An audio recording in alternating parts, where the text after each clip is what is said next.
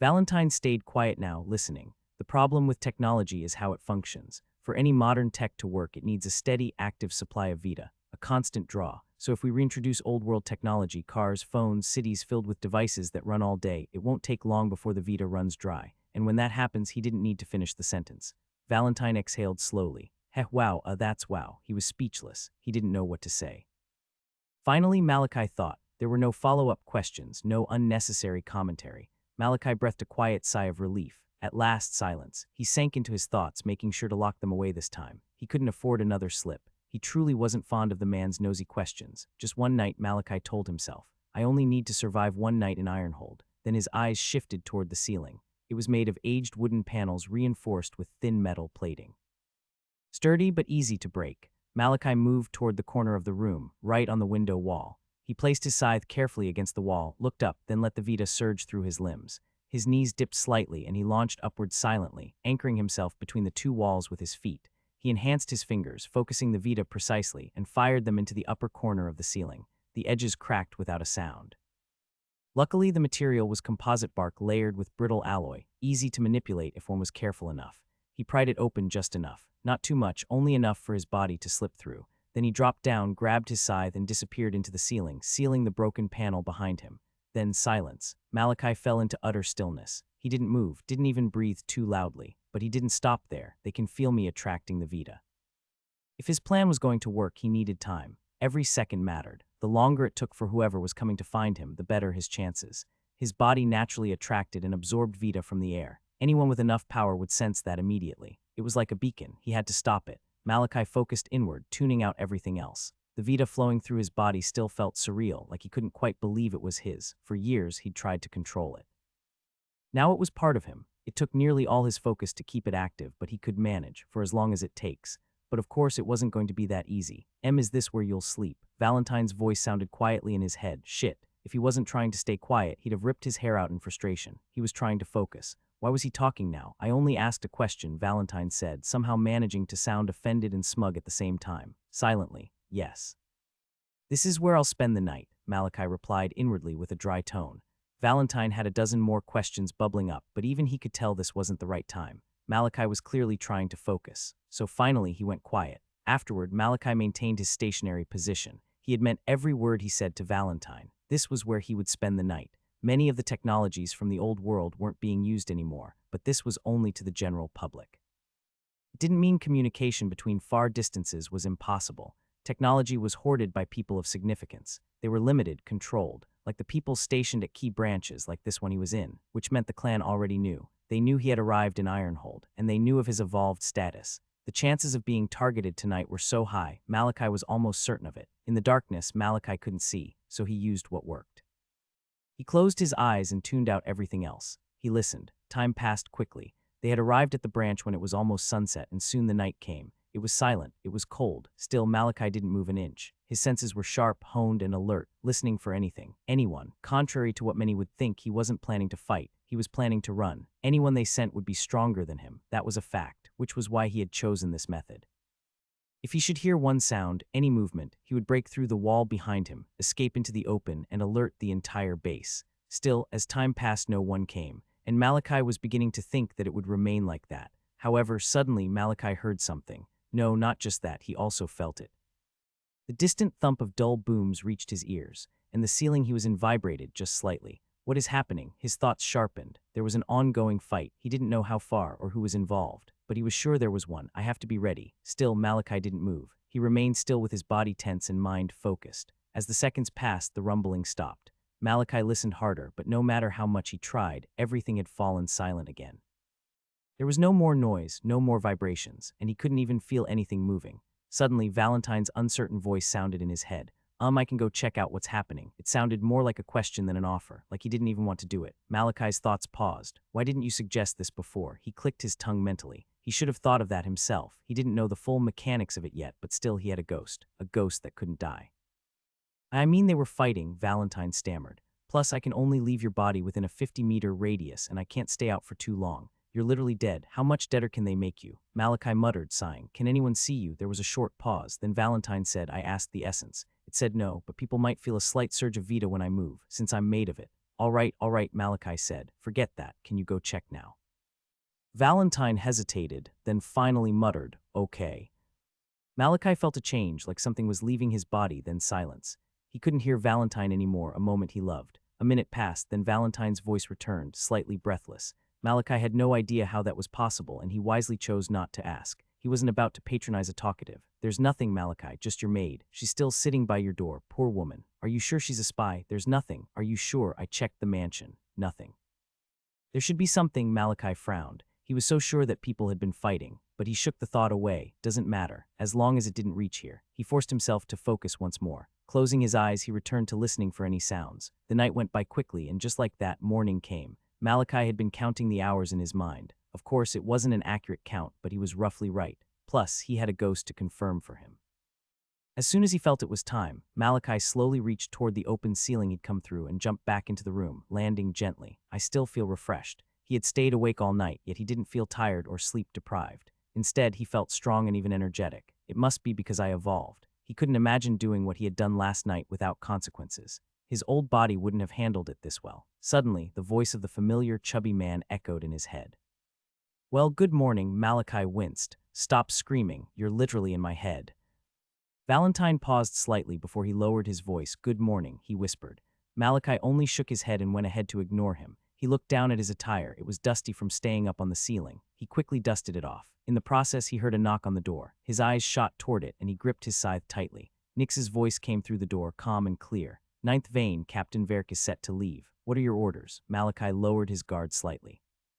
Tell him I'll be there in 10 minutes. Yes, ninth vein, she replied, and he heard her footsteps fading as she walked away. I still think you should be nicer to her, Valentine said as Nix left. Malachi ignored the chubby man and entered the bathroom to freshen up.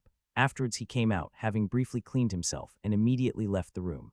A minute later, Malachi walked past the compound with Nix trailing behind. They reached the carriage where Verk and his squad were already waiting, bowing and greeting as he approached. Ninth vein, but the same scene repeated itself. Malachi simply walked right past him and entered the carriage. This time, though, Verk didn't clench his fist. In fact, he didn't even look angry. Instead, he had a serious expression on his face. Last night, he had taken time to reflect on the entire situation, and something had just dawned on him.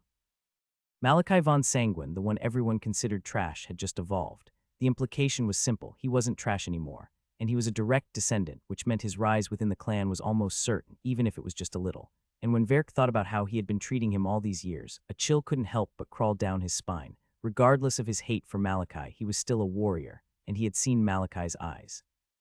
They didn't look like the eyes of someone who forgives. I hope they take care of him soon. Verk's eyes turned cold as he turned and mounted his equilador. The rest of the squad followed, and in the next second they were airborne, heading toward the City of Blood. In the middle of a forest filled with towering trees, multiple figures stood perched silently on the branches. They were all clad in black attire that covered them completely, even their faces.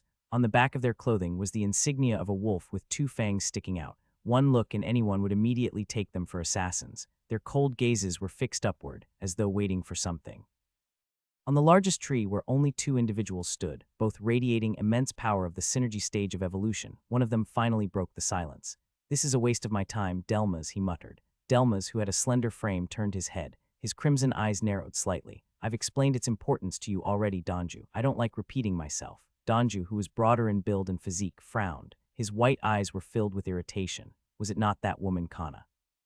She's basically powerless in the Sanguine clan. You're more useful than her, Delmas, and you're not even a direct descendant. You're too narrow-minded, Delmas replied. She's the wife of a pulse, a treasured wife. It's not a bad idea to let her owe us a favor. Then why don't you do it yourself? Donju snapped. Why bring me? You were the only one available, Delmas said simply, and we have to prepare for any eventualities. He's being escorted by a blood champion, someone at the synergy stage of evolution. It can't hurt to be safe. Besides, he paused, then added with a small smirk, I thought you Durandals never ran from battle. Donju clicked his tongue irritably. I can see what you're trying to do. You must think I'm stupid. Delmas didn't say anything else, maintaining his smile. Donju clicked his tongue again, more sharply this time, and gestured toward the back, where several figures dressed in the same black attire but with significantly lower auras stood on tree branches, heads bowed in silence. Then why bring them? They'll just slow us down. We're after one boy. It's a chance for the new recruits to gain experience, Delmas said. The target is a newly evolved, which means he's at the Genesis stage. They're also at the Genesis stage. But he's just awakened and can't be used to his powers yet. He should be no problem for them. Let them handle him, and we'll take care of the blood champion and his squad. Donju frowned at Delma's words, then shook his head. There was no point in arguing. Let's just get this over with, he muttered. In the next instant, both of their gazes sharpened as they fixed on the horizon, where a tiny dot was approaching fast. Delma's tone shifted, cold now. Get ready, he said. They're here, you heard him, Donju barked. Get in position. Now, the figures that had been bowing behind them immediately scrambled. In a quick motion, they darted off in different directions, converging on two large, cloth-covered objects perched steadily on wide and sturdier branches. They yanked the black cloths away, unveiling what was beneath. Two sleek, cannon-like weapons came into view. Each one was massive, with reinforced plating, glowing core tubes, and a long, wide nozzle shaped like a spout ready to spew destruction. It looked like something built to fire more than just blasts, built to decimate. The Vita Lance. They began setting it up, angling the huge nozzles upward toward the rapidly growing dot in the sky. Donju glanced sideways. You're taking this seriously, Delmas. Sounds like you really want this to succeed. To think you brought the Vita Lance, Delmas didn't look at him. His gaze remained forward. Depending on whether or not this works, my clan will shake the entire West to find the one who dared attack their direct descendant. We might as well make sure we succeed. Then sharp and steady, Delmas said, get ready. They listened. The nozzles pointed up, waiting. Once again, there was only utter silence inside the carriage. Malachi sat across from Nix, who kept stealing glances at him. It's just like back then. Before he had entered the pits, Nix had acted the exact same way. She wanted to say something but couldn't bring herself to. Maybe she's just too shy, Valentine chimed in from the back of his mind like me. If you were as silent as her, Malachi replied, I would be so happy. Damn, Valentine said, feeling offended. Sounds like you're implying I talk too much. I'm not implying anything. You do talk too much. Valentine cleared his throat, ignoring the obvious truth. Besides, I don't think I can even imagine you smile. You're a very edgy kid, you know that. Malachi ignored him. Instead, he decided to break the silence. He turned suddenly, meeting Nix's gaze. She flinched and quickly looked away. Do you have something to say to me? Malachi asked. Nix bowed her head. Her lips trembled slightly and her expression turned visibly troubled. She bit her lip, hesitated, then finally replied, in nothing ninth vein, but she never could have expected what Malachi said next. Not in a million years, you're a spy. Nix's eyes shot wide. Her head snapped up, meeting his cold, calm gaze. He spoke like he had just commented on the weather. What? She stammered, too stunned to mask her reaction. Malachi's expression didn't change. He had never had any problem being blunt. I know you're a spy, he said. Who are you working for? The word sent another wave of shock through her system, but she wasn't surprised that he knew that was a given. No one would willingly serve an unevolved heir with no future. What she didn't understand was why he was confronting her now. What was his end goal? In any other situation, discovering a spy would end with the spy being interrogated, maybe tortured, and probably death. But this wasn't a normal situation. Everyone knew his maids were spies, even him. It wasn't a secret. He had no backing in the clan. If he reported one, he would be ignored. If he brought proof, they would just replace her with another. Even now, even though he was evolved, he was still just at the genesis stage of evolution at 14, 2 years later than those who had evolved normally at 12. He might have escaped being labeled trash, but that didn't change his place in the family. Not immediately anyway, especially when he still didn't have any backing. Calling out a spy right now wasn't the smartest decision, which is why Nix just couldn't understand it. She knew Malachi wasn't stupid. Far from it. So why are you going to deny it? Malachi asked again. Nix opened her mouth, closed it, then bit her lip. She didn't know what to say. Admitting it would mean failing her mission and betraying the one who sent her. That wasn't an option and would end very badly. But lying to Malachi felt wrong, like she would regret it for the rest of her life. Pretending to be his maid was one thing, but blatantly lying to him was another. After everything Malachi had been through, she wasn't sure he would ever forgive or trust her again. Her lips parted again, but before she could speak, her head suddenly snapped to the side. A violent aura spilled from her body, so fierce that Malachi's eyes shot up in shock. He couldn't finish the thought. Verk's booming voice tore through the silence. It's a Vita Lance. Those were the only words Malachi heard before the sound of explosions ripped through the air. Boom, the shockwave slammed into them. The entire carriage shook violently, rattling as deep cracks snaked along the walls and floor. Wood splintered, glass shattered. A high-pitched ringing filled the air. Verk's voice boomed again, even louder than before. Use your EQILADORS to disperse the smoke. Do it now. Wait, what's going on? Valentine's voice was filled with confusion, but Malachi ignored him. His hand moved on instinct, reaching for his scythe. His grip tightened until his knuckles turned white. His mind worked fast. We're under attack. They shot a Vita Lance. It was blocked before it reached the carriage. His mind comprehended the situation at a speed that would leave many stunned, already planning his next move. But then his eyes narrowed. Something else had caught his attention. Nyx, she was no longer in her seat. She had moved, now sitting right beside him. But that wasn't what made his breath stop. It was her aura. The sheer force of it hit him like a wall of ice. It was suffocating, heavy, paralyzing. It made even his heart freeze. In their world, it was possible to hide one's power, though it wasn't easy. As soon as someone evolved, their body began to passively attract Vita. The stronger and higher the stage, the more Vita they attracted. Anyone who could sense Vita could estimate your level just by feeling how much you drew in, but there was a loophole. If one had precise control over Vita, like Malachi had done in Ironhold while hiding in the ceiling, they could suppress and stop that pull, thereby masking their level and hiding their strength completely. Plus, if they were strong enough, one might never even know they were evolved. For years, the words hit Malachi like an iron vice. Nyx had been by his side for 4 years. For years, 2 years before he received the manor, and not once had he suspected that she was this powerful. Verk's voice roared again, tearing through Malachi's thoughts. Another lance. Verk's voice roared again, tearing through Malachi's thoughts. Another lance. Malachi's eyes widened. Nyx moved, her aura surged, flooding the entire carriage. The air bent around her as Vita whipped through the space, spiraling toward her in a violent current. She stepped forward and raised her hand. A radiant green shield burst to life in front of her, glowing like a living wall. The second lance hit. Boom. An explosion ripped across the sky, loud enough to deafen gods. The force parted the clouds for hundreds of meters, tearing the sky open. The carriage didn't survive. It was blown apart in an instant, splintering into countless fragments, swallowed by the smoke that now engulfed the skies. Verk yanked the reins hard, steadying his equilateral mid-movement. The explosion's force had flung him and his entire squad off course, scattering them like leaves in a storm. Still, Verk was in the synergy stage of evolution. If he hadn't been mounted on his beast, he wouldn't have been sent flying at all. As expected, there wasn't a single scratch on him.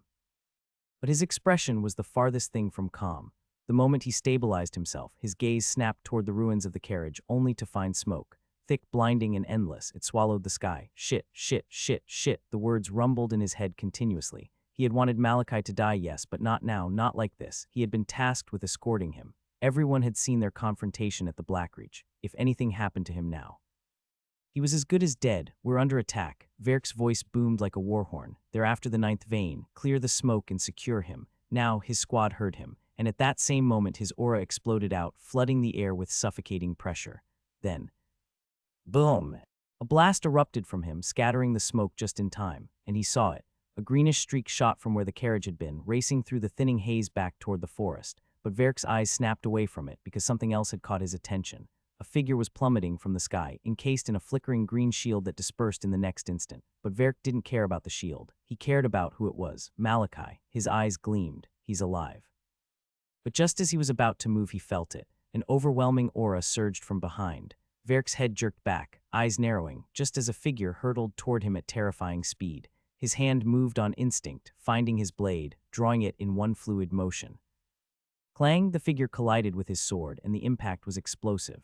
A shockwave erupted, so intense it exploded in a spiral, sending a ripple through the trees that tore leaves and bark from their places.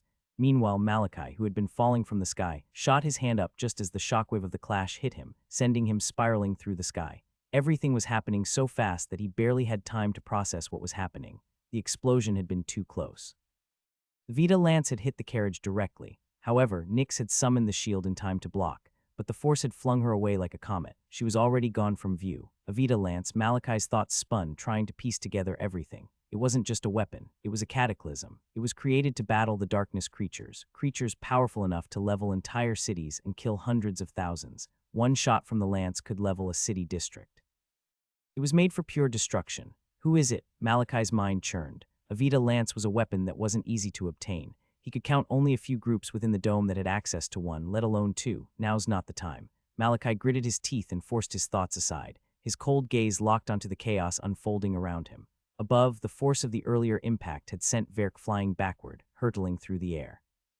Regardless, his voice still boomed, teeth gritted as he roared. Secure the ninth vein, S.A. Chenin K. Malachi heard it, the unmistakable sound of blades being unsheathed, then the sharp crack of reins being snapped. Verk's squad echoed the order almost instantly. Secure the ninth vein. They surged through the air from different directions, streaking toward Malachi like arrows parting the air. However, Malachi's eyes suddenly widened. A sharp metallic scent rushed into the air. It was heavy, familiar, blood. No, a streak of red blitzed through the sky so fast it was a blur. All Malachi could see were crimson lines slicing through the necks of Verk's squad as they closed in on him. But none of them seemed to notice it. Not yet. However, in the very next instant, their heads suddenly detached from their shoulders, cleanly severed. Blood erupted like geysers from their necks, their corpses losing control mid-flight.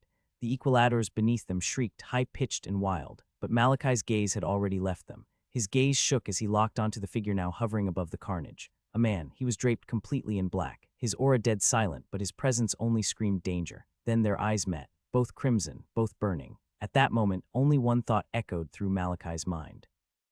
A sanguine and then without warning an intense chill gripped him. They're coming. Malachi's thoughts froze. It was inevitable. Inside the dome, any death, no matter how minor, would breed the darkness without fail. Pillars of blackness erupted into the sky, tearing upward from the corpses of Verk's fallen squad. The smoke twisted violently, writhing, before crashing downward and collapsing in on itself. And from the void, they formed. Grotesque and twisted figures materialized in the air, their eyes gleaming with hunger. But the man in black didn't even blink. His gaze remained cold, fixed, and focused on Malachi as he spoke. Don't let him escape. Malachi's expression darkened. There are more of them. His mind snapped into focus as he glanced down fast. The forest was closing in. The forest was closing in, fast. At Malachi's current stage, a fall from this height would still snap his bones and force him to slow down. However, he couldn't afford to waste even a second. His eyes turned cold. His aura burst to life. Vita surged through his veins like a wave, igniting every fiber of his body. His senses sharpened, time slowed. Everything became clear, and then... Crack, his foot slammed into a thick tree branch mid-fall, the impact redirecting his descent. He hit another branch, then another, each one slowing him, redirecting him, guiding him downward with precise control. Finally, he twisted his body mid-air and landed in a controlled roll before stopping, knees bent, body low. However, despite the rough landing, Malachi's mind had never been sharper. He didn't waste a single second. Gripping his scythe tightly, Vita roared through his body before he blasted forward at full speed, leaving a surge of dust in his wake. I'm being chased. Not even a second later, Malachi's senses picked up multiple presences closing in from different directions. This is bad. His mind spun. The sanguine man who had slaughtered Verk's squad was in the third level of evolution, the synergy stage, and not just that he was a blood champion. Aside from the stages of evolution, the clans within the dome had given their lineage abilities ranks, each one serving to mark their mastery. For the sanguine, there were 5 ranks. Blood Initiate, Blood Adept, Blood Champion, Blood Warden, Blood Sovereign. Each rank represented the depth of one's control over their blood. Blood Initiates focused on mastering the flow of blood, using it to boost physical strength. Blood Adepts went deeper, being able to manipulate their blood, hardening it, accelerating healing, and more. But the real change was from the 3rd rank, Blood Champion. At this level, external manipulation of blood became possible, and with it came terrifying power. Weapons, projectiles, shields, its utility was insane. The squad members that man had killed were in the node formation stage and were Blood Adepts, yet they were cut down before they could even react. To Malachi, there was nothing to think about. If that man caught him, he was as good as dead. The darkness creatures should hold him back for now. Killing the squad members had birthed darkness creatures. The grade of darkness creatures that formed more often than not always depended on the evolution stage of the one who died. Genesis bred grade 1. Node formation bred grade 2. There were 7 of them. They should slow him down a bit. That means he had to move. But he couldn't, not while being chased and targeted. His grip on the scythe tightened. His eyes turned cold. He had to kill them. His senses sharpened, tuning out everything else. His ears focused, filtering every step, every shift in the wind. But his legs never stopped running. From their speed and movement Genesis rank, 6 in total, the thought echoed in Malachi's mind. Suddenly his right foot stomped the ground, bringing his body to an abrupt stop. The gazes of the recruits widened in shock, not expecting the sudden halt. But before they could react, Malachi spun. Vita roared through his legs. He blasted forward. His scythe flashed. One of the closest recruits barely raised his weapon before the blade carved through his neck, blood spraying as his body crumpled to the dirt. The remaining recruits flinched, stunned. Wasn't he supposed to be newly evolved? What was this speed? But none of them received any respite. 5 more. Malachi's thoughts moved. His body never stopped. His foot kicked off the ground, hitting the head of the recruit he had just beheaded. The severed head shot forward like a cannonball, smashing into another recruit's face with a sickening crack, flipping him backward and slamming him against a tree. Be careful, he's fast, one of them yelled in panic. His shout snapped them into focus, only to see he was gone. Slash, thud. Another body dropped before they could react. Their heads immediately snapped to the sound, but all they caught was a blur, slipping through the trees like a shadow. In the next second, 2 more heads flew. 1 more. Vita exploded through Malachi's veins as he pushed his body to the limit. He closed the distance in a blink. The last recruit's eyes widened in fear. Wait, the blade flashed. His head hit the ground before the word could finish leaving his lips. but Malachi didn't stop, not even for a second. He spun and sprinted toward the one he had struck with the severed head. The recruit writhed on the ground, groaning in pain, trying to push himself up. He didn't even get the chance. Malachi's scythe came down, slicing cleanly through his neck. In the next instant, Malachi turned, eyes locked forward. He shot ahead, leaving the corpse behind him. Then multiple pillars of darkness erupted from the corpses of the recruits, tearing through the forest canopy like jagged spears of void. But Malachi didn't even glance back. He ran with every fiber of his being, surging forward and forcing the Vita in his body to its absolute limits. If he checked his Vita consumption rate now, it would have gone through the roof. Delmaz's head snapped to the side, his gaze narrowing into pinpricks. He was the same man that had killed Verk's squad members in front of Malachi seconds ago. All around him, the remains of the darkness creatures plummeted from the sky into the forest below. They had been split into pieces the second they formed, but Delmaz's gaze wasn't on the corpses anymore. It was fixed on the distance, where multiple towering columns of darkness had just ignited. He killed them. Delmaz was beyond shocked. No, more than that, he couldn't understand how it was possible. The darkness always spawned seconds after a death within the dome, and these pillars. They had all formed almost at the exact same time. He killed them all in seconds. He killed them in seconds, if not for the bloodthirst in his veins, if not for the fact that he was sanguine. Delmaz's eyes would currently be trembling. Didn't he just evolve? He was sure of this, completely and absolutely. He had confirmed it from multiple sources before even coming for this ambush. After Kana had sent her request, Delmaz had ordered his people to watch Malachi closely, follow his every move. 3 days ago, when Malachi had spent the night at Ironhold on his way to Blackreach, they had confirmed it. He had been unevolved. The 6 Genesis evolvers Delmaz had brought with him were the cream of the crop. Elite Genesis stage warriors, some of the best new additions to their group. The Mogram, born in silence, raised in shadows, shaped by war. The Mogram were not just assassins, they were phantoms, an order centered around espionage, assassination, and information gathering inside the dome. Although they operated in the shadows, their recruitment method was utterly selective. Each Mogram was handpicked from dozens of candidates who had survived the bleeding trials, brutal psychological and physical tests designed to destroy the weak and remake the strong. Delmaz had brought 6 of such people, and to him and anyone who knew them, a newly evolved human, sanguine or not, would not survive their chase. And yet, the impossible had happened right before his eyes. That same newly evolved human had slaughtered them all in seconds. I can't let him escape.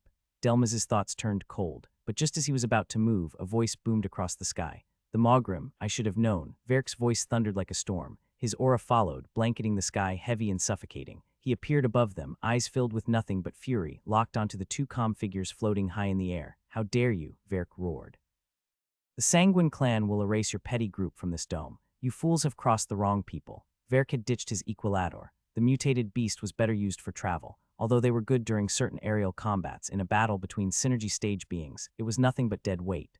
Blood swirled around Verk in thick waves, lifting his body high up in the air with ease. His blade was already unsheathed, an intense bloodlust dripping from every inch of him. But despite that, the broader figure, Donju, simply scoffed. Empty words, he said with a voice filled with disdain. You bloodsuckers have been trying to wipe us out for decades. What makes you think now's any different? He turned to Delmaz before flashing him a grin. Get a load of this bullshit, man, he chuckled. Verk's eyes snapped toward Delmaz, and as he saw the blood around him, they widened in disbelief. You're a sanguine. Blood champions weren't common. Reaching synergy was one thing, but becoming a blood champion still wasn't guaranteed. Some lived their entire lives without ever attaining that rank. This simple fact made blood champions revered in the Sanguine clan and even amongst other clans. They were respected, given almost anything they wanted, which was why Verk couldn't understand it. Why was one of them with the Mogram? Pretty obvious, dumbass, Donju muttered. Did I hit you too hard? Is that skull of yours rattling, you? Verk bellowed as his aura exploded outward, shaking the air. But Donju just grinned wider as bones started jutting out from his forearms with a crack. Delmaz turned to him. Hold him. I'm going after the boy. Verk's eyes snapped to Delmaz, pupils shrinking. No, you won't. But before he could finish or move, Donju's aura flared. Verk barely caught the shift before a sword of bone came crashing down toward his skull. His eyes widened as his blade shot up in reflex. Steel met bone in a cataclysmic collision. Boom. The shockwave tore through the sky, reaching the forest and sending trees groaning and bending from the force. But through the chaos, Delmaz had disappeared. The sound of the distant battle reached Malachi, but he didn't even so much as glance in that direction. Malachi's body felt hot. No, it was boiling. Every inch of him burned like he was being cooked from the inside out. To increase his speed, he had long since activated blood flow. His blood churned violently, pumping through every fiber of his being. Veins bulged across his body as his strength and speed surged. He could feel it, his body was tearing through its reserve of vita at a rate too insane to measure. Without even checking his panel, he knew he wouldn't last long like this. But Malachi's eyes only burned cold. I have to move faster. He pushed even harder, more, beyond what he thought was possible. He hit his limits, then shattered through them, reaching even another breaking point. As the moment passed, his skin suddenly started splitting in different places, thin trails of blood leaking from fresh tears. His muscles hurt like hell. His bones felt like they were grinding and on the verge of snapping. Move, move, move, move. Regardless, the single word rang like a mantra in his head. However, as Malachi continued pushing himself, he suddenly felt it. Warmth. It ignited from his chest, slow at first, then spread everywhere all at once. It was surreal, like something ancient and silent had stirred awake, answering his call from deep within his soul, the essence. The thought barely had time to form before it hit him, a surge of energy, massive and overwhelming. It was unlike anything he had ever felt before, roaring through his body. To Malachi, for a moment, the world stopped. The rustling of leaves, the distant booms of the cataclysmic battle. Even the sound of his own feet hitting against the ground was gone, and in the next instant, boom, Malachi blasted forward, his speed doubling in a blink. His legs moved like bullets fired from a cannon, the world around him turning into a blur. As he realized the newfound energy moving through his body, Malachi's eyes widened in shock. Where did this energy come from? His thoughts moved fast, too fast. It even affected my mind. Malachi knew how he thought, and he knew well that it wasn't this fast. Then there was this foreign power. It was too sudden, too explosive to be his own strength. The life essence, there was no other explanation. This was the only thing that came to his head. However, he shoved the thought aside and focused on his reality, and in the next instant, he adjusted to the new speed. I'm about twice as fast now. He assessed the changes to his body very quickly, but his gaze narrowed a second later. It's disappearing. The energy, whatever it was, began slipping away, and as it did, his speed dipped, then fell even further than it was before. I feel weaker. Malachi clenched his teeth hard. The burst of energy hadn't just drained him, it had left his body even worse off. His speed dropped to half of what it was before the sudden power, his pain intensifying by many levels. I can't stop. Still, Malachi knew well that stopping wasn't an option. He forced himself to keep moving. But not even a second later, it hit him. A familiar metallic scent. Blood. His instincts screamed, but it was already too late. Whoosh, crack, a projectile tore through the air and struck through his right leg. Arc, Malachi growled as pain raged through him like fire. My leg, the impact punched through his flesh and muscle, shooting out from the other side. And with the insane speed he had been moving at, balance was a luxury he couldn't have. His body pitched forward before tumbling. He rolled, hitting the forest floor hard, dirt and leaves kicking up in his wake. Bam! He slammed into a tree with force, the bark cracking as his body carved into it slightly before slumping down. Malachi breathed in heavily, spewing a mouthful of blood onto the floor. Pain radiated through every fiber of his being, but he gritted his teeth, trying to force his body to move. But suddenly the sound of footsteps reached his ears, each one growing louder. He raised his head shakily, blood dripping from his lips, and saw the figure of a man approaching him slowly. Clad in pure black, a mask covered the man's face from the head down to his nose, leaving only his crimson eyes exposed. Eyes filled with nothing but bloodlust stared down at Malachi. What are you? The man's voice sounded like a predator that was curious. His crimson gaze stayed fixed on Malachi, as though he hadn't seen something like him before, but Malachi didn't answer. Instead, he gritted his teeth and focused, forcing his blood to stop the bleeding in his leg. The projectile had pierced cleanly through his right thigh. Delmas didn't seem to mind the silence. He continued moving forward. His voice was calm but eager. You just evolved, I'm sure of it, so how can you move that fast? You just evolved, I'm sure of it, so how can you move that fast? Delmas's voice was calm but very eager. He had chased Malachi down as he ran. Initially, Delmas had only wanted to observe and see how the boy had taken down their recruits so easily. A Genesis stage evolver had killed 6 specially trained evolvers in seconds. Something had to be wrong, but it was during the process that he had seen it. Malachi's passive speed had been insane, far beyond anything a Genesis stage evolve should have, and that wasn't even the shocking part. For a moment, even if it was just a second, Malachi had reached a speed no Genesis rank should be capable of. Not even beginner node formation stage evolvers with formed nodes in both legs could reach that. It was that insane, and yet Malachi had somehow reached that speed. Delmas's footsteps suddenly paused, and his aura turned cold and heavy. Suddenly, 6 massive figures burst from the foliage of trees from behind him, moving with ferocious speed. Malachi's bloodshot eyes narrowed. Grade 1 enhancers. They were the darkness creatures that had formed from the recruits he killed earlier. It wasn't shocking to Malachi that they had followed him. Once formed, darkness creatures' sole purpose was only to kill and multiply. They would seek out the nearest source of vita and destroy it. What was shocking, though, was that they had come from behind Delmas, what was supposed to be the nearest and largest source, and yet completely ignored him.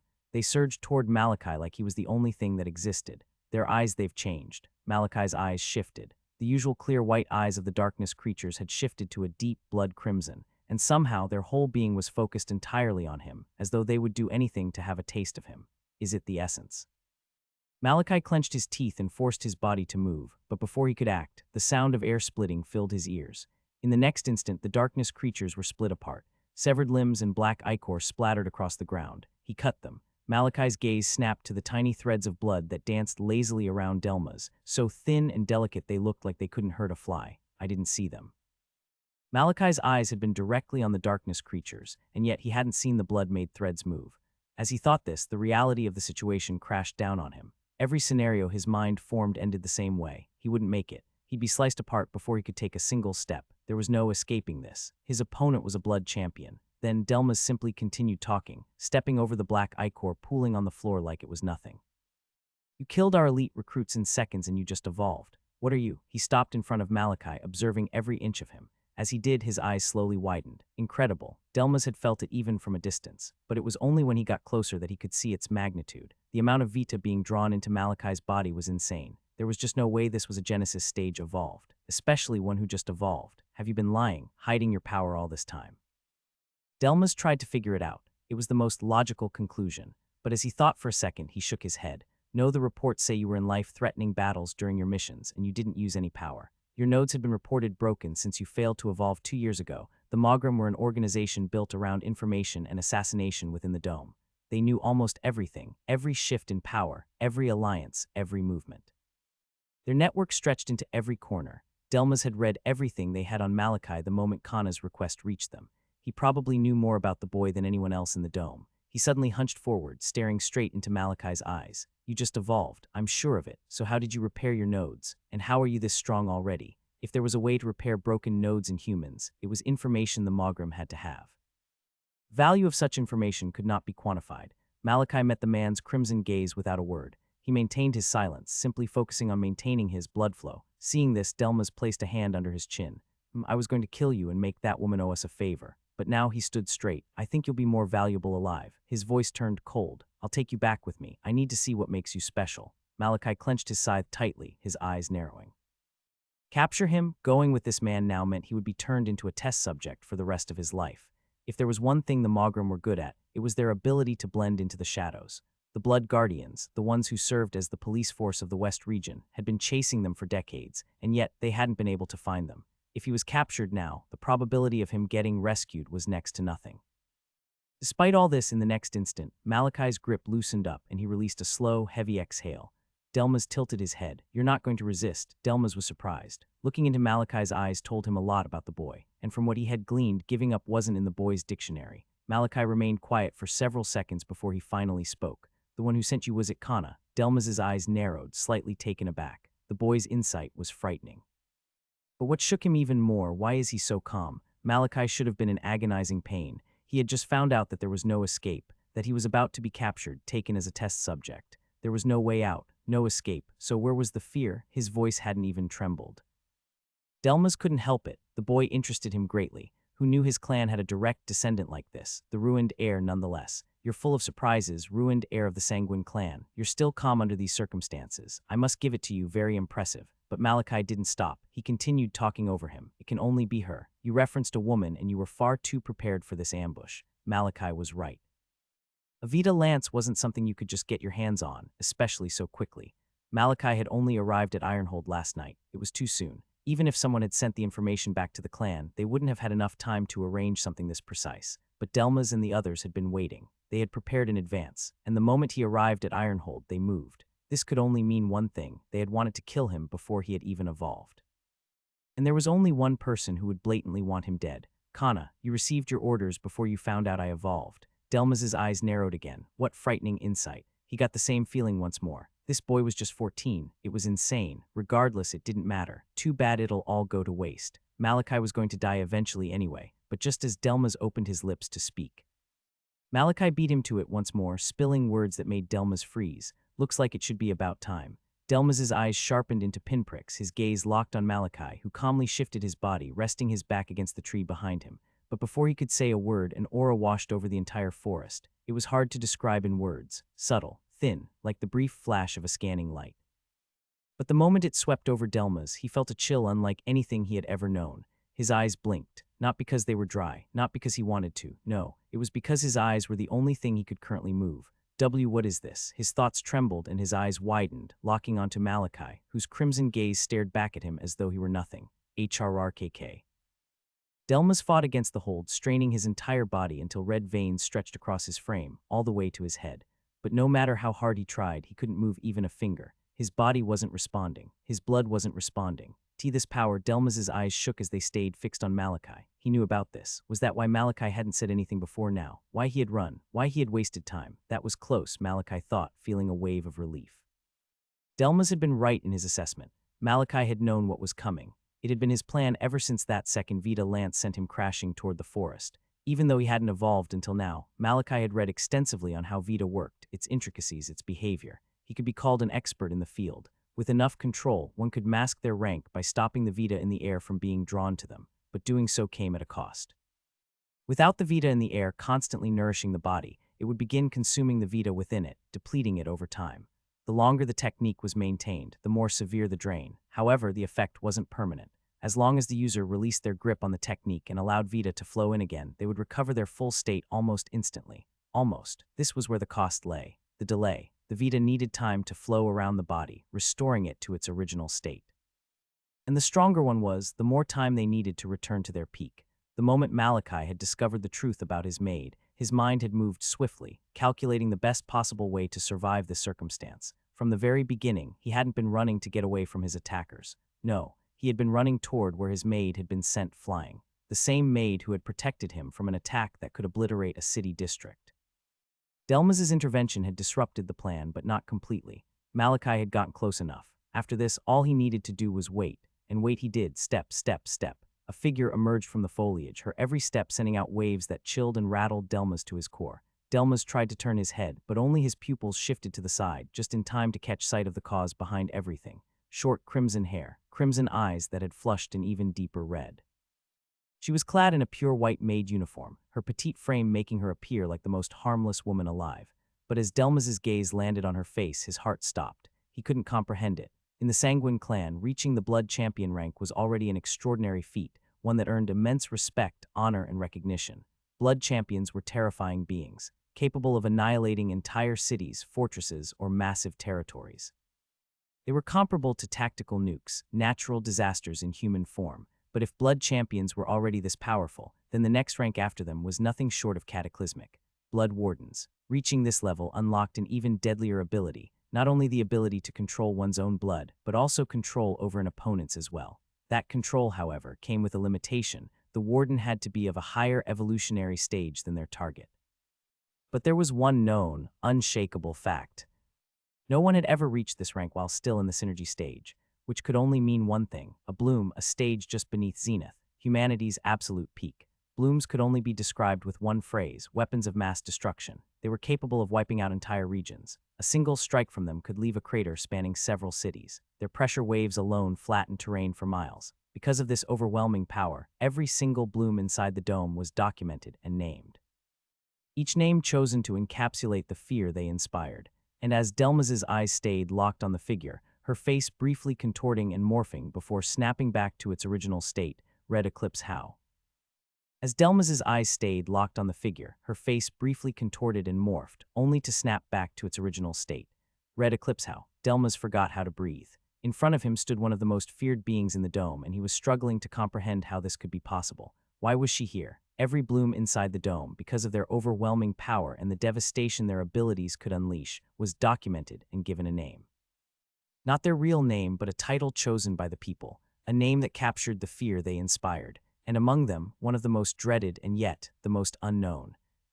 The Red Eclipse, most individuals who could reach the bloom stage had already drawn attention from an early age. From the moment their evolution began, their talent had been noted. Because of this, the people watched them, tracked their growth, expected their rise, but the Red Eclipse didn't follow that pattern. She had emerged from nowhere and brought carnage in her wake. The dome was riddled with dangers, so many that it was a miracle humanity was still surviving. Beyond the darkness creatures, the mutated animals, and the horrors lurking unseen in the wild, there were hidden groups operating in the shadows. Among them were the darkness worshippers. They were fanatics who believed the darkness had enlightened their world, that it would ascend them to a higher existence. Their goal was simple: tear down the dome and invite as many darkness creatures in as possible through mass killings. One day, somehow, they succeeded in one of their missions. An entire settlement wiped out.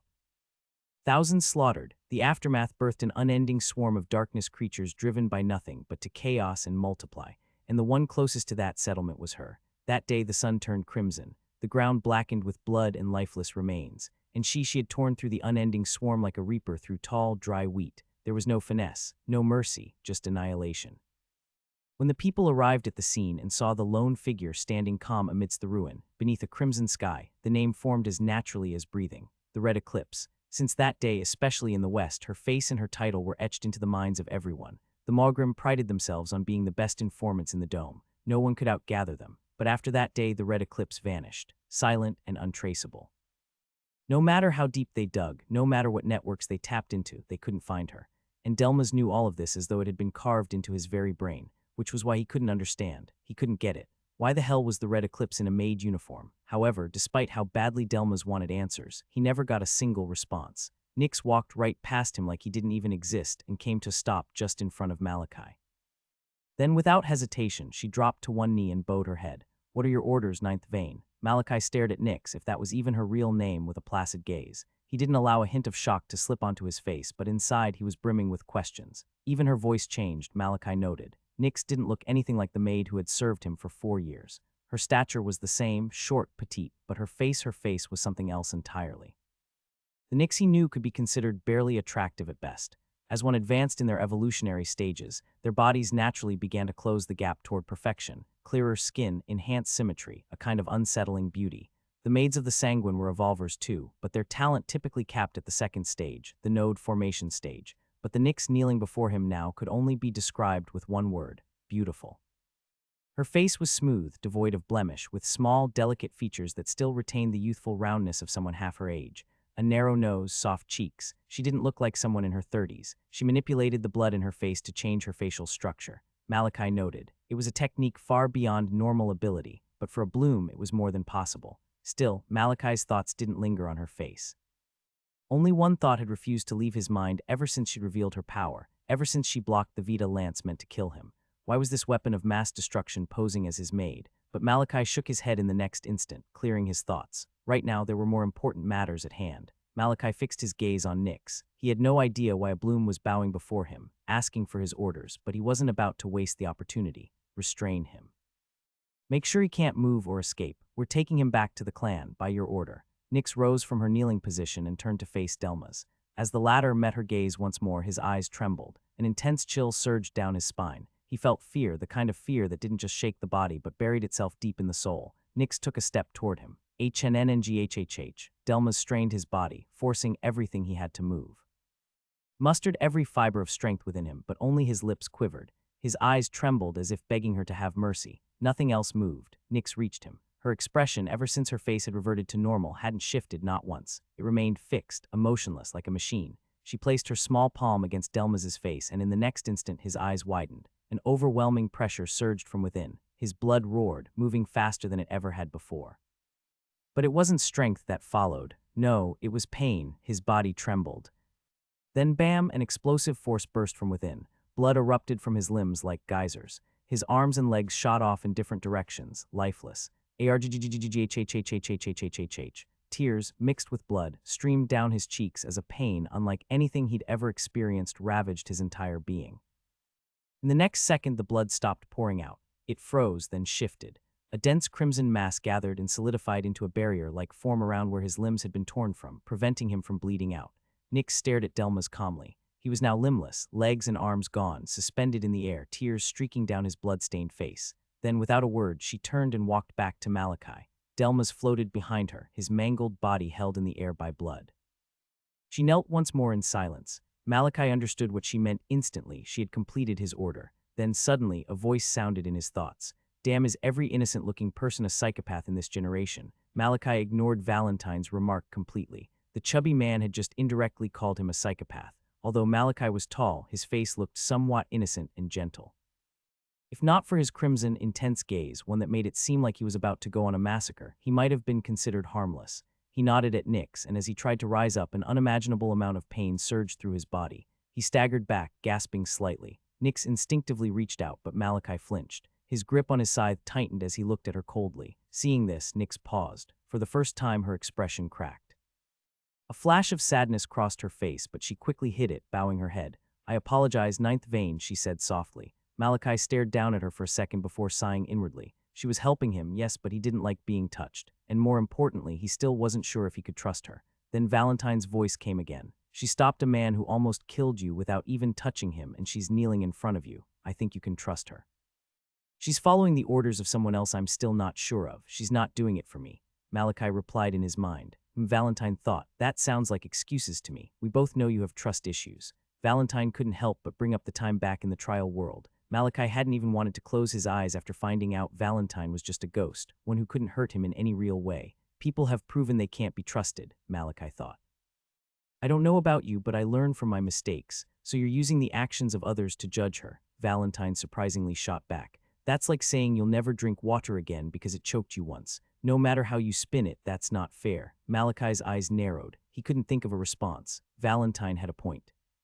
He shook his head, deciding to think about it later, and muttered to Nyx, "It's fine. It still hurts everywhere. But my leg," every inch of him throbbed in pain, but his right leg was by far the worst. The spot where Delmas had hit him with the blood bullet radiated only an intense agony. Malachi slowly turned his cold gaze to Delmas. The man was still suspended mid-air, writhing in pain. And though Malachi didn't utter a single word, his gaze said everything. He would make sure the rest of Delmas's short life would be nothing but suffering. Then Malachi turned towards Nyx. "There's another one in the synergy stage. He's currently battling Verk. Capture him too, by your order." Just as Nyx rose and was about to move, she paused. Her expression shifted into a frown as she turned back toward Malachi. "I apologize, ninth vein, but he's no longer in the vicinity." Malachi's gaze narrowed. "Verk, he's seconds away, ninth vein." "Shit," Malachi frowned. He didn't like loose ends. Donju escaping now meant the man was out there with information that could become a problem. Delmas had been the one who observed him the most, but Malachi had no idea what Donju had seen or learned. He sighed. What was done was done. The sharp sound of air splitting suddenly reached their ears. Malachi turned his head just in time to see a figure shoot out from the thick foliage of trees, landing a few meters away from them.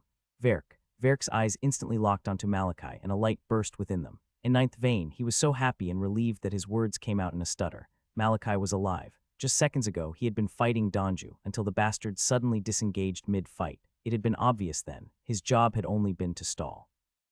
After Donju escaped, Verk didn't even bother chasing. Instead, he bolted towards where he'd seen Malachi run earlier. Delmas had gone after him, and the entire way Verk's thoughts had been a mess. He'd believed Malachi was already dead. There was no way a Genesis could escape from a synergy stage evolver, a blood champion no less. If Malachi had died, the blood sovereign would kill him immediately. But somehow, he had survived. The question of how began creeping into his mind until he finally registered the presence in the area. And then it hit him. To Verk, he suddenly felt like the most clueless person on the planet. How had he not noticed it? How had he missed everything else? More importantly, the figure kneeling in front of Malachi. Her presence alone made his instincts scream. His legs wanted to run. His blood felt heavy, like it wasn't his own anymore. Like someone else was just a hand's reach away from seizing it.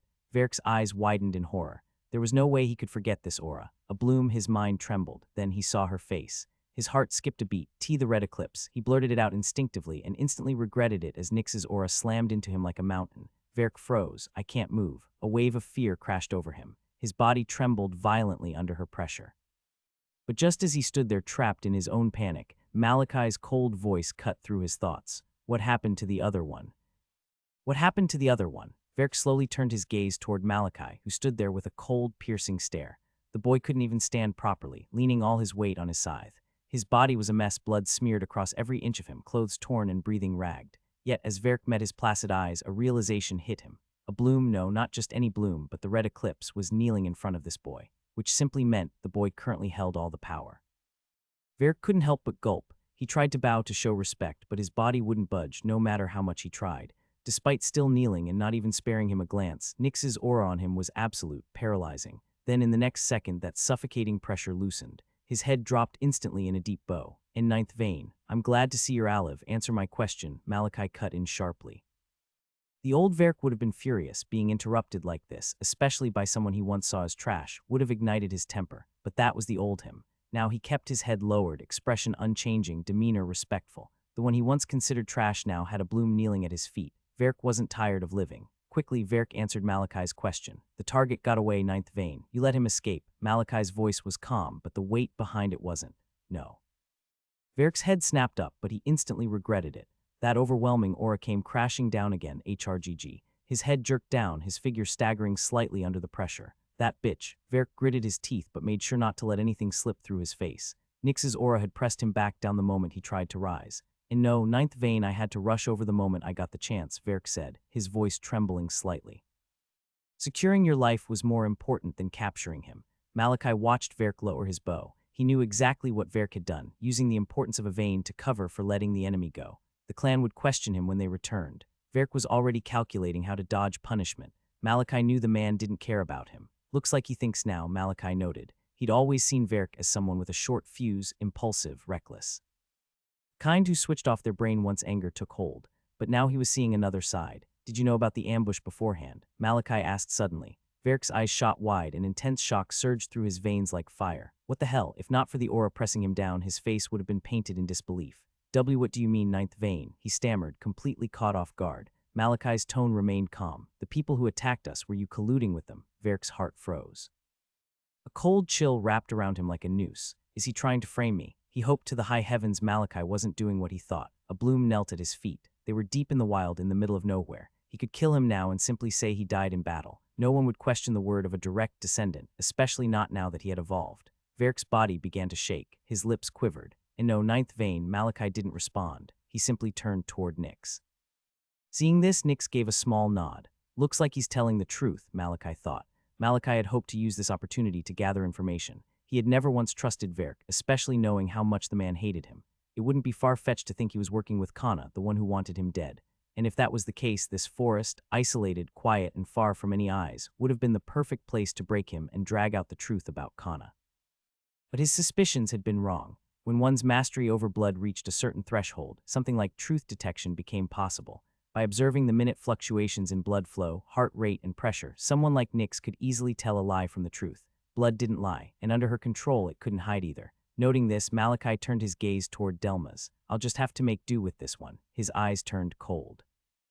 Delmas, who was bloodied and beaten, caught the shift in Malachi's gaze. His expression darkened. His body began to tremble as a wave of dread crashed down on him. He knew what was about to happen. But Malachi didn't give him a second to think. Make him talk, he said. By your order, Nyx replied from her kneeling position. She rose, and with her movement, Delmas's trembling worsened. In the next second, her palm rested on his forehead once more and then. Pain, hhh. Delmas screamed at the top of his lungs, his cries echoing through the desolate forest. The pain he felt couldn't be explained. It radiated from every inch of his body. What Nyx was doing could only be described as cruel. Using her mastery over blood, she surged it through his veins at inhuman speeds, creating friction between blood cells and vessels, friction that generated heat. In simple terms, she was boiling his blood. Arrgh. Delmas's screams intensified as the heat climbed higher and higher. It felt like every single vein in his body had turned into molten fire. Wisps of smoke started rising from parts of his skin. In the middle of his agony, Delmas turned his bloodied eyes toward Malachi and Nyx, only to see them looking at him calmly, unmoving, unfazed. Those crimson gazes, they looked like death incarnate. Hrrrrrg. The heat spiked. The smell of burning flesh filled the air, yet there was no sign of it ending. Delmas was a blood champion. His body's vitality was monstrous. As he burned, he healed, and that only added to his torment. But the pain wasn't what shook him the most. He had been trained to endure torture. The Magram had drilled it into him: pain resistance, mind control, psychological warfare. He wasn't new to this. What broke him was something else. They weren't even asking questions. Minutes passed that felt like hours, yet neither Malachi nor Nyx had asked him a single thing. They just kept on torturing him. Wasn't the point of this to extract information? Then why weren't they asking any questions? Still, the torture continued. Half an hour passed in the blink of an eye, and his screams never stopped. But Malachi and Nyx never said a word. From the side, another figure besides Delmas began to tremble. Verk. He watched it all with his eyes wide, body shaking. He had never been this scared in his life. He's insane. Nyx might have been the one carrying out the torture, but Malachi, a literal child, stood there motionless, just watching as if he were enjoying a performance. Every thought Verk had ever had of Malachi being weak, worthless, trash died at that moment. and in its place a dark, unsettling fear took root. The ninth vein of the Sanguine clan was a monster, but Verk wasn't the only one with that sentiment. How can you watch this so calmly? Valentine's trembling voice echoed in Malachi's mind. This is so cruel, but Malachi said nothing. Anyone who saw his steady eyes on the ongoing torture would instantly believe he wasn't feeling anything, but only he knew how hard he was fighting the urge to puke his guts out. He had been beaten, he had been tortured, but it was different watching it happen to someone else, especially when he was the cause. His hands clenched around his scythe so tightly that the whites had shown. Still, his expression didn't change. He was doing it for the fear. Strike terror into Delmas's heart enough to make him talk. The man already knew what Malachi wanted. He didn't need to ask any questions. When the pain became unbearable, he would talk, but it wasn't just Delmas. The one behind too, Verk was included. Malachi needed to start planning. Now that he had evolved, things would shift within the clan. Alliances would change, hierarchies would stir, old ties would break, new ones form, and one of the best ways to navigate the storm was through rumor. Spread fear into one and let that one spread it to the others. 2 hours passed in the blink of an eye. Still, Delmas hadn't broken. He screamed, he writhed, but he didn't say anything. Malachi had been left to his thoughts. He used that op to reflect on the ongoing scene, and in that time he reached a conclusion. It was cruel, but it was necessary, so he swallowed the churn in his gut and watched it all happen. But as more time passed and Delmas still hadn't said anything, enough, Malachi said. Nix paused instantly, obeying his word like law. Delmas gasped, every breath coming in ragged and desperate. Hot blood dripped from every orifice. He looked like a man who had visited hell. Nix turned and bowed deeply toward Malachi, awaiting his order. We're stopping, Malachi said calmly. He doesn't look like he'll talk. We'll let the clan handle him. Nix bowed again. Yes, ninth vein. Malachi lifted his gaze to the sky. The clear skies above seemed oddly distant. We've stayed here for too long. He had no doubt others had sent more assassins after him. Even with a Bloom by his side, he wasn't willing to risk it. Besides, staying too long in the wilderness was a recipe for disaster. Even the death of a mutated beast could birth a darkness creature, and with enough bad luck, anyone could run into a stray darkness creature. It was that dangerous. It's good we're not far from the city. Ironhold wasn't far, and the zones around it were regularly cleared of threats. Still, they had to leave. We're heading back to Ironhold, Malachi said. Nix nodded. Seeing this, Verk quickly followed, his voice sharp. Yes, ninth vein. With Nix carrying him through the blood, they moved faster, covering great distances with ease. Since the city wasn't far, they reached Ironhold swiftly. Their crimson hair alone stripped the gate guards of all thought of questioning them. They were Sanguine, one of the overlords of the dome, and wherever they went, they were treated with utmost respect. Upon entering, they took to the skies and made their way to the Bloodmorn branch. Once there, Verk was immediately reunited with his equilator, which had returned ahead of them. But this time, they didn't waste any time. They weren't planning on spending the night. Malachi wasn't about to go through another night stuck in the ceiling. They acquired one more mount, with Malachi and Nix sharing, and left the base and Ironhold behind. Now that there weren't any carriages to drag along with them, they flew at full speed, parting the air with their momentum. They covered more distance with ease, and despite the delay the ambush had caused, Malachi predicted they would reach Vidimora not too long after the originally planned time. Still, during the ride, Malachi fell deep into thought, reflecting on everything that had happened. The Mograms, he had known it was them ever since he killed those 6 recruits in the forest. The way they moved, the way they dressed.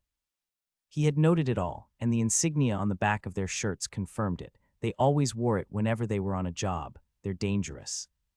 Malachi had no doubt Kana was the one who put in the request. The mere fact that the wife of a pulse was in contact with them was enough to destroy her completely. But there's no evidence. Delmas might know something, but he wasn't talking. Taking him back to the clan was risky. If Kana's husband, a pulse, used his connections, they might just bury the matter. But Malachi had no choice. Delmas wasn't going to speak, and he didn't want to stay outside any longer. Regardless, bringing him back was better than killing him. Either way, Delmas had no chance of surviving. Still, should I consider them my enemy? The Mograms weren't just some low-tier thugs. They were dangerous, experts at hiding. Finding them was almost impossible, and having an enemy who could find you while you couldn't find them was nothing but a nightmare. Having an enemy who could find you while you couldn't find them was nothing but a nightmare. Malachi shook his head the next second. I shouldn't think like that, he admonished himself. He was already drifting from the true threat, the one who had actually tried to have him killed. Kana, that's right, my focus should be on her, Malachi concluded. Kana had orchestrated the ambush. She had most likely reached out to the Mogram, trying to use them to eliminate him, which meant she was the enemy.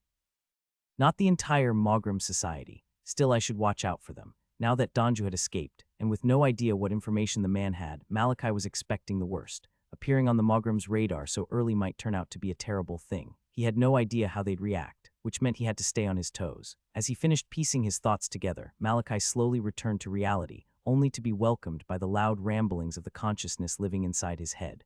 Whoa. We're actually flying. This is incredible. Valentine's voice rang out excitedly, full of awe. Since Malachi's evolution and Valentine's appearance in his consciousness, this was the first time Malachi had climbed an equilator directly. In the past, he had only ever ridden carriages, which dulled the experience. Now there was nothing between them and the world. No windshield, no carriage. The cold wind slammed against their bodies as they cut through the sky, making Malachi's hair flutter. Ordinarily, the sheer pressure from the altitude and speed would have blown him away, but Nyx, seated at the front of the mount, had used her aura to bend the air around them, forming a shield that softened the intensity of the wind. Malachi frowned. "What's wrong with you? Have you never flown before?" Valentine's laughter stopped. He cleared his throat. "Of course I have. Back in my time, we had machines that could fly in the air. They were called AI aircrafts," Malachi finished. Valentine paused, stunned. "How did you know that? Books you read?" Malachi raised a brow. "And that's hard to believe."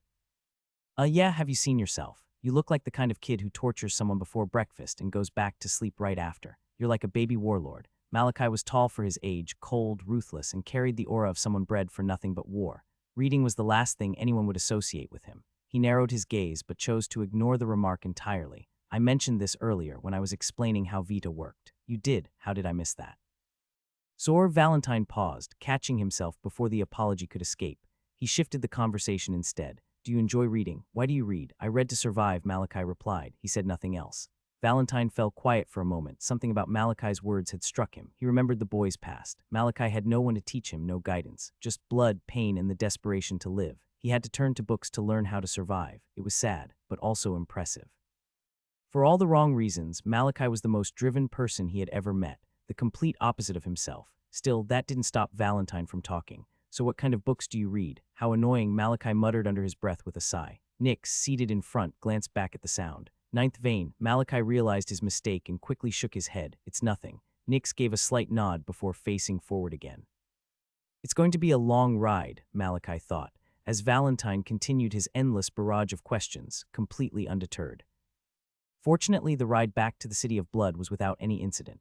The group hadn't encountered any more ambushes on the road, and after many hours, the massive fortress of blackened stone finally reared its head over the horizon. Moments passed and they drew closer. The full grandeur of the city came into view, bare, imposing, and impossible to miss. Finally, Verk couldn't help but let out a sigh of relief as his eyes landed on the majestic city. At last, he would be rid of this monstrous duo. He wasn't even sure who he wanted to avoid more, the weapon of mass destruction, Nyx, or the cold-blooded 14-year-old monster. Either way, he never wanted to see either of them again. He gave the side of his mount a quiet tap, trying to urge it forward, desperate to reach the gates even faster. But Verk wasn't the only one lost in thought. Malachi stared at the city, completely silent. His expression was unreadable. His mind somehow blank. 25. The number echoed inside his head. Many would have dismissed it as a random number. Even Valentine, who had also heard it, had no idea what it meant. But Malachi knew. The number of times he had seen the City of Blood from the sky. The number of times the Sovereign had sent him on deadly missions. The number of times he had returned beaten, battered, broken. The number of times he had come back weak, useless, futureless. Right now he was still sore, bloodied in places. His incredible vitality had healed most of the damage, but he had pushed his body too far back when he was running. Even now, it still hadn't fully recovered, but that didn't matter. Malachi clenched his fist so hard blood dripped from his palm. Not anymore. He wasn't weak. He wasn't useless. He wasn't futureless. Now he had power. Now he had the potential to become the Strongest reach the peak. Malachi's eyes blazed. He had come back reborn. And he would never stop, not until he accomplished his goal. They soon reached the gates of the City of Blood. Just like Ironhold, the entire city was built like a fortress. However, the City of Blood was larger, much larger, and its security was tighter. Vitimora, the City of Blood. It was the capital of the West, the base of one of the overlords of the Dome. As expected, despite their blood-red hair, they were still motioned to stop for inspection. Multiple warriors, all at varying evolution stages, mounted on their equilators and flew up to meet them. But then they paused. Two things made every single one of the warriors freeze. The first was the Bloom, who gazed at them coldly. The Red Eclipse, their thoughts screamed in unison. And the second was the one seated right behind her, Malachi von Sanguine. At this point, there was no one in the City of Blood who didn't recognize the faces of the direct descendants, especially the infamous Ninth Vein. But what followed next was not what anyone would have expected, considering his past. Ninth Vein, they all bowed on top of their equilators, greeting him with utmost respect. Looks like word reached them, Malachi thought calmly. Not even a full day had passed since he reached Ironhold, and yet even the guards at the gate had already heard about his evolution. Malachi gave them a slight nod. Then he tapped Nix. "Let's go." Nix responded with a nod and immediately pressed forward, taking them through the gates unhindered, headed straight for the clan grounds at the heart of the city. It was still quite a distance, considering the city's vast size, but with their mounts, they covered it in no time. Fortunately, only blood knights, guardians, and direct descendants were permitted to use equilators within the city. Their ride was smooth, swift, and uninterrupted, but during the journey, Malachi felt it. Numerous probing eyes falling on him like needles. And for those auras to reach him so clearly, he had no doubt they were powerful. Just confirms my suspicions. If it hadn't been obvious before, it was now. Everyone had heard about his evolution. While Malachi had expected this, he was still shocked by how quickly the news had spread. Without him saying a word, Nyx took it upon herself to block the prying auras, using her own to shield the both of them in a smooth, invisible dome. Malachi didn't say anything, and in silence, they finally arrived at the heart of the city. The Sanguine clan base was known as the Crimson Hold. Though the city itself was a fortress, stretching across hundreds to thousands of kilometers, the base of the Sanguine clan was a fortress within a fortress. It looked detached from the rest of the city despite being in its middle. The space just before its walls was eerily empty, devoid of people. Deep, empty moats surrounded the base, lined with steel spikes at the bottom, and a drawbridge served as the only entry point.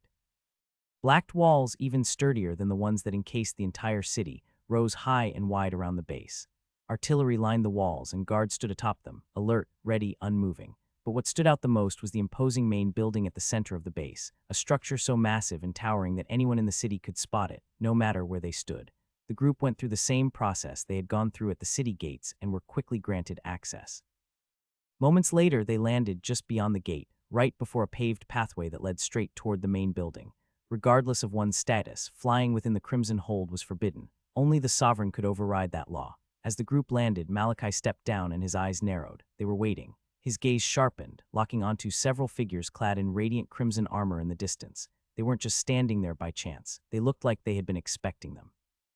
Nyx silently stood behind Malachi as the group approached with swift, silent steps. In the next moment, they stood in front of the trio, and it felt as though the gravity in the area intensified by manifolds. "Blood flows where you walk. May your blood burn brighter than the sun." They echoed in unison then. Bam! The sound of fists slamming into armor rang out as each one of them struck their chest with force before bowing deeply. "Blood flows burn brighter, what the hell is that?"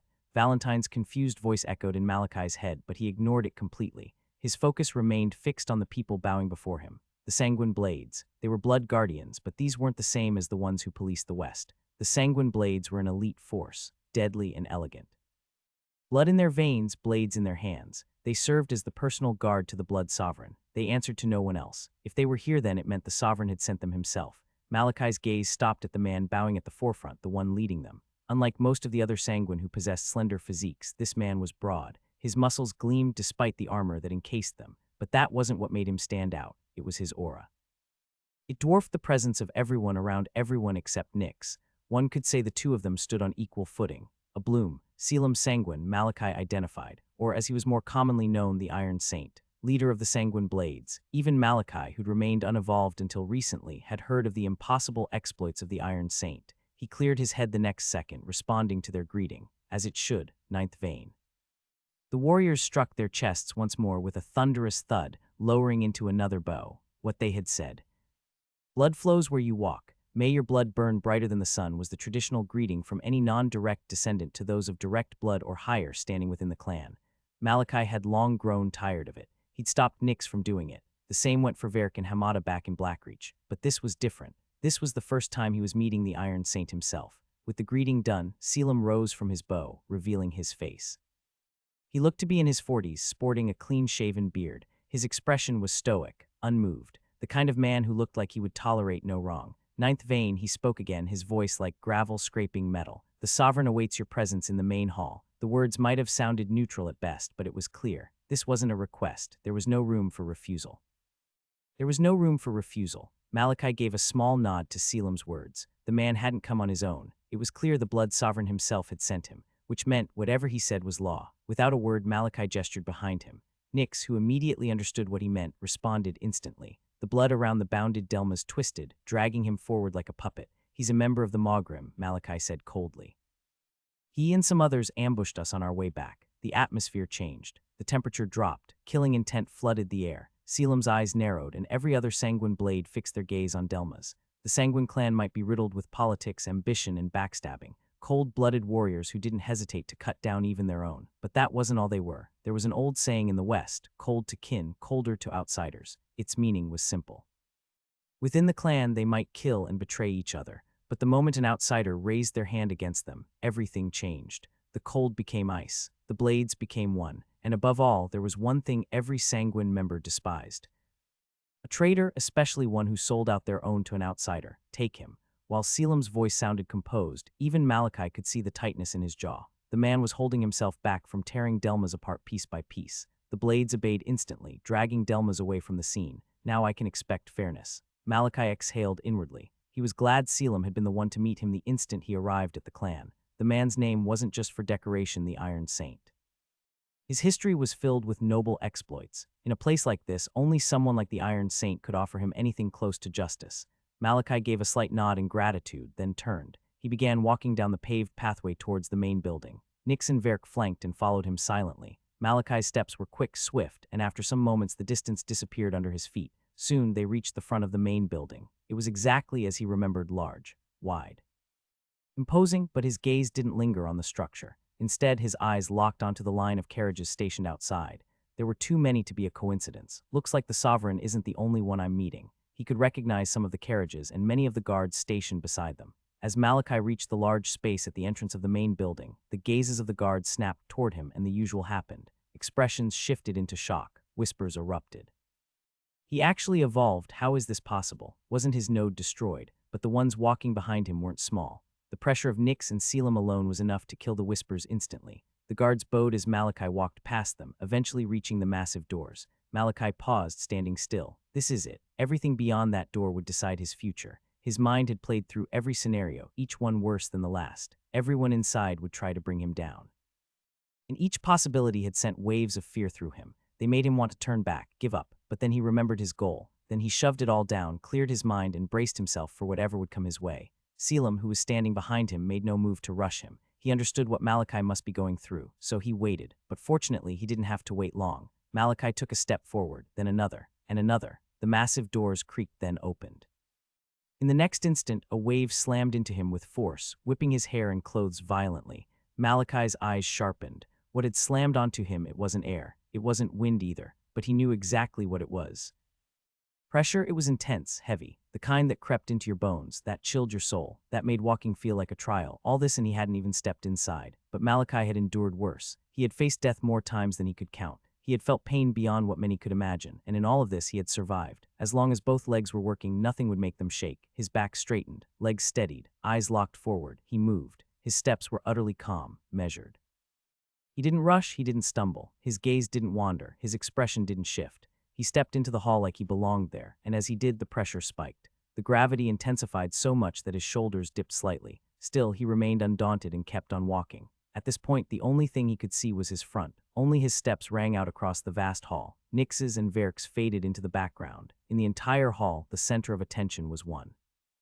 And only one person, a 14-year-old who was clad in a jacket too big for his size, bloodied, beaten, but walking with a calmness so unnatural that every gaze in the hall narrowed sharply. Then came the probing stares, intense and piercing. Each one was meant to strip him bare, to make him falter, to make him tremble. But Malachi just kept on walking. The main hall of the Sanguine clan was expansive.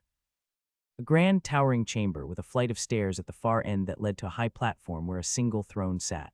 All around it, the seats were arranged in tiers, each level rising higher than the one before.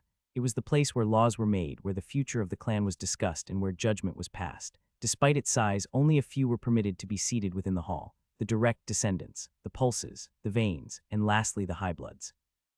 The highbloods consisted of the top 100 within the Sanguine family. Once a Sanguine reached a certain age and became a blood knight or guardian, they would be eligible to enter the rankings, which was a culmination of every Sanguine's achievements.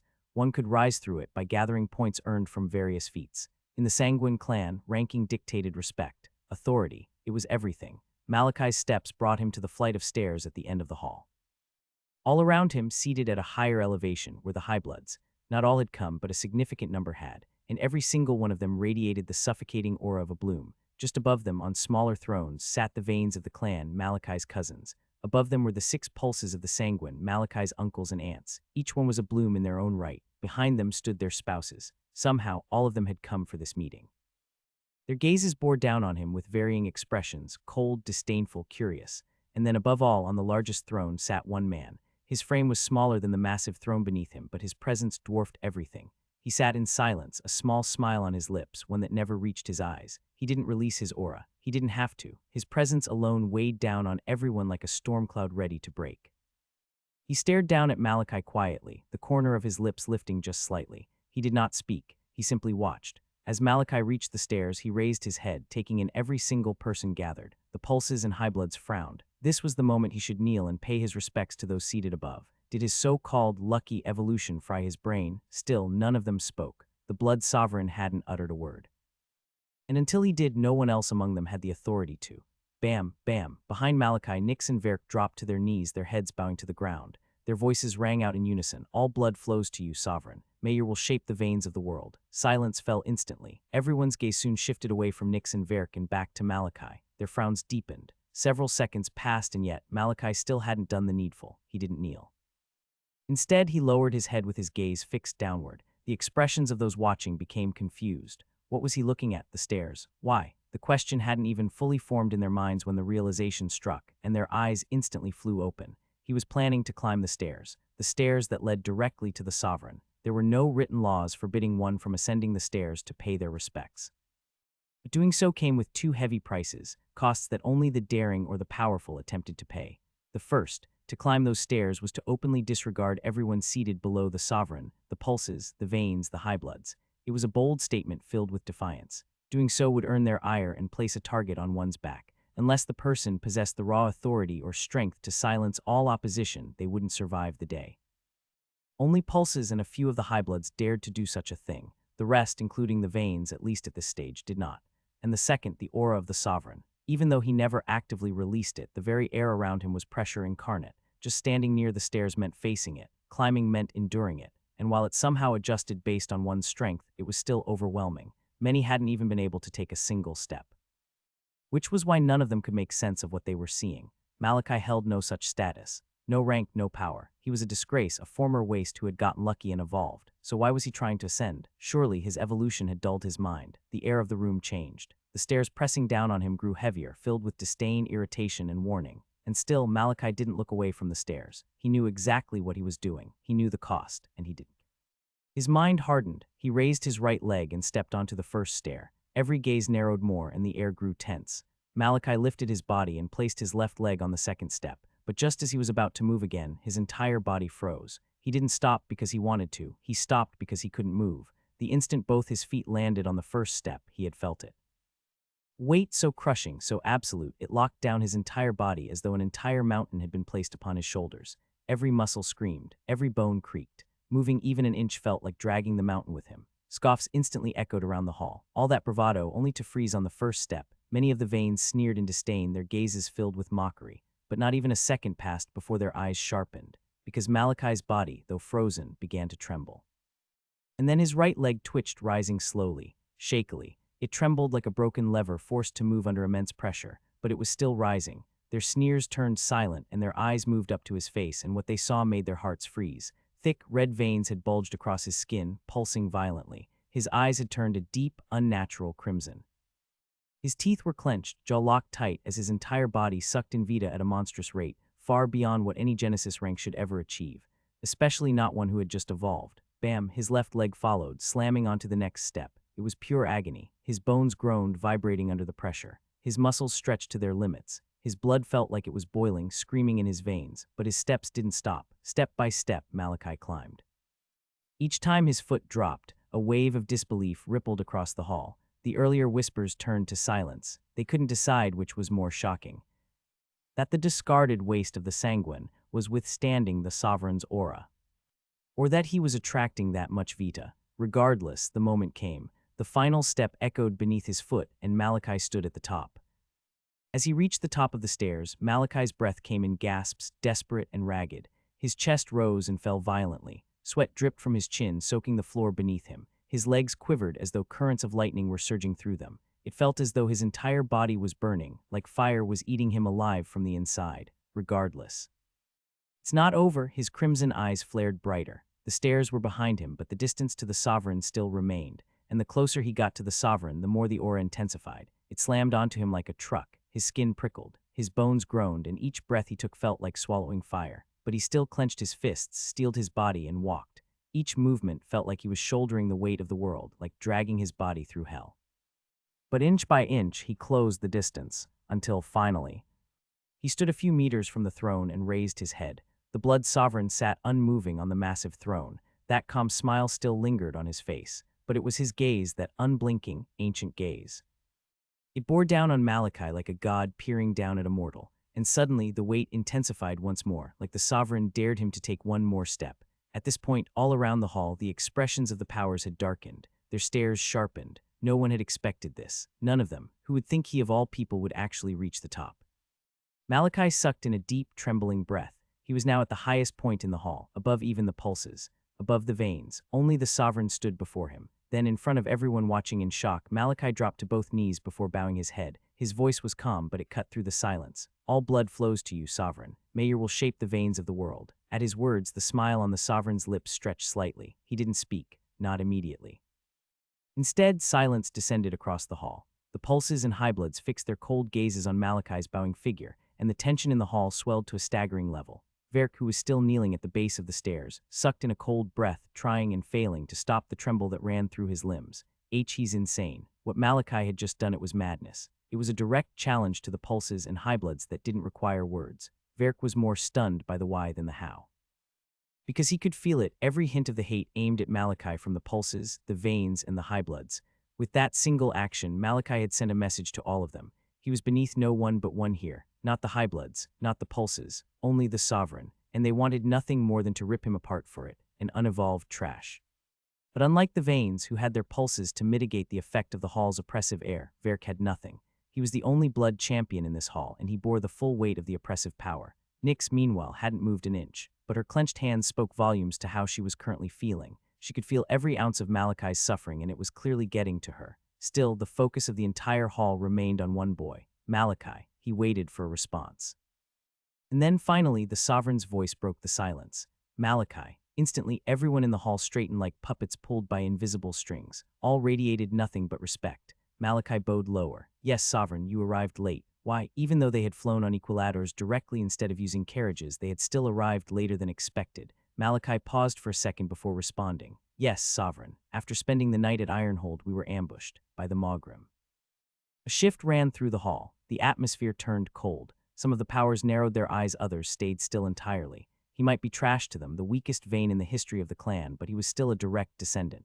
The Mogrim had dared to attack one of them. Is this the truth? The voice wasn't the sovereign's. It didn't need to be. Only a high-ranking highblood or a pulse could speak without permission in a setting like this. All heads turned and landed on the figure who had just spoken.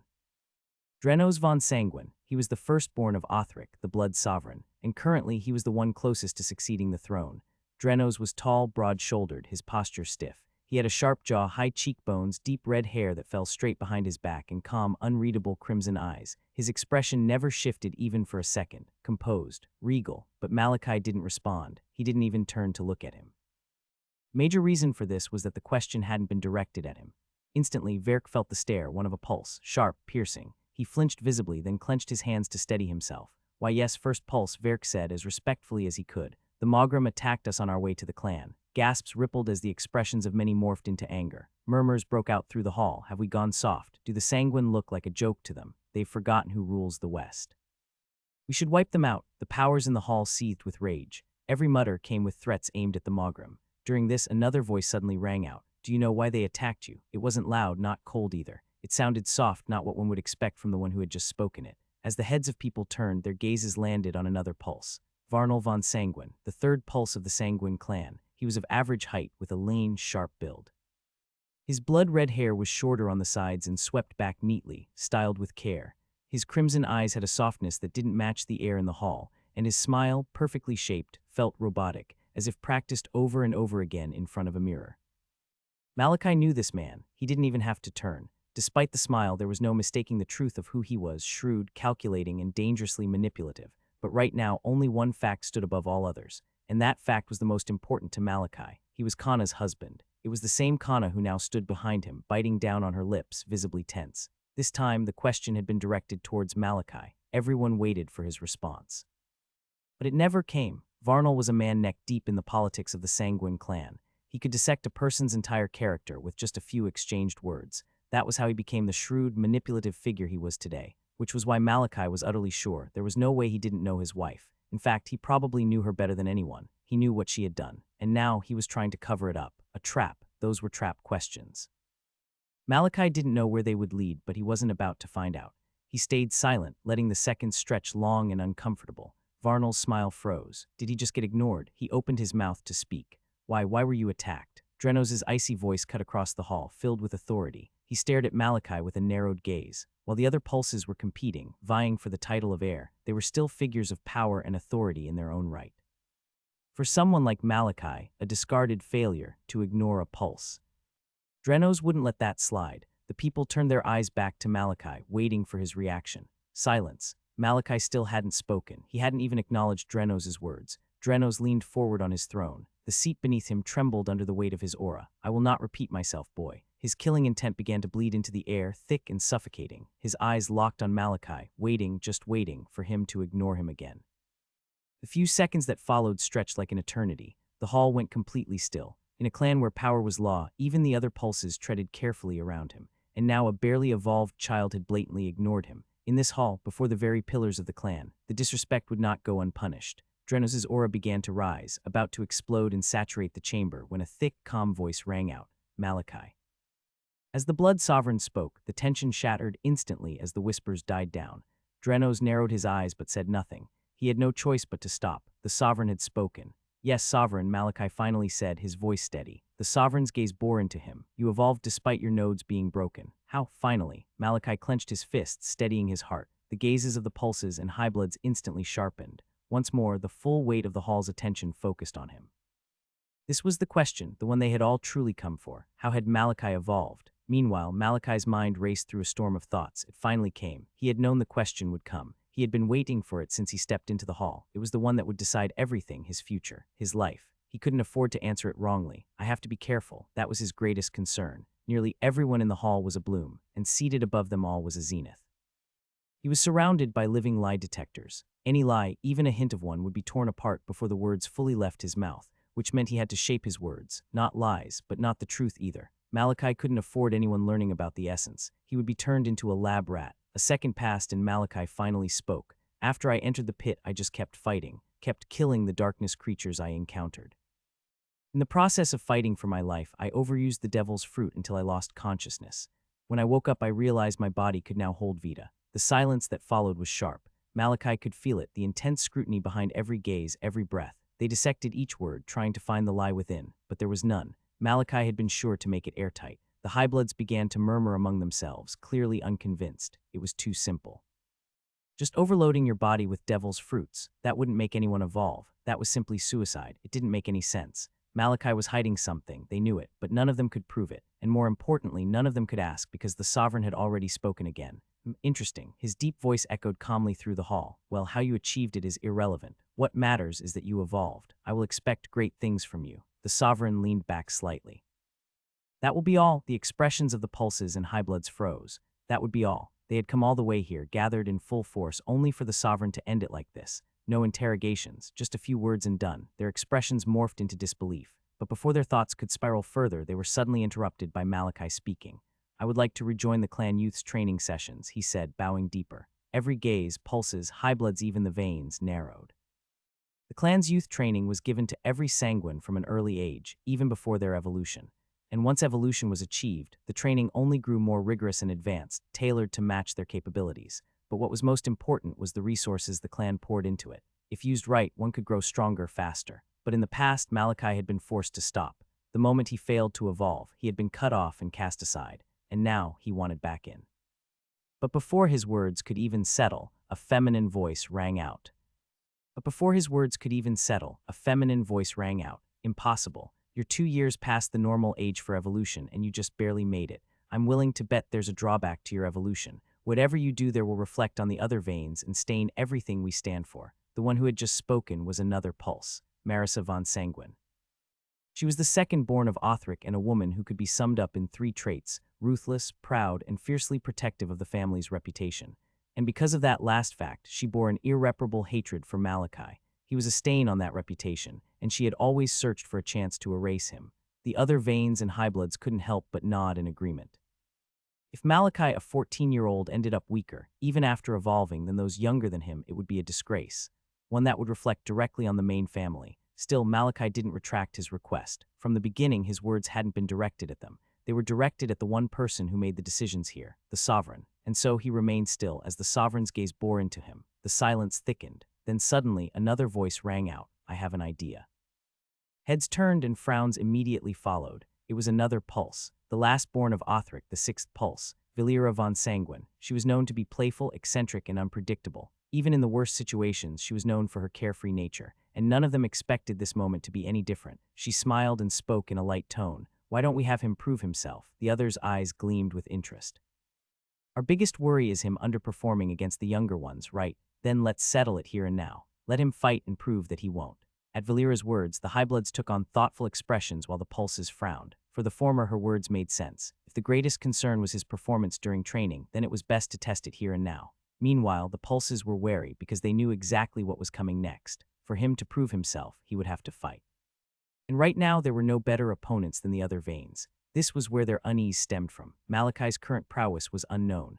They had all just watched him absorb Vita at an alarming rate, one far beyond what should be possible at the Genesis stage. Although he had been a useless unevolved until now, they'd still kept tabs on him. They knew how good he was in battle, and with all these uncertainties, none of them wanted to risk it. One of the Vanes losing to the trash of the Sanguine family was the worst thing that could ever happen to them. Then Valera continued, suddenly turning to the woman standing behind Varnal. "Kana, are you okay? You seem tense." Varnal's brow twitched as all eyes turned toward his wife. Kana flinched slightly before uncorking her ornate fan and fanning herself, trying her best to look composed. "Ah yes, sixth Pulse. It seems I'm a bit under the weather." The brows of several Highbloods raised. Under the weather. Although Kana's talent could be considered the lowest of the lows, she was still at the node formation stage, even if barely. An evolved being under the weather. They hadn't heard anything more absurd in their lives. "That sounds terrible," Valera said, sounding concerned. "After this, you should take a good rest. Being the wife of a Pulse must be really stressful." A few people cleared their throats in the hall. The first excuse was ridiculous, but this one took the cake. The wife of a Pulse, especially Kana, did nothing besides being a child pumping machine and raising them. Does she know? Kana thought, her chest tightening, feeling panicked. She avoided all eye contact with Valera. Though the sixth Pulse of the Sanguine family was playful and eccentric, many, especially the other Pulses, had learned the hard way how clever and unpredictable she could be. She was a schemer. Suddenly, Valera clapped her hands together. "Ah, that's right, your guard, what's his name again?" Kana blinked. "Mine Jorge." "That's right, Jorge," Valera beamed. "He came with you, right? I believe I saw him outside. He would be perfect for the job, wouldn't he, Valera?" Varnal's voice was calm but firm. As they turned to look, he was already facing her with a small smile that wasn't a smile, but those who knew him knew. He was angry. Valera tilted her head innocently. "Big cousin, I'm just trying to help here. We need someone to help test out the ninth Vane, don't we?" "One of the Vanes would be a better fit," Varnal said. The frowns on the other Pulses deepened. "Oh," Valera's smile widened. "Then would you let one of yours handle it?" Varnal's smile twitched. His fingers curled tighter around the armrest of his throne, but he said nothing. A few eyes widened. Valera had just checkmated the manipulator himself. "It's beneath them, right?" she said, turning to the Vanes, who were now staring daggers at Malachi. Then she spun back toward Kana. "Which is why I suggested we use Kana's thing." Her smile sharpened. "What do you say? Finish the job." Varnal's smile froze. Kana's eyes widened. "She knows." The thought echoed in both their minds. At their silence, Valera's smile turned dazzling, her gleaming teeth on full display. "Looks like they're in agreement." Then she turned and bowed slightly. "Dadsari, my sovereign, what do you think?" At Valera's question, all eyes turned toward the sovereign, waiting. For anything to happen here, he had to be in agreement. Without his word, nothing would proceed. And then, as the sovereign's mouth opened to speak, the hall fell into silence once more. Malachi bowed instantly. "Yes, sovereign, do you accept?" Malachi fell silent for a moment, weighing his options. Then he spoke. "As long as I get to continue the training." The sovereign gave a barely noticeable nod. "Good." Valera clapped once, beaming. Then she turned toward Kana. "You can bring him in now." Kana's body stiffened. She turned toward her husband. Varnal met her gaze and gave a slow nod. She clenched her fists, willing her trembling limbs to steady, and then turned and walked out of the hall. Only people of significance had been allowed inside today.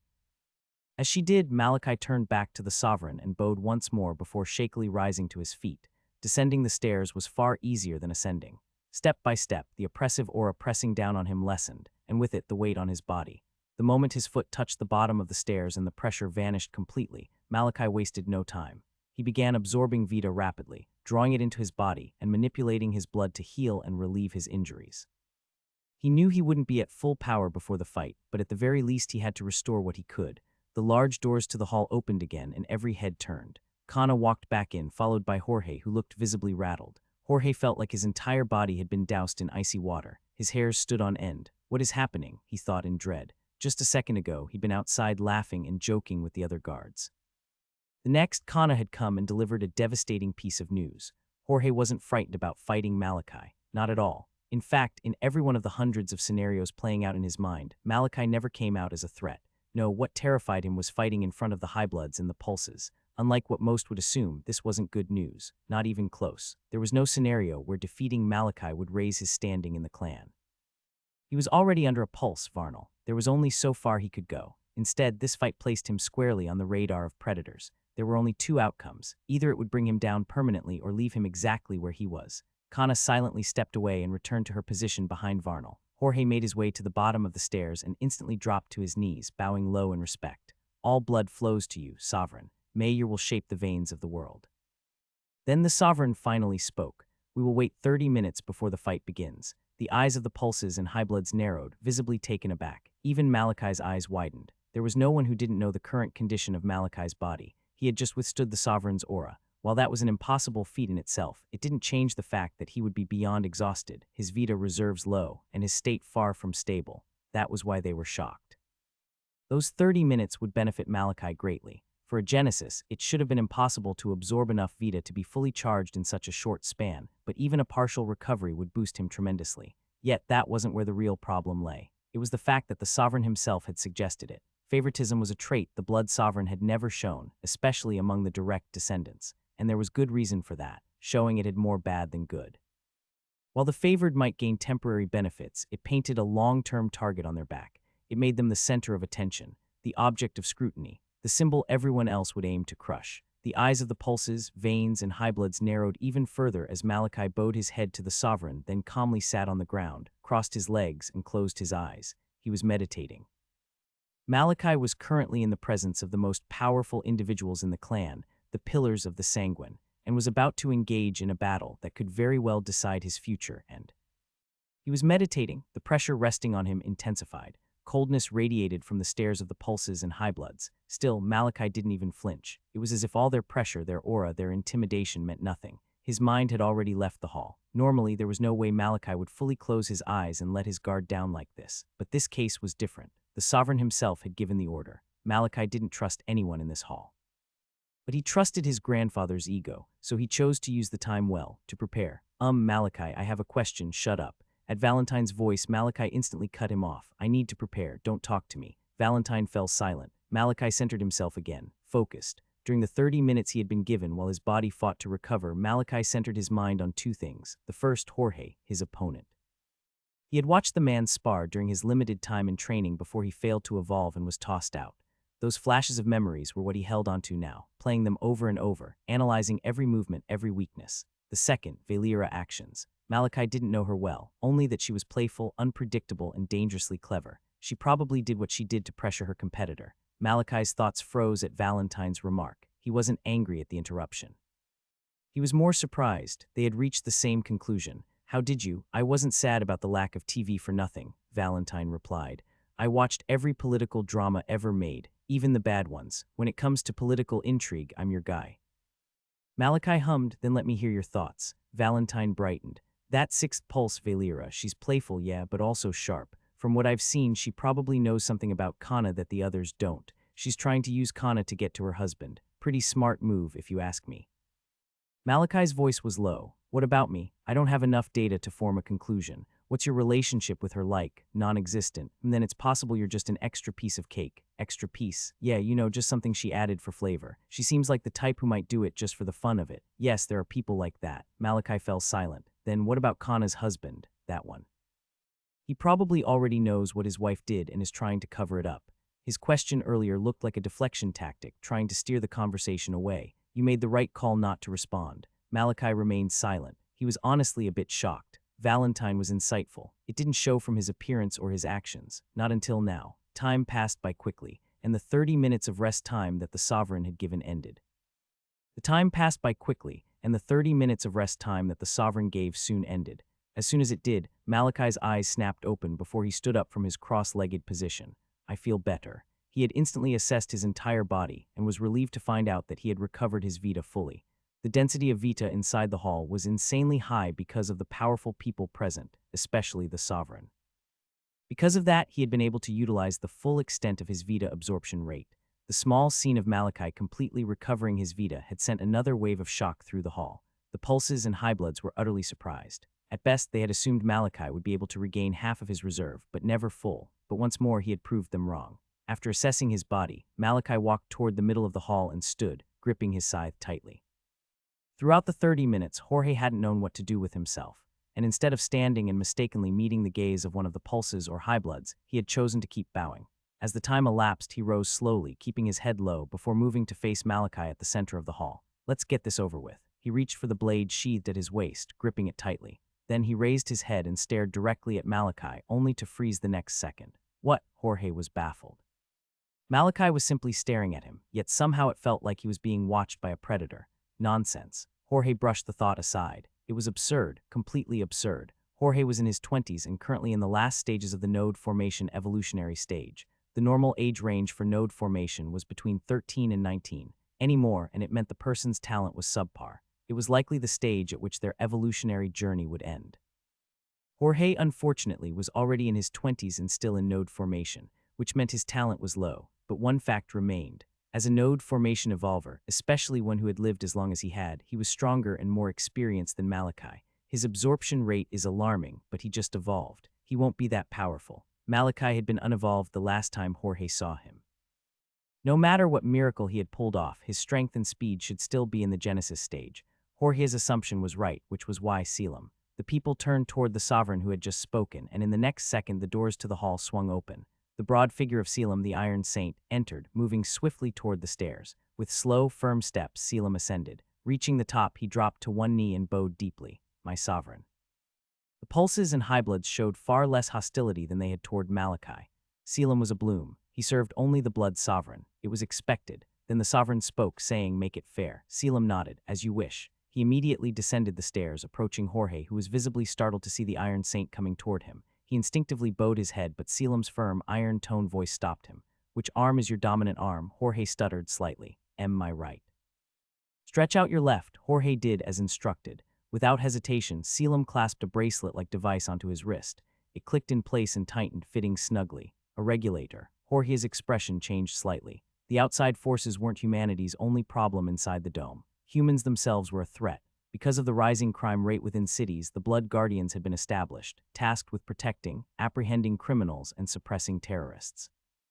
To aid in this task, a regulator had been created by the brightest minds of the dome. Its main function was to control the amount of vita the body could output. It prevented the user from absorbing or using more vita than what had been preset in the regulator system. The upper Genesis stage. Jorge's face hardened before he relaxed once more. His strength and abilities had just been capped to the upper stages of the Genesis stage, but he still thoroughly believed this wouldn't be a problem.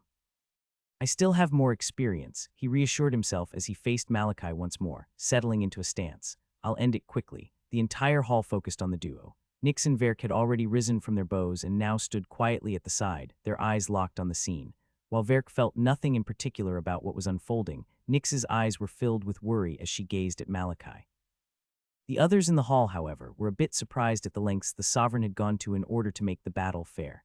Still, they watched silently. Will you be okay, Malachi?" Valentine's worried voice echoed in his head. Malachi responded without hesitation. "I will be, just don't distract me." "Okay, good luck," he responded. Malachi could feel the weight of all their stares pressing down on him, but the pressure only rolled off him like mist. His focus was on one thing, his opponent. He had replayed and dissected everything he had on Jorge in his mind, his fighting style, his habits, even his personality and behavioral patterns, and he had come up with a conclusive plan. Now that he knew Jorge was limited to the Genesis stage, and despite not being fully healed, it was more likely to work. It wasn't unique. In fact, it was extremely simple, almost frustratingly so, considering how much thinking he had gone through to reach it. Malachi had observed Jorge long enough to define him with two behaviors, cautious and careful. In every action, Jorge was deliberate, careful not to offend, careful not to misstep, which meant one thing he thought, he analyzed, which meant he was also analyzing him, trying to use what he knew about Malachi to end this quickly. Anyone who had ever seen Malachi fight knew he observed more than he moved. He always chose to analyze, to plan, to understand before attacking. Which was why Jorge was completely sure that once this battle began, Malachi would not attack first. However, he couldn't be more wrong. Begins. However, Jorge couldn't be more wrong. Begin. The sovereign's words had barely dropped before a loud bang shook the hall. Malachi blasted forward, legs moving left and right as he closed the distance in a flash. His scythe flashed, the curved blade screaming down toward Jorge's head. The expression of everyone shifted. Jorge's pupils dilated. Fast, too fast. He had anticipated many outcomes, hundreds of them, but there were none where Malachi moved this quickly, this fast. The sheer speed he currently moved made his heart feel like it was about to explode out of his chest. Still, Jorge wasn't some trembling amateur. He was a warrior, and warriors fought. His focus snapped into place. His fingers clamped around the hilt of his sword, drawing it in a flash to meet the descending scythe. But Malachi didn't miss a beat. He spun the staff in his grip, redirecting the scythe's momentum mid-swing. The blade twisted at the last second, slicing toward Jorge's exposed left. Jorge's instincts screamed like a blaring horn. He shifted, trying to shove himself to the right. But he wasn't fast enough. The scythe's edge kissed his thigh with a splut, spraying crimson blood into the air. A wave of searing pain surged through Jorge's leg, nearly buckling him. His expression twisted, but Malachi gave no room to breathe. In the next second, his leg whipped up like lightning, hurtling towards Jorge's chin. Jorge's eyes widened. He gritted his teeth, ignoring the pain flaring from his wounded leg. His lips parted. Blood flow. The word barely left his mouth before his body lit up. Crimson veins streaked across his skin, his eyes flushing a deep red as power surged through him. His head snapped back just in time for Malachi's kick to whoosh past his face, sending a gust that whipped his hair violently. Jorge was ready to strike back, but then he heard it. Another voice. Cold. Malachi's. Blood flow. Jorge's blood ran cold. The leg that had just missed him stopped midair, then descended with immense force before Jorge could even react. Crack. The impact slammed into his chest like a battering ram. His ribs cracked as air left his lungs. Blood erupted from his mouth as his body was sent hurtling backward. The hall fell silent, utterly silent. They had anticipated numerous scenarios, where Malachi would lose in a single hit, where he would struggle just to keep up. Many had even been generous enough to consider a scenario where he might win, albeit barely, and only after suffering blow after blow. However, none of them had ever expected that Malachi would overwhelm Jorge this one-sidedly. What was that speed? Was he truly a Genesis stage evolver? There was only shock on the faces of the Vanes as they stared at Malachi. However, Malachi didn't even give them a moment to comprehend the events. As his raised leg touched the ground, his body dipped, his blood and vita roaring through his veins as he blasted forward, closing the distance between him and the hurtling Jorge. Jorge's eyes were wide open, his expression twisted into pure disbelief. He couldn't believe it. He couldn't understand it. He had been there that evening. Just a few days ago, when Kana had beaten and tortured Malachi, he had seen the boy's helplessness, how he'd been unable to do a single thing, but now just. What the hell was happening right now? Jorge tried to comprehend it, but he couldn't. Now wasn't the time, but he knew one thing: I can't lose. His talent was already crap. If he lost to the trash of the family, then his life within the clan was over. Hearing the loud bang of Malachi closing in, Jorge's expression turned serious. His gaze sharpened. He twisted his body mid-air, planting his legs firmly on the ground, skidding across the floor until his momentum halted. In the next second he spun. His hand moved in a blur as he slashed upward, the strike arcing straight toward Malachi, but Malachi's eyes only sharpened. His perception had reached heights he'd never touched before. He could feel the vita in a 5-meter radius around him, clearer than sight, sharper than sound. Every twitch, every shift in Jorge's movement, every fluctuation in the flow of vita around him, nothing escaped his notice. And then there were his stats. Malachi's passive strength and speed were beyond what any Genesis evolver could ever hope to reach in their entire lifetimes. Meanwhile, Jorge was currently being limited by a regulator, which was why, before Jorge had even thrown out that attack, Malachi had already moved. His right shoulder and leg jerked back as he twisted sharply to the left, his scythe spinning with him in one fluid blur. The motion ended in an instant, his momentum peaking as the scythe's curved blade came slicing toward Jorge's right temple. Jorge's eyes narrowed to pinpricks. Once again, Malachi had caught him completely off guard. He's insane, and it wasn't just his power, it was everything else. His movement tight, his footwork flawless, his flow seamless. The way he transitioned between defense and offense, it was like watching a master at work. Jorge had never seen a 14-year-old like this in his life. Have to stop it. The blade carved the air, appearing inches from Jorge's head. His left arm shot up, desperately intercepting it. his face contorted in pain as the blade tore through his palm. He had hardened the blood in his arm, but it wasn't enough. The scythe had pierced through it. Still, the force of the impact diverted the trajectory just enough for the blade to miss his head. This is my chance. Jorge's eyes gleamed. If he could close the gap, get inside the scythe's range, Malachi would be at a disadvantage. He clenched his pierced arm around the shaft of the weapon and prepared to pull. But before he could even blink, Malachi's head filled his entire vision. Crack! His skull slammed into Jorge's nose with force, sending his head snapping back violently. He didn't even get the chance to comprehend what happened before his vision went black.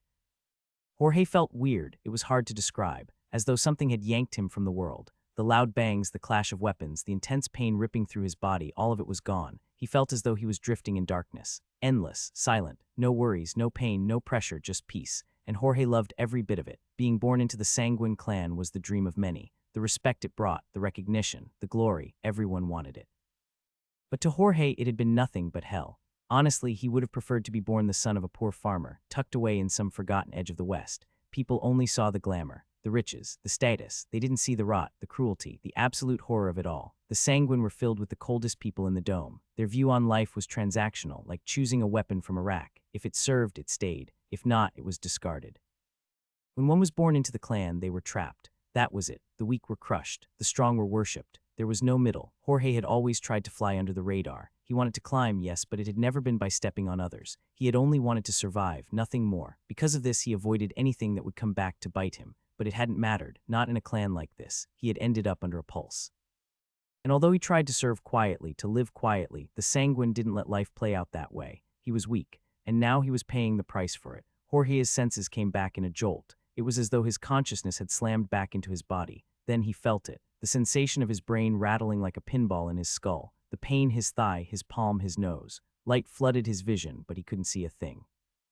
All he saw were shifting colors, blurred and distorted like simmering waves moving all around him. Then came the memories. The past few seconds came rushing in like a flood. He had let go of his weapon. The realization slammed into Jorge's mind. He had tried to use the scythe lodged in his palm to pull Malachi in, to erase the advantage of the scythe's range. But he had done something no warrior should ever do in battle. He had let go of his weapon, without hesitation. Jorge shuddered. It was as if that monster child could see into the future. The very instant Jorge had gripped the blade, Malachi had already let go. There was no resistance, no delay, just pure instinct. But doesn't that mean? Jorge's eyes widened as another thought crashed into his already scrambled mind. If Malachi had let go of his weapon, it meant both his hands were free. To any other fighter, that would have been a blessing. But for the current Jorge, whose senses were disoriented, his body radiating nothing but pain, and his vision so blurred he couldn't even walk in a straight line. That simple fact was nothing but bad news. The sound of air parting reached Jorge's ears, followed by an overwhelming force slamming into his right cheek. His cheekbone caved from the impact as his head jerked violently to the left. He punched me, but his mind had barely registered the thought before another blow struck his left cheek. His cheekbone caved again, his head snapping to the right. However, Jorge wasn't given a single moment of respite.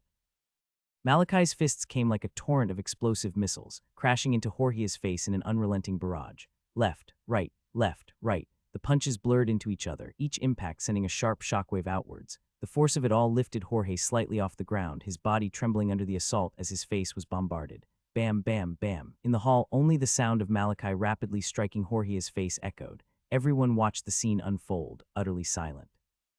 Their crimson eyes were wide, and many had long since fallen into deep thought.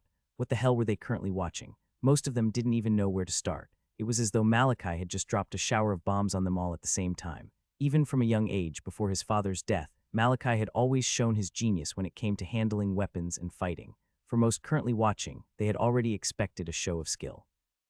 But none of them had ever imagined it would be on this level. Jorge was a warrior that could very well be considered a veteran. He had gone through the grueling training sessions of the Sanguine clan. He had fought and survived battles against strong opponents. And most importantly, he had gathered experience that should be impossible for a 14-year-old to have.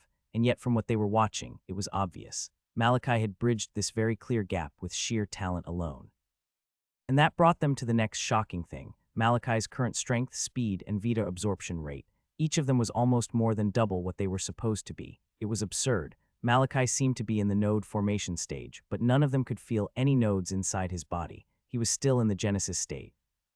So where was all this strength coming from? It was insane, a curiosity. Many of them simply wanted to capture him and open him up to see what was special about his evolution.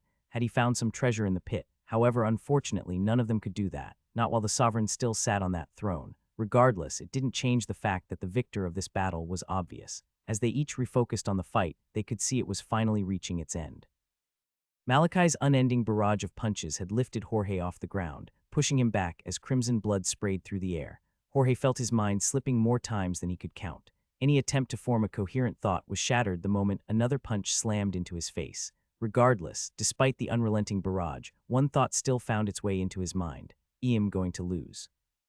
Jorge felt nothing but dread. People might think Kana was the devil incarnate, especially with how cruel she had been with Malachi. But Jorge knew better. The true devil was the third pulse, a shrewd man whose smile was never genuine. But Jorge had seen his true self, a man who would do anything to get what he wanted. To him, people were nothing but pieces on a board. Should he fall here, to protect his reputation, he would discard Jorge without a second thought. It meant one thing, death. But I don't want to die. Jorge's clarity snapped back into focus. His mind steadied as he clenched both arms, ignoring the pain radiating from every inch of his body. Ha! He roared at the top of his lungs as a surge of vita exploded from him, the force momentarily breaking through the barrage of punches. Jorge's vision was completely blurry. He couldn't see anything, not even Malachi. But if there was anything he was sure of, it was that Malachi was in front of him, and he was unharmed. As Jorge's feet touched the ground, he surged forward with both arms stretched wide, aiming to use his larger frame to tackle Malachi. A second passed, but there was no impact, only empty air. What? The thought had barely formed before Jorge felt his world spin. Then a sharp pain pierced through his leg. I am off the ground. The realization struck him he had been swept off his feet. In the next instant, his side slammed into the floor with a bam, but before he could even move, Malachi was already on top of him. He locked him down with his legs before launching another torrent of punches. They landed with loud, meaty bangs, splattering crimson blood all across the floor. Jorge felt his mind going blank again as the barrage continued. He tried to raise his arms to block, but Malachi had locked them tightly by his sides with his legs. He hardened his blood across his face, but it was futile. Malachi's power simply surpassed what his limited ability could reach. He couldn't do anything, but if things continued like this, he would die, and Jorge didn't want to die. IIGG give you up. Despite the barrage, Jorge managed to choke the words out, yet Malachi didn't stop. His punches continued uninterrupted. None of the onlookers watching the scene moved to interfere either. The sovereign had started this battle. Only he could stop it. Instead, they turned to the sovereign, wondering when he would finally bring it to an end. It was already obvious who the victor was, so why wasn't he stopping it? But despite the punches continuing for many more seconds, the sovereign remained silent. They each felt confused. If this continued, Jorge would die. As the thought slipped into their minds, their eyes widened. Was the sovereign really going to let Malachi kill him? Many of them dismissed the thought quickly. Even if the sovereign wanted it, that didn't mean Malachi could actually stomach it. He was just a 14-year-old boy, one who, as far as they knew, had never taken a life. He wouldn't be able to blatantly kill someone, but as they turned to look at Malachi, many of their gazes narrowed. It was the opposite of what they expected to see. Currently, Malachi wore the coldest look any of them had ever seen on a child. There was no hesitation in his gaze, only certainty. His punches only grew harder, more vicious. This was when they realized he was going to kill him. Malachi's fist came down hard, and blood splattered from Jorge's face, adding to the pool of crimson forming beneath him. But Malachi's fist suddenly stopped, hanging in the air. He stared down at Jorge, who shakily opened his eyes to meet his. Although Jorge's face was mangled, his gaze didn't lie. He was pleading for his life. Malachi saw all of this, but his gaze remained impassive. Without a word, he channeled a large amount of vita and blood into his fist before he brought it crashing down. The impact slammed into Jorge's skull, shattering it, sending blood and gore exploding across the floor. Nyx clenched her arms tightly, her eyes filled with joy as she stared at Malachi, who was now standing up after killing Jorge. She didn't care about the fact that he had just taken a life. All she saw was that Malachi had won. Verk, on the other hand, could only stare at Malachi in pure disbelief. He couldn't believe what he had just witnessed. What the hell had he just watched? The hall was utterly silent as Malachi rose to his feet, crimson blood dripping from his fists. Then slowly, Malachi turned. His crimson gaze cut across the distance and landed on one person. What? Kana, who had suddenly met Malachi's gaze, instinctively took a step back. A wave of fear roared through her body. He's looking at me. It felt as though icy water had been poured over her. A shiver crawled down her spine. Kana couldn't understand it. Malachi wasn't saying anything. He wasn't releasing any killing intent, but still. It felt like a blade had been placed at her throat. He killed him because of me. Malachi hadn't said a word, but looking into his eyes, Kana could instinctively tell. He had killed Jorge to send a message. A simple one meant directly for her. Your next, Kana, she flinched. The low whisper of her name snapped her back from her fear. She turned to her front to see her husband casting her a cold glance. She quickly cleared her throat, uncorking her ornate fan. She fanned herself rapidly, covering her flushed face, trying to calm her trembling hands. Varnal shifted his cold gaze from his wife and lowered it to Malachi. Seeing Malachi calmly return his gaze, his eyes narrowed. Then he smiled, but as the second passed, boom, a dark pillar of light erupted from Jorge's corpse, collapsing into a large figure brimming with power, a Grade 2 enhancer. But despite it appearing so close to him, Malachi didn't even flinch. Grade 2 darkness creatures were far more intelligent than Grade 1s. While their instincts were still to kill and multiply, they could recognize predators. Seconds passed, but the creature didn't move an inch. It stood rooted in place, its white eyes trembling as it took in the overwhelming presences around it. Of all the places a Grade 2 could have formed, it had to be in a hall filled with the powers of the Sanguine clan. Its gaze slowly reached the figure seated at the top of the stairs, and its entire body trembled. Its legs turned to jelly, wobbling uncontrollably. Othric stared down at the creature silently. Then, with a single flick of his hand, the metallic scent of blood flooded the entire hall. Malachi's eyes widened. From beneath the creature, countless crimson spikes erupted, impaling it from every direction. Black ichor burst out in every angle, drenching the floor. A zenith. Malachi's eyes trembled at the overwhelming show of power, but his thoughts had barely caught up before the smooth voice of Varnal echoed through the hall. At the Sovereign's overwhelming show of power, Malachi's eyes trembled. If it had been just him alone, he doubted he'd have been able to kill that Grade 2 darkness creature. It was an enhancer nonetheless. In fact, there was a high chance he would have ended up dead, but the Sovereign, he had killed the same being by barely moving. A zenith. The words thundered in his mind, but his thoughts had barely caught up before the smooth voice of Varnal echoed through the hall. Sovereign, I would like to make a suggestion, one that would greatly benefit the clan. The ears of everyone perked up. Those were some bold words. For Varnal to blatantly declare that, especially in front of the Sovereign, it couldn't be a lie. Malachi frowned. He's up to something, he instantly concluded. What do you think? There was a brief silence, and Valentine didn't respond. Just as Malachi was about to speak again, I believe so too, Valentine suddenly said, his voice flustered and a little shaky. And I can bet it's related to you. Malachi paused, his gaze narrowing slightly. He decided to leave Valentine's weird behavior for later. Still, he wasn't the only one frowning. The other pulses were watching Varnal closely, their brows furrowed. Any achievement in the Sanguine clan, no matter how small, was a goldmine.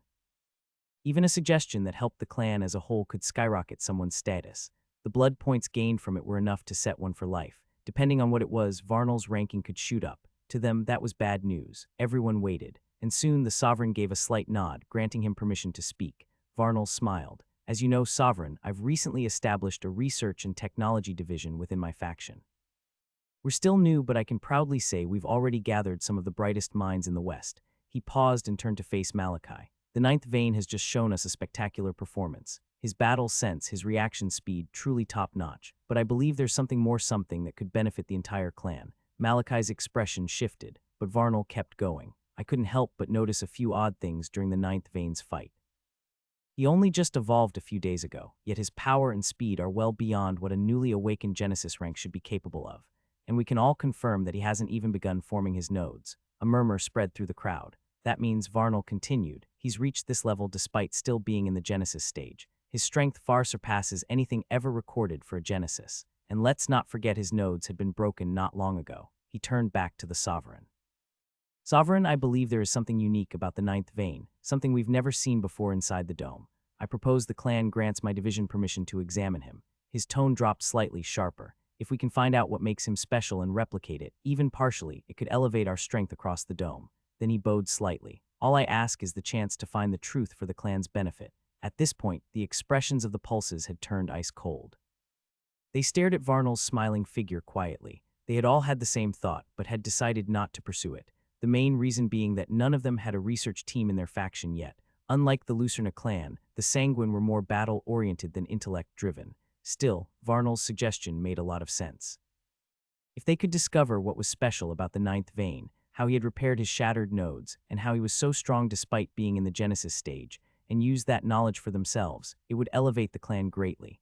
But what made them stare at Varnal coldly was the fact that should the Sovereign give the approval, there was a high chance that this would be successful, and Varnal would move up the rankings.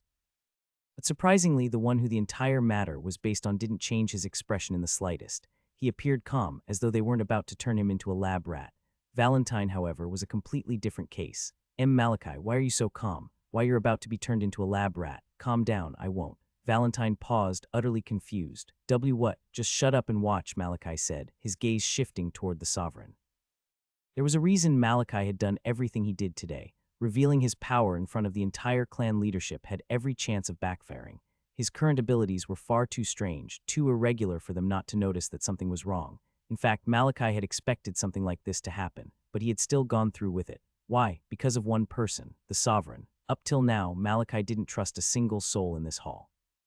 And he couldn't exactly claim to be favored enough by the sovereign to pull something like this off. The man had sent him on deadly missions, after all. No, there were only two things Malachi trusted. The sovereign's ego. In his interests, the first was obvious, but the second was just as simple. Everyone knew it. The sovereign had always prioritized the advancement of the clan, and because of that, he treasured every one of his direct descendants, especially those with talent.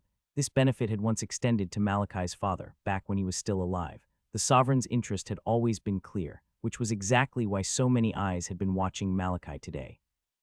That fact was the reason Malachi had played all his cards. He showed everything, his talent, his power, his potential, all in hopes of catching Othric's eyes. It was a gamble, but one Malachi had taken without hesitation. Whether it would work or not depended entirely on the sovereign's response. And as Malachi fixed his gaze on him, the sovereign finally spoke. Just one word, number.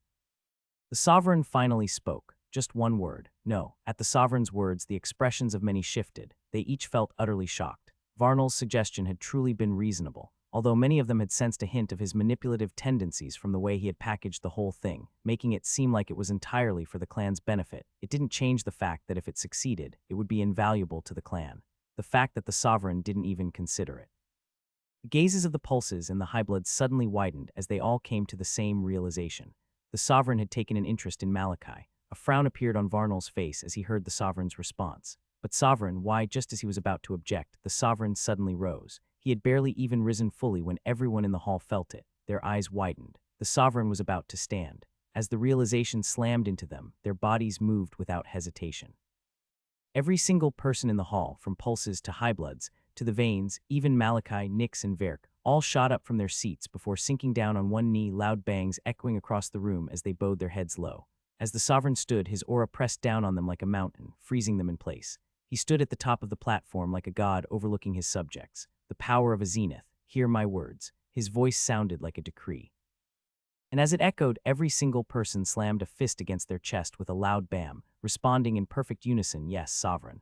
Their voices were filled with nothing but reverence. They awaited his words. From now henceforth, Malachi will be treated just like every other vein in the clan. Any disrespect towards him will be seen as one directed towards the direct lineage. He will be allowed to join the training sessions of the clan. Then his gaze shifted, and Varnal froze.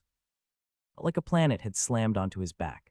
Why, yes, sovereign, he responded quickly. The sovereign's eyes bored into him. You will not be using him or any direct descendant as a test subject. The direct descendants are the lifeblood of the Sanguine clan, its core. Any attack towards them is an attack towards the entire clan. His gaze shifted again. Selim, my sovereign, the Iron Saint responded instantly, bowing even further. Then the sovereign's tone turned sharp. His voice grew colder. Bring the perpetrators to their knees in front of me. By your word, Selim replied. Then the sovereign turned back toward Varnal. Is that clear? Yes, sovereign, Varnal responded with clenched fists. Just then the sovereign swept his gaze across the entire hall, his aura tightening its grip on them all. Is that clear? The response came instantly. Yes, sovereign, the sovereign nodded. And just as he was about to dismiss the meeting, Malachi's voice suddenly rang out from below. Sovereign. The sovereign turned and saw Malachi kneeling just like the others, head bowed. Speak. Malachi clenched his fists, fighting against the immense pressure from the sovereign's gaze before he spoke. I respectfully request an audience. At his words, the gazes of the pulses and highbloods narrowed slightly in their bows. An audience? What could Malachi possibly want to see the sovereign for? Their thoughts swirled as they silently awaited the sovereign's response. A few seconds passed. Still, the sovereign didn't respond. He simply stared at Malachi. Would he not follow through on his promise? Malachi's thoughts churned. He was relieved that the sovereign had denied Varnal's request and had clearly shown interest in him. But the moment that goal had been achieved, Malachi's focus had shifted to something else, something just as important. I have to see him and find out the answers. Malachi's fists clenched tighter. The seconds ticked by, and then finally, the sovereign responded. Achieve the first rank in the fresh blood ranking, and I will grant you your audience. The expressions of Malachi and the other veins shifted. The fresh blood rankings. While the Sanguine clan had a general ranking that comprised every single member of the clan, the leaders had seen the need to create additional systems, and among them was this one, the Fresh Blood ranking. Unlike the general list, this was made specifically for the next generation, youths from the age of 12, when they first evolved, up until 20. It made the path to recognition a little more structured, a little more accessible for younger evolvers, and it separated the elites from the rest. Still, that didn't mean it was easy, not even close. Newly evolved members were forced to compete against 20-year-olds, those who had already carved out their names, honed their strength, and built up power over the years. Because of that, reaching the top, especially for someone like Malachi, who was only 14, was almost impossible. But that wasn't what made the other Vanes throw cold looks in his direction. It was the condition itself. The fact that the Sovereign had given him that condition could only mean one thing. The Sovereign believed Malachi could do it. Malachi's fists tightened further, his knuckles whitening, and then he responded through gritted teeth. Yes, Sovereign. Hearing this, the Sovereign stared at Malachi for a few seconds. Then he turned his head away and said, "You're all dismissed." Though he spoke the words, no one stood, not a single soul. They waited with their heads bowed, watching in silence as the Sovereign descended the platform and made his way toward the door at the side of the hall. As he stepped through and exited, the weight in the hall lifted. The immense pressure that had been pressing down on all of them vanished. As it did, Malachi didn't hesitate. He stood up immediately, gripping his scythe tightly. Without sparing a glance at anyone, he turned and walked straight toward the exit. He could feel their eyes, pulses, high bloods, veins, all of them staring and burning holes into his back. But he didn't care, nor did he freeze. He simply left the hall. Outside, the guards posted at the entrance whispered among themselves, eyes wide and voices hushed as they saw him step out. Malachi ignored every single one of them. He moved quickly, his feet crunching through the leaves as he cut across the forest path, weaving through the trees until he finally reached his manor. Silence greeted him, and he disappeared inside. Malachi walked out from the foliage of trees only to meet the desolate gates of his manor. It was just as he left it, barely maintained, empty and gloomy. Regardless, he didn't stop, making his way through the gates and reaching the main building. As Malachi approached the entrance, his steps came to a halt. He could hear voices, two women, talking. "I'm telling you, I saw him at the last banquet." The third, "Pulsa, he's so handsome it should be illegal." Jealous of his wife. Jealous is an understatement. "If I had a man like that, I'd never let him out of my sight." They both chuckled lightly. "But should we really be doing this? I mean, look at this place. We're making a mess, so what does it matter? There's no way the ninth Vane is coming back. He was sent to the pits, remember? Even we wouldn't survive that. Poor child. He really was unlucky. I'd still choose his life, though, to be born a Vane of the Sanguine clan. How much luckier can anyone get, even if he was a useless trash?" A brief pause. Then a snort. "I mean, what does he actually do? He just disappears to the back garden every day, swinging that scythe and calling it training. Meanwhile, everything he wants is handed to him on a silver platter. Look at us, too evolved, and we're still stuck serving him. But what about the Sovereign's missions? Those things are deadly. He still goes through a lot. He's escorted by a whole-blood champion. His life secured. That's not hardship. That's a royal vacation." Their voices grew louder. They were approaching the door. "Still feels like a pretty chill life to me. Honestly, I don't know why that kid always has that hateful look on his face. Spoilt. Fucking. Brat." The door creaked open, and both women stepped out. Not even a second passed before they froze. They were both dressed in pure white maid uniforms. They were none other than the last two maids left in the manor aside from Nyx. However, currently they both stood completely rooted in place, mouths slightly parted, their expressions drained of any color. Malachi was right there, alive and staring straight at them. The ninth Vane. It was as though their brains short-circuited. "Lana, I fucking told you that the drink was a bad idea." Lana didn't respond immediately. She just stood there, frozen. "Yuri, you can see him too." They were both still in denial. To them, this had to be a hallucination. Because it was simply impossible. The ninth Vane had been sent to the pit, and there was no way he could survive. Lana scoffed, trying to pull herself together. "His ghost must be haunting us." She took a step forward, only to freeze. "Kneel." Both their expressions exploded wide. That cold, detached voice, it was really him. But it wasn't just the realization that made their hearts seize. It was the raw and potent killing intent that came next. It slammed into them with force. The maids of the Sanguine, especially those with subpar talents, had hardly ever faced life-threatening danger. Aside from basic clan training, most had chosen the path of a servant to avoid the battlefield. But compared to Malachi, who had faced more death than most would in their entire lives, they were heaven and earth. So when his killing intent crashed into them, they felt it, their hearts racing, sweat soaking their clothes, legs turning to jelly. Then they saw it. Crimson veins streaked across Malachi's face as his aura surged. Another wave of shock slammed into them. He had evolved. Kneel. The second command did the trick. Whatever strength remained in their legs vanished. They dropped. And in ninth VVI, shut up. Malachi walked past them and stepped into the manor. He entered the main room, what was once the manor's living room. but now it was nothing but filth and garbage. Finished alcohol bottles, torn clothing, food wrappers, bones, empty pill cases, they littered every corner, creating a mess. Come here. At Malachi's words, the trembling maids rose halfway to their feet. Crawl. They froze again before gulping. Why yes, ninth vein, they settled back down and crawled into the manor, bowing behind him. You will both clean this place, along with the entire manor. While in this form, their eyes widened. The manor might not be massive, but it was still expansive. Cleaning all of it on their knees wouldn't just be time-consuming, it would be torture. But Malachi didn't seem to care. You have 1 hour. He turned and walked over to an empty chair in one corner of the room. Lowering himself onto it, he stared at the duo. The moment they heard the absurd time given, the two scrambled, their expressions morphing into panic. Malachi simply sat there calmly as the maids scrambled around the manor, packing and cleaning the filth they had caused. They were both in the Genesis rank, and with Malachi's power above the Genesis stage, his aura had been too much for them. Coupled with the fact that Malachi, a vein of the Sanguine clan, had finally evolved, they were stricken with nothing but fear. As they worked, Valentine sighed and muttered in his mind, "Damn, how cruel." Malachi raised an eyebrow. "This is cruel." "Ah yeah," Valentine said quickly, trying to clarify. "I mean, what they did was wrong, sure, but they're still entitled to have their own opinion." "Just like you are too." Right, Malachi replied, "but I own this manor, and they messed it up. If it had been the other veins, other maids would be cleaning their blood off the floor right now." Valentine hesitated before speaking again. "But you're not them, right? And yeah, they messed it up, but you could have just ordered them to clean it. Why the punishment? You're making it seem like they don't have a right to their own opinions." Malachi went silent. Although the words of the maids had burned his soul, Valentine had a point.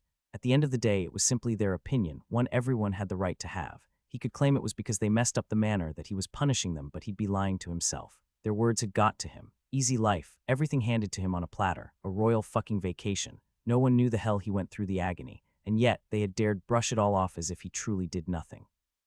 Malachi took in a deep breath, calming his raging emotions. At the end of the day, everyone had a right to their opinions, but he shouldn't allow them to bring him down. To him, their opinion shouldn't matter. He's right, I overreacted. He's right, I overreacted, Malachi admitted, but made sure to do it deep in his mind so Valentine couldn't hear him. He didn't have the strength to deal with the rambling spirit. Despite admitting that he had overreacted with the maids, Malachi still didn't ask them to stand up. He had already given out the punishment. Taking it back now would make him seem weak and unsure. The hour passed by quickly, and fortunately for them, they were able to finish in time.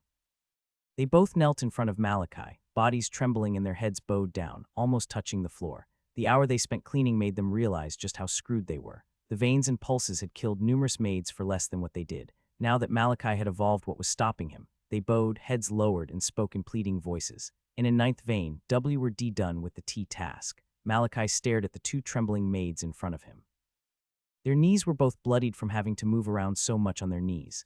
A few seconds passed, and then Malachi nodded. "All right, now both of you should leave this manor and never return." They both froze. Had they heard wrong? But seeing that Malachi was serious, they quickly bowed. "Why yes, ninth vein," they said in unison. They turned and began crawling away, desperate to leave. "Walk," Malachi ordered calmly. They paused, then shakily stood and rushed out of the manor as fast as they could. They didn't even care that they had been sent here as spies. At this point, their only goal was to escape this monster. As the maids left, Malachi was now the sole person remaining in the manor. He stood up from his seat and moved toward the entrance of the building. "She's not here yet." It had already been 1 hour since the meeting with the sovereign and the powers of the Sanguine clan ended, and yet Nick still hadn't returned to the manor. Malachi removed his gaze from the entrance and turned away, heading back inside just as Valentine spoke. Again, Malachi, where are your other maids?" "I don't have any more," Malachi replied. "Damn," Valentine muttered. "Aren't you like a prince or something in the clan?" Malachi paused, shaking his head slightly. "I thought you were well versed in politics. You saw everything that happened in that meeting, figure it out." He moved deeper into the manor, heading for his room. He entered. Valentine continued. "Ah yeah, I mean, I know you were treated like trash, but you're still a prince. I expected more, to be honest. This manor is Stop calling me a prince," Malachi said. "I'm a vein." "A vein." "Oh yeah, my bad, vein," Valentine corrected quickly. He paused for a second, then added, "That's right. What about that nice, overpowered maid from before, Nyx?" Malachi asked. "Yes, that one. Where is she? You left her behind after the meeting." "I don't know, you don't know," Valentine echoed, sounding genuinely surprised. "Isn't she valuable? Can you afford to lose her?" Valentine had seen just how powerful Malachi's enemies were, and he truly didn't see a way Malachi would survive without Nyx. Malachi sighed. He knew what Valentine was getting at. The sovereign's words, despite being absolute, could only protect him so much. "Maybe she decided not to work for me again," Malachi thought as he sat down on the edge of his bed. Valentine went silent for a moment before he muttered, "We're fucked." Back in the large hall where Malachi had met with the sovereign and the other powers of the Sanguine clan, a lone figure knelt beneath the flight of stairs that led to the sovereign's throne. In the entire hall, only this figure was present, but that soon changed. The large doors creaked open, and a man stepped in. Instantly, the air in the hall grew heavy, as though gravity itself had multiplied. The figure kneeling beneath the stairs bowed even lower as the man walked right past her, stopping just beneath the stairs. "Nix." The man turned and his gaze landed on the kneeling figure. "My sovereign," Nix greeted, lowering her head even further. The blood sovereign stared down at her in silence for several seconds. "You requested an audience with me. Why?" For the past 1 hour, Nix had been waiting on her knees, head bowed, waiting for the sovereign to grant her an audience. And now he was here. Nix hesitated, her fingers clenched tightly into fists. Then she finally spoke. "My cover has been blown," she began. "I won't be able to continue as the Ninth Veins SB. That's not why you're here," the sovereign cut in. "Speak your mind." Nix's head dropped lower. Her clenched fists trembled slightly. And then after a pause, she said quietly, "I don't want to work as a spy anymore, my sovereign." The sovereign's gaze bore into her. He didn't respond immediately, and seconds passed. Then finally he said, "As you wish." Just as he turned to walk away, "And I want to protect him." The sovereign paused mid-step. He turned to look at Nix once more. "Is this the truth?" Nix nodded slowly, then spoke again, her voice firmer this time. "I want to serve him. I want to protect him from anyone who tries to harm him. Even me." Nix froze. I know," she stammered. But suddenly the sovereign burst into laughter. If anyone had seen him at that moment, they would have been beyond shocked. The blood sovereign laughing, but Nix didn't look surprised. Her face was flushed red as though she had just been wronged. As the sovereign's laughter died down, he turned back to her. "I apologize, Nix," he said, smiling slightly. "I'm just happy for you. I'm glad to see you found a reason to live again." Nix bowed lower. Her expression turned solemn as memories flashed across her mind. The sovereign nodded and continued, "All right, I'll allow it. You are free to pledge your loyalty to him." And Nix, "Yes, sovereign," she replied immediately. "Protect him." Nix clenched her fists tighter, then nodded firmly. "I will, sovereign, no matter what." The sound of firm footsteps echoed as a figure walked down the hallway. He was none other than Varnal von Sanguine. Varnal was a slender man, always well-dressed, with a handsome face that could make the hearts of many women melt. He always carried with him a smile that many had come to learn was well-rehearsed. Because of his jovial and charismatic personality, he was a people's person. In simple terms, the people loved him and he was well-received, which was why many would be beyond shocked if they saw the current look on his face. His eyes were cold. The ever-present smile that had become his trademark was gone, replaced by a twisted expression. There was no doubt about it. Varnal was pissed. Behind him, the sound of softer steps echoed Kana's. Her head was bowed low, her expression troubled. She bit down on her lower lip so hard it had already drawn blood. Her fingers clutched her fan with a white-knuckled grip as she followed behind. It looked as though she tried to appear as invisible as possible. Soon enough, they reached a large door and entered. The room they walked into was one clearly meant for the upper class. A massive king-sized bed stood at the center, flanked by carved mahogany drawers, velvet curtains, and chandeliers that bathed the room in a soft golden glow. As they stepped in, Kana quietly closed the door with a soft click but didn't move a step further. She remained frozen by the door, head still bowed low. Varnal walked to the center of the room, then stopped. He slowly turned around, his gaze like ice as it fell on Kana. "Kneel." Kana flinched at his voice, clutching her fan tighter. Then, as though the command was law, her legs folded beneath her and she sank to the ground. "Crawl." The word came sharp. Kana trembled, lowering her head even more. Her lips bled freely now and her teeth still pressed down as if she was trying to keep herself together. Then she obeyed, crawling toward him inch by painful inch. Varnal watched with a cold gaze as she approached. When she finally reached him, she knelt before him, head lowered. "Look at me." She froze, then slowly, hesitantly, she began to lift her head. Wham! Before her eyes could even meet his, a hand engulfed her vision. The slap struck her cheek with force, jerking her head violently to the side and sending her crashing to the floor. "Stand up." Kana's vision was blurred. Her ears rang nonstop. A slap from a bloom, Vita infused or not, was no small thing. Blood spilled from the corner of her mouth from just that one slap. But despite the pain, Kana didn't utter a single sound. She knew what would happen if she did. She used her trembling hands to push herself up and knelt again before him. "Look at me." Tears streamed down her face as she shakily lifted her head again. "Slap." Another strike, another fall. "Kneel." His voice was cold. Kana's entire body shook violently, her cheeks radiating nothing but pain. Tears flowed freely down her face. Still, she forced herself to kneel once more. "Look at me," she obeyed. Slap. The third slap sent her hurling across the room, her body rolling on the floor. But this time Varnal didn't wait. He marched forward. Then came the kicks. Brutal, repeated, hard. "You only had one job," he snarled. "Just one fucking job.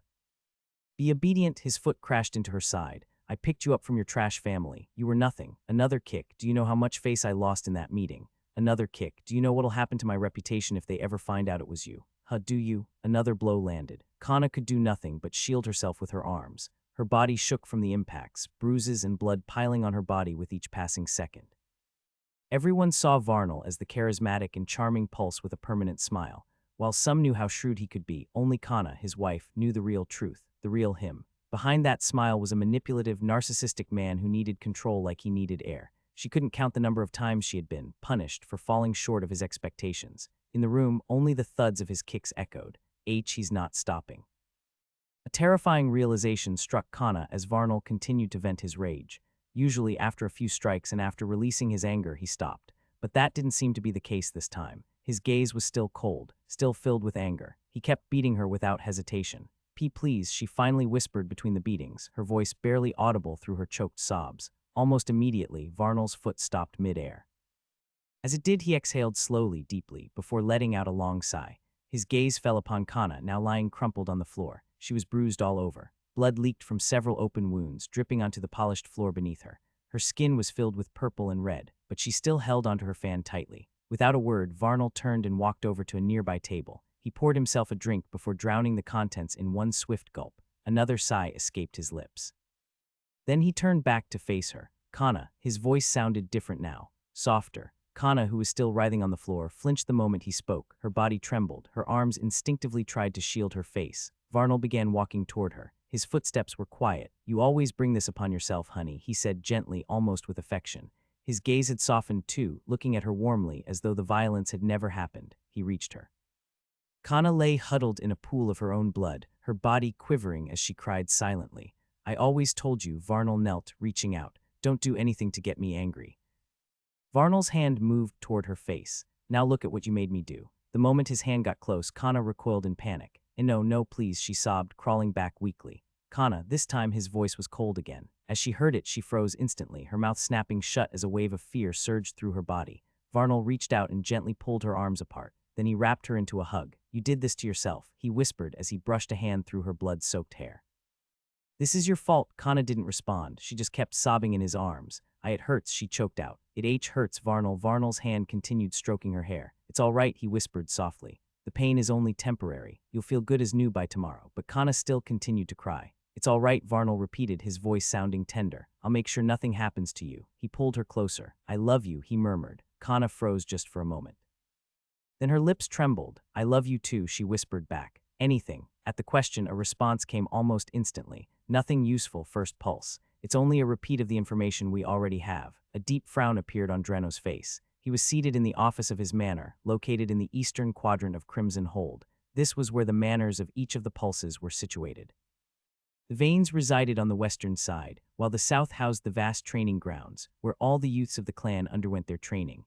It was also the residential quarter for warriors who chose to remain within Crimson Hold. The center and north, however, had the most important structures: the Sovereign's Tower, the council halls, the library, etc. The meeting with Malachi and the other powers had taken place in the evening, and because of that, many hadn't returned to their respective cities, choosing instead to remain for the night within the City of Blood.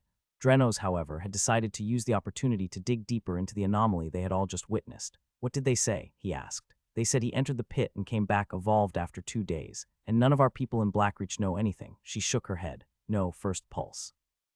Drenos clicked his tongue. "Useless," he muttered under his breath, but his focus immediately shifted again. "There's something different about his evolution, and we need to find out what that is." "What are your orders, first pulse?" Drenos stayed silent for a few moments, staring into the empty air. "Then send someone, discreetly. Have them enter the pit and explore. The answer may lie there." "As you wish, first pulse." She bowed slightly but hesitated. "What about the 9th vein?"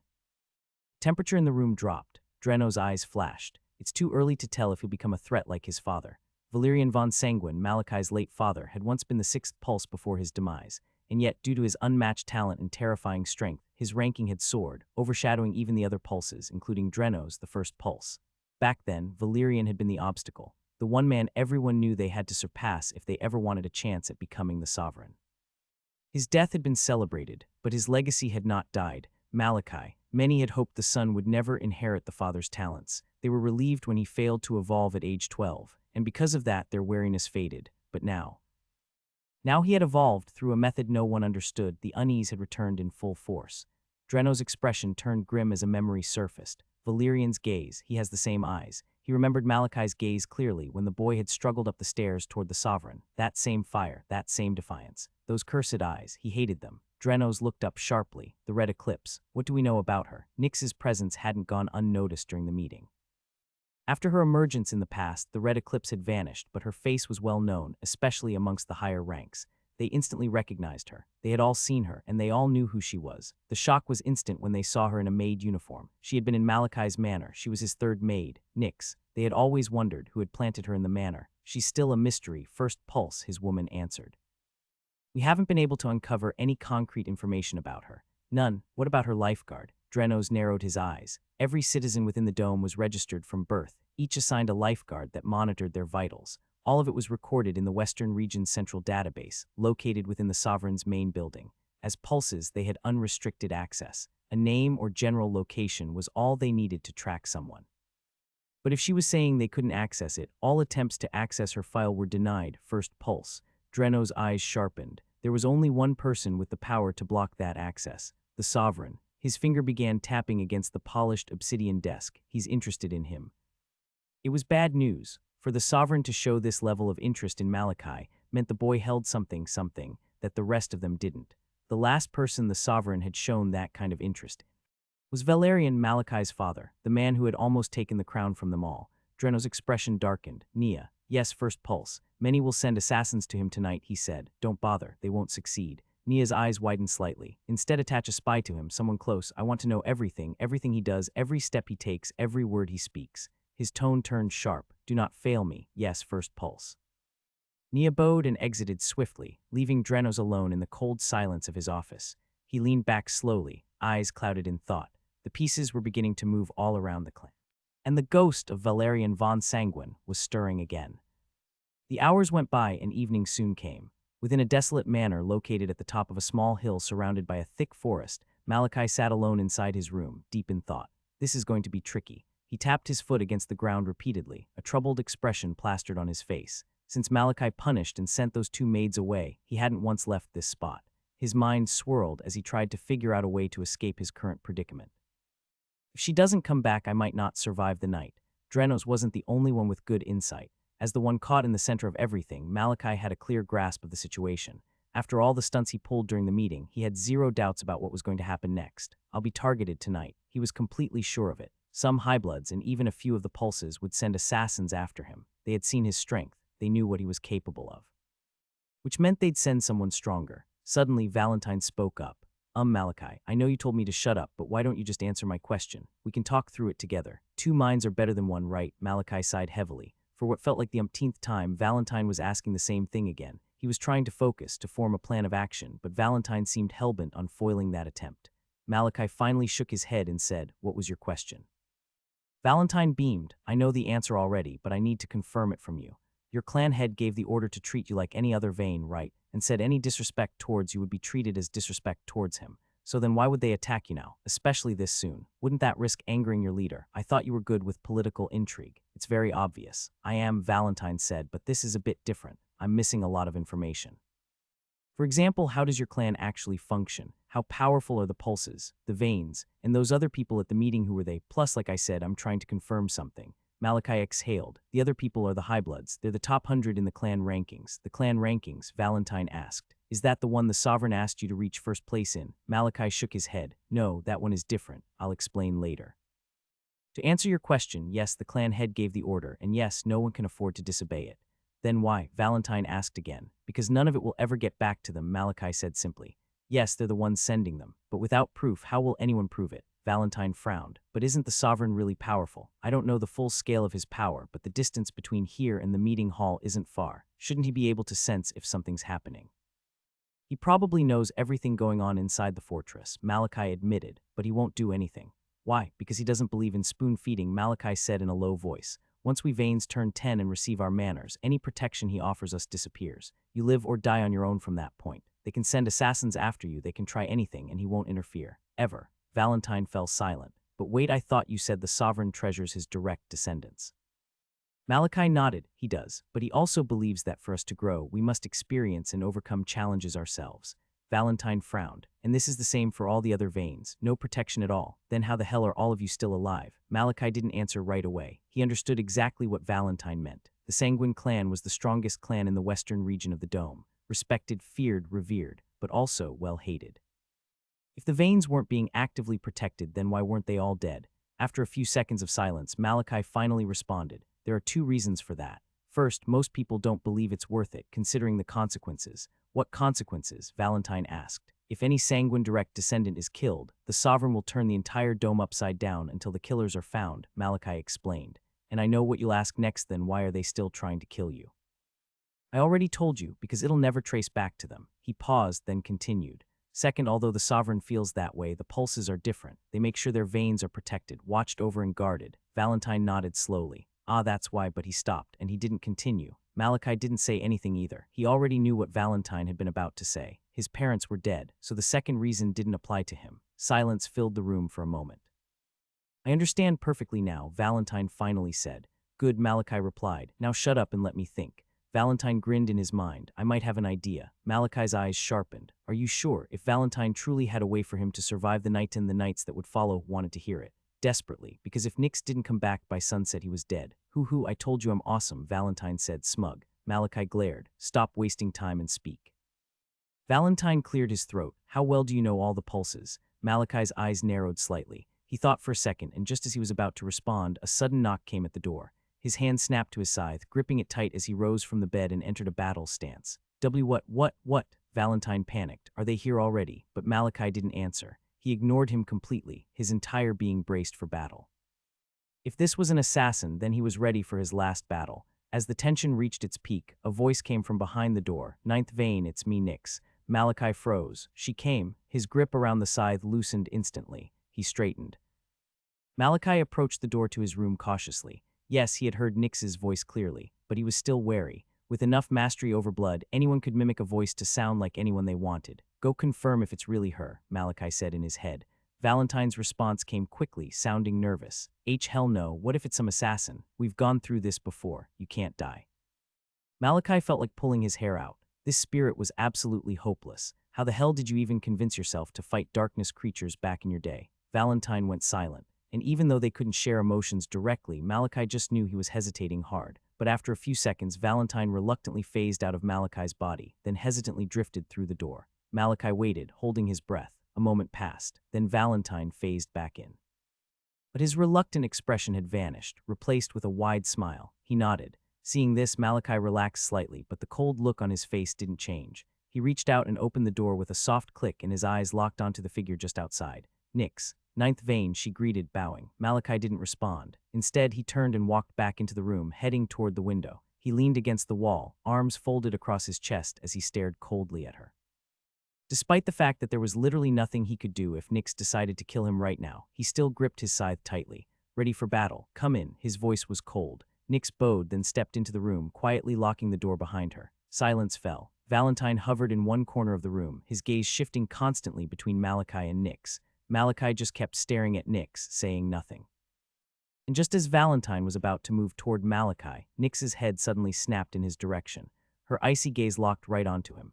Can she see me? Valentine panicked. But before Nix could say a word, who are you working for? Malachi asked. Nix froze. She turned slowly to face him. And immediately she saw it, his grip on the scythe had tightened again. He was fully on guard. One wrong answer and she would lose his trust completely. Nix paused. Then she answered in a low tone, no 1/9. Malachi's gaze narrowed. He didn't speak right away. Then who are you working for? Nix's eyes widened slightly. Malachi's insight was sharp. After a second, she finally said it, the Sovereign, as expected. Malachi's eyes sharpened. Nix had always been a mystery to him. Unlike the other maids, she never joined their gossip. Her expression was always cold. She never slipped, always acted like a servant. He had always suspected someone had planted her in his service but didn't know who. But ever since he discovered that Nix was a Bloom, the list of potential suspects had narrowed drastically. At the very top of that list was the Sovereign. And what about now? Malachi asked. I'm not working for him anymore, Nix replied. But you were before. Yes, you just walked up to him and told him you wanted to stop. Malachi asked, feeling guarded. And he let you go, just like that. No conditions, no demands. Nix bowed her head. Yes, Malachi fell silent. He was desperate, he knew it. Without Nix, he might not live to see the next morning. and although his mastery over blood wasn't nearly advanced enough to sense if she was lying, he had been betrayed so many times that he developed a sharp instinct for deception, especially when it came to Nyx, who wore her emotions on her face. Still, too many things didn't add up. Why would the Sovereign let her go now? Now, of all times when Malachi had just evolved, this would be the perfect moment to place a spy to monitor and find out his secrets. The Sovereign didn't rise to power through strength alone. He was sharp, ruthless, and he would have known that Malachi needed Nyx now more than ever. It just didn't make sense. Malachi shook his head. What mattered was that she wasn't lying. He could feel it. "So what's your plan now?" he asked, voice cold. "Why are you here?" Nyx clenched her fists. Her face turned troubled.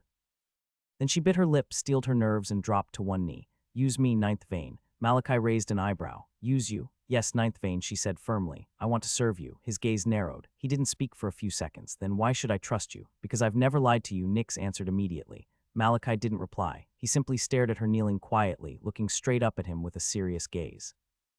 And although he knew she could kill him in an instant, all he saw in her eyes was warmth. "Why do you want to serve me?" Nyx froze. Her lips parted slightly, but no words came out. Silence descended once more in the room. Valentine, who had drifted closer, suddenly whispered, "What are you doing, Malachi? Didn't you say you wouldn't last the night without her? Why all these questions?" "I want to confirm the level of trust I can give her," Malachi replied in his mind.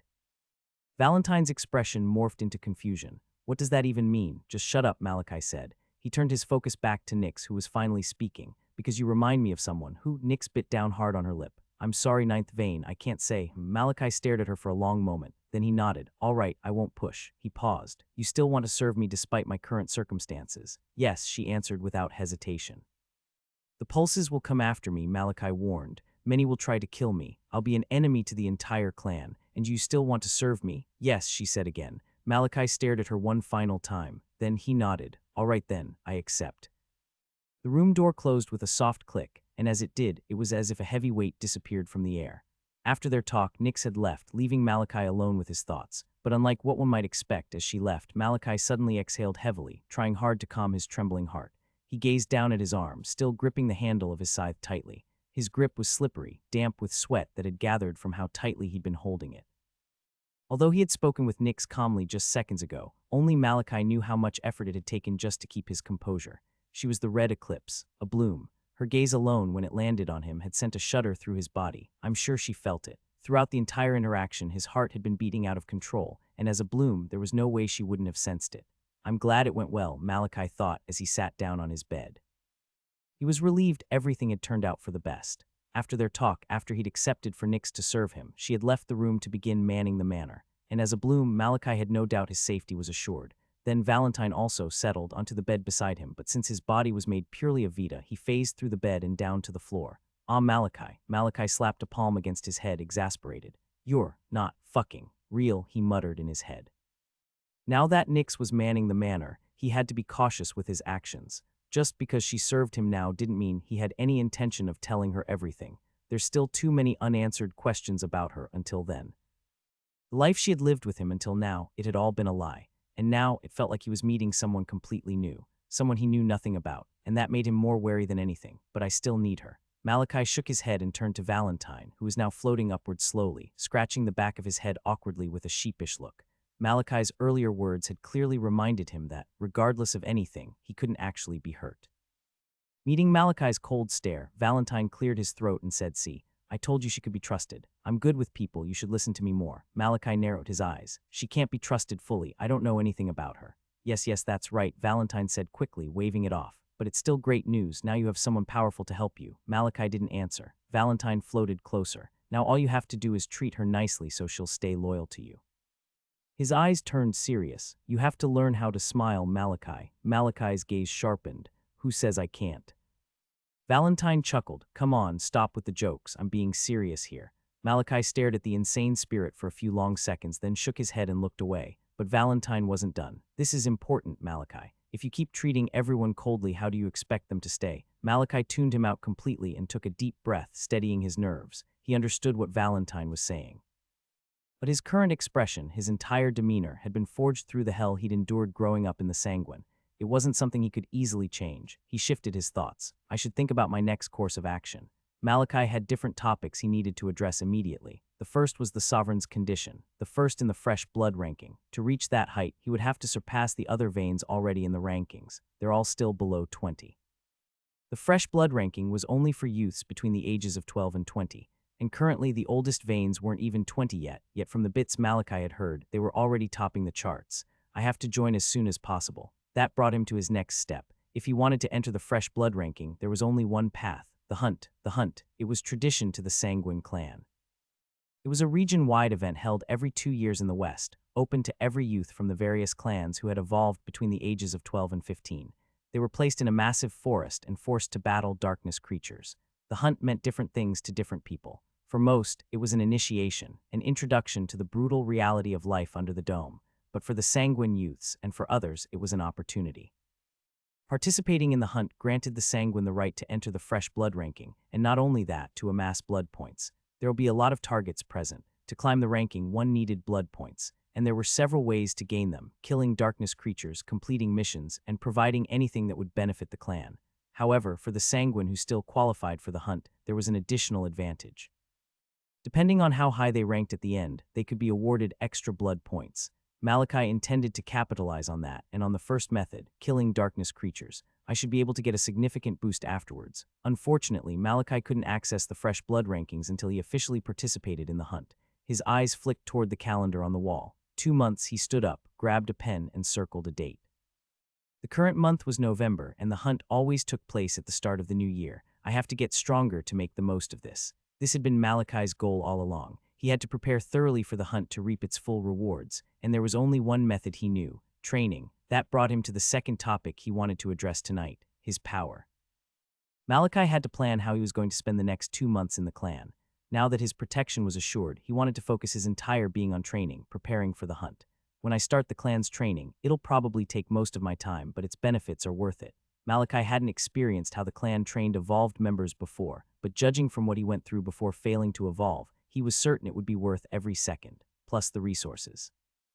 This had been one of the main reasons he wanted to join in the first place. The resources provided by the clan would be incredibly beneficial to his growth. I'll make my plan once I see what it's all about tomorrow, but for now. He would begin training tomorrow, as per the sovereign's orders, so for now he resigned himself to making a decision then and planning around it. But before that, he wanted to check his current standing. Manifest. A panel of light ignited to life in front of him, displaying his stats. Vita Core Interface. Name: Malachi von Sanguine. Lineage: direct descendant of the Sanguine clan. Title: S. Successor of life, ruined heir, worthless trash, talent grade. Vita stored: 4535, 4500, 4535 units. Vita absorption rate: 2 vs, high density, 1.5 vs, normal zone, evolution stage. Genesis, awaiting formation of first node, base attributes. Strength: 170, 90, 125, dexterity, 180, 100, 135, vitality, 235, 239, 125, 150, perception, 182, 110, 140, willpower, 120, 122, 50, 76, control, 110, 05, node map, blood node. Active: 1 refined muscle node, sealed. Nerve node, sealed. Bone node, sealed. Breath node, sealed. Digestion node, sealed. Synaptic node, sealed. Cellular node, sealed. Endocrine node, sealed. Immune node, sealed. Sensory node, sealed. Body node, sealed, opens when all primary nodes are awakened and refined at 100. Malachi gazed at his stats with a calm look. Valentine, who had stopped talking after realizing Malachi wasn't listening, floated behind him. Damn, you didn't even train and something still improved. Malachi's gaze stopped briefly on his vitality and will stats. They had both somehow increased, even though he hadn't actively trained them. It must be because of those instances.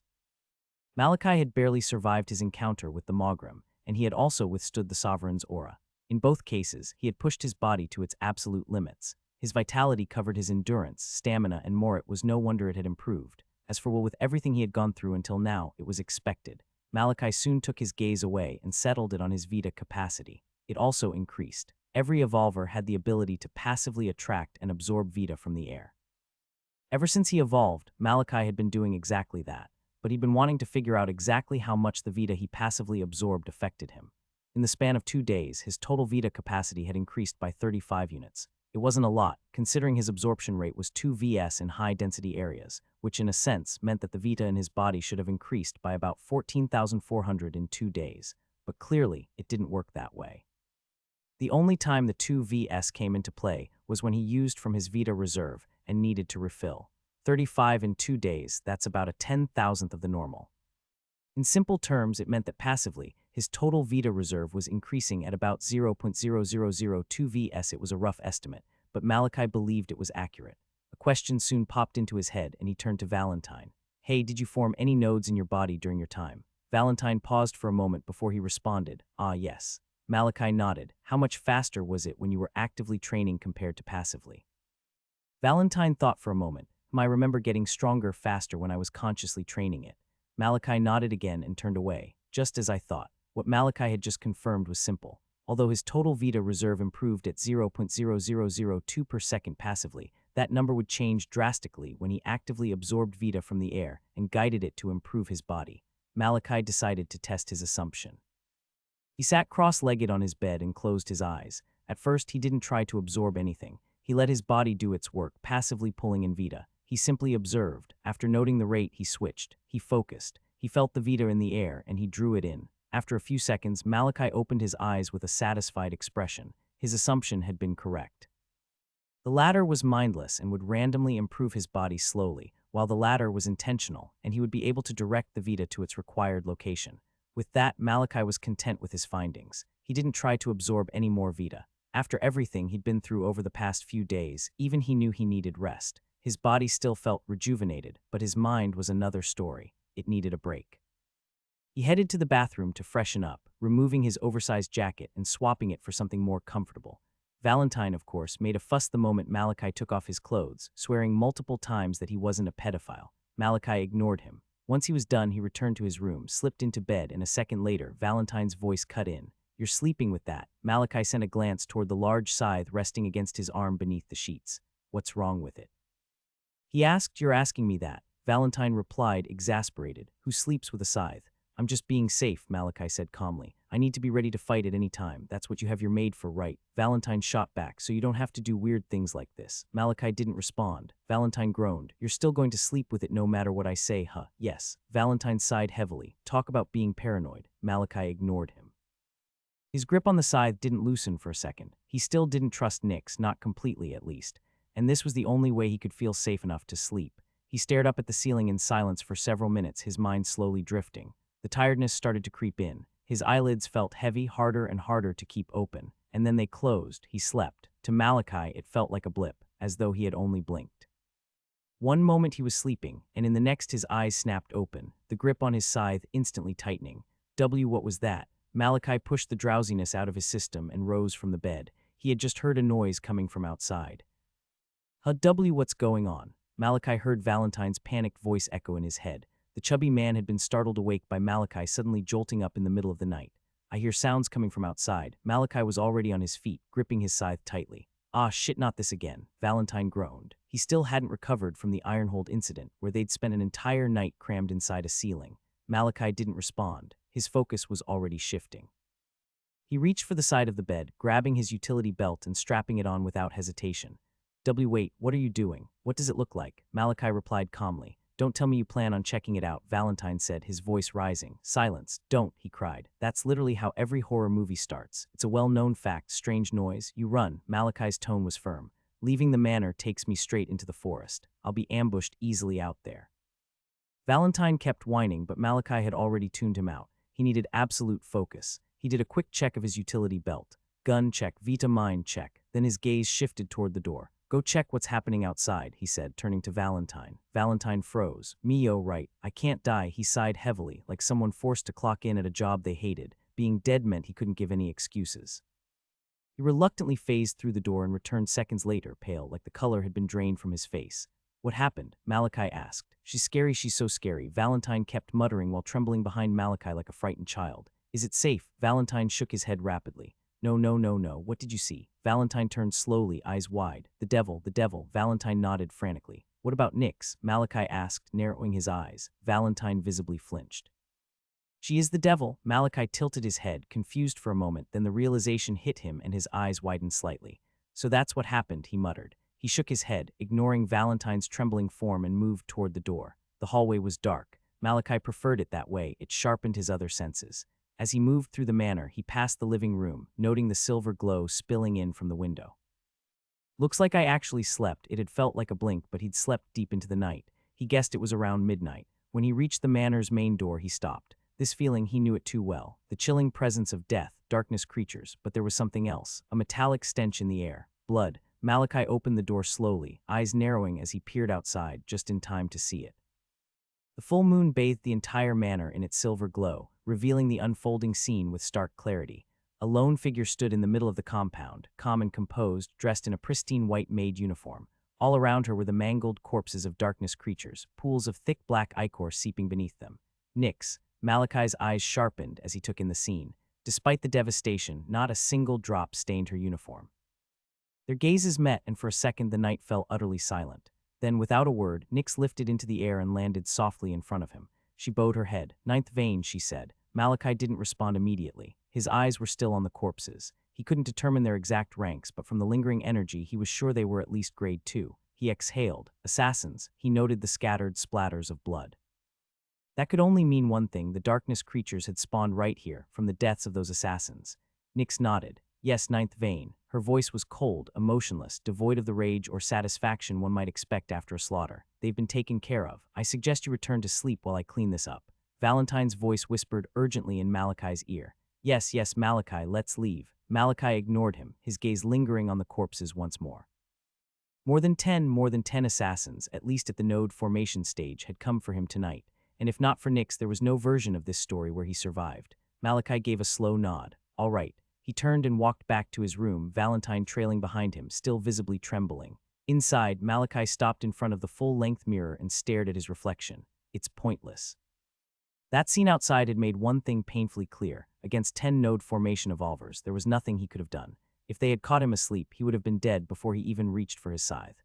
Which meant right now his life wasn't protected by his strength. It was protected by Nix. So then why had he been sleeping with his scythe? What protection did it truly offer when his survival no longer depended on him? He exhaled heavily, unbuckling his utility belt and placing it down. His eyes drifted to the scythe still in his grip. He stared at it for a few quiet moments, then gently set it on the bed before climbing in. Valentine blinked. "Wait, you're not sleeping with your scythe." He looked genuinely shocked. Moments ago, Malachi had looked like he was ready to die with it in his hands. "No," Malachi said simply. Valentine, who had been about to praise Malachi, glanced at the bed again and narrowed his eyes. What the heck? What's the difference? Although Malachi wasn't sleeping with the scythe, it was now resting by the bed, its staff just inches from Malachi's hand. "Mind your business," Malachi responded. Valentine sighed. "At least it's progress. We'll get you there, don't worry. Shut up and let me sleep." Valentine didn't reply again, letting silence return to the room. "I have to get stronger." Valentine was right, it was progress. Letting go of the scythe, even in this manner, meant Malachi had decided to trust Nix, at least to an extent. But placing his life in someone else's hands was something that didn't sit well with him. He needed to change that. Sleep took him in the next moment. Morning came fast. The morning air was cold. By 4 a.m., Malachi had already woken up from his sleep. He felt rejuvenated in both his body and mind. Malachi had never felt the effect of good sleep this well before. Because he had chosen to trust Nix, even if only slightly, he had been able to get the deep sleep he needed. As he woke, Malachi sat cross-legged on his bed, his eyes closed as he focused deeply. His system was already programmed to wake up early. Being unevolved growing up, he had needed to train his body even more than most to gain even a modicum of strength. Still, the main reason he had woken up this early was because of the youth training he was joining today. If I remember correctly, it should be 5 a.m. Monday to Saturday, during his time as an unevolved, that had been the schedule. Every day except Sundays, from 5 a.m. to 8 p.m., and now, even after evolving, Malachi had woken up early to prepare both body and mind for what was to come. He meditated, steadying his breath, calming his thoughts. The minutes passed. Then when it was almost time, he stood up and walked out of his room. Malachi had already freshened up and was ready for the day. But as he stepped into his living room, he paused. Nix was there, standing silently with a bow. Just as he was about to nod and walk past, Nix raised her head and said, "Ninth vein, you have a visitor." Malachi's gaze narrowed. A visitor. He instantly grew wary. The fact that the person was still here despite Nix's presence meant it wasn't someone she could casually throw out. "Who?" Malachi asked. "The second pulse," Nix replied. Malachi's eyes widened. "What the hell? Where is she?" he asked, his gaze scanning the space. He already knew the second pulse wouldn't be inside. Nix wouldn't allow that.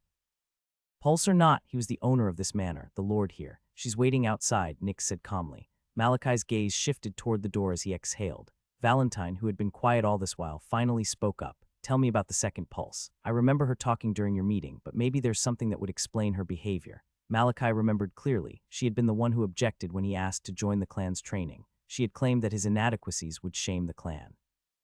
I don't have any relationship with her, Malachi responded as he reached the door. I only know what I've heard. He paused, then continued. She's prideful, cold, and she hates weakness. Well, that would explain why she hated you, Valentine muttered. But what about now? I mean, you beat someone nearly twice your age. She can't still think you're weak, right? Malachi's eyes sharpened. Let's find out.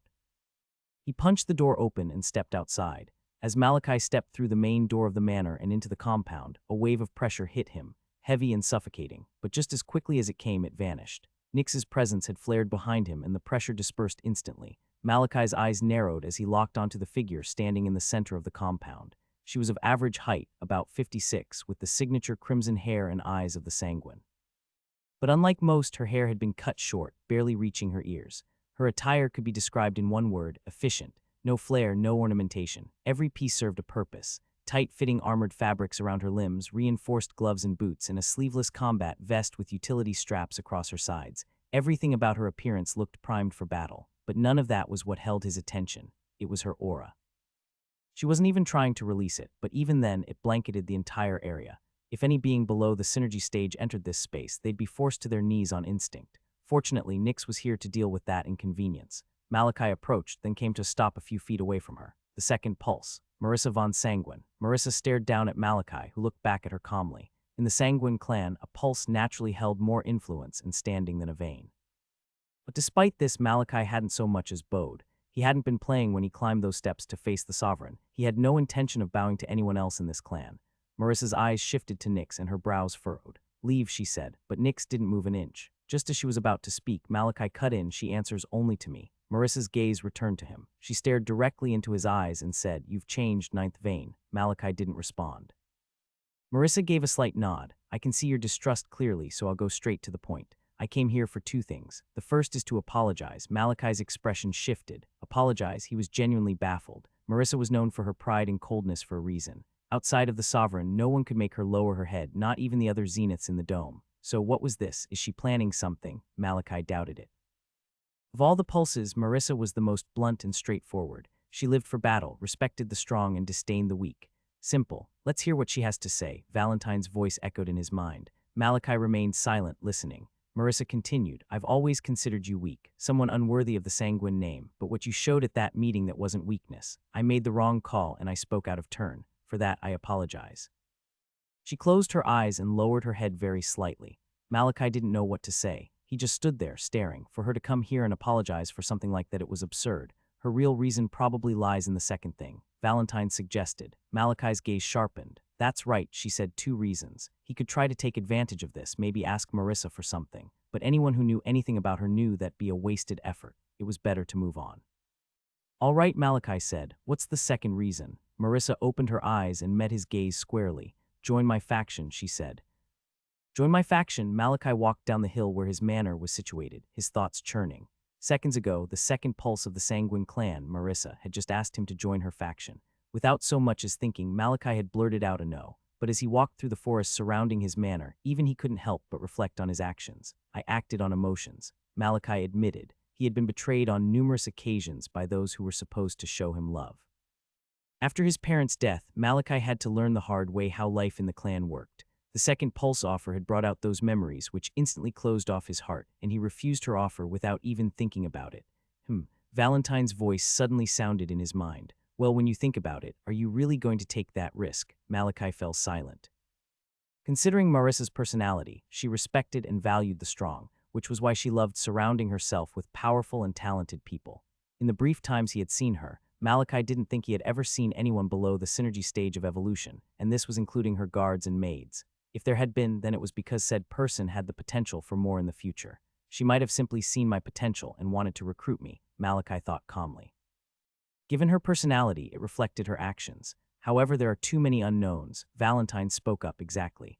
Being under the banner of a pulse would give you more standing in the clan and smoothen a lot of issues, but it has its downsides too. You'll be dragged deeper into political plays. Every attack directed towards the second pulse would reach you, and the other pulses would probably see you as more of a threat.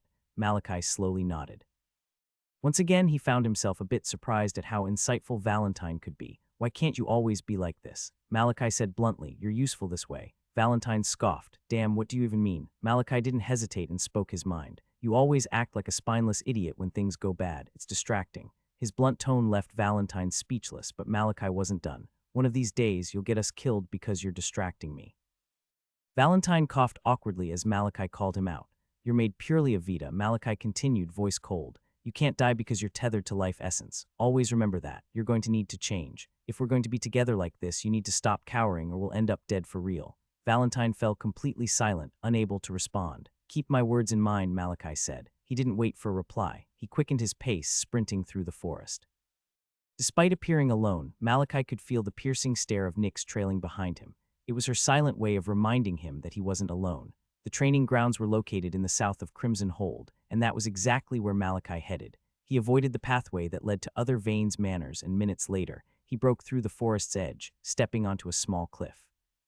He paused, peering down below, where a sprawling expanse stretched across the land, littered with blackened buildings of varying sizes enclosed in a large and thick wall. "I'm early." It was still about 15 minutes before 5 a.m., but Malachi didn't mind the earliness. "I might need to be tested before I'm grouped." From what he remembered from his time training as an unevolved, the youths were grouped into 3 different types: beginner, intermediate, and advanced. And this held for each of the different disciplines they took, but Malachi only knew about the disciplines F the unevolved. The evolved was still an unfamiliar territory. Regardless, Malachi was sure he would need to be tested to determine which category he would join. "I'll find out there," Malachi thought calmly. He descended the cliff from the side, reaching the large expanse. Approaching the wall, he passed numerous small buildings scattered just outside it. Aside from the training grounds, the south of Crimson Hold also housed members of the clan who chose to live there.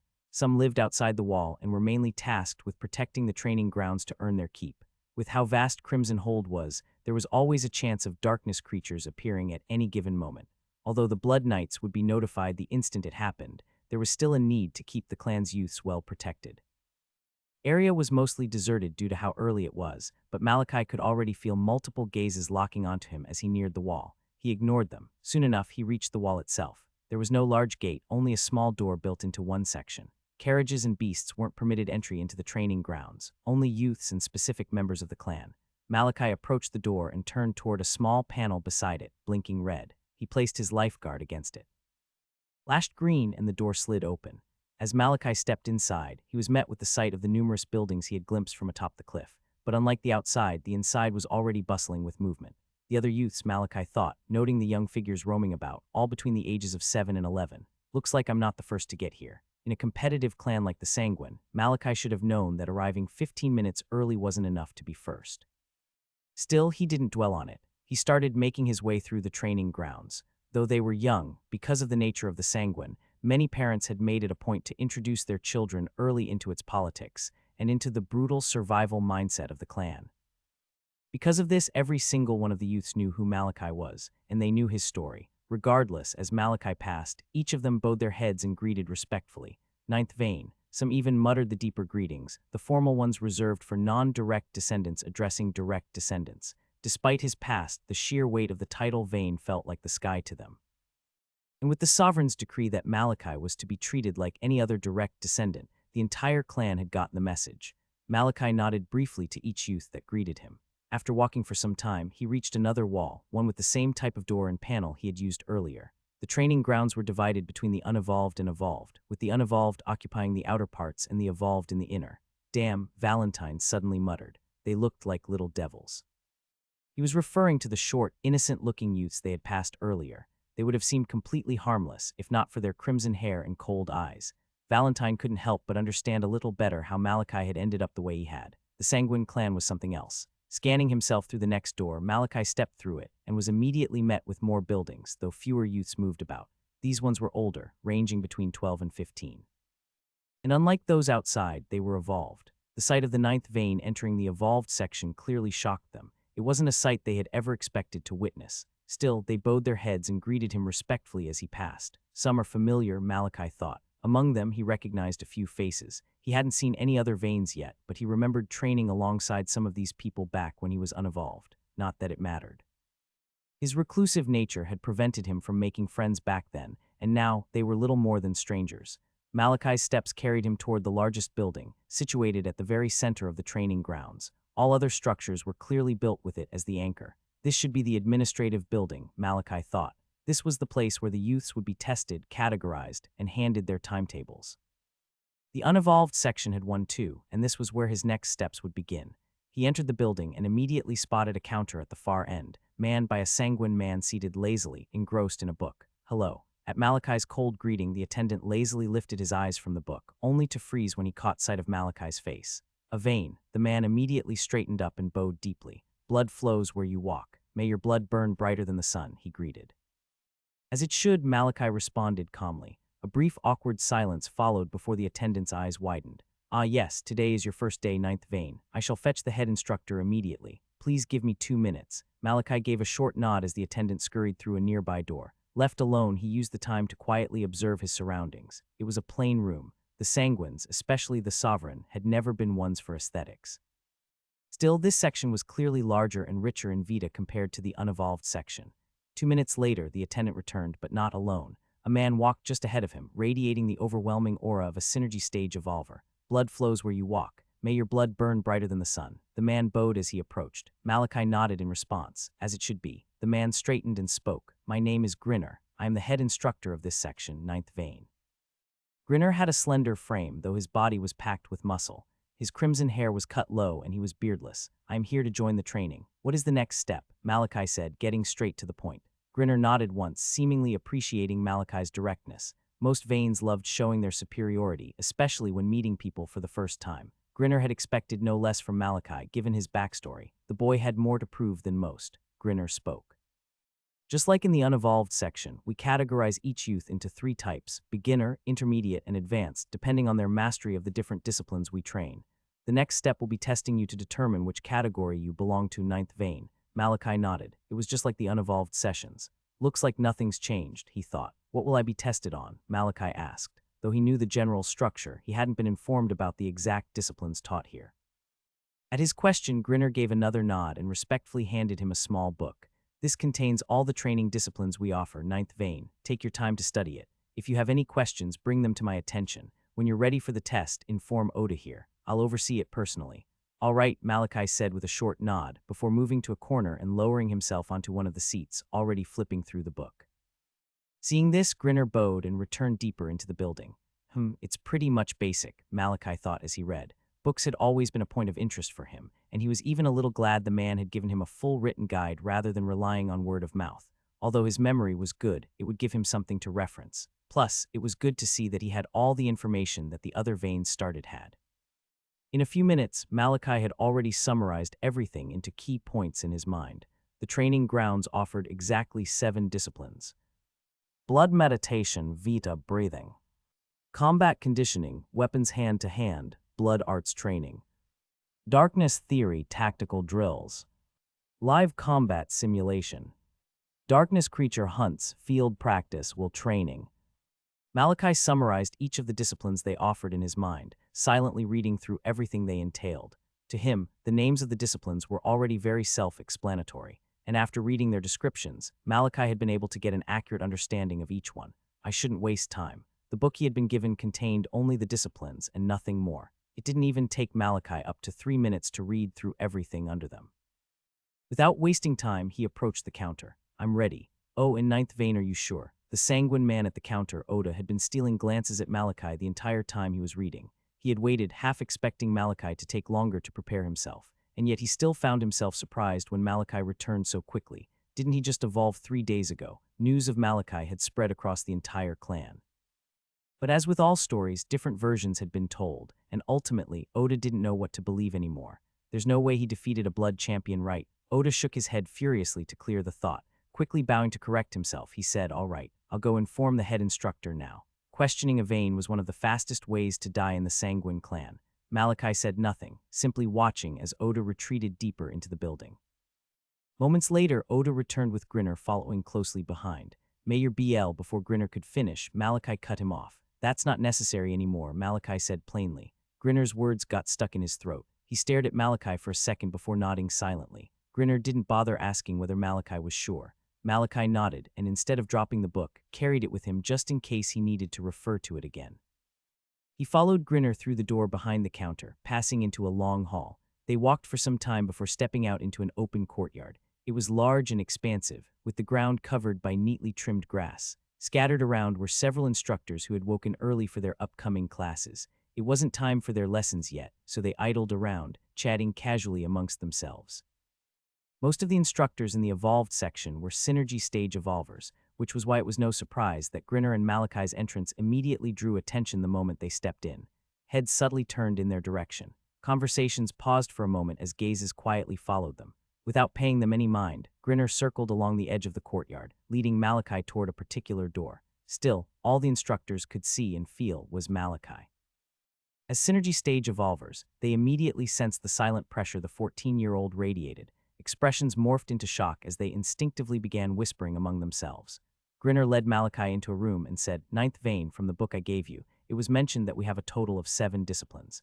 Malachi nodded, scanning the room.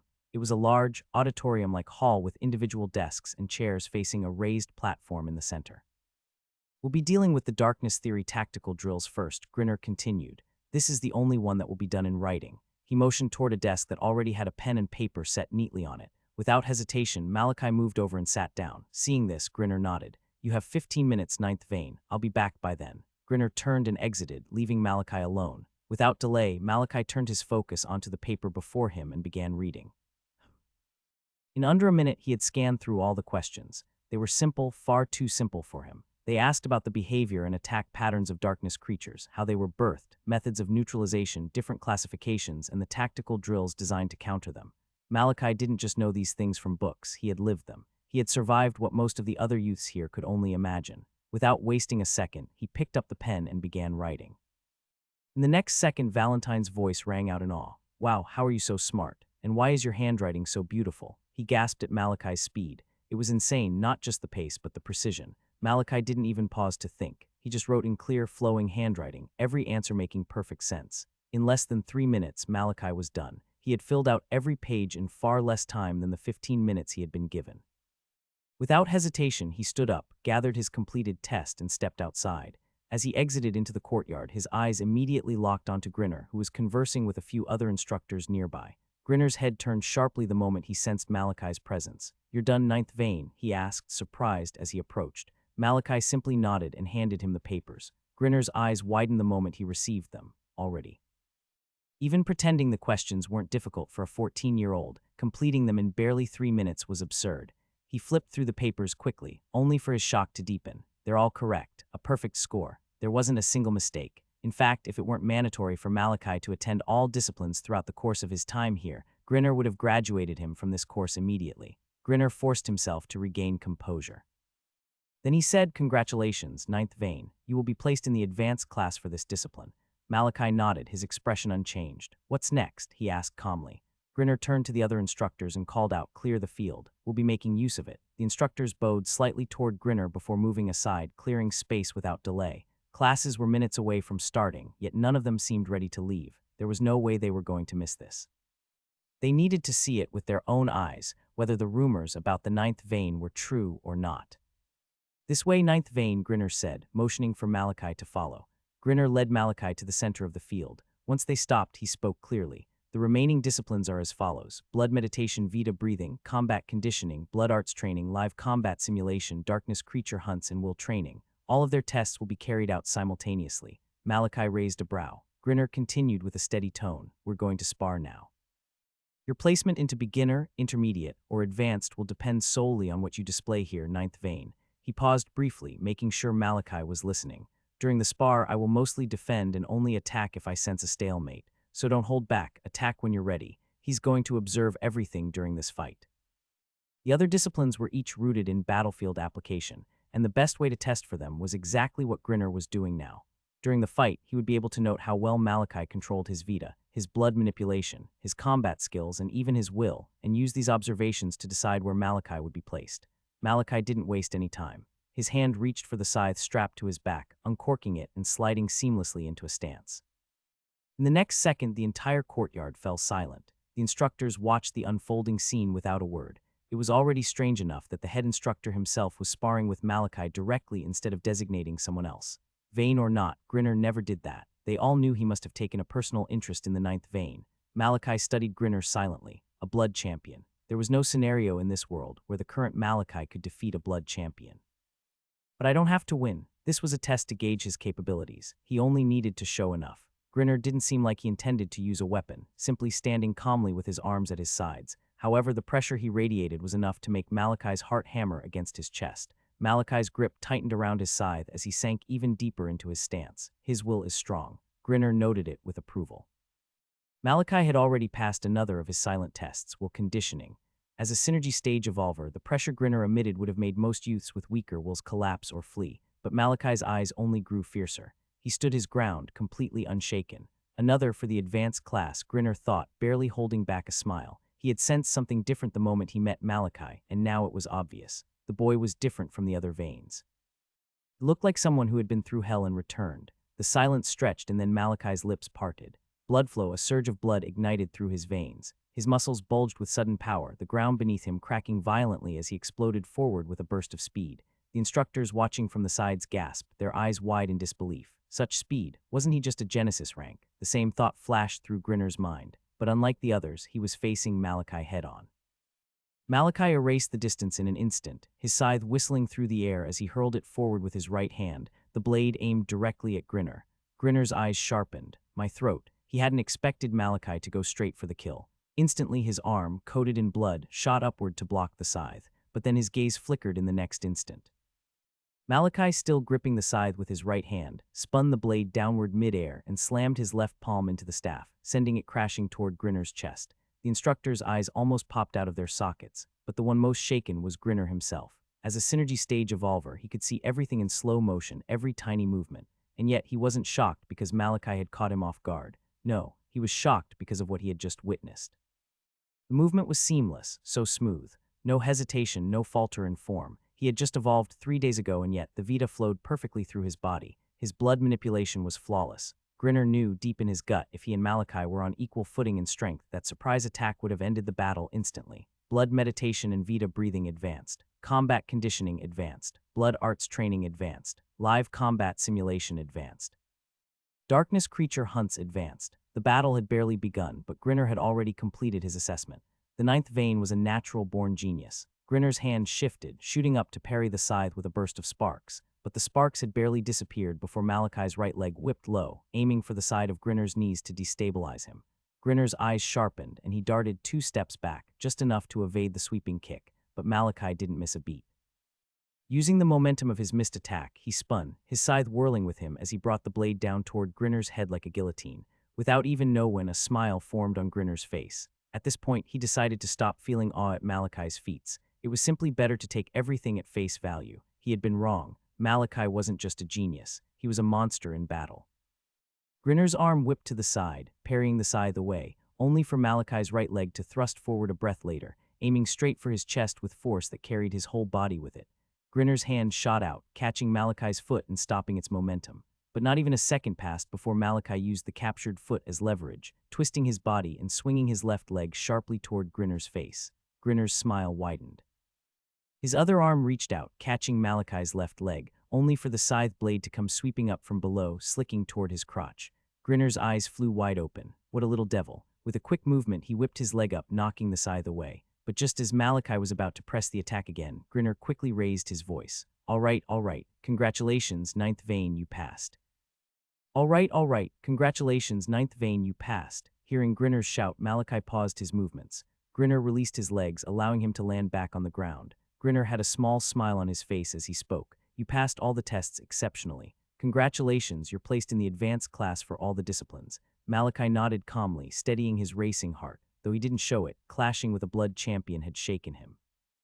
He released his powers, allowing his Vita and blood to settle. Now I can attend the sessions, Malachi asked. Yes, ninth vein, Grinner replied. All right, Malachi said simply, placing his scythe back into its holder behind him, just in time for Grinner to reach into his jacket and pull out a small book.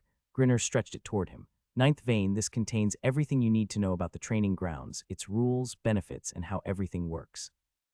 Malachi collected the book and immediately started going through it. Perfect. His eyes sharpened as he flipped through the pages. This was exactly what he needed. The main reason he had wanted to join the training sessions in the first place, its incentives. According to this, a test is held every month for each discipline. Depending on rank, rewards will be given. The rewards varied for each discipline, some tailored specifically to help youths advance faster. Malachi took mental notes of each reward listed and couldn't help but nod slightly in approval. They would be greatly beneficial. Grinner silently waited as Malachi continued reading. After a few minutes, Malachi closed the book and turned to face him. "Are you done, ninth vein?" Grinner asked. Malachi nodded. "All right then, let me take you to your first discipline." Malachi followed Grinner back through the courtyard, retracing the path they had taken earlier. As they moved, they passed by several instructors who had witnessed the spar.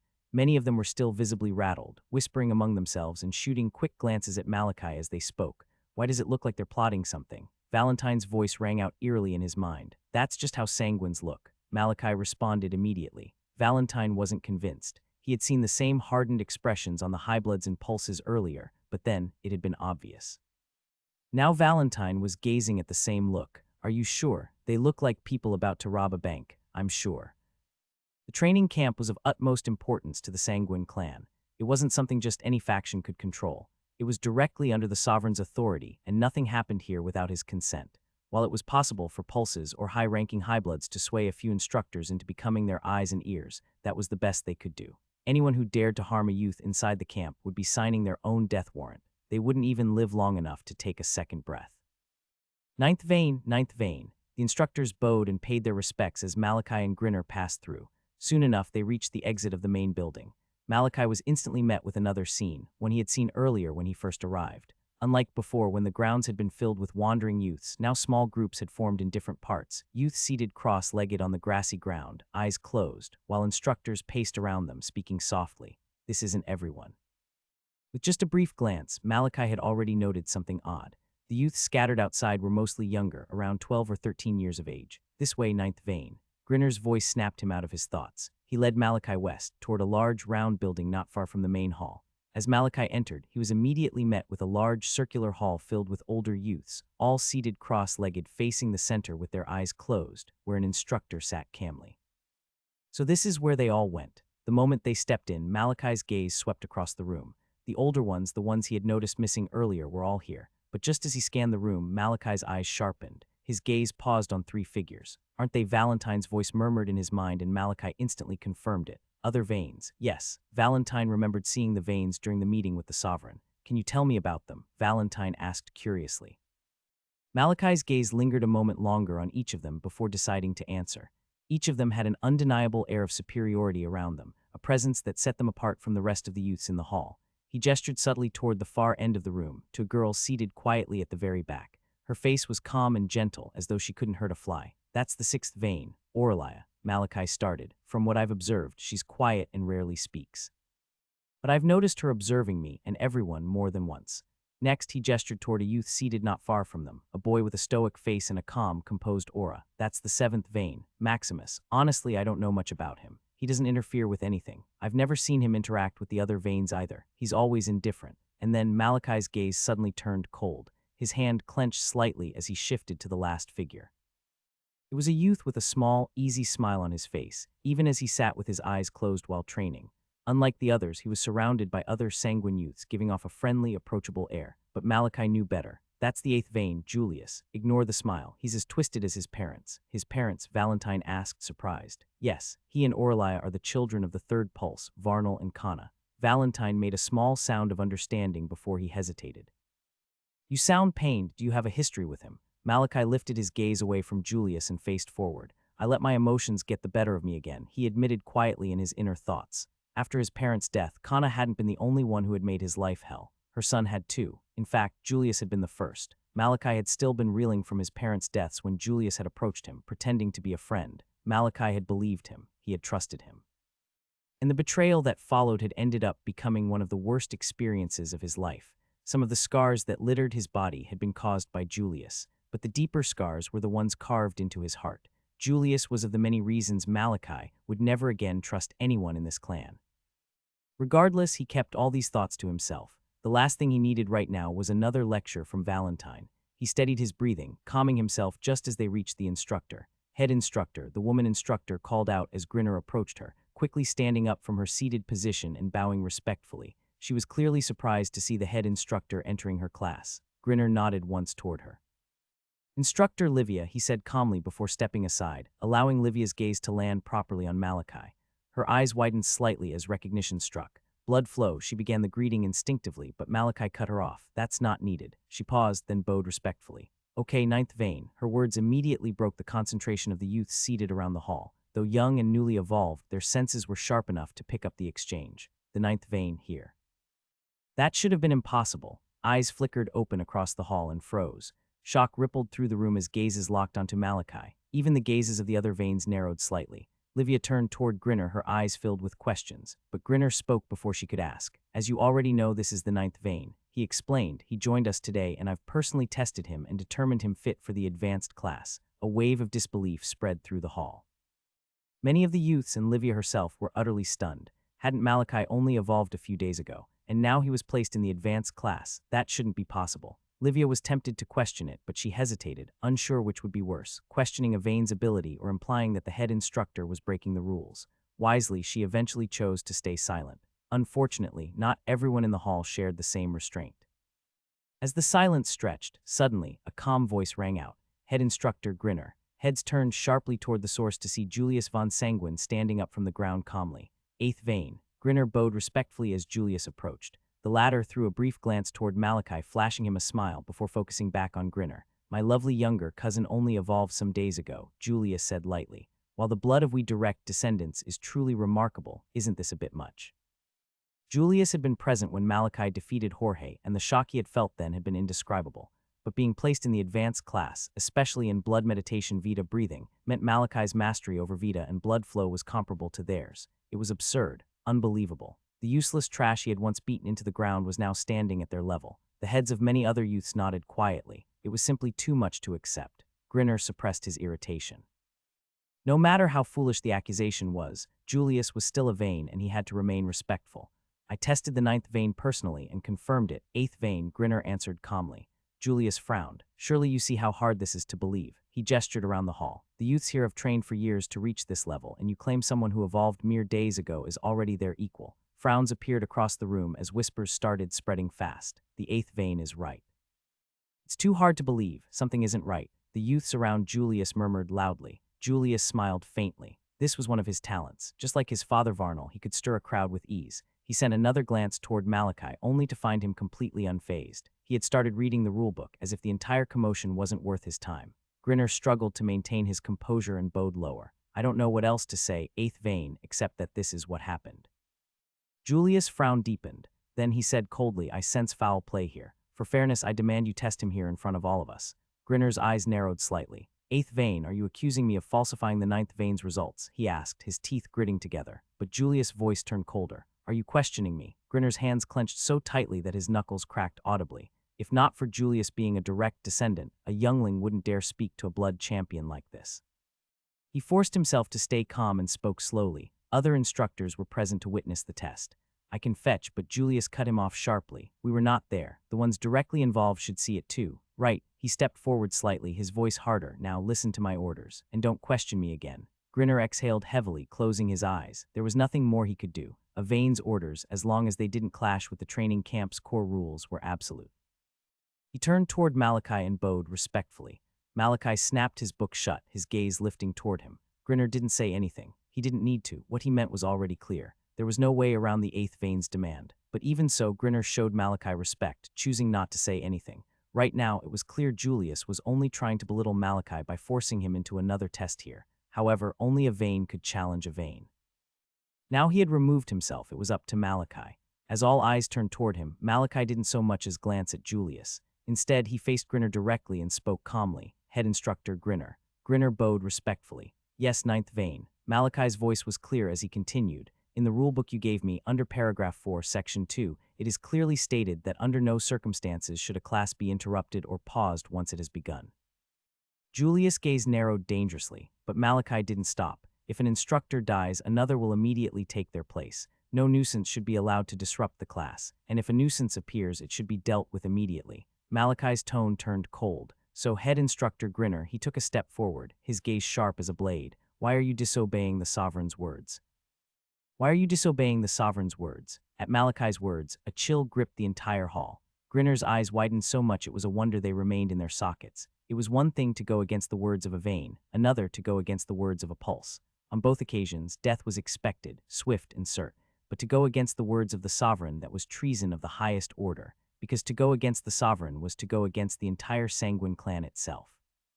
One would be hunted, broken, tortured, kept alive just enough to endure the worst pain imaginable for as long as possible. The consequences were that insane. The sovereign was directly in charge of the training camp, the one who had declared and personally made its rules, which meant every single word in that rulebook carried his authority.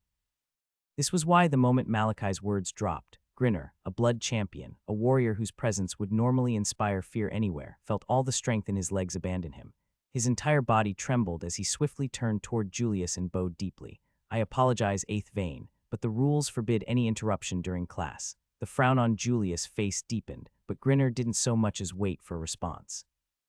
He turned immediately toward instructor Livia and barked, "Carry on with the class." Immediately, Livia nodded sharply. Why yes, head instructor. She too was a blood champion, but Malachi's words had shaken her to the core. Go against the sovereign. No one could be that stupid. Straightening, she clapped her hands sharply. All right, class, get back into position and close your eyes. The youths obeyed instantly. In the Sanguine clan, the charge of defying the sovereign didn't only extend to instructors. Even the youths were not exempted. Grinner's heart continued to pound violently inside his chest. He met Malachi's cold, calm gaze, and his own eyes couldn't help but tremble. He had thought Malachi was only a monster in combat, but that assessment had been wrong. His political instincts, his ability to manipulate situations were also monstrous. In just a few simple sentences, he had completely checkmated Julius and crushed any thought of future objections from anyone else. He's just like him. There wasn't a single Sanguine alive who didn't know the name Valerian von Sanguine, the greatest genius the clan had ever produced. Whether it was through battle or weaving through the deadly politics of the Sanguine clan, Valerian had been unmatched. And right now, as Grinner looked at Malachi, he felt as though he was staring at Valerian reborn in miniature. Grinner bowed toward Malachi without hesitation, turning to excuse himself, only to freeze as Julius' low murmur reached his ears. At least you have some brains, unlike your parents. To most, it would have sounded like a mutter. However, to evolved humans like Malachi, Grinner, and every single person within the hall, Julius might as well have shouted it through a speaker. And judging by the small smile on Julius' face, it was clear he had done it fully consciously. It was a low blow, targeting the dead parents of another. Many couldn't help but turn toward Malachi, whose entire body had frozen like ice, wondering what he would do.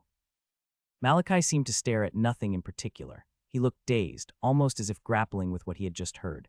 Malachi could be seen as someone who had his emotions under control. He could lash out when he wanted. He could stay calm if the situation demanded it. But above all else, there was one scenario that obliterated this control entirely, one that erased all logical thought, erased any meaning of consequence, and instead unleashed him with pure, unfiltered rage. Which was why, at Julius' words, Malachi only saw red. He turned slowly, his gaze landing on Julius, who stood there with a smile that reeked of superiority. Malachi took a step forward, then everyone felt it. A killing intent so potent it pressed against their spines and drenched the entire room in suffocating weight. The gazes of Grinner and Livia instantly narrowed to slits. So much killing intent coming from a child. How was that possible? Malachi, control yourself. This is what he wants. Malachi, Malachi. Valentine's voice roared in his mind, but Malachi heard nothing. He stormed forward, his steps heavy, as though each one carried the weight of a mountain. Julius flicked his gaze downward toward his own arm, only to see it trembling. His eyes narrowed sharply, the earlier smile on his face straining into a barely contained frown. He raised his gaze back up toward Malachi, only to narrow his eyes further. I'm scared. He couldn't believe the thought had crossed his mind. As Malachi closed the distance between them, the chill gripping his body only intensified, making him shake harder. Impossible. He and Malachi might have been age mates, but he was at the node formation stage. There was no way this useless waste of a vein should be able to frighten him. Julius circulated his blood quickly, forcing calm into his nerves. He forced a smirk back onto his face just as Malachi reached him, stopping barely a foot away. Malachi's crimson eyes were opened wide, peering straight through Julius's gaze. His voice, when it came, was utterly calm, but the sheer weight behind the words was enough to make the hearts of everyone in the hall tremble. I dare you to repeat that. A pause followed before Julius's expression shifted. It hardened, then turned cold. Malachi's words were a direct challenge, one aimed at his entire standing as a vein. With so many eyes present, word would spread like wildfire through the clan. Regardless, this had been Julius's plan from the start, to push Malachi into doing something reckless. A cold glint flashed in Julius's eyes, and just as he opened his mouth to respond, A chilling wave of pressure swept across the hall, freezing them both in place. Their gazes snapped to the side, narrowing as they landed on Grinner, who was staring coldly at them. His voice was firm as he spoke, 8th vein. 9th vein, I apologize for my rudeness, but it is against the core rules of the training camp for any form of fights to occur within its premises. The rules are the sovereign's words themselves, and it is my duty to enforce them, no matter the perpetrators. Malachi clenched his fists tightly before forcing himself to relax. He took a slow breath, steadying his emotions, then nodded once toward Grinner before moving to an empty seat in the hall. But once again, Julius's voice echoed across the hall, filled with a coldness that made the other youth stiffen. The rules, how unfortunate. His gaze was sharp as he stared at Malachi. Don't worry. We'll meet during the hunt. The eyes of the gathered youth shot open in shock. That was a direct challenge between veins. Neither of them could fight now, not within the training grounds, but during the hunt, there would be no rules against such battles. Everyone would be pitted against each other. If there was a time and place for blood to spill, it would be then. Excitement rippled through the hall. Julius, a node formation stage evolver, had just openly challenged Malachi, who was barely at the Genesis stage. They couldn't wait for the next 3 months to pass. Malachi didn't so much as respond. He simply ignored Julius's words, lowered himself onto the floor, and sat cross-legged. Grinner's gaze lingered on Malachi for a long moment, feeling a wave of relief wash over him. He had no right to release his pressure against two veins, especially when neither had physically clashed.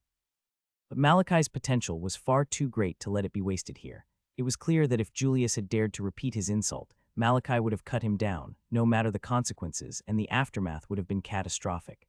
Grinner turned away at last, nodding once to Livia before stepping out of the hall. At this point, Julius had returned to his seat, surrounded by other sanguine youths offering words of praise. Regardless, Julius only returned a faint smile, one that was clearly rehearsed and fake. His entire focus remained on Malachi, still shaken from their earlier encounter. It should be a fluke, Julius thought as he subtly clenched his hand. As he stopped circulating his blood, he realized his body was still trembling slightly, as though it still remembered the chilling aura from earlier. It has to be the head instructor's aura. Yes, that has to be it. He convinced himself Grinner had intervened somehow, that it hadn't been Malachi's killing intent he felt, that he had only mistaken it. I'll show you your place during the hunt. The sharp sound snapped everyone out of their thoughts as instructor Livia clapped her hands and spoke. All right, now close your eyes and focus. Feel the vita in the air and the blood moving through your veins. The students quickly obeyed, ending their whispers and returning to their training. Malachi did the same. Though even with his eyes closed, he could still feel the lingering attention of Julius and the other two veins settle firmly on him. But he ignored them completely, shutting them out of his mind, and instead focused on the instructor's words. His heart was still beating fast against his chest. He could still feel the intense anger burning through him, however, alongside it, he also felt a wave of shame. Malachi was very aware of his actions, and once again he couldn't help but admit to himself, I let my emotions get the best of me. Valentine heard him, but this time he chose to remain silent. He felt terrible. Bad. From everything he had witnessed since Malachi's return to the clan, he couldn't help but understand why Malachi had turned out the way he had. The new world he had sacrificed his life to build was terrible, and that fact alone made Valentine feel worse than anything. He hadn't sacrificed himself for a world where children like Malachi would be mistreated, and yet that was exactly what had happened. But does that mean his actions are right? Valentine kept his pondering to himself. If he had been Malachi, trapped within the Sanguine clan with his naturally kind heart and friendly personality, he would have probably been dead by now. The only reason Malachi had survived was because of his ingenuity, his coldness, and his ruthlessness. I've only been speaking from my perspective, not his. What had happened just now had felt so real it was as though it had happened to him personally. Valentine had felt the sting that came from Malachi's dead parents being insulted. He had felt the scornful gazes from all corners of the Sanguine clan. He had been preaching goodness all along, but he hadn't even stopped to truly consider how Malachi, who endured all of this, might be feeling. In this world, if Malachi showed mercy, it could be used to stab him in the back. If he started trusting too easily, it would be his death sentence. Valentine remained silent, thinking, leaving Malachi to his thoughts. After admitting to himself that he had once more let his emotions dictate his actions, Malachi slowly calmed the beating of his heart. It's a weakness I must erase. He had determined it now. This weakness was something anyone could exploit. To lose control the moment his parents were mentioned, it was dangerous. It was unacceptable. Malachi exhaled heavily, centering himself, and returned his full focus to the instructor's voice. Feel the vita coursing through your body and the blood moving through your veins, Instructor Livia said calmly. Malachi listened closely and, without hesitation, slipped into a trance. And just like that, time passed in a blur, and it was soon time for the next discipline. Malachi stood up from his seat and left the hall without wasting a single second. He could feel the stares of most of the class trailing behind him, but the most intense were the Vanes. He ignored them and stepped outside, the cold morning air brushing against his face like ice. The air inside that hall had felt suffocating, and although he had admitted to himself that he'd lost control, getting his emotions back under control was easier said than done. If anything, it was harder than some of the life and death battles he'd fought in the past, but with the wind cutting against his skin, he finally felt refreshed. Plus, reciting the Sanguine Creed in his head made him feel better. Malachi moved out of the way and leaned against the outer wall of the building, allowing the other students to exit the hall behind him. The next class should be combat conditioning. He had just spent the last hour in the blood meditation and Vita breathing discipline. It was exactly as the name implied, a discipline designed to help youths refine their control over Vita and blood. They were required to master the movement of Vita through their bodies, and likewise understand blood, how it functioned, its importance, how it was produced, how it was pumped, all of it. But that was knowledge Malachi had long mastered. He couldn't even remember the number of books he had consumed on the human body while growing up.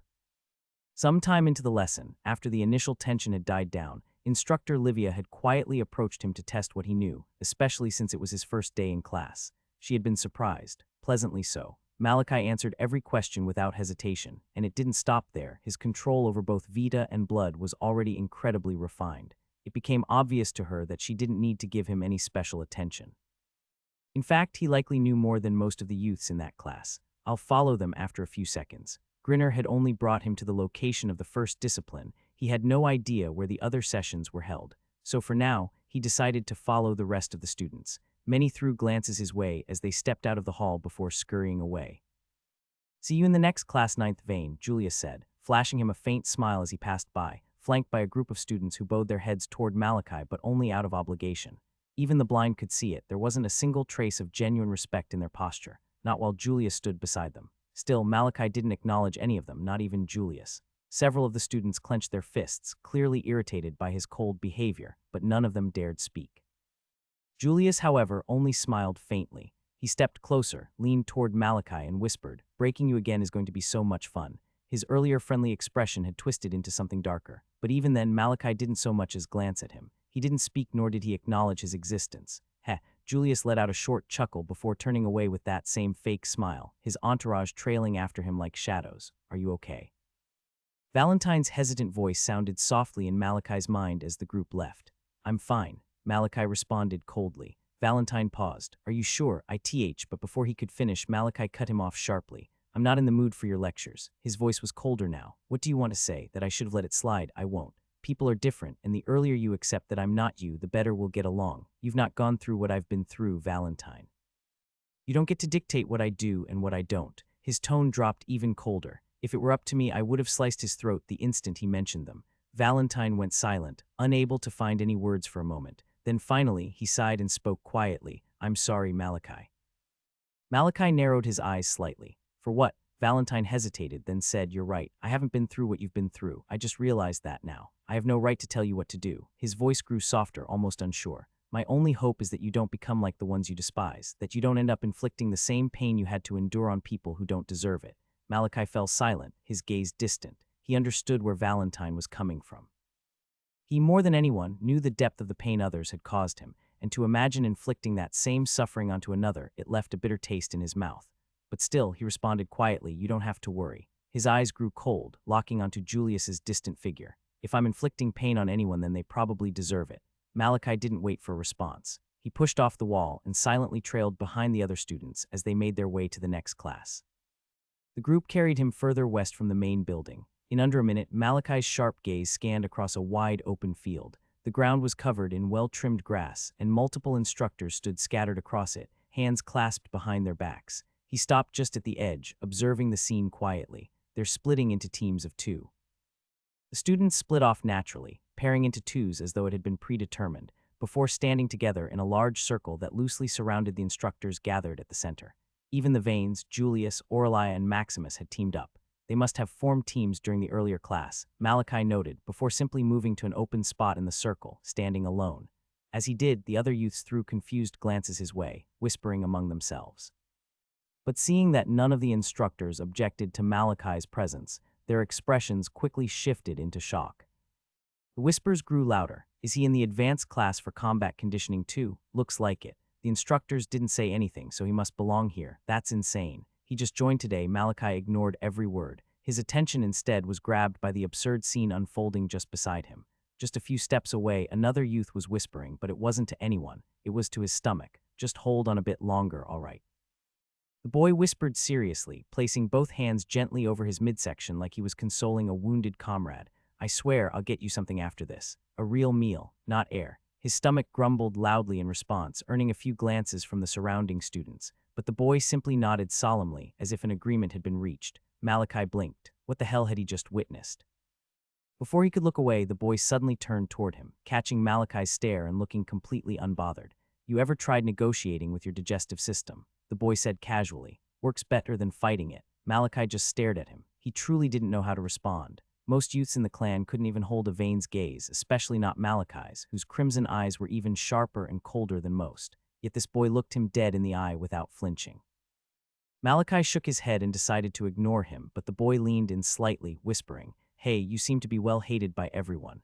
They're whispering, what did you do? Malachi turned to him again, baffled. It wasn't arrogance, nor was he trying to brag, but he was easily the most talked about person in the clan right now. Yet somehow this boy didn't know who he was. That explains why he's speaking so freely. The disciplines were separated, and one could be advanced in combat conditioning yet lower in blood meditation and Vita breathing, which meant the boy hadn't witnessed his confrontation with Julius earlier because he hadn't been in the class. The boy scratched his head and grinned. Silent type, if it helps I'm not well liked either. As he laughed, his stomach suddenly grumbled again, louder this time.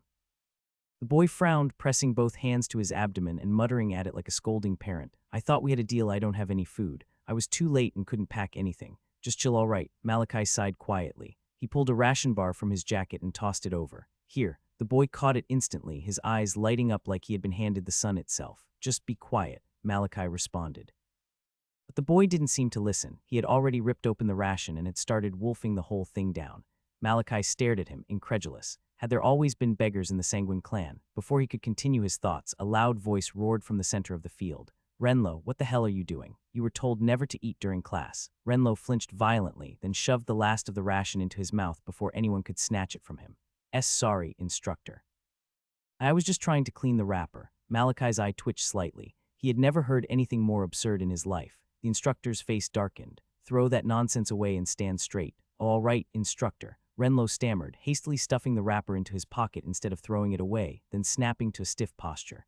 Malachi's gaze lingered on the absurd boy. He doubted Renlo had kept the wrapper out of some environmental conscience. He probably wants the remnants on the wrapper. He shook his head. Poor boy. Valentine's voice muttered sympathetically inside his head. He reminds me of you. Malachi responded without missing a beat. Me? How? We look nothing alike. Valentine sounded genuinely offended. Malachi cast Renlo another glance, taking in the boy's messy hair, slightly oversized clothes, and wide, oblivious smile. You'd have to be blind not to see this, Malachi thought. Take a closer look. Valentine's voice suddenly grumbled in his head. I'm cooler. With how hesitant he sounded saying the last word, Malachi doubted if even he believed it. Shaking his head slightly, Malachi crossed his arms and focused forward, locking onto the instructor who had admonished Renlo earlier. The whispers among the students died down instantly as the instructor's aura pressed heavy over the field. In a firm tone, the man spoke. We will begin with the Sanguine Creed. He placed a fist against his chest, and the other instructors behind him followed in perfect unison. Malachi and the rest of the students did the same. Then, as one, they began reciting. When death comes close and shadows near, we rise as one, we hold no fear. Through crimson storms and nights of dread, our strength endures, our blood is laid. In the darkest hours, with deviled eyes, the sanguine heart never dies. This was standard practice before any class began. Malachi hadn't experienced it earlier since he arrived late to his first session, but he knew the words well. Once the creed ended, the instructors suddenly turned toward him. The leading instructor bowed slightly in respect. Welcome to the Combat Conditioning Advanced Class, 9th Vein. The other instructors bowed in unison behind him. At their greeting, the whispers among the youths erupted once again, their shock filling the field like wildfire. The instructors had just confirmed it. Malachi really did belong to the advanced class. Julius's gaze narrowed slightly. The other Vanes, Aurelia and Maximus, exchanged faint glances but didn't look too surprised. They had witnessed Malachi's battle with Jorge. And they knew exactly how dangerous he was. Regardless, Malachi's attention wasn't on any of them. Instead, his focus was fixed on the trembling figure beside him, Renlo, who now looked like he had seen a ghost. In a 9th V vein, Renlo stammered weakly. He was beyond shocked. He had been chatting so casually, joking, even with the ninth vein of the Sanguine clan. A vein. Maybe he'll forget I ever existed, Renlo thought desperately, snapping his gaze forward. However, the constant, frantic glances he kept shooting toward Malachi truly weren't helping his case. Malachi ignored Renlo completely, giving a curt nod toward the instructor, who straightened and continued. For the sake of our newest edition, I'll explain what this discipline entails again. The instructor's voice boomed across the field. The combat conditioning discipline is designed to refine your combat capabilities, your reflexes, your reaction time, your ability to think under pressure, your instincts, everything. Here, you'll be forged into a weapon fitting of the Sanguine clan. He paused, letting the words sink in. In this class, you will select a partner. If you cannot find one, you will pair with an instructor. In every session, you will engage in real combat, sparring with the intent to kill. Don't worry. A faint smile appeared on the instructor's lips. That's what we instructors are here for. Every one of us is at the synergy stage. We will stop any lethal attacks before they land. He sent Malachi a brief glance, confirming he was following, then clapped his hands sharply. All right, Renlo, why yes. Renlo practically jumped out of his skin. The instructor's eyes gleamed. You don't have a partner, right? Pair up with the ninth vein. Renlo's eyes almost popped out of their sockets. What? He stammered. Did I stutter? The instructor snapped. And no, why yes, sir. Renlo flinched. The instructor clapped once. Good, now begin. Each group instantly started scurrying across the large field, searching for space to fight. Luckily, the training field was wide enough to accommodate everyone, even with a lot more space remaining. Malachi and Renlo hadn't moved from their positions. Since they were already on the field, they simply waited as the other youths spread out, giving them more space, not that they needed it. The students had avoided Malachi like a plague. After some seconds, the sound of multiple clashes echoed across the clearing as the spars began. The sharp ring of steel meeting steel filled the air. Renlo's legs felt like jelly as he stood in front of this monster in human skin, the ninth vein. First, I didn't have time to prepare food this morning, and now I'm facing a vein. What rotten luck, he cursed internally. Renlo had no idea what the ninth vein was truly capable of. Hell, he didn't even recognize his face. If anything, even he admitted he was living under a rock. But if there was one thing Renlo believed with certainty, it was that all veins were monsters. He shakily raised his head to meet Malachi's cold eyes and froze. What's with those eyes? He panicked. Renlo felt bare under that gaze, as though Malachi had figured out everything about him with just a single look. Shit, he's going to kill me. He shakily raised his spear, entering a stance. He's shaking. Malachi frowned as he drew his scythe. Training through real combat was indeed a great way to improve. Malachi could attest to that. But if the opponent was lacking from the start, then it was only a waste of time. With just one glance at Renlo's form, Malachi had already spotted enough attack points to end the fight in a single move. Stop slacking and start fighting, the instructor barked. Renlo turned toward the voice, startled, only to whip his head back a second later. Malachi was gone. A gleam suddenly filled his vision as the pointed edge of a scythe blade screamed just inches away from his face. His life flashed before his eyes, and he couldn't move a single inch. Bam! A hand suddenly appeared in front of him, catching the blade clean. The instructor that had shouted earlier stood between them, gripping Malachi's scythe, his expression slightly shocked. He's insane. Even without using his Vita or blood, Malachi had exploited the brief second Renlo looked away. If the instructor hadn't interfered, Renlo would be dead.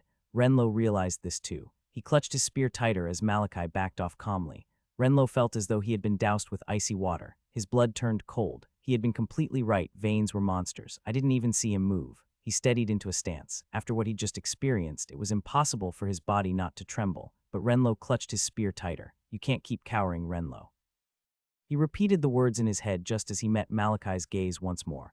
But then his stomach growled. Shit, he muttered under his breath. The ration pack hadn't been nearly enough to keep him going. I need something to eat, anything. His expression darkened. The pain in his stomach was uncomfortable. He hated it. I need to end this fight and find food. As he thought this, his expression suddenly turned cold. The trembling in his limbs ceased. His eyes sharpened.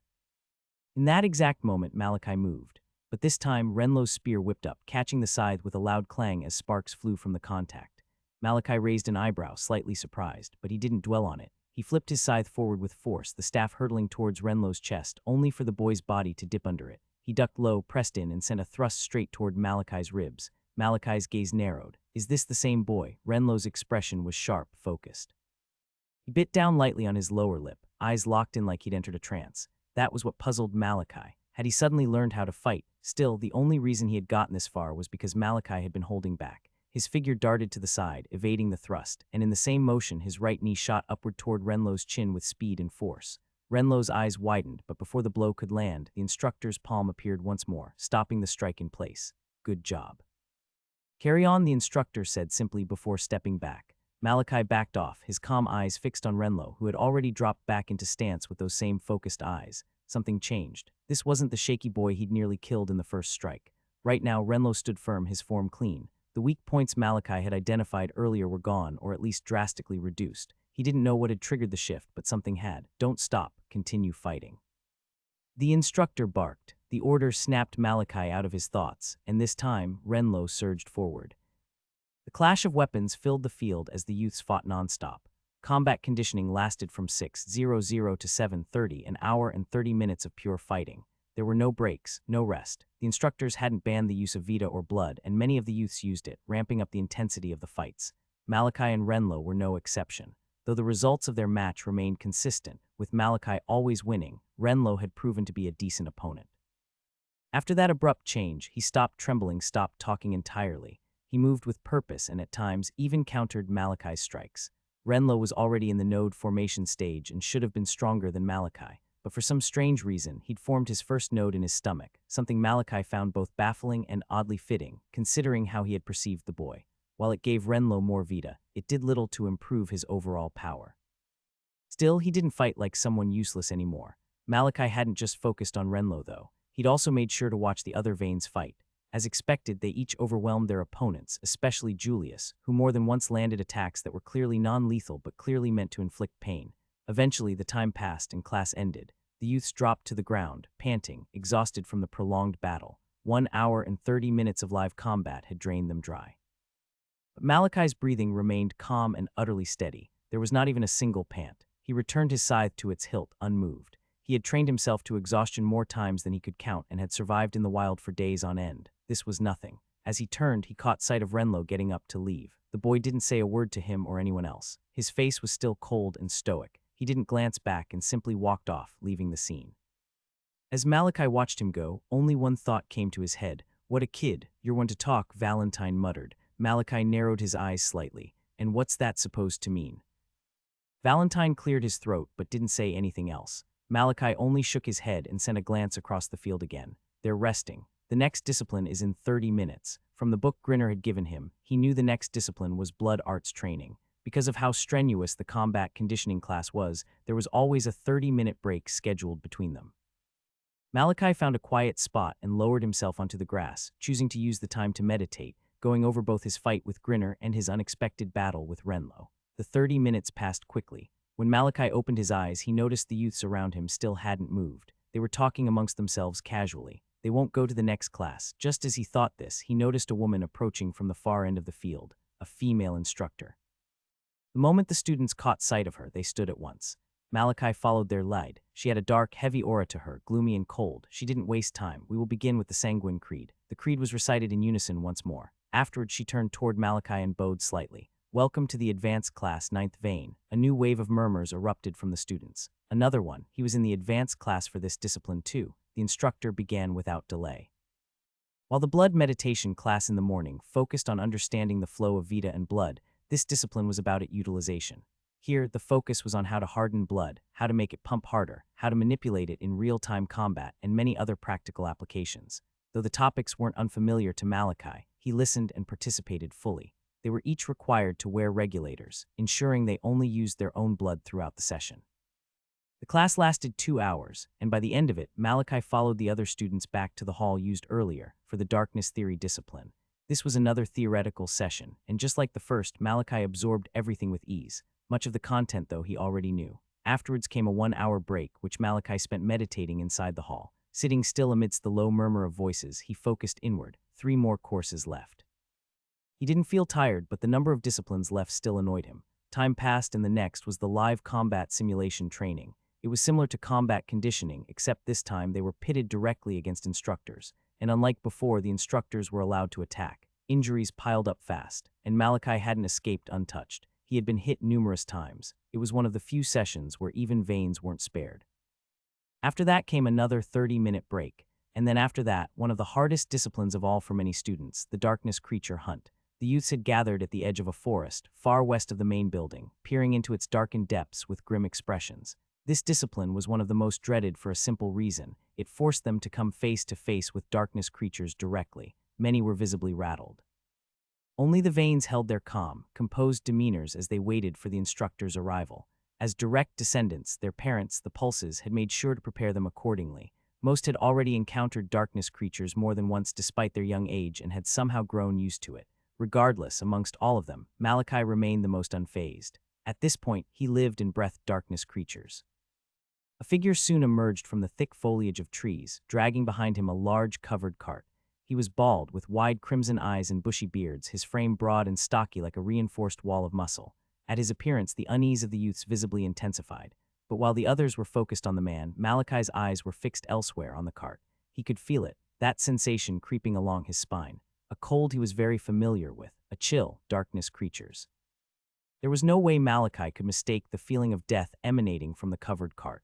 He had no doubt about it, there were darkness creatures inside. Malachi sent a glance around the clearing, and he instantly noticed a few things. The first, the number of students has reduced significantly. Compared to the other disciplines he'd participated in today, this one had an unusually low turnout.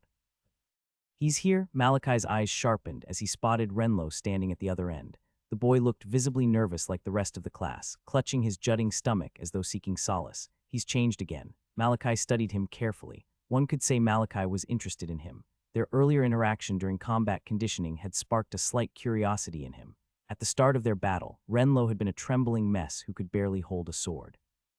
But after losing once, as though something had switched, his entire demeanor had shifted. He had gone from frightened chicken to refined warrior in seconds. It was beyond odd. "Did you notice anything?" Malachi asked Valentine. It was possible he'd missed something. "No, it's just as baffling to me too," Valentine responded after a second. Malachi paused slightly. Valentine sounded off. "Are you okay?" he asked. Yes. "It's just," Valentine replied, and he continued speaking in a mutter. "I thought I was cooler." Malachi shook his head and turned his attention from Renlo to the rest of the class. That was the second thing he noticed, the mood. Grim expressions, clenched arms, that explains the low numbers. The darkness creature hunt's discipline forced students into direct contact with darkness creatures, and the simple truth was not all could withstand the pressure. Not yet, at least. Welcome, young warriors.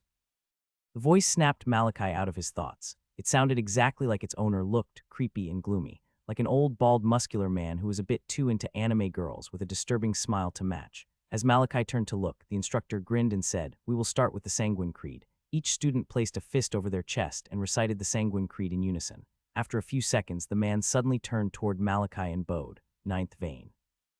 Welcome to the darkness creature hunt's discipline. I am Yanin." His tone was oddly formal despite the smile plastered on his face. "It's an honor to have you with us." Malachi gave a curt nod. Yanin straightened up and swept a glance across the class. The students flinched as they felt the pressure of his probe, already dreading what was coming, but Yanin only smiled wider at their reaction. "All right, because of the ninth vein's presence, I'll go over what this discipline entails as well as the rules."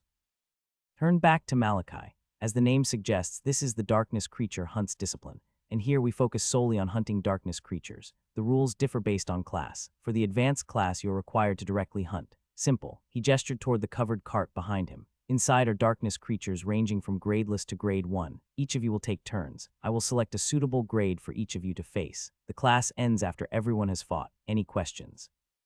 None of the students spoke. They were already familiar with the system, and they were all hoping not to be called first. The first was always the worst. Watching a few battles beforehand helped prepare the mind, even if only a little. Yanin's gaze lingered on Malachi for a moment. The boy's calm, composed demeanor caught his attention. Interesting. When no questions came, Yanin suddenly clapped his hands. "All right, let's begin." He glanced around and noted how the students immediately avoided his gaze.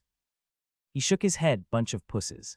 Then he turned toward a particular figure. "Since the ninth vein is still new, will you do us the honors, eighth vein?" All eyes turned to Julius, who simply maintained his usual calm smile. "Of course," he said before stepping forward. Yanin smiled faintly as Julius approached, then turned toward the covered cart behind him. With a swift motion, he pulled back the thick cloth just enough to reveal a large, barred door, like something straight out of a dungeon cell. Instantly, the air turned cold. A chill swept through the area, so sharp and unnatural that several of the students instinctively took a step back. Yanin didn't stop. He pulled out a key, inserted it into the lock, and twisted. A soft click rang out. Slowly, he began to open the door. In the next instant, the cart shook violently as multiple figures surged toward the opening, but the moment Yanin's smile vanished, everything stopped. A cold aura pulsed out from his body like a shockwave. The figures froze mid-rush, as if time itself had halted. Not a single one moved, as though held by fear itself. Without a word, Yanin stepped inside. A moment later, he emerged, dragging a darkness creature behind him, his blood wrapped around it in a dome. Closing the door with a heavy thud, he brought the creature out and placed it down across from Julius. "Are you ready, 8 Vane?" he asked, turning to face him. Julius simply nodded. His smile remained as he slid into a stance. By now, the other students had already cleared the area, giving him more than enough space. Still, many of them looked visibly shaken, their eyes glued to the creature with bated breath. Malachi narrowed his gaze, watching intently. He didn't want to miss a single detail. Julius's hand moved toward his weapon. A quiet metallic hiss followed as he drew it. Malachi recognized it instantly, a barbed rapier. Slender with a long, narrow blade, and lined with tiny, inward-facing hooks so fine they were almost invisible. It was just as twisted as its user. A weapon meant to pierce cleanly but tear flesh apart when withdrawn, causing unimaginable pain on his opponent. Yanin, noting that Julius was ready, nodded with approval before declaring, "Grade 1 Enhancer." A few of the students audibly gulped. Julius was one of the rare few who could take on a Grade 1 Enhancer. Many here hadn't even dared. As Julius gave his signal, Yanin released his hold over the blood restraints. The darkness creature dropped fully into view. It was large, wolf-like in form, its body corded with muscles that looked like they'd been carved from stone. Even without words, Malachi could already tell its grade and type, a Grade 1 Enhancer. But this one was different. It hadn't been born from the deaths of humans, but beast. Darkness creatures born from the deaths of humans possessed greater intelligence, deeper malice, and often rawer strength. Still, that didn't mean the other type was any less deadly. The moment Yanin's suppressive aura faded, the creature stirred. It growled lowly, its feral gaze sweeping the field. Its breath came out in short bursts, steam curling from its nostrils. Then its eyes landed on Julius. A guttural shriek tore out of its throat, a sound so sharp and primal it echoed through the forest and pierced into the hearts of the students. Julius lowered his stance, his calm expression giving way to one of sharpened focus. The creature exploded forward. Julius's lips parted. Blood flow. Veins lit up across his skin in crimson streaks, pulsing as his eyes gleamed red. He pivoted cleanly to the left, his rapier snapping up to meet the creature's claws. Sparks burst from the clash. With a subtle shift of weight, Julius expertly redirected the creature's momentum, sending it flying. But it twisted mid-air, landed hard, and skidded across the dirt. The instant it stopped, it snarled and lunged again, only for the same thing to happen. Once more, Julius shifted his stance, diverted the charge, and sent it crashing across the battlefield. Then again, and again. Each time the result was the same. No matter how wildly the creature attacked, Julius didn't break a sweat. He moved like a dancer, and the creature couldn't even graze him. Clap, clap. Some of the students began clapping, unable to hold it in any longer. Then the whispers started. "The 8th Vane is amazing. Totally, he's holding his own against a Grade 1 darkness creature. Holding his own. He's toying with it." The atmosphere shifted entirely. The fear that had gripped the class earlier had begun to fade. For the first time, some of them exhaled. Watching a darkness creature get handled like a disobedient puppet changed everything. Maybe, just maybe, they weren't as terrifying as they'd thought. As the sounds of clapping reached Julius's ears, he smiled faintly. "Looks like it's about time I finished this." His eyes sharpened as the creature lunged at him once more with ferocity. But this time, Julius didn't shift to the side. He dipped low, sliding beneath the swipe of claws meant to shred him apart. With both hands gripping the hilt of his rapier, he shot upward and drove the blade clean through the creature's chin. The pointed tip pierced through its jaw, splitting through bone and flesh until it jutted out from the top of its skull in a swift, clean motion. The creature twitched once, then stilled. Julius brought it down to the ground, then pulled his weapon free with a sickening sound that tore flesh as it withdrew. With a flick, he sent black ichor splattering to the ground before calmly sheathing the blood-stained rapier. As he turned, he met the eyes of the watching youths. Their gazes were wide and lit up in awe, completely mesmerized. Julius gave a small smile. "They're just beasts," he said. "There's nothing to be scared of. You're warriors of the sanguine. Show them who you are." Clap, clap, clap. The students erupted in applause. "You're right, 8th Vane, you're amazing." Julius maintained his calm smile, nodding slightly in acknowledgement. That single nod only made the clapping grow louder. Then he returned to stand among them. A sharp clap rang out. "All right, that's enough." Yanin's voice cut through the cheers. The students fell silent immediately, turning toward him. One by one, Yanin began calling on the students, each one stepping forward to face a darkness creature. Aside from Julius, the others were matched with gradeless creatures, and even then many struggled. Most of the students in the advanced class were between the ages of 14 and 15. At this stage, many had stepped into the node formation phase, and yet they still struggled against gradeless creatures. It would confuse most. Even as an unevolved, Malachi had managed to kill a gradeless darkness creature with little trouble. So how were node formation evolvers stumbling? The answer was simple. It was all in the mind. Many were still wary. Many were still scared. Darkness creatures didn't just bring death, they brought with them a chill, a suffocating pressure that numbed the minds of the weak-willed. That pressure threw off movement, ruined coordination, and made precise strikes sloppy. Still, despite their fear, each student managed to kill their creature in the end. Eventually, it came time for the other Vanes to step forward, Aurelia and Maximus. They were pitted against Grade 1 creatures, and they didn't disappoint. Maximus ended his battle in a handful of powerful strikes, while Aurelia's fight ended almost as soon as it began. The students were stunned, but not entirely surprised. After all, Aurelia was the oldest among the Vanes present in this camp, and by all expectations the strongest. Malachi had watched everything with a calm gaze. If anything, he was glad. Being able to observe what would likely become his major opponents during real combat was a luxury, and in just these few minutes he had gathered very useful information. As that thought passed, his gaze suddenly sharpened. Renlo was walking toward the center of the field with trembling steps. He looked terrified, utterly out of place. His arms clutched his stomach like a child trying to hold in tears, and his legs wobbled like he was standing on a soaked wooden plank during a storm. It was clear he didn't want to be here. As the instructor turned his gaze to Renlo, Yanin's expression shifted. His earlier grin was gone, replaced with something serious. Then he spoke. Grade 1. A wave of stunned gasps swept across the field. Malachi's eyes narrowed, and he wasn't the only one.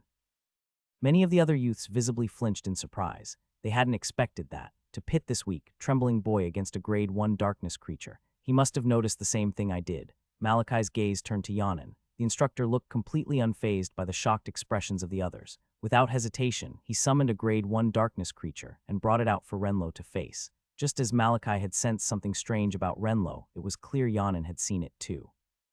He's trying to force it out, a life-and-death situation. That might be what it took to draw out the other side of Renlo, the one Malachi had seen emerge briefly during their earlier battle. Let's see if it works. Malachi's eyes narrowed further, now locked on Renlo with intrigue. But while everyone else stared in curiosity, Renlo looked like he was standing on a mattress tied to a trampoline in a windstorm. On my rotten luck.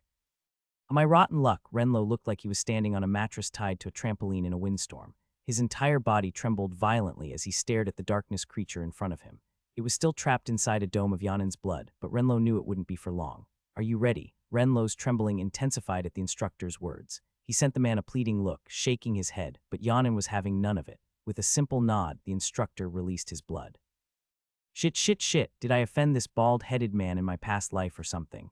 Renlo clutched his spear tighter, feeling the cold sweat gathering in his palm. He lowered his stance, though his trembling legs barely held him up. The blood fell away, revealing the creature in full. It was similar to the one Julius, the 8th Vane, had faced, wolf-like with steel-like muscle packed across its limbs. Though smaller in size, its aura was unmistakable, a Grade 1 enhancer. The creature's white eyes darted around, searching for prey, then locked on Renlo. His entire body froze. The trembling stopped, not because he wasn't afraid anymore, but because the fear had grown so intense his body simply refused to move. The creature screeched. A sharp, piercing sound stabbed through the air, sending Renlo's heart into overdrive. The creature tensed and then it moved, blasting forward with terrifying speed, claws tearing straight for his throat. Malachi's eyes sharpened. He's not moving. He watched with focused eyes, tracking every movement, especially Renlo. Only that Renlo wasn't moving. He's frozen in fear. If he doesn't move, he'll die. The other youths reached the same conclusion, and many sneered. Renlo had only ever faced gradeless creatures during class. That Yanin had suddenly changed his mind had baffled many. But now, even though he was facing a Grade 1, he was still in the node formation stage. To be unable to exchange even a single attack, it was disgraceful. What was he doing in the advanced class? He's done for. What a weakling. The murmurs filled the air, filled with nothing but scorn. But right now, Renlo couldn't give a damn. Move, come on, Renlo. He screamed different things in his head, even hurling insults at himself, anything to trigger his motion. The gleam of those claws flooded his vision, but still his body refused to budge. Do you want to stay weak your whole life? He roared in his mind one more time, and that did it. Memories of his past flashed through his mind, and control returned like a tide. His grip on the spear tightened. Quickly, he pivoted to the right, raising the shaft of his spear just in time to meet the creature's claws. The impact was jarring, steel meeting steel. The shock burst through his arms and rattled his bones. Sparks danced from the clash as the sheer force of the blow overwhelmed him. He was sent flying backward like a broken kite, but midair he twisted, digging his feet into the ground and skidding to a rough stop. Many of the watching youths raised an eyebrow, surprised by the last-minute movement. Even Malachi's eyes narrowed, feeling slightly surprised, but it vanished just as quickly. He's still the same. The change he'd been waiting for hadn't come. The Renlo Malachi had seen back then had been a refined warrior. But now, even though Renlo had blocked the strike, his body was still trembling, still shaking. Maybe a life-and-death battle isn't the catalyst, Malachi thought, gaze pinned on Renlo. Or maybe this just isn't enough to force it out. He let the thought go and returned his focus to the battle. By the time Renlo regained his balance, the creature had already shot forward, another vicious claw tearing toward him. But this time, Renlo wasn't frozen. Though his body still trembled, he dipped low and shot forward, rolling under the creature and narrowly evading the strike.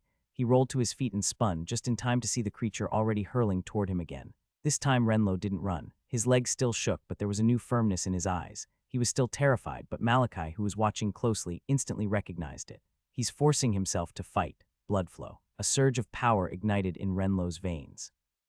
He thrust out his spear to meet the descending claw. Sparks exploded from the collision as steel met power, but Renlo grunted, his arm flaring with pain as the impact shot a brutal wave of force through his bones. He clenched his teeth, trying to focus.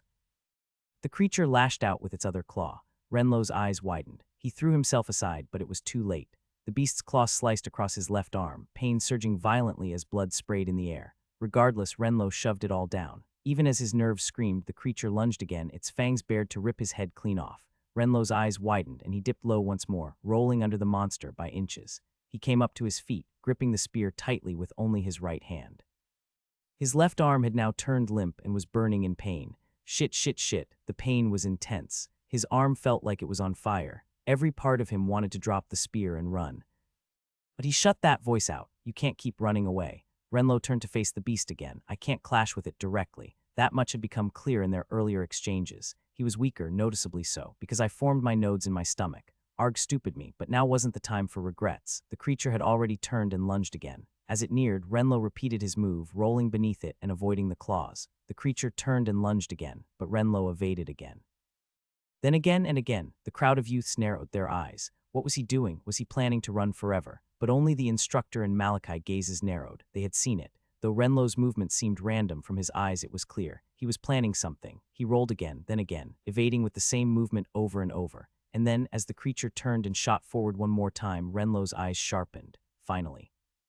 The creature had finally adapted. Instead of leaping high with its claws, it barreled forward low, fangs bared, having already anticipated another roll. But Renlo didn't roll. He darted sharply to the left, slipping past the lunging maw. Gritting his teeth, he tightened his trembling right hand on the spear, steadied himself, and drove it forward with everything he had. The tip pierced the creature's neck with a wet, meaty squelch. The beast spasmed once, then collapsed, lifeless. Renlo yanked his spear out with shaky hands. A burst of black ichor sprayed from the wound, pooling across the floor. He stood there, panting, wide-eyed. I did it, he muttered. Even he couldn't believe it. He stared down at the dead creature, then at his bloodied arm, then at the shocked faces of the other youths. And then it hit him. I did it, W.O. He screamed, his voice filled with excitement. That's enough, Renlo. Yanin's sharp voice cut through his celebration. Renlo flinched and turned quickly, grinning sheepishly. Sorry, instructor, but the smile never left his face. Good job, return to the line. Renlo nodded feverishly and bolted away from the center, not wanting to be there a second longer. Yanin watched him go, his eyes narrowing. It didn't happen, he thought, but he wasn't the only one still watching Renlo. He's not bad, Malachi thought. He'd observed the entire battle. Though it was messy and slow, Renlo had shown skill, instinct, timing. He didn't know how to fight. He has the instincts, but his fear and overthinking keep shutting him down. Still, Malachi couldn't stop wondering, where did that other Renlo come from? The other Renlo that had fought with him, it was like he left all the bad behind and only the good remained. A single clap turned the murmurs to silence. The instructor turned to face the class, then locked eyes with one figure. We're down to our last student, he announced. Ninth Vein, please step forward. Yanin's words, the entire clearing fell silent. All eyes turned toward Malachi, even the Veins. It was safe to say this was the most anticipated fight of the day. The youths had seen Malachi spar with Renlo earlier. They had watched how precisely he moved during the live combat simulation against the instructor. Among the youths, there wasn't a single one who doubted the Ninth Vein could fight. But knowing how to fight and standing before a darkness creature were two very different things. Would he tremble? Would he shake? Would he run? He's dead meat. The instructor will probably give him a grade 1 because he's a Vein, one of the youths whispered. The other youth's eyes widened. He's still in the Genesis stage. It came out as a whisper, but the entire clearing heard it. And in that moment, the realization dawned on them. He was right, Malachi was still a Genesis rank. Because of everything that had happened, most had forgotten. They'd been so focused on his presence and his calmness that they had overlooked a crucial fact. He was still in the earliest stage of evolution. As Malachi stepped forward and reached the front, Yanin studied him. A smile appeared the instructor's lips as he took in Malachi's composed, unwavering expression. Grade 1, Yanin said calmly. Any complaints? Malachi shook his head. Yanin's smile widened slightly, and he turned to fetch a creature from the cart. He's going to lose, one of the youths muttered under his breath. The instructor had actually given him a grade 1. To the youths, there was simply no way around it. Technically, a Genesis rank could defeat a Grade 1 creature. Yes, but Malachi was too young. The fear alone should paralyze him. And with fear present, it was nearly impossible for someone of the same rank as the darkness creature to defeat them. But while the other students had already decided on Malachi's defeat, the Vanes remained still, their eyes narrowed, watching closely. They had seen his fight at the meeting personally. They had watched him kill Jorge. The youths may not have known the full extent of Malachi's ability, but the Vanes did, and yet even they were curious. How would he handle this? The instructor returned, dragging a darkness creature within a dome of crimson blood. He set it down across from Malachi. Then with a motion of his hand, the blood receded, revealing the beast beneath. The youths instantly gasped. It was the same wolf-like type Julius had fought, but bigger, almost half a size larger than the one from before. Its aura was dense and its presence suffocating. This was no ordinary Grade 1. This one was at the peak of the Genesis stage, and I thought I was unlucky. Renlo blinked in disbelief as the creature let out a violent scream that tore through the air, ringing in their ears. Begin. The beast moved like a thunderbolt. Its claws and fangs screamed toward Malachi at a speed that surpassed anything they had seen all day. "He's toast," someone cried. The creature was already upon him, and yet Malachi hadn't even drawn his weapon. He just stood there, eyes calm, shoulders relaxed, as though the beast barreling toward him was nothing more than a gust of wind. The youths were sure of it now. He wasn't winning this. But then just as the creature's claws closed the final inches, Malachi's irises flicked toward it. As the creature met Malachi's icy gaze, its heart seemed to freeze. Everything happened at once. Malachi's body vanished sideways, leaving the gleaming claws and snapping fangs tearing through empty air. In the same second, Malachi's hand reached behind him. SHHKK. The smooth metallic whisper of his scythe being drawn rang out as he spun. His hand blurred, a flash of silver slicing the air. F-wish.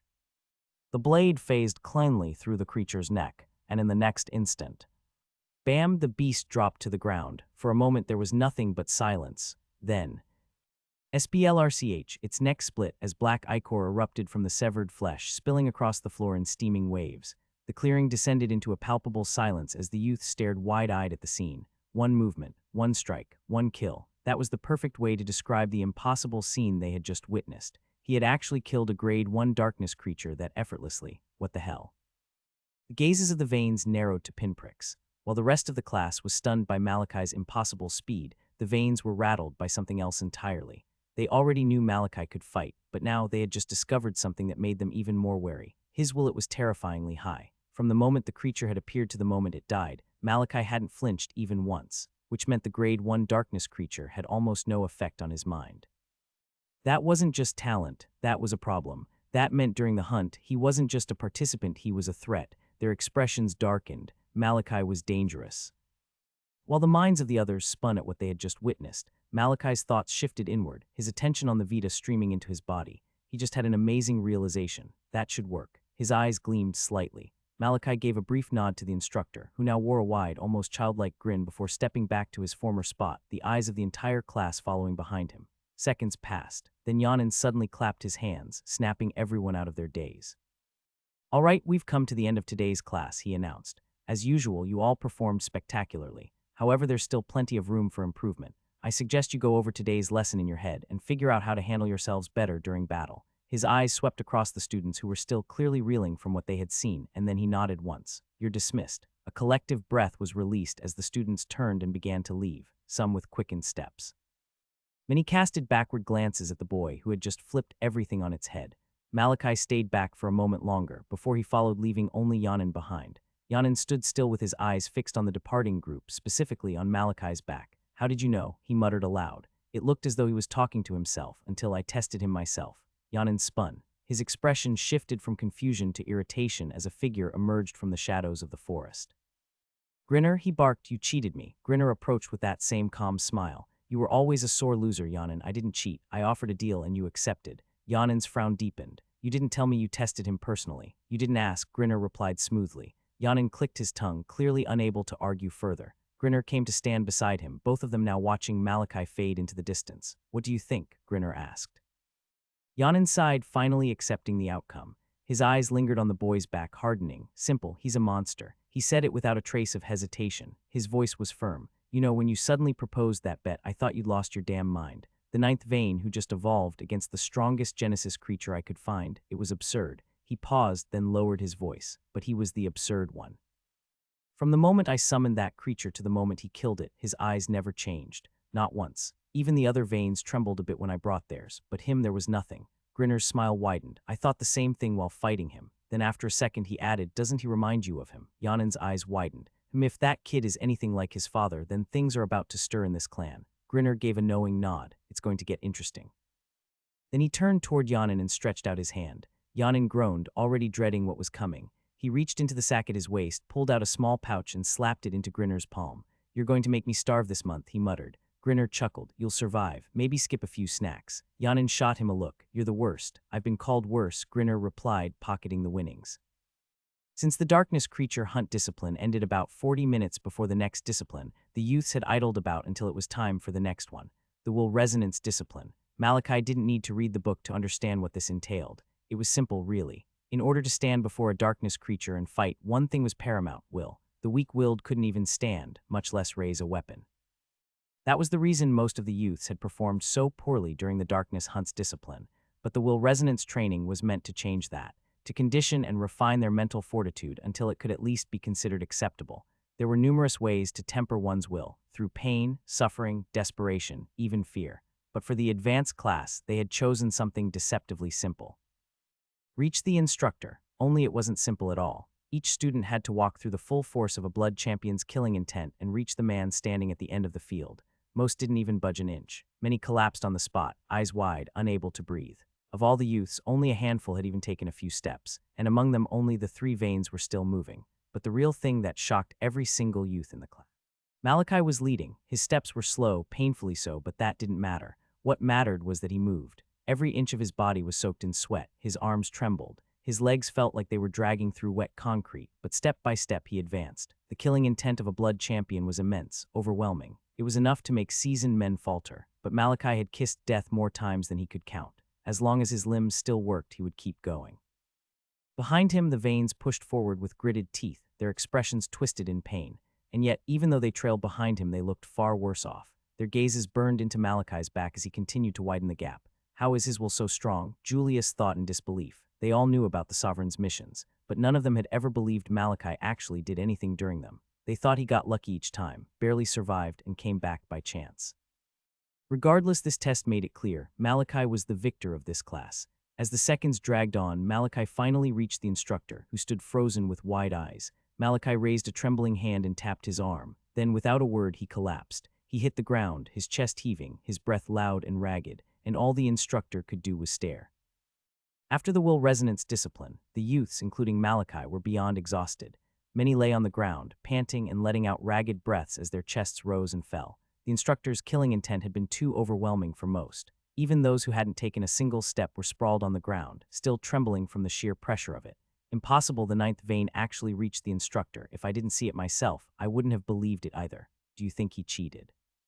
Cheated? Did you hit your head somewhere? How can you even cheat in something like this? Ah, right, but it's just so unbelievable. Even the other veins couldn't get past halfway. How did he do it? I don't know, but I can't help but admit it's awesome. The instructor had given the youths time to recover, recognizing how much they had strained themselves. Yet whispers soon filled the open field as they discussed what had just happened. Since the class had started, no student, vein or not, had ever reached the instructor.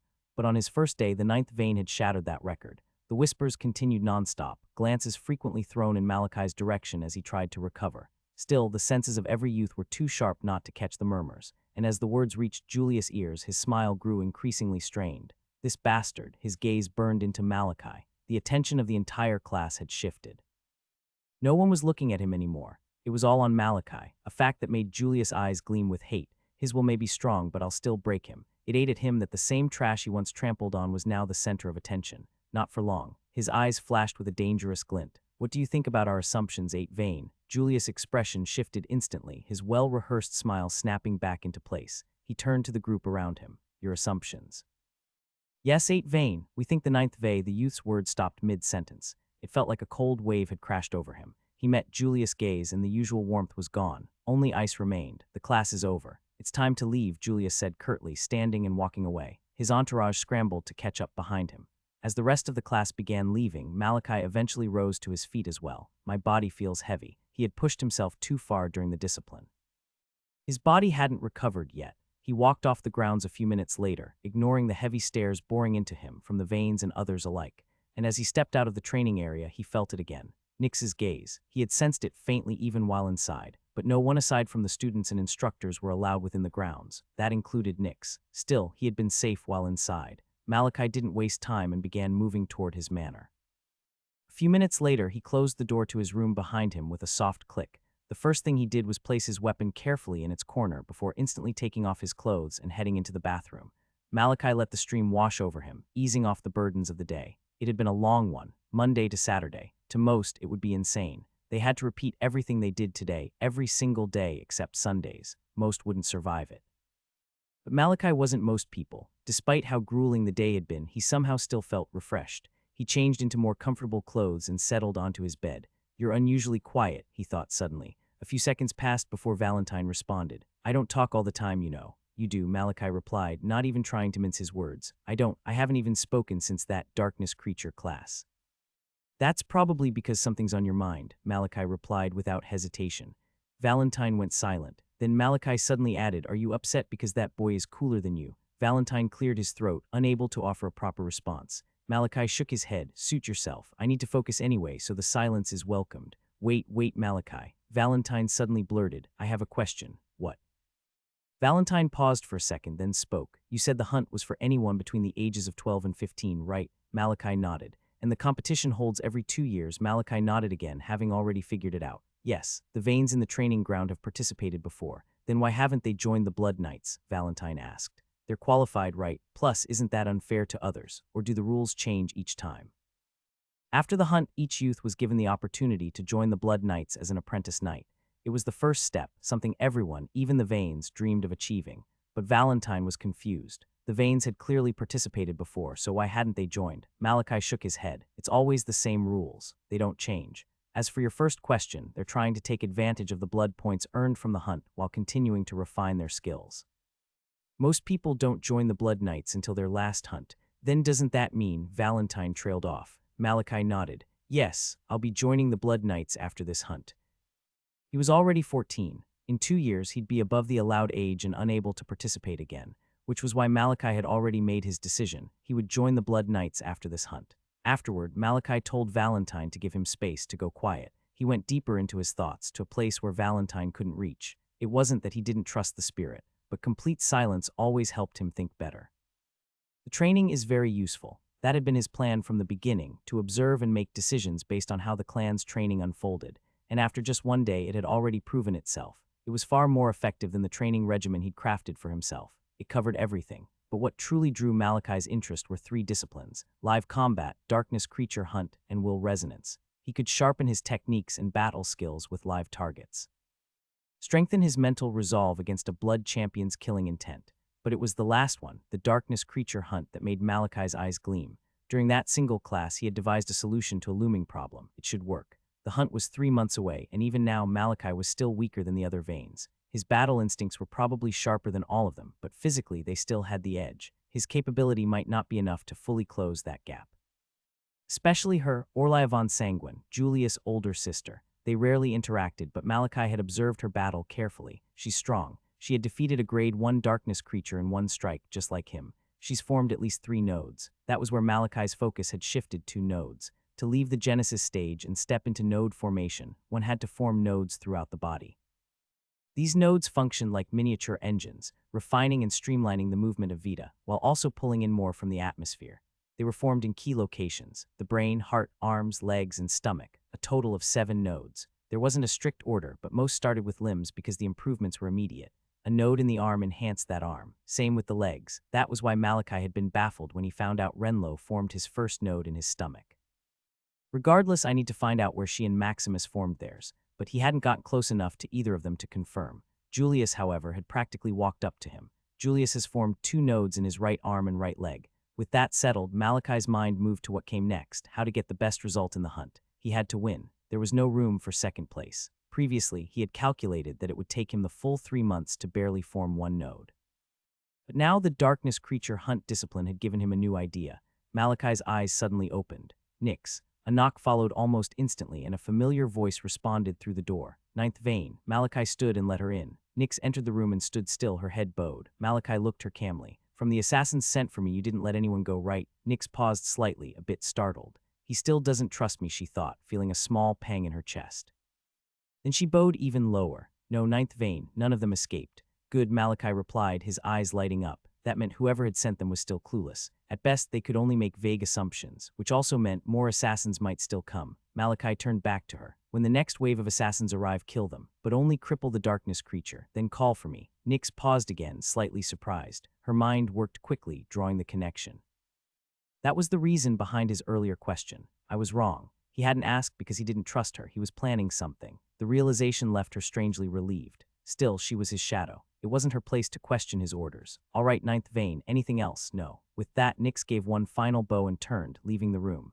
Malachi instantly sat cross-legged on his bed and began absorbing Vita from the air. He had already decided where he would form his first node. Time passed in a blur, and deep into the night, when the moon was high above the sky, a knock came at his door, followed by a familiar voice. Ninth vein. Malachi's eyes snapped open at once. He took in his surroundings. He was still in his room. He had been training nonstop into the night. He stood up and approached the door. The voice made it easy to recognize who it was, Nyx. He opened the door and saw her bowing low once again. Ninth vein, she said calmly. I've done as you asked. They're waiting for you. I didn't even hear anything. Nyx had dealt with assassins, and yet he hadn't heard a single sound. Still, Malachi's eyes lit up. Finally, he gave a nod and followed her out to the courtyard. Two massive, hulking masses of dark flesh and muscle lay sprawled across the ground. Grade 2 enhancers. Malachi's gaze sharpened. They were terrifying creatures, beasts capable of wreaking destruction and death, but right now they didn't look anything like that. Their limbs were crushed and twisted beyond recognition, their bodies torn and shredded, barely clinging to life. But there was no sympathy in Malachi's eyes, no hesitation, only raw, unfiltered excitement. He raised his scythe, then brought it down. The blade pierced through the creature's hateful, flickering gaze, ending its suffering in a single stroke. In the next instant, a surge of Vita burst out from its body before streaming straight into him.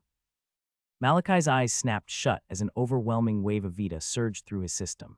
He instantly focused, using his control to guide the Vita toward the part of his body where he had chosen to form his first node. But because of the sheer volume, it was impossible to contain it all. Despite his control, a large portion of the Vita slipped away, dispersing uselessly into the air. Still, after a minute, Malachi's eyes opened, filled with nothing but excitement. This had been his plan. When a darkness creature died, it released Vita into the atmosphere, Vita that could be absorbed by the one who delivered the killing blow. The amount depended entirely on the creature's grade, and when that happened, the killer's body would be flooded with a powerful surge of energy all at once. In the dome, it was common knowledge. Advancing through killing darkness creatures was several times faster than normal training. Malachi was glad that he was currently the most wanted person in the clan. To obtain darkness creatures, death had to occur. It didn't matter if it was mutated beasts or humans, death was necessary. But since he was more or less trapped inside the Crimson Hold, it had been practically impossible to get any darkness creature. Now, however, with many of the sanguine high-ups after his head, he had a steady supply. I should have thought of this sooner. Malachi felt a flicker of regret. The assassins that had come for him on the first day had been numerous. He couldn't help but lament the large amount of Vita he'd lost. There's no choice but to move forward. He pushed the thought aside and walked toward the second darkness creature writhing on the ground, killing it in a single, clean motion.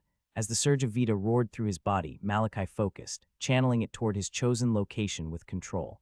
A few seconds later, his eyes flickered open. If not for the cold expression he had learned to wear as a mask, Malachi might have smiled. He turned toward Nyx, who was watching him with a knowing look, clearly having figured out what he was up to. Nyx, retrieve their core, Malachi instructed. Nyx instantly nodded. Her legs came down on the severed heads of the darkness creature, crushing them in the next instant. Then she digged through the gore and brought out 2 radiant green cores, which she instantly handed to Malachi. Malachi received it without a second thought.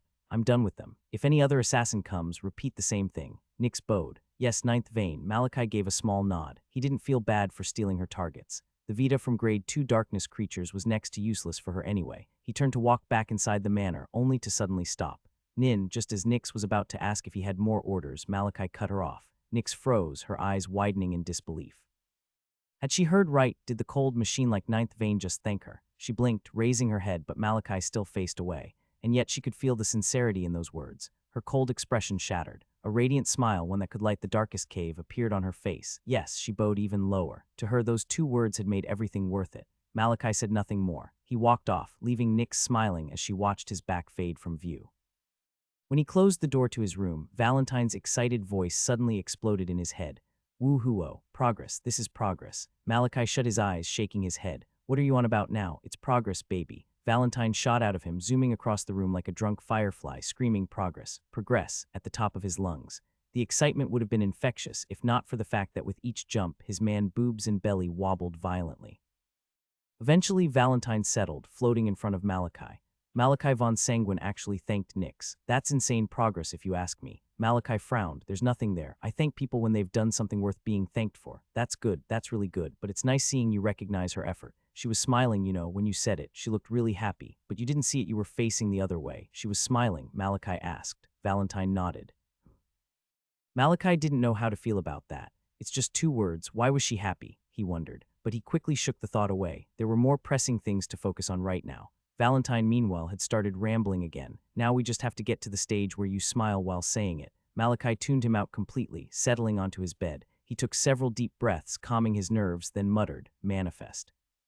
A glowing panel blinked into existence, his stats now updated. Vita Core Interface, name, Malachi von Sanguine. Lineage, direct descendant of the Sanguine clan. Title S, successor of life, ruined heir, worthless trash, talent grade. Vita stored, 5,073, 4,535, 5,073 units. Vita absorption rate, 2 vs, high density, 1.5 vs, normal zone, evolution stage. Genesis, awaiting formation of first node, base attributes. Strength, 170, 171, 90, 125, dexterity, 180, 181, 100, 135, vitality, 239, 125, 150, perception, 182, 110, 140, willpower, 122, 123, 50, 76, control. 110, 111, 05, node map, blood node, active 1-2 refined muscle node, sealed. Nerve node, sealed. Bone node, sealed. Breath node, sealed. Digestion node, sealed. Synaptic node, sealed. Cellular node, sealed. Endocrine node, sealed. Immune node, sealed. Sensory node, sealed. Body node, sealed, opens when all primary nodes are awakened and refined at 100. Malachi gazed at his stats with a calm look. Not much had changed since he checked it the night before, however. The small fact that there was a change was enough to surprise him a bit. Looks like it really is effective. Malachi had said it before, but now his stats panel just proved it. The clan's training in under 1 day had been able to effectively change his stats, even if it was just a little bit. His gaze focused on his Vita stored stat, noting the large increase in Vita. This was his total Vita capacity, and in just 1 day it had increased by more than 500 points. To see how insane that number was, one had to remember Malachi's earlier calculations. Based on the Vita he passively absorbed from the atmosphere, if the Vita density was high, his total storage would increase by 0.72 points per hour.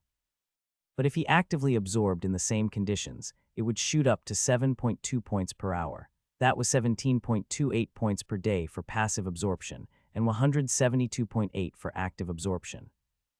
However, for the active absorption, he would have to sit down and absorb Vita all day without doing anything else, which was completely unrealistic.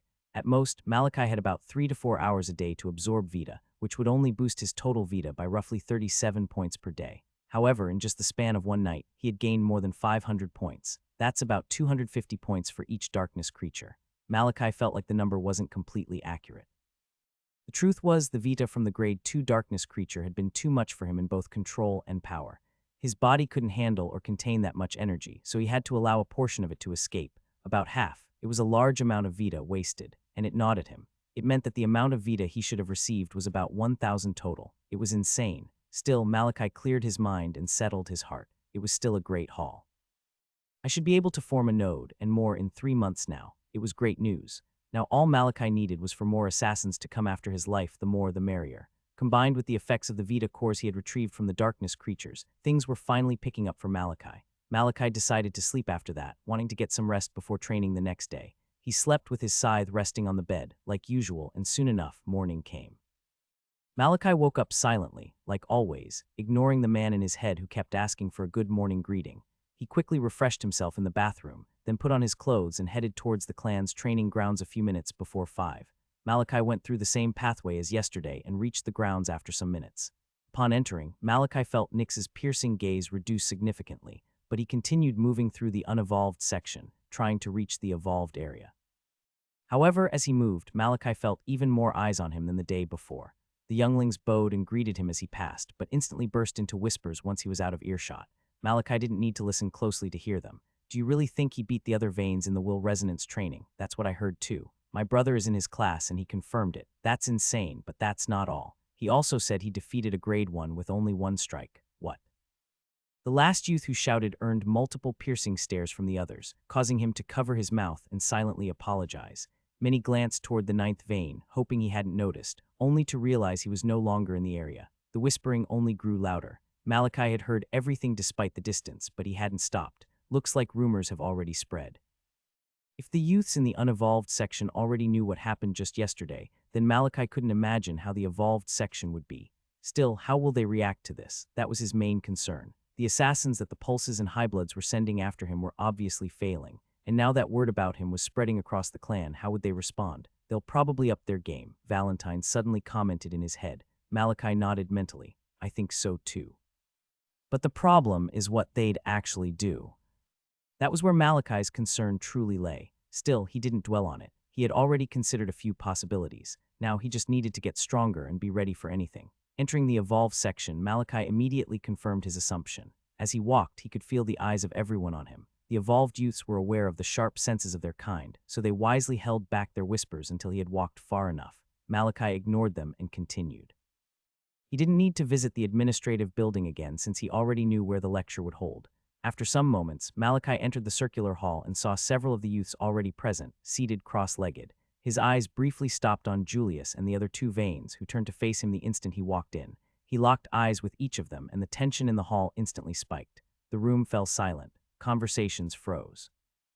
As the others noticed the silent confrontation, they all fell into an awkward silence. Why did it feel like a war was about to break out? A second passed, and almost instantly they all turned their gazes away and faced the front. Malachi picked an empty spot, lowered himself to the ground, and sat cross-legged. Then, ignoring every glance thrown his way, he took a deep breath and relaxed his mind. I should warm up. There were still a few minutes before class started, and Malachi decided to use the time to prepare. The Vita density here is very high. The room was designed to help youths master the flow of Vita and blood, so the elevated density wasn't surprising. They must have used Vita cores. This was one of the many uses of Vita cores. Their importance in their society couldn't be overstated, and their value increased drastically depending on their grade. The reason Malachi had retrieved the 2 Vita cores from the darkness creatures yesterday was exactly for situations like this. These cores were made of highly condensed Vita, and once extracted from darkness creatures, they began to passively release Vita into the atmosphere. Simply placing those 2 cores in his room would raise the Vita density significantly. However, since he wasn't using them yet, he had stored them inside a special sack designed to contain their energy and prevent any leakage. Malachi began absorbing Vita from the air, maintaining focus for several minutes until their instructor finally arrived and began the class. The lesson hadn't changed. It was a repeat of yesterday's training, sensing and guiding the flow of Vita and blood through the body. After an hour, the class ended, and Malachi immediately left. Now that he knew the location of all his classes, there was no need to linger. The eyes of the other youths followed him as he walked, but Malachi ignored them. He soon arrived at the next discipline, combat conditioning. Despite leaving before anyone else from the previous class, several youths were already present, having come from the lower rank classes. Malachi joined the slowly forming semicircle around the field, waiting for the class to begin, when suddenly, a voice called out from the side. And ninth Vane, Malachi turned, raising an eyebrow the moment his eyes landed on the boy before him. There was just no way he could forget him. On his first day at this training camp, not even the other Vanes had made an impression as strong as this boy had. Renlo, what do you want? Even though Malachi hadn't meant to, his words still came out cold. As he heard them, Renlo visibly flinched. He averted his gaze and began nervously twirling his fingers, but then he clenched his fists. His expression hardened with sudden resolve, and he reached into his clothes, pulling out something that made Malachi's bafflement spike. Renlo blurted out, cheeks puffed and turning red with embarrassment. Malachi stared at the so-called food in Renlo's arms, if he could even call it that. It was a half-eaten loaf of bread wrapped in thin nylon, held tightly like Renlo didn't actually want to let it go. If Malachi didn't know better, he'd say Renlo was secretly hoping he'd refuse it. You have to accept it, Malachi. It's a gesture. He's obviously trying to be friends. I thought you said you wouldn't interfere in things like this anymore.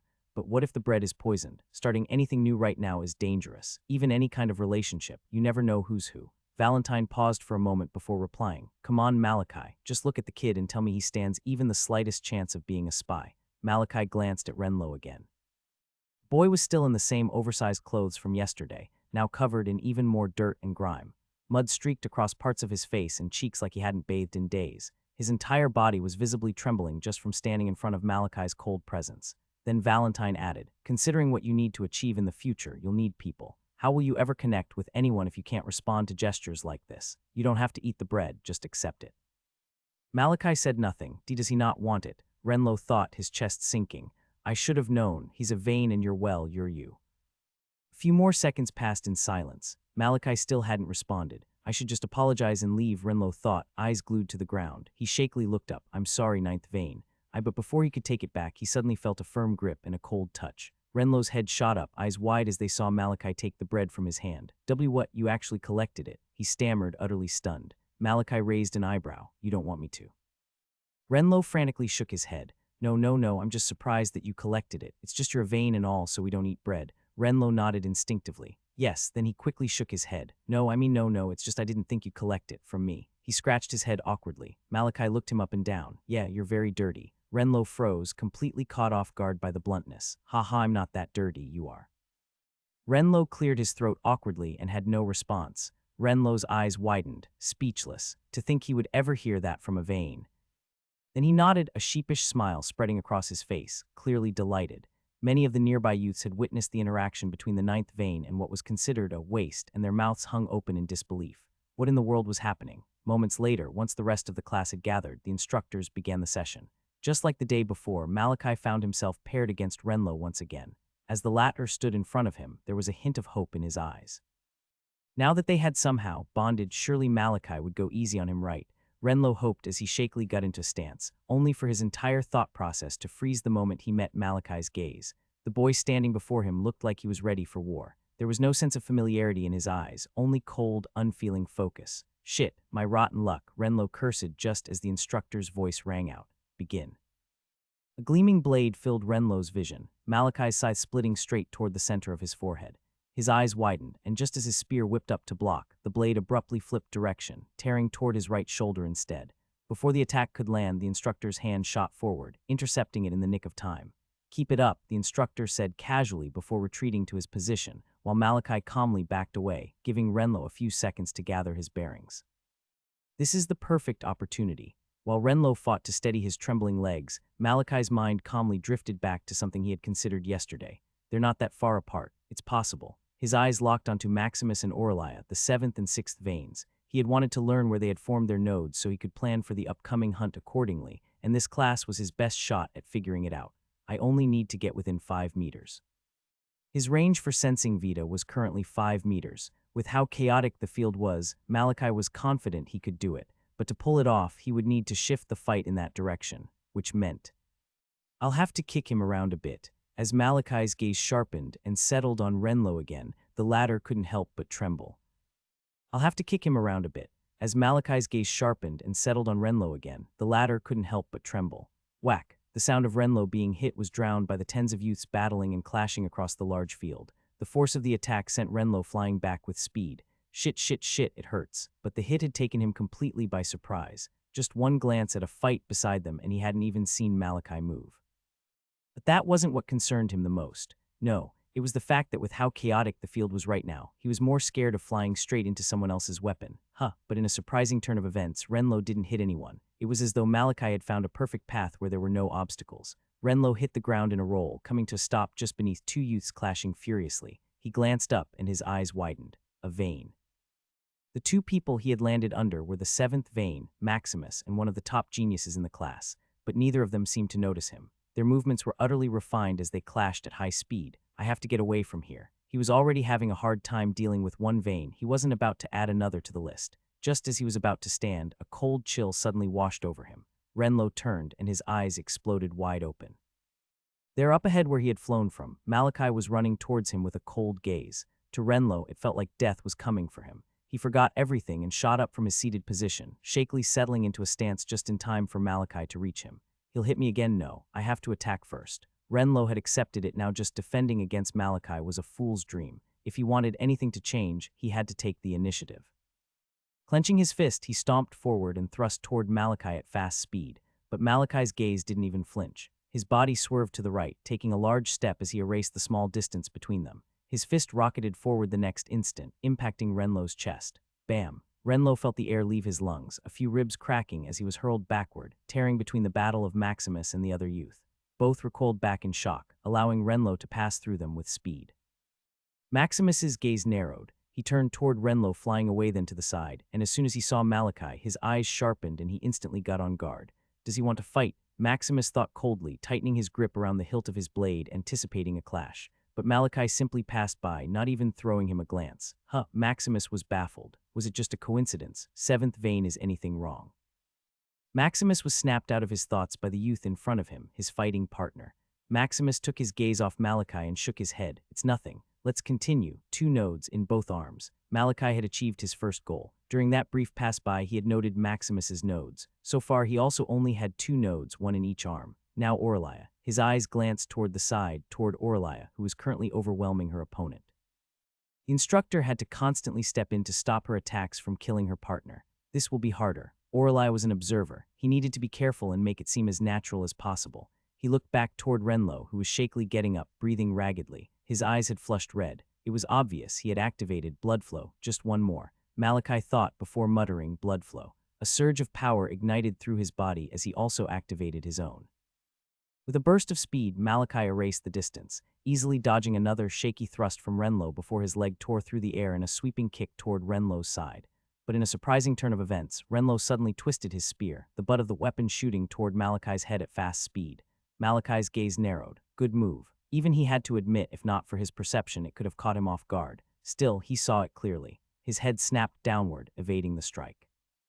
But the next moment, Malachi's eyes widened. Shit. Because of the abrupt dodge, the direction of his sweeping kick had shifted slightly. His leg impacted Renlo's side, the force sending him tearing through the air, straight toward where the 6th vein was currently fighting. But Malachi wasn't smiling. His intention had been to move Renlo near her battle so he could somehow maneuver close. But now, he's going straight toward her. Aurelia's gaze caught signs of movement from the side. She glanced over and saw Renlo fast approaching. Her eyes narrowed. In the next second, her leg whipped up, kicking her opponent and sending him flying. Then she turned toward Renlo, but her gaze went past him and landed on the 9th vein. Malachi, what's he planning? She had noticed the same thing had happened with Maximus earlier. Doesn't matter. I'll take care of this first. Blood flow. The air around Aurelia changed.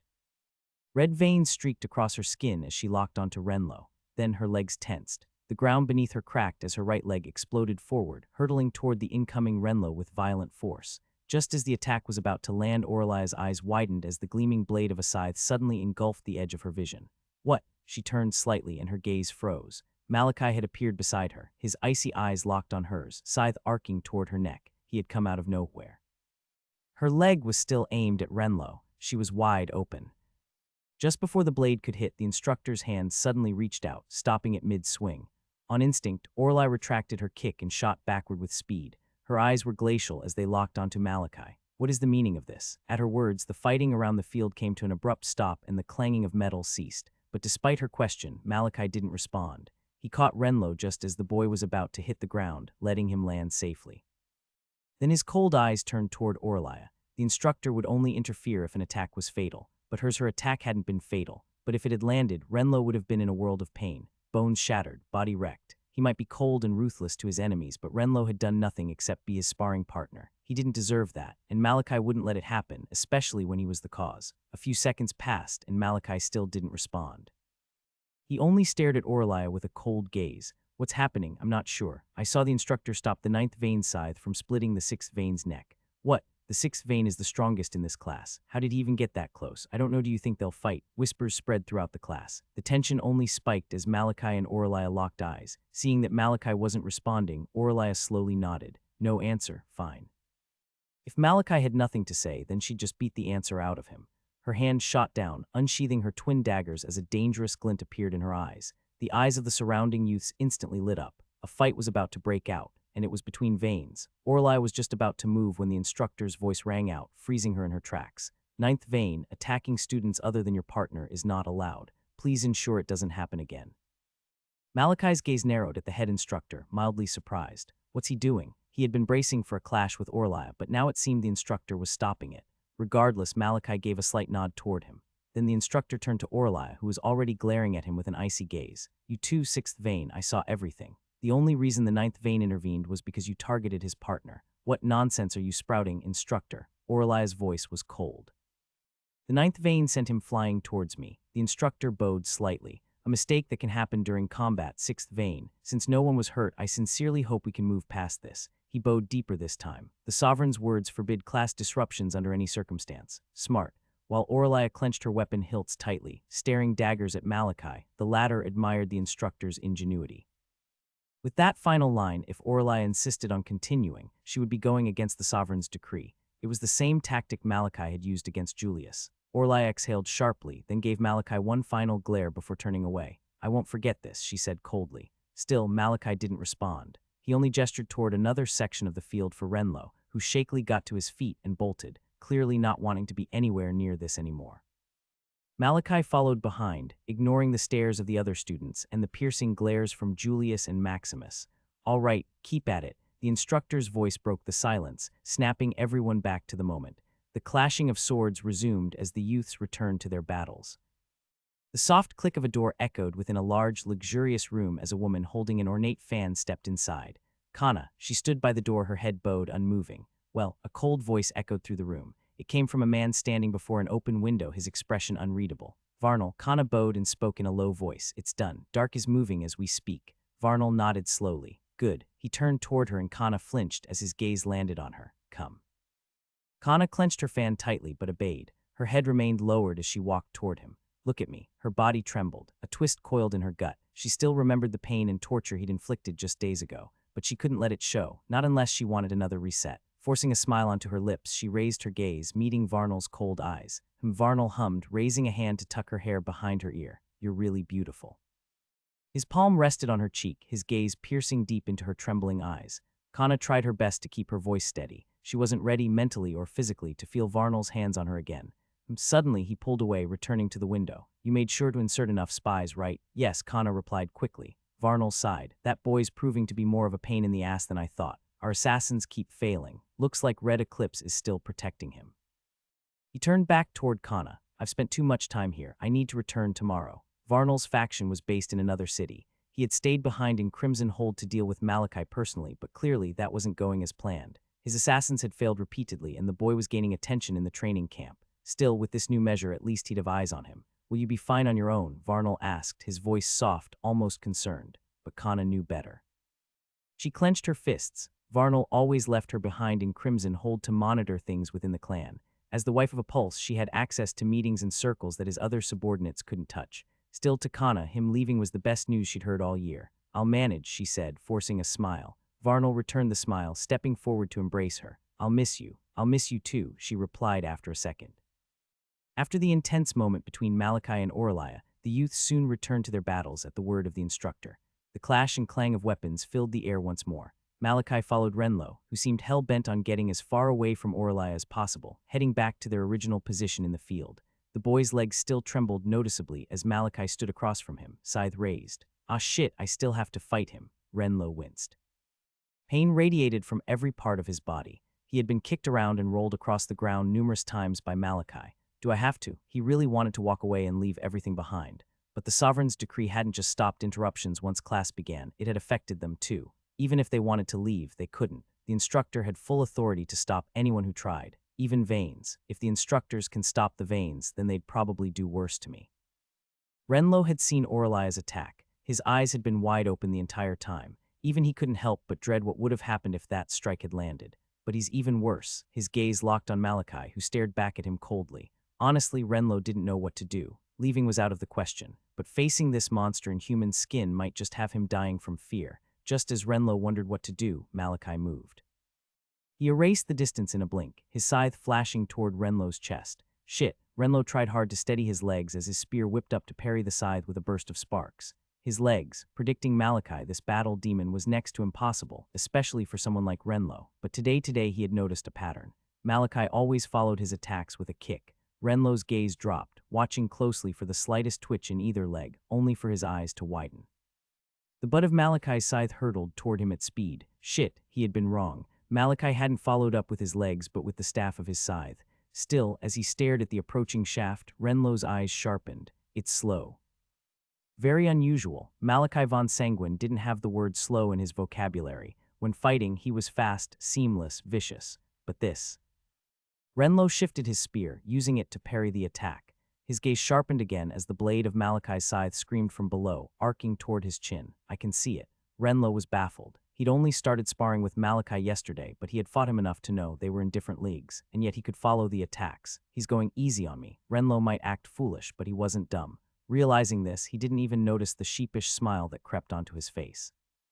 He adjusted his stance, parrying Malachi's attack once more. Another slash came, and he blocked it again. Sorry, it was just one word, but it was the word Malachi had been meaning to say to Renlo for a while now. It had 100% been his fault. If not for him, Renlo wouldn't have ended up in that situation with Aurelia. Because of this, Malachi felt guilty, and he had no idea how to deal with it. This is a first. He buried the thought deep inside, where even Valentine couldn't reach. Malachi couldn't recall ever apologizing to anyone outside his parents. It was foreign, awkward, which was why he had opted for this instead. He'd go easy on Renlo. It was the least he could do. For the first time since Renlo had started sparring with Malachi, they clashed continually without the instructor needing to intervene to stop a killing blow. Blade met blade, staff met staff. To Renlo, it had already become clear Malachi was holding back. He didn't know why, but it was obvious. Still, the boy wore a wide, sheepish grin on his face, and as they continued to clash, Renlo began to grow more confident. His arms steadied, his footwork improved. He even began launching his own attacks. Even the instructors observing the battle couldn't help but raise their brows. There was surprise in their eyes. The fight continued all the way until the class ended. While the other youths collapsed onto the grass, gasping and covered in sweat, Renlo, drenched in sweat himself, walked over to Malachi and bowed sharply. Malachi, taken slightly aback, raised an eyebrow. For what? Malachi fell silent. He didn't know what to say. He noticed Renlo's legs were still trembling, but the boy was too excited to care. He has the same eyes, it was faint, but Malachi was sure. That same unwavering desire to grow stronger. It was there. All right, Malachi finally responded with a small nod. Renlo bowed again, grinning so wide his teeth shone. I have to go now, ninth vein. I hope we meet again in the darkness creature hunts discipline. Aside from the combat conditioning discipline, that was the only one they had together. At Malachi's startled nod, Renlo bowed once more before spinning around and dashing off. The other students in the class still stared at their interaction with baffled expressions, completely unable to understand what had just happened.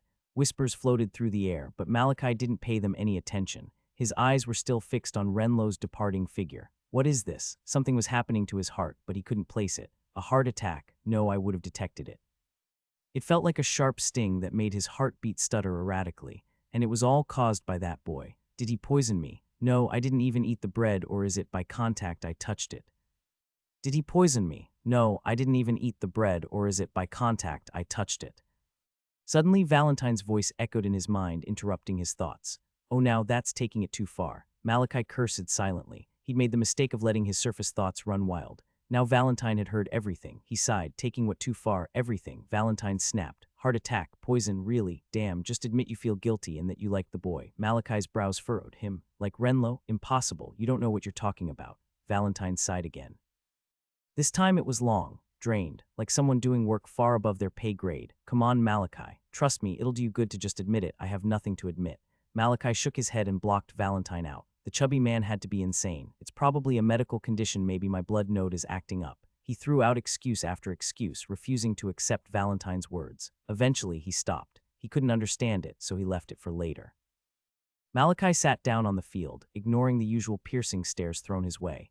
He decided to train and absorb Vita. He wasn't tired anyway, and there was no point wasting time. 30 minutes passed in the blink of an eye, and soon enough, the blood arts training began. Nothing eventful happened during this discipline. It was mostly what Malachi had done the day before, and after 2 hours, the class ended, and he immediately headed to the circular hall for the darkness theory discipline. The day went by in a blur. Every lesson played out the same way as the day before to Malachi, and soon enough, the time hit 5:30. It was time for the darkness creature hunt discipline. Malachi had made it before anyone else, as he hadn't bothered resting after the live combat simulation class. He stood by the clearing, just at the edge of the forest. Soon enough, the other youths started streaming in, and with them, ninth vein. Renlo's excited voice suddenly sounded as he approached Malachi. He seemed genuinely happy to see him, and his usual trembling was nowhere to be found. But the moment Malachi turned and locked eyes with him, the trembling came back in full force. Renlo got nervous. How were your other classes, ninth vein? Fine. Tea, that's great. In ninth vein, Renlo responded, pausing and clenching his fist tightly, before adding, mine was really terrible. I felt so hungry I could die during the darkness theory class and eventually blanked out. I didn't even know what happened until it was break time. I'm so glad the teacher didn't catch me sleeping. After that, Renlo went on and on and on about how his day went, and Malachi couldn't help but stare, utterly baffled. Just what was going on here? It's here again. Malachi frowned. That same feeling in his chest had suddenly returned. He had been right, Renlo was the cause. Is it some proximity poison activation? Just as Malachi started crafting another absurd excuse, Valentine's voice cut in. This is just insane. Shit. Malachi cursed internally. He had made the mistake of using his surface thoughts once more. Now Valentine had heard everything. Insane? Yes, just admit you're happy to see the boy. Malachi's brows furrowed. You don't know what you're talking about. Valentine sighed heavily, but he didn't say anything else after that. Malachi focused back on Renlo just as he was finishing his story. Because of that, I couldn't eat anything for hours. It was hell. You have food remnants on your face. Renlo quickly wiped it off and laughed. Haha, I only had a tiny bit of bread on my way to class. Malachi shook his head. You don't have anything but bread. Renlo cleared his throat, cheeks turning red in embarrassment. It's what I can make, but I love it. After a moment of silence, Renlo asked, what food do you like, ninth vein? Do you only talk about food? Malachi was flabbergasted, meeting Renlo's eyes that had suddenly turned serious. He looked like nothing was more important than Malachi's answer. Food, Malachi thought. Honestly, he had never given it a thought before. His focus had always been on surviving in this bloodthirsty clan. Just as he was about to answer, the instructor's voice cut in. Welcome once more, students. Yanin fixed his gaze on Malachi before smiling and starting the class. He used the same format as yesterday, calling on each student to battle a darkness creature. Malachi had witnessed Renlo's struggle against another grade 1, but luckily, he had eventually prevailed, smiling widely with his bloody teeth at Malachi after the battle. As for Malachi, he had also faced and killed another grade 1 with one strike, gaining another surge of vita and more whispers from the youths. Unfortunately, because it had been a darkness formed from beasts, and a grade 1, the energy had been significantly lower than the ones from the assassins. He got about 80 points added to his total. Regardless, it was a good haul. After the darkness creature hunt discipline ended, Malachi and Renlo separated, with the latter bowing and saying they'd meet later. Then came the will conditioning discipline. That went as expected, with Malachi dominating the class, much to the dismay of the other veins, who didn't hesitate to make their hostility known. At this point, Malachi could say Maximus was the only one who wasn't openly hostile. After his clash with Aurelia, she didn't seem to want to let the matter go. Anytime they were in the same space, he could feel her cold, killing intent directed at him. After the final discipline, while the other youths tried to recover, Malachi left the area, heading toward the exit. As he walked, he pondered the matter. She'll become a problem. Currently, Malachi was still too weak to consider facing Aurelia. He hadn't formed any cores while she had 3, but because of their earlier confrontation, he had already become a target. She's going to be a problem during the hunt. Now, aside from Julius, Aurelia would also be gunning for him. Still, despite everything, Malachi had got what he needed from that confrontation. I found out where she formed her nodes, 2 in her legs, 1 on her left arm. Malachi's eyes gleamed. I just have to make enough plans. He was always going to face her if he wanted to win the hunt. This only confirmed it. But now, with what he'd learned, he would make the right plans to deal with her. Soon, Malachi exited the training ground and instantly felt the gaze of Nyx. But just as he was about to start heading back to his manor, a voice broke through his thoughts. Ninth vein, Malachi turned and saw Renlo coming out of the training ground. The boy stopped in front of him, panting with his hands on his knees. Malachi frowned. Again, that same feeling had returned once more. Just what was happening? Valentine didn't say anything this time, choosing to keep silent. Malachi shook his head. Stop thanking me. It's becoming annoying. Malachi's eyes narrowed slightly. Renlo's main problem had always been his fear, his hesitation. They made him look like he couldn't fight. But after facing Malachi at a pace he could manage, he'd begun regaining confidence in himself. He had been more active than passive, and that had helped him when facing the darkness creature. As it turned out, Renlo was even more afraid of Malachi than of a creature that could rip him apart. His thoughts had gone something like, if I can fight the ninth vein, then I can fight anything. Malachi sighed. All right then, Renlo tilted his head and asked, how can I repay you, ninth vein? Malachi was just about to refuse when Renlo suddenly lit up. I know, I'll bring you more bread tomorrow. Don't worry, I'll make it soft and delicious. Malachi was flabbergasted, but Renlo continued, I better stop keeping you here. I bet you have more important things to do. He bowed again. I'll see you tomorrow, ninth vein. And with that, he turned and ran off before Malachi could say anything. All Malachi could do was just stand there, staring, completely flabbergasted by the absurdity of it all. Far away, perched atop a tree, a small smile crept onto Nyx's face as she watched the interaction. But while she felt happy, a part of her was equally stunned. The ninth vein made a friend. She stopped her thoughts as Malachi finally started moving again, heading back toward the manor. Quietly, Nyx followed. The sun had set and most parts of the Crimson Hold had been plunged into darkness. On the south side of Crimson Hold, not far from where the training grounds were located, the figure of a young boy, no older than 14, moved quietly through the dark forest. His steps were incredibly hesitant. He walked slowly, eyes darting towards even the slightest of sounds, clearly restless. Come on, Renlo. You fought the ninth vein today. If you can do that, you can do anything. Renlo tried to steady himself, and it worked. His trembling reduced significantly, and his steps picked up pace.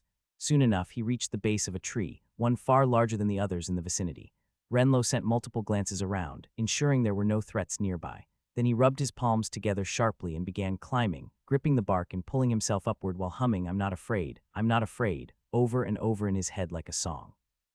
Soon enough, he reached the top, coming up on a wide platform hidden among the branches.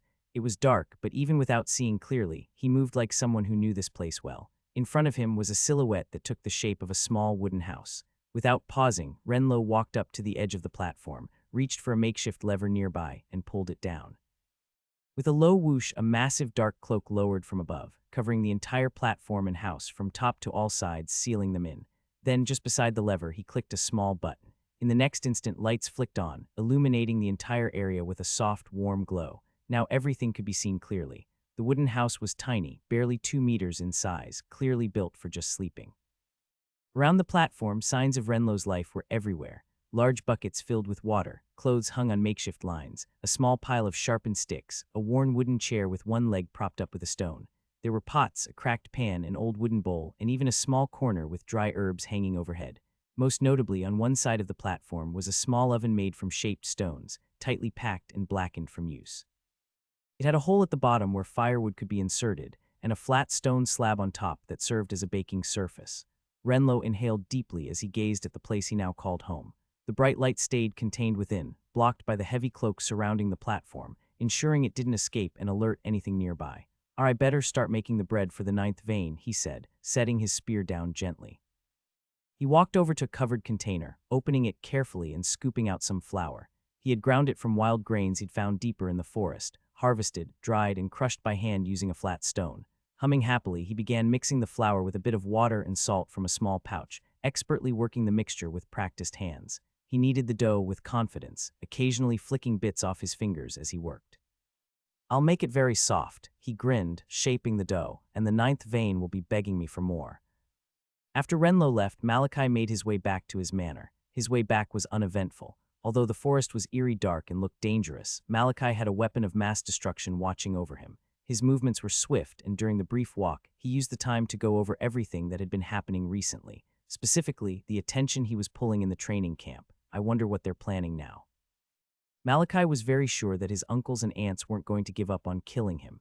After they noticed that blatant assassination was a fool's dream, they would switch up. This was Malachi's major problem. The only thing that came to mind was a spy. They needed eyes on him now more than ever, which meant they would try their very best to attach someone to him. Renlo. For now, that was Malachi's biggest suspect. Despite his denials to Valentine, Malachi knew deep down that he was getting fond of the boy. They had only met for 2 days, but as long as one wasn't inherently bad, Renlo was the kind of person that grew on you. He was so foolish and clueless it was hard not to get attached. He had approached me. Renlo had been the first to speak to him, and in all honesty, Malachi wasn't buying the whole "I didn't know he was a Vane" crap. He wasn't trying to brag, it was just how things were. The Vanes had been like superstars in the Sanguine clan since their childhood, even before Malachi's parents' death and his eventual fall. Can I say something? Valentine's voice suddenly cut through his thoughts. Malachi paused slightly. I'm listening. I'm not going to say you should trust him. Who knows, he might be tricking us both. But I would say don't push him away. You don't have to share everything about yourself with someone before you become friends. Just leave him there at least until you can confirm if he's friend or foe. Malachi's steps slowed down in the forest, pondering. After a second, he reached a conclusion and decided what to do. Just as he was about to continue moving, he suddenly heard a familiar voice. Ninth vein. In the next instant, Nyx appeared in front of him, bowing. What happened? Malachi instantly became alert. Nyx always followed him back silently. If she was stepping out now, then something had happened. You have a visitor at the manor, ninth vein. Who? Nyx hesitated for a moment. Dark. Malachi's gaze narrowed. Dark, he knew that name, the head butler. That was the closest aide to the sovereign, the one who oversaw the entire Crimson Hold. What does he want? Just as Malachi wondered, Nyx continued. He's not alone, ninth vein. He came with a group of men and women dressed in maid uniforms. Malachi furrowed his brows, so that's how it is. Now he was getting a clearer picture of what was going on. "Let's go," he said. Nyx instantly moved to stand behind him, silent. She wants to act like a guard. Malachi noted it. Nyx was planning to make herself visible to ward off any attempts at bullying. There was nothing that screamed power more than a bloom trailing behind you like a shadow. Malachi picked up his pace, and soon enough he came out of the foliage of trees, right into view of a group of people standing in front of the iron gates of the manor, the bright lights radiating off the building, casting a soft glow on them. The people instantly turned as they heard footsteps approaching from behind, and the moment they sighted Malachi, they all bowed low before echoing in unison, "We greet the ninth vein." Malachi didn't so much as glance at them. He maintained an icy stare as he walked forward with a measured pace. His eyes were only on one person, the man standing calmly in front of the group, Dark Sanguine, the head butler of the Sanguine clan, closest aide to the sovereign, and a Bloom. As far as Malachi knew, nothing went on in the Crimson Hold without Dark knowing. He hasn't changed much. Malachi remembered meeting him a few times when his parents were still alive. They hadn't been close, but they weren't on bad terms either.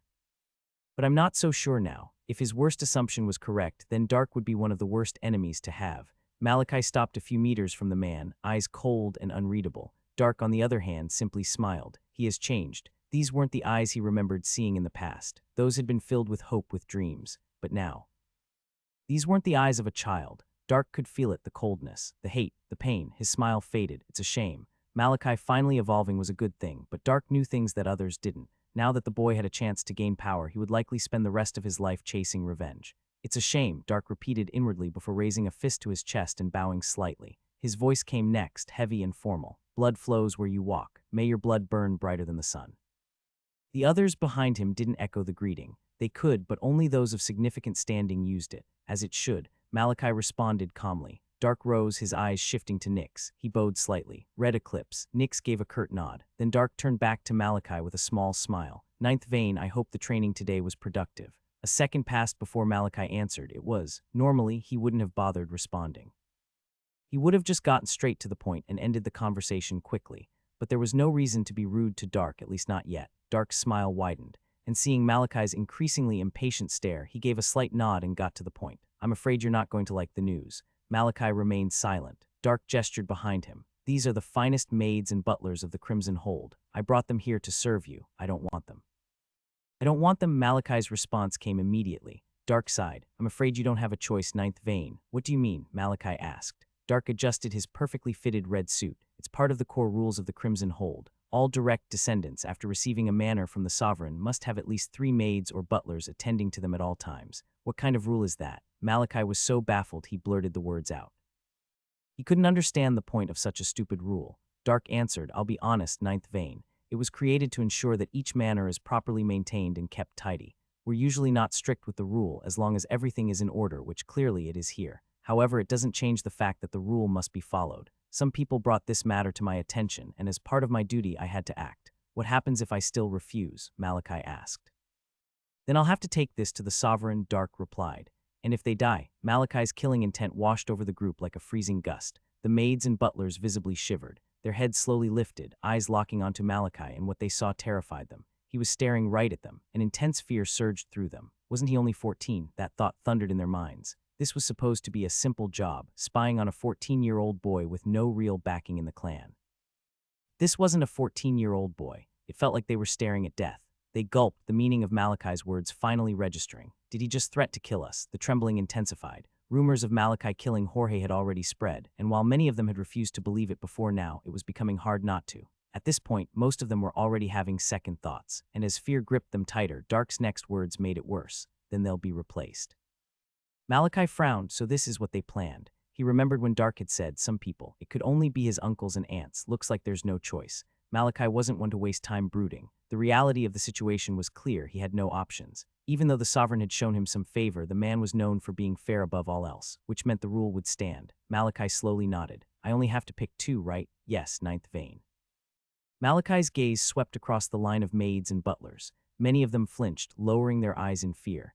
It was almost as if they were trying to disappear to not be chosen, all except 2. And the moment Malachi's gaze landed on them, his mind was made. Her and him. Dark turned to look at the 2. His eyes narrowed slightly. "Is he into that?" He didn't voice the thought. "Is that all?" Malachi asked. Dark bowed. "I apologize for the interruption, ninth vein."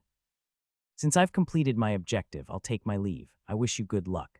Malachi gave a single nod, watching in silence as Dark and the remaining maids disappeared into the darkness of the forest. As Dark left, Malachi turned his cold gaze back onto the two he had chosen. Both visibly shivered. It wasn't just Malachi staring at them, Nyx was too. Her glare was colder than ice. Standing behind Malachi, she looked like a mama bear guarding her cub. The two bowed deeply, their bodies stiff. Then the sound of footsteps echoed around them, and their fear intensified. Was he actually going to kill them? But Malachi simply walked past them without saying a single word, Nyx trailing behind him silently. They passed through the gates and entered the manor. The heavy door slammed shut behind them. The two gulped and, after a brief moment of hesitation, slowly stepped inside. A few seconds later, Malachi reached his room. He closed the door behind him just as Valentine's voice sounded. "Are you planning something?" Malachi walked to the side of his room and unclipped his utility belt. "What do you mean?" "I mean your choices just now. What about them?" "Well, while I understand the second one, the first one is odd." Malachi frowned. "What's odd about her?" Valentine let out a dramatic gasp. "Ah, don't tell me, aren't you too young though?" Then in a more thoughtful tone, he added, "Come to think of it, kids at 14 in my time were already doing some pretty crazy stuff." By the way, when do people marry in this era? Malachi shook his head and didn't bother responding. He dropped his scythe by the bed and made his way to freshen up. Valentine's voice followed him. "At least tell me why you chose her." But Malachi gave no answer. He simply stepped into the bathroom, letting the hot water wash over him as the events of the long day replayed in his mind. "How much do you charge?" At those words, the woman in the white-made uniform froze. She turned her gaze away from the mirror, her eyes landing on a man who could only be described in one word: tidy. His hair was combed neatly, not a strand out of place. His white suit was crisp and perfectly ironed. From posture to presence, he was every inch the butler he claimed to be. Drop dead, the woman spat, turning back to the mirror and resuming what she was doing. "Vicious. I like that. Makes it more enjoyable." The man's lips curled into a crooked smile as his gaze leisurely dragged down her body. His words hadn't been random. He'd said them because the woman standing before him looked every bit the part of a seductress. She wore the same white uniform as the other maids, but hers was tailored, no, designed to show off her figure. It hugged her curves tightly, the waist cinched just right, her skirt slightly shorter than regulation. Her blouse had been unbuttoned halfway down, revealing a scandalous amount of cleavage for a maid. She was in her early 20s, and clearly, she knew how to use her body. These were the maids Malachi had just selected moments ago. The young maid clearly knew how to use her body well, and right now she was adjusting her clothes again, pulling the neckline lower, tilting the skirt just slightly higher, clearly trying to look even sluttier than before. The man walked up beside her, smirking. "Honestly, I get it. I understand why the ninth vein chose you. Even I would have done the same." He whistled low, clearly impressed. "You're so fine, damn. Why don't you tell me your name, huh?" "I'm Anoa." The woman didn't respond. She smiled slightly at her reflection in the mirror, satisfied. This should be enough to seduce him, she thought. Malachi might look terrifying, but at the end of the day, men were men, slaves to their urges. And Malachi was just a 14-year-old boy, curious and with raging hormones. He doesn't stand a chance. She blew a kiss at her reflection and turned, walking toward the door. Seeing that she had no intention of replying, Anoa frowned. "I didn't think the third poo." Her eyes snapped open. Before Anoa could finish his sentence, a hand clamped tightly over his mouth. Crimson eyes blazed into his with killing intent. "What the hell are you doing?" Her voice was low and sharp like a dagger, but Anoa only smirked behind her hand and pointed to his mouth. She hesitated, then loosened her grip just enough for him to speak. "Your name," he said with a grin. She exhaled through her nose, clearly holding herself back. "It's Carla. And listen carefully before you go running your mouth again. Don't forget you're also one. This is a threat." She released him fully, "Fucking horny idiot," she muttered under her breath before walking away. Anoa's eyes followed her, his gaze fixed on her swaying hips with pure satisfaction. "I'll make you mine," he thought, licking his lips. Carla left the room and stepped into the main space of the manor, now holding a tray with a bottle of chilled drink. "I'll let him see me a few times first, build the urge, then move in for the final blow." She smirked to herself, already planning the steps to ensnare Malachi. Her job, coming to this manor, had been to simply spy and report her findings, but Carla planned on taking things a step further. "A week. That's all I need. I'll make him mine in a week." She walked confidently through the hallway, her hips swaying with each step, eyes filled with excitement. After a few seconds, she arrived at Malachi's door. She paused just at the front of the door and adjusted her cleavage once more. She made sure her expression was perfect, fear slutty with a hint of innocence. She raised her hand to knock. "What are you doing?" The voice that came was so cold it chilled Carla's body. Her eyes snapped to the side, and her entire body went stiff. Her mind seemed to stop working. All the plans she had been concocting gone. Now only two words thundered in her head, drowning everything else. Red eclipse. Carla had been briefed on Malachi before she was sent here. The do's and don'ts, what he liked, what he didn't, and most importantly, what to avoid. and for the latter, one person topped the list. Nyx, the red eclipse. This bitch just had to arrive now. A freaking bloom was standing in the way of her and her goal. Gee, good evening, Lady Nyx, Carla greeted with a shaky voice. Wait, why the hell am I greeting her? Nyx was definitely a bloom. However, here she was nothing more than a maid in a white uniform, the same as Carla's, which meant the same rank. Carla felt a surge of confidence, but Nyx didn't even respond. She took a step forward and the temperature plummeted. What are you doing here? Her voice came again, colder this time. Carla instinctively stepped back, eyes wide as she trembled. She forced herself to steady her arms, stopping the sound of the bottle hitting metal on the tray in her hands. She's a witch. The thing currently staring at her didn't feel human. Only now did Carla realize the rumors about the red eclipse were true. Cold, ruthless. Nyx took another step forward. The temperature dropped even further. She would not repeat herself again. Carla decided to change her approach. Butting heads with someone who could end your life in a blink wasn't something anyone should do. I came to offer the ninth vein a drink, Carla started. It's been a long and stressful day for him. Take it back. Nyx's words didn't sound like a suggestion. They sounded like something Carla should have obeyed decades before the order was given. Her heart sank. This is bad. Her thoughts were in disarray. Her goal was to get to Malachi. She was confident in her ability. If he saw her frequently, it was only a matter of time before he became hers. How the hell was she supposed to do that with this weapon of mass destruction blocking her path? I can't go back. Carla clenched her fists tightly. Too much was at stake. Even if it meant directly facing a bloom, she would achieve her goal. Does the ninth vein not like this beverage? I can bring another one if that's the case, Carla said. A strange silence followed. Nyx didn't utter a word. She simply stared. And somehow that made Carla's fear intensify. Her eyes dropped to her arms still. Not trembling, she looked to her legs still. Odd, her trembling had stopped, yet her fear had only increased. How Carla tried to move. Her body didn't respond. She tried to feel her blood, nothing. Her body was still, as cold as ice. It's her. Carla's heart felt like it was about to burst from her chest. Her trembling eyes rose to meet Nyx's, and in that moment Carla could swear she felt death. I have to leave, her thoughts thundered.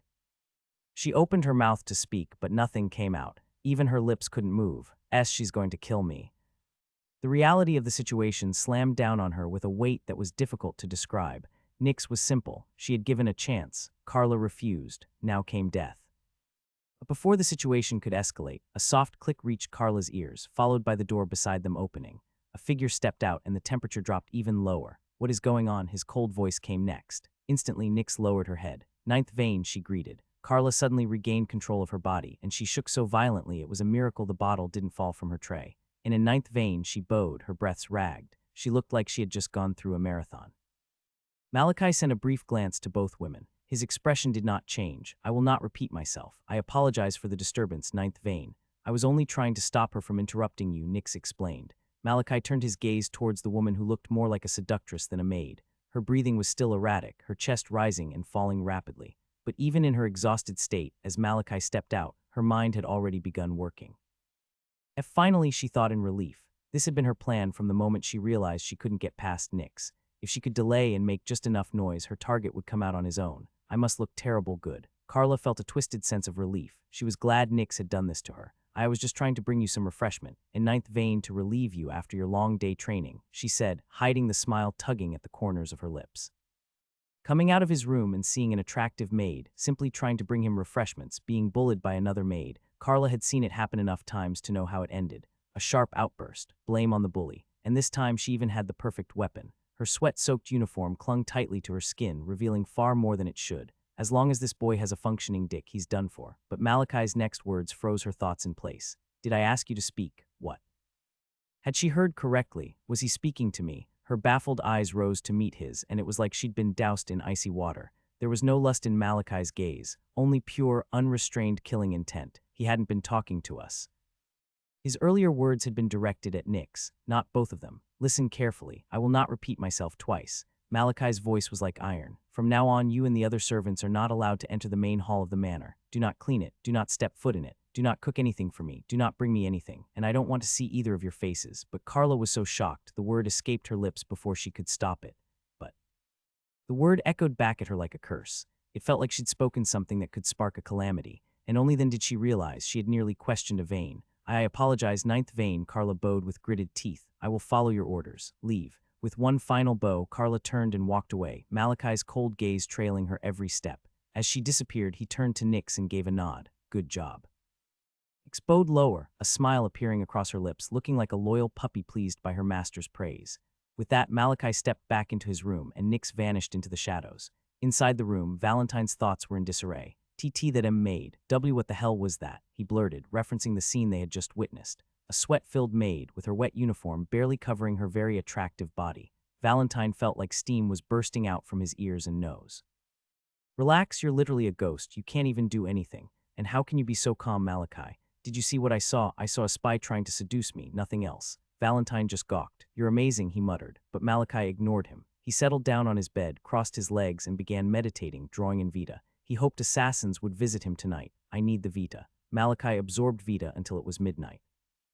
After that, he slept, only to be woken up in the next second by a knock on his door. Nyx. Malachi had been more excited than worried. It meant another assassin had come. It was brief, and Malachi hadn't wasted time. After confirming with Nyx that the new maid and butler weren't watching, he killed another 2 grade 2 darkness creatures, earning another 500 Vita points. After that, he went back to sleep. The morning came quickly, and Malachi's routine remained the same. After freshening up, he left the manor a few minutes to 5, moving through the forest. However, Malachi's steps suddenly stopped. Nyx, he called out, and a figure appeared in front of him, bowing. Ninth vein. Nyx was a bit stunned. She wondered why Malachi had suddenly stopped, and he didn't waste time. I need you to do 2 things for me. The sharp sounds of footsteps reverberated through a hallway. Fucking bastards. Carla cursed as she made her way through the manor. After yesterday, she had returned to her quarters drenched in sweat, her heart refusing to stop pounding. Regardless, her thoughts never stopped burning. Not only had she failed to see Malachi, she had also been banned from entering the main area of the manor. Let's see how you'll enforce that when you're not around. Carla was relieved. From the information she had gathered before coming here, it was reported that Nyx followed Malachi everywhere, which meant when he was gone, she was too. Let's see if you have anything hidden. Carla planned to use this opportunity to go through Malachi's belongings and find another way to get to him. She moved through the main area of the manor, eventually reaching Malachi's door. But before she could open it, her steps froze. What the hell are you doing here? Carla spat, her gaze locking onto the tidy man standing nearby with a small smile. What do you mean? We're here for the same thing. Anoa's smile widened as they both glanced toward Malachi's room. They both knew. They were spies and there was no use pretending.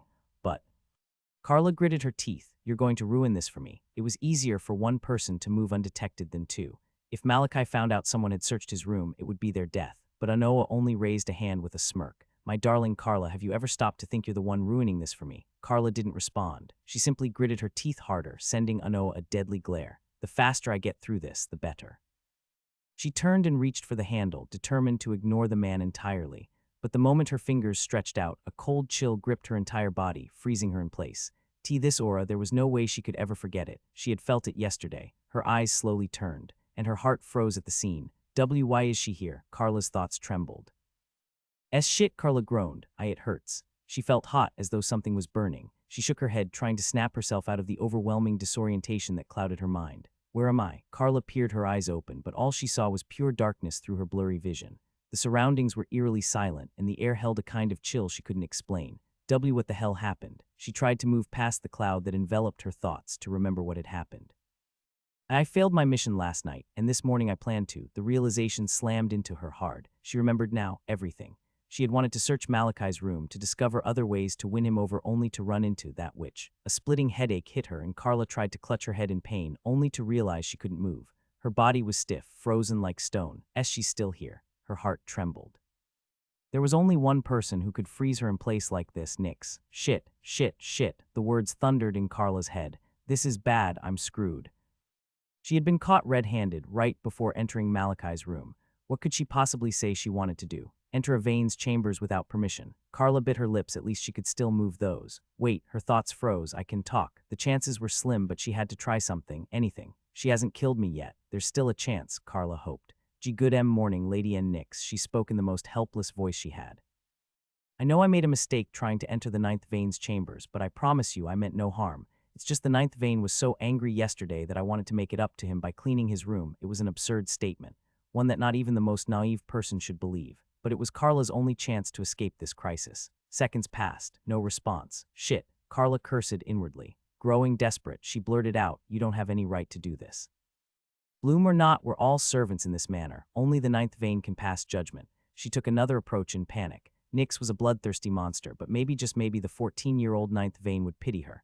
The Ninth Vane is the one in Kant. Carla had barely finished her words before an icy voice cut in. Shut her up. Carla's words halted instantly. She tried to speak but couldn't. She couldn't even shake her head anymore.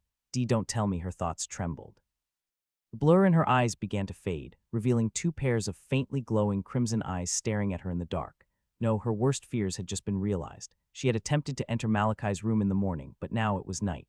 Nyx had kept her there, frozen, until the ninth vein returned. A sound reached her ears from just beside her. Carla's eyes shifted slightly to the side, and there she saw Anoa, still and kneeling, staring forward with trembling eyes. They got him too. Carla turned her eyes back toward the two crimson gazes. They stared at her like predators watching prey in the dark. I have to say something. She tried to speak, but no matter how hard she tried, she couldn't. Who do you work for? The familiar cold voice chilled Carla's heart. Malachi had just spoken, and as the restriction on her mouth faded, her words came rushing out. In ninth vein, please listen. I meant no harm. I just wanted to increase it. Malachi's voice rang out again, and in the next instant, Carla felt it. The pain that had consumed her body before was now rising again. She turned her focus inward and froze. My blood, the burning she'd felt earlier, it had been her blood boiling. Unimaginable pain roared through her. She tried to scream but couldn't. Her voice was gone. Hot blood streaked down from her eyes and nose. Her mind could no longer form full thoughts. Then the pain subsided. The cold voice returned. Who are you working for? Carla felt her mouth loosen again, but she didn't care. She could barely think. She breathed raggedly, forcing her head up to face those glowing crimson eyes again. She couldn't see much, but she could tell now. One pair of eyes was lower than the other. The ninth vein was seated, and for the first time, Carla really saw them. Those eyes. They weren't the eyes of an innocent 14-year-old child. He knows. Carla realized. Malachi had known she was a spy from the beginning. The information she had gotten before arriving had said Nyx followed him everywhere, but she had found Nyx alone at the manor, which could only mean Malachi had sent her back. What kind of 14-year-old is he? I work for the Sea Crimson Hold in ninth vein. Carla managed to speak, praying the answer would save her. It didn't. More. Malachi's voice cut again. And just as Carla was about to speak, the pain returned, even worse than before. Her blood began to boil once more. Who do you work for? Anoa's eyes trembled as the crimson gazes turned toward him. I serve you. In ninth vein, his calm was gone. His suit was in tatters. Malachi didn't wait, him too. While a searing pain exploded through Anoa's body. He tried to scream, but nothing came out. Both servants now writhed in silence, suffering through pain no words could capture. And all the while, Malachi's cold crimson eyes stayed on them unmoving. Malachi, Valentine's hesitant voice echoed in his mind. Just close your eyes and ignore it. It'll be over soon. This is torture, Valentine snapped. So, you want me to stop? Malachi's response came without emotion. You said you weren't going to interfere in things like this again. Did you forget? Valentine fell silent. No, but you think they don't deserve it. Valentine didn't answer. That's the difference between the both of us, Malachi continued. I'm not going to give you any justification for this. I will only tell you I won't stop. If you have a problem with it, you're free to leave. Malachi had thought back to the day he'd admitted fault when his maids messed up the manor and spoke ill of him. At the time, he'd wondered if it had been the right thing to do, and truthfully, it hadn't been wrong. In a fair world, no one should be punished for speaking their mind. But this wasn't a fair world. This was a world where saying the wrong words could get you killed. In such a world, fairness wasn't something Malachi could afford, especially not toward his enemies. So he'd made his choice, just like the day he killed for the first time. Anyone who tried to harm him would not be spared. No matter how bloody it got, Malachi's gaze burned cold. Stop. Stop. At his command, the pain engulfing both servants vanished. They collapsed to the ground, gasping for air through ragged, wheezing breaths. I'll ask you again. Malachi's voice remained the same, icy. Who are you working for? As control over their mouths returned, both Carla and Anoa began speaking over each other in panic. In ninth vein, why you have to believe me? Carla cried, I meant no harm, I swear. Look at me, who could I possibly hurt? I'm just a maid, please.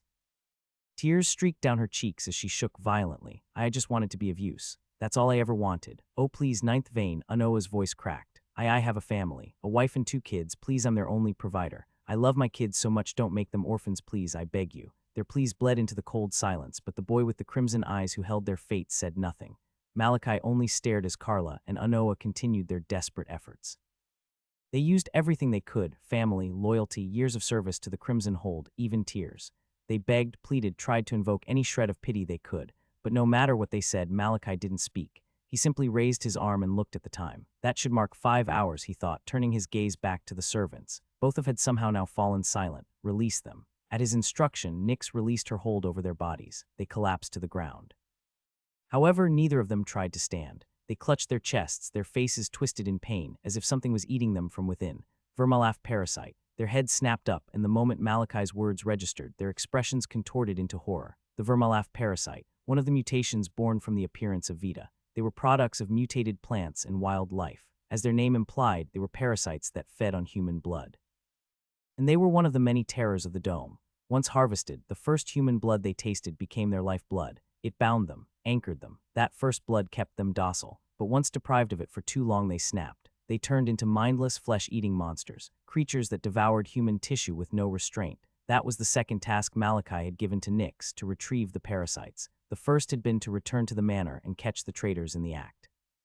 And now Malachi had fed both servants the Vermalaf parasite after feeding the parasite his blood. 5 hours had passed since then, and now the parasites were starving. Once inside a human, it was nearly impossible to get them out, not unless one had access to at least 2 skilled formation evolvers, and when hungry they started with the soft tissues. Carla and Anoa's eyes shot wide open as the parasites began feasting on their organs.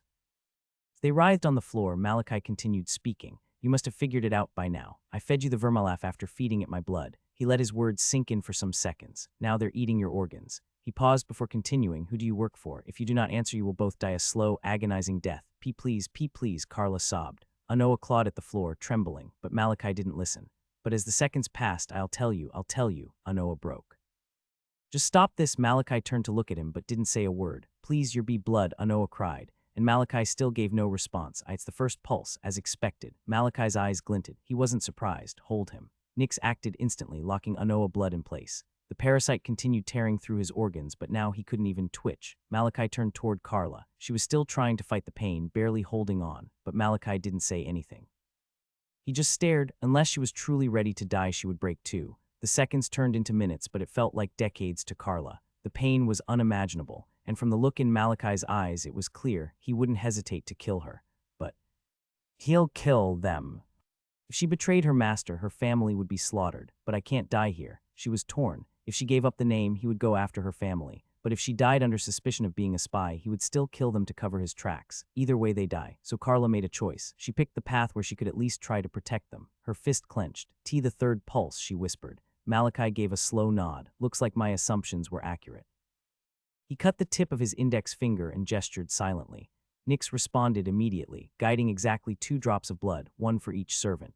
As the blood entered their mouths, both Carla and Anoa gasped, trying to pull themselves together. While it happened, Malachi's mind churned. The first pulse and the third pulse. When Dark had visited and asked him to choose from the servants, Malachi hadn't chosen randomly. He had watched, studied, planned. He had picked them based on his deductions.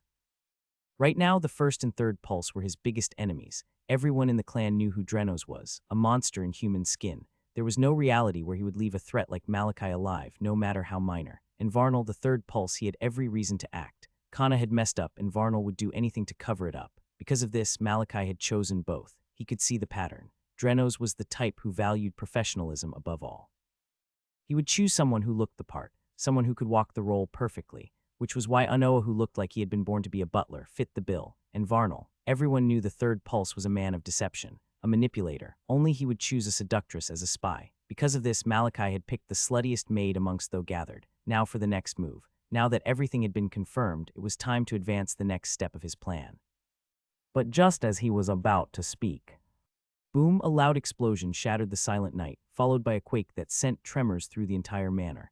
Malachi's eyes shot to the side. Nyx was gone. What is happening? He shot up from his seat and bolted outside. As Malachi burst through the main door of the manor, his eyes locked onto the distant sky above the sovereign's residence. A blinding pillar of dark light had pierced into the heavens. Malachi's expression shifted sharply. A darkness creature. Malachi's expression darkened as he gazed at the dark pillars of light raging above the main area of the fortress. The chill reached him instantly. There was no way he could mistake it. A darkness creature, but from the intensity of the chill, Malachi had no doubts it was a strong one, above grade 2. There was just no way a grade 2 could cause such a calamity. Still, this brought Malachi to the main question. Who would kill someone that close to where the sovereign resided? Ninth vein. Malachi's gaze snapped to the side. Nyx. She had vanished the moment the explosion rang out and now stood before him, bowing low. What is happening? Malachi asked. Nyx straightened slightly. I've checked the perimeter. There are no threats around. Her words snapped him out of his reverie. He had been so focused on uncovering the cause of the blast, he had forgot to consider their immediate safety. He gave a nod. Good job. What about over at the main area? What's happening there? Nyx bowed again. A darkness creature has spawned. Malachi's eyes narrowed. As expected. Still, he waited for her to continue. From its energy levels, it seems to be around grade 3. Malachi's eyes widened. A grade 3, they couldn't be compared to grade 2s. Grade 3s were weapons of mass destruction. When they spawned, no single blood champion or synergy stage evolver should face them alone. They were just that dangerous. He had never encountered one before. And when he eventually did, he hoped to be strong enough to survive. But Nyx hesitated. I don't know what exactly is happening because I can't leave your side, ninth vein. Malachi fell silent. She's right, it's too dangerous.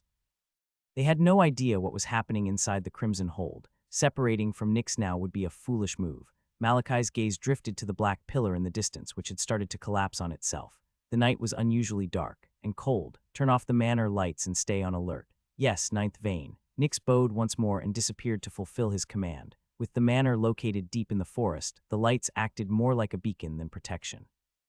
As she left, Malachi cast one last glance toward the main area before turning and heading inside. He sat calmly before the trembling servants, who were still struggling to recover from the Vermalaf parasite tearing through their insides. But Malachi didn't wait. Listen carefully, he said coldly. I gave you both just enough blood to keep the parasite docile for 5 hours. After that, it'll continue devouring your organs, unless I give you more. Carla and Anoa's eyes widened in horror, but Malachi spoke again before they could utter a word. Not unless you agree to my terms. What terms? Carla choked while Anoa's trembling eyes fixed on Malachi, desperate for answers. Who do you think you're speaking to? His aura flared cold, washing over them like a wave. Carla lowered her gaze quickly. What terms in ninth vein? Malachi nodded, satisfied. Then he laid it out, all of it. By the time he was done speaking, their eyes were stretched wide in horror. They were completely screwed. Eventually, he dismissed them to their quarters and returned to his room. It was well past midnight. With training scheduled for the morning, Malachi decided to sleep immediately. But this time, because of the situation and not knowing what exactly was going on, he slept with his scythe on the bed beside him.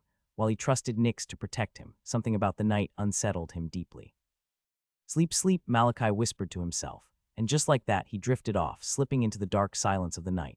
He woke early the next morning, and after confirming from Nyx that no threats had approached the manor during the night, he began preparing for training. He was a bit disappointed that no assassins had shown up, but it made sense, considering the commotion that had occurred yesterday. A few minutes later, Malachi sprinted down the familiar pathways leading toward the training camp. He reached the high cliffside just before the camp and came to a stop. Nyx. At his call, Nyx appeared in front of him, bowing respectfully. Find out what happened after I enter the training grounds, Malachi said. He still couldn't shake off the events of the previous day. He needed answers. And also his eyes narrowed slightly. Keep an eye on those two. They agreed to serve me, but we still have to be careful. The night before, the terms he had given were simple, absolute obedience. They were to serve him completely and follow orders without question. They had resisted, of course, but eventually fear won. Neither of them wanted to die. Just as Nyx was about to nod, Malachi's voice cut through the air again, and for the first time since she had begun serving him, Nyx saw something unfamiliar. Malachi hesitated. It lasted only a second. He cleared his throat and spoke. You should get some rest. You've done well. Nyx blinked, stunned. But Malachi didn't give her time to process it. He spun around and bolted toward the camp. Even after a full minute, when he reached the door and stepped inside, Nyx remained where she stood, frozen, as though those words had carved themselves into her mind. When she finally processed what he'd said, her cold, composed expression cracked, breaking into a radiant, bright smile. For days, she had been by his side, watching while he trained, guarding him through the night as he slept. As a bloom, her stamina far exceeded normal limits. She could continue like this for months. But that didn't change one simple truth. He had actually thought about her. Her gaze lingered on the door he had passed through, the corners of her lips still lifted in a smile. Then without another word, she turned and vanished off to fulfill Malachi's orders. You're awfully quiet. As Malachi walked through the unevolved section of the training camp, he spoke to the quiet ghost living in his head, but Valentine didn't respond. So something was wrong, Malachi thought. Valentine had gone silent since last night, ever since Malachi refused to stop torturing the servants. I have a question, Malachi suddenly said. There was a pause before Valentine finally replied. What question? Why do you care? What do you mean? I tortured those servants, yes, and I'll probably do worse in the future. But I want to know, why do you care so much? They're not related to you. You're not the one inflicting the pain. I am, no offense, but you don't contribute anything to my power. So why does this bother you? It has absolutely nothing to do with you. Valentine went silent again, as if pondering. Then softly, I care because it's wrong. Isn't that enough? Not to me. No, Valentine let out a breath. I agreed I wouldn't interfere as long as you did it to people who deserved it. But from what I saw, those maids only wanted to search your room. Torture was too much. No matter how I think about it, it was too much. They didn't do anything to deserve that. I said I wouldn't justify myself yesterday, and I still stand by that, Malachi replied calmly. but I'll say this just for the sake of conversation. Those two were ticking time bombs. You think they were just there to search my room, but how do you know that? What if they came to poison my things? What then? Valentine didn't reply, but Malachi wasn't done. What they didn't deserve torture, you're not exactly wrong, but put yourself in my shoes. And more importantly, think with your head, not your heart. You caught two spies trying to enter your room without permission. You know they're not randoms, they were planted. So what would you have done? Preach to them, slap their wrists and kick them out of the manor, only for more spies to replace them tomorrow. He paused briefly. Think, Valentine.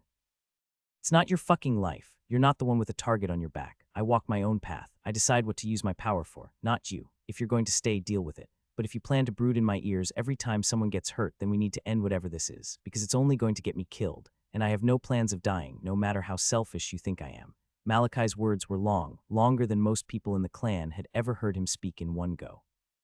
Even Valentine was stunned. From his response, it was clear. Malachi knew his actions were morally wrong, but if that was what it took to move forward, he wouldn't hesitate. And if Valentine couldn't live with that, then he needed to walk away. Valentine said nothing after that. Malachi fell silent as well, choosing instead to observe his surroundings. The younglings were whispering and gossiping, but not about him. Hey, did you hear what happened last night? Yeah.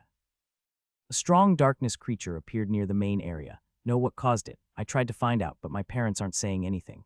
Malachi listened carefully, hoping for clues, but they were just rumors, all speculation, no facts. He left the unevolved section and stepped into the evolved section of the camp. The older youths were talking too, also speculating, but Malachi couldn't get any concrete information. Still, he decided to let Nix handle it. Eventually, he headed to class.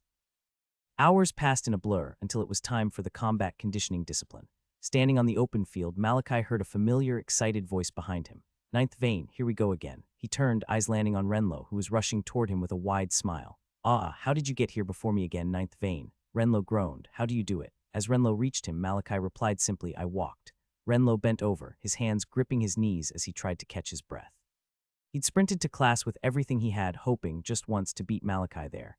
Malachi raised a brow as he glanced at him. You're clean. His tone had a hint of bafflement. Renlo stood up and scratched his head with a sheepish grin. What do you mean, ninth vein? I'm always clean, no, Malachi replied, shaking his head. You've always been dirty. Did you bathe and wash your clothes? Renlo awkwardly cleared his throat, his chubby cheeks reddening slightly. He tried to hide the fact that this was his first proper bath in over 2 weeks. Haha, you're making it sound like I never bathe, ninth vein, you don't. Renlo turned red with embarrassment, then quickly changed the subject. Anyway, ninth vein, I brought you bread. He pulled out a small loaf wrapped in nylon and stretched it toward Malachi. Malachi stared at it for a moment. Is this why you had your bath and cleaned up? Renlo froze. Then he laughed nervously and shook his head. No, of course not. Haha, he completely hid the fact that the only reason he'd bathed and changed was because Malachi had refused the bread he brought the day before, claiming Renlo was too filthy to eat from. But there was no fooling Malachi. He could read the boy like a book. He shook his head, and without realizing it, a tiny smile tugged at his lips. What the Malachi caught himself immediately, wiping the smile off his face and glancing around. When he was sure no one had seen it, he took the bread. Renlo beamed. All that effort paid off. He didn't usually bathe. It was too much of a chore climbing down the tree to fetch water. He preferred saving what he had for cooking. Afterward, Renlo brought up the incident from the other night, trying to see if Malachi knew anything. But Malachi simply shook his head. No, I don't. At this point, while many were still surprised to see a vein casually talking to someone like Renlo, most had accepted it. Well, most of them. Julius watched the pair with raised brows. Then slowly he smiled, but he didn't say anything. The instructors began the class, interrupting Renlo's usual ramblings. Time moved quickly, and soon Malachi had completed all his disciplines for the day. After a short conversation and a quick goodbye with Renlo, he headed back toward his manor. As he stepped into the forest path, his voice rang out. Nix, she appeared at once. Walk with me, Malachi said without stopping. Tell me everything you found out. Walk with me, Malachi said without stopping. Tell me everything you found out. Nix vanished and appeared beside him, effortlessly matching his pace. The darkness creature, she began, was born from the Mogrim that ambushed us on our way back from the Black Reach. Malachi's steps halted. He turned toward her slowly. He died. Yes, Night Vein, how? He really tried to suppress the shock and the rising anger boiling inside him. Delma's, the same Mogrim they had captured. The same one Malachi had planned to use as a weapon against Kana. I was glad the Iron Saint was put in charge. Was I wrong about him? The Iron Saint was known by all as a man of honor. He had distanced himself from politics and devoted his life to serving the sovereign and protecting the West. But for the first time, Malachi found himself doubting him. They're not sure, Nick said, but they suspect the Mogrim took precautions. Malachi exhaled slowly and resumed walking. Nix kept pace beside him. They must have done something similar to what I did with the servants. He believed the Mogrim must have planted something beforehand. However, it's been days already. It can't be the Vermalaf parasite. That parasite only survived if constantly fed the first blood it bonded with, and it's already been days since his capture. Even taking a truckload of the blood couldn't keep the creature docile for this long. Still, Vermalaf wasn't the only parasite humanity had discovered. The mutated fauna had changed everything. Seeds that could heal the gravest wounds in seconds. Nectars that gave regular men the strength to uproot trees. So much had emerged, so much was still unknown.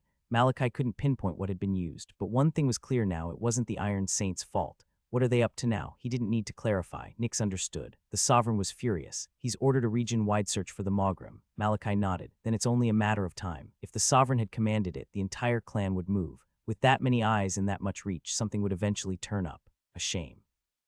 He had hoped to use Delmas as a means to strike at Kana, but that window had closed. Still, there would be others. His eyes darkened. She would pay for everything. And when he was done, she'd regret everything she did to him. I need to think. Malachi picked up his pace, heading for the manor. He needed to be alone to think and plan his next move.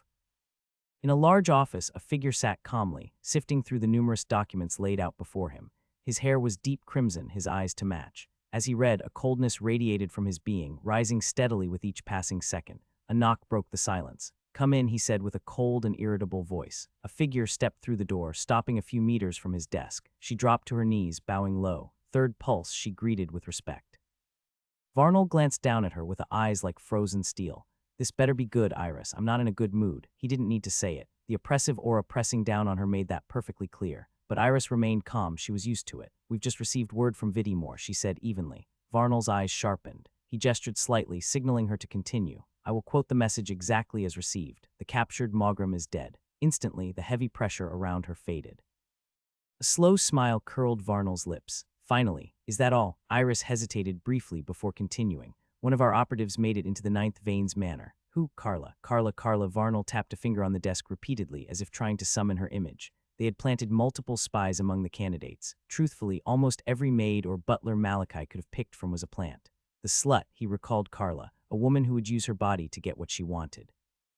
But would that work on him? Varnal needed someone close to Malachi, someone who could observe him constantly, relay every detail. The ideal outcome was getting Malachi to trust their operative. That's why he had chosen candidates with varying traits: subtle, obedient, seductive, sly. It's possible, but From the reports, Malachi was cautious and untrusting. However, Varnal would have liked to believe the boy might eventually fall to his base urges, but before Varnal left Crimson Hold, intelligence had already marked his will as unnaturally high. The boy had battled a grade 1 without flinching, or so they claimed. "Let's see how this plays out. Has she reported anything?" Varnal asked. "Yes." Third pulse. "Well, I'll quote," Iris said clearly, infiltrated smoothly. "Target leaves for training at approximately 4:50 a.m., accompanied by secondary target. Returns after 8:00 p.m. when training ends. Only myself and another servant remain in the manor during this window. Target resumes personal training in his chambers upon return, then retires. Schedule has been consistent. Special note: Target continues avoiding contact with operative and fellow servant. However, Target has been caught staring at operative on multiple occasions." The report ended and silence fell briefly. Varnal massaged his chin, the smile widening. It was better than expected. Way better." Target's gaze lingering, he focused on those words. "Looks like her seductive nature is starting to take effect," he mused, pleased. "What are your orders?" Third pulse, Iris asked. Varnal thought for a moment. "Keep watch on everything he does. Report back the moment the operative sends anything." Iris nodded. "As you wish. That'll be all." As Iris left, a low chuckle escaped Varnal's throat. Then it swelled into a full-blown, deranged laugh that echoed through the office. It rang out for several moments before he finally fell silent. This is great. He had been in a foul mood for days. Ever since Malachi brought back the Mogrim, and Varnal discovered Kana's ties to it, he had searched frantically for a way out. Kana's actions with the Mogrim had been terrible, one he punished savagely for, but because of his concern for Delmas, he had reached out to the Mogrim, only to be reassured that measures had been taken, measures that were now proving effective. "Now I just have to get rid of that useless little boy and everything will fall into place." He couldn't let his reputation be tarnished. Kana's mistake had nearly cost him everything, but it was his mess to clean. They had to move forward. But with all the unrest in the clan, making a major move on Malachi now would be too risky. His eyes drifted to the calendar on the wall. One date had been circled in red. The hunt, Varnal hummed. Malachi had turned 14. This was his final chance to participate in the hunt, so there was no doubt he would attend. That might be the perfect opportunity. His eyes gleamed. "Did you do it?" At the cold voice, a trembling feminine one immediately responded, "Why yes, in ninth vein, what about you?"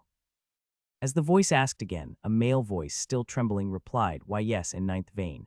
Malachi stared coldly at his two servants turned double agents kneeling in front of him. At their answers, he gave a slight nod, and their responses, Carla bit her lips. Her instincts were screaming at her. The third pulse was not someone anyone wanted to cross. She had seen with her own eyes what he had done to people who'd committed far less, but she clenched her fists. There was no choice, especially not with the witch standing behind Malachi. Nix, any lies they tried to tell would be seen through instantly. I was asked to carry on and report back anything I observed, ninth vein. Also, she hesitated, not to make any move, and to wait for you to come to me first. Malachi turned toward Anoa, and the man flinched before quickly responding. I was asked to try and find out what makes your evolution special. The first pulse said I should search your room and report back anything I find. Malachi entered a state of contemplation as he listened. Earlier, he had ordered Carla and Anoa to report back to their respective masters to make it believable. He had instructed them to share everything they had observed before Malachi turned them. Of course, he had filtered and tweaked the information thoroughly. It had to sound believable. Now, he was reviewing their answers. The first pulse wants to understand what makes my evolution special, but the third pulse, Varnal, was clearly focused on Carla seducing him, Target's gaze lingering. Malachi could almost burst into laughter. That had been one of his tweaks. He wanted Varnal to believe his plan was working, that Carla had a chance. That way, Varnal would trust her with more important tasks. His thoughts returned to the first pulse. He won't find anything. If Drenos was who Malachi believed he was, then the man would eventually send someone to the pit to uncover his secret. But Malachi remained calm. There was nothing to uncover. After a moment, he nodded, dismissing the servants. Malachi stood after a few seconds, nodding to Nix. "I'm going to my room." They were currently in the living room. Upon entering his room, Malachi locked the door and sat on his bed. Just as he was about to start thinking, a hesitant voice echoed in his mind. Malachi tilted his head. "I thought you'd become a monk and sworn yourself to silence." Valentine cleared his throat. Malachi shook his head. "Well, you're still here. So have you decided to accept it?" Valentine paused a little. "No, I realized what you said earlier was true. We're not the same person. Honestly, Malachi, I don't think I'll ever accept your brutalities, but there's nothing I can do to stop them. I'll have no hand in it, and don't expect me to give you advice on better ways to torture people or any of that." "I won't," Malachi replied. Valentine cleared his throat again. "Anyway, I'll still help out the best I can." Malachi nodded. "I'll respect that." He genuinely meant it. He wasn't expecting Valentine to become a psychopath just because of him.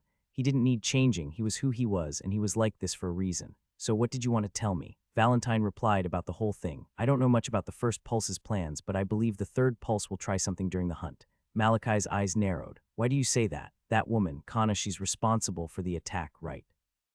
Valentine began. "Think about it, the only link to her just died. I've seen this a million times in those old dramas. This is the moment they lay low, let everything simmer down. Then they take out the last link when no one's expecting it. The hunt, it's the perfect chance." Malachi's gaze darkened slightly. It was surprising, but everything he said made sense. "How do you think they'll get to me?" Valentine fell into brief thought. "Tell me more about the hunt." Malachi nodded. "They drop us randomly into a large forest. We're supposed to hunt darkness creatures and take down each other if we want.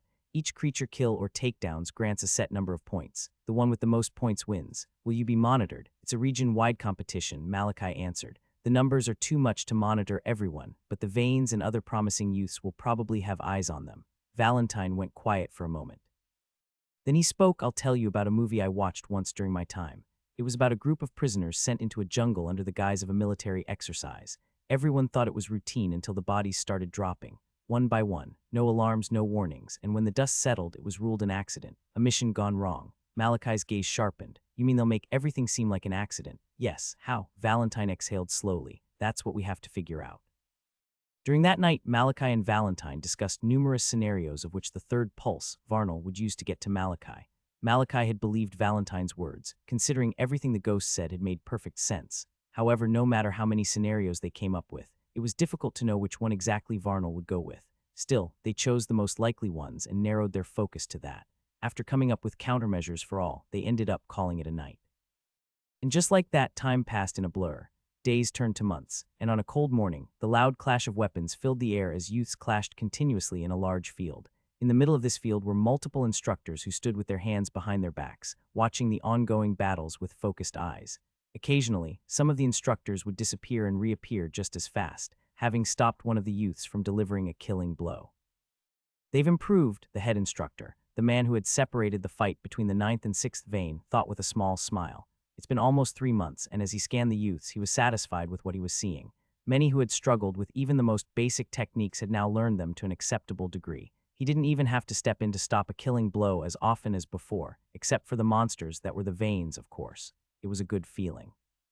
Seeing the students you trained improve at a good pace, regardless, especially him. No matter how much he tried to observe the other battles, his eyes kept drifting back to one. The sharp whistle of a blade ripping the air rang out. Malachi's scythe screamed towards Renlo's chest, but before it could hit, his spear whipped up, colliding with the scythe in a burst of sparks. Malachi followed up, stepping forward, his head shooting toward Renlo's. Renlo's eyes widened, and he sent his body rolling to the side to evade.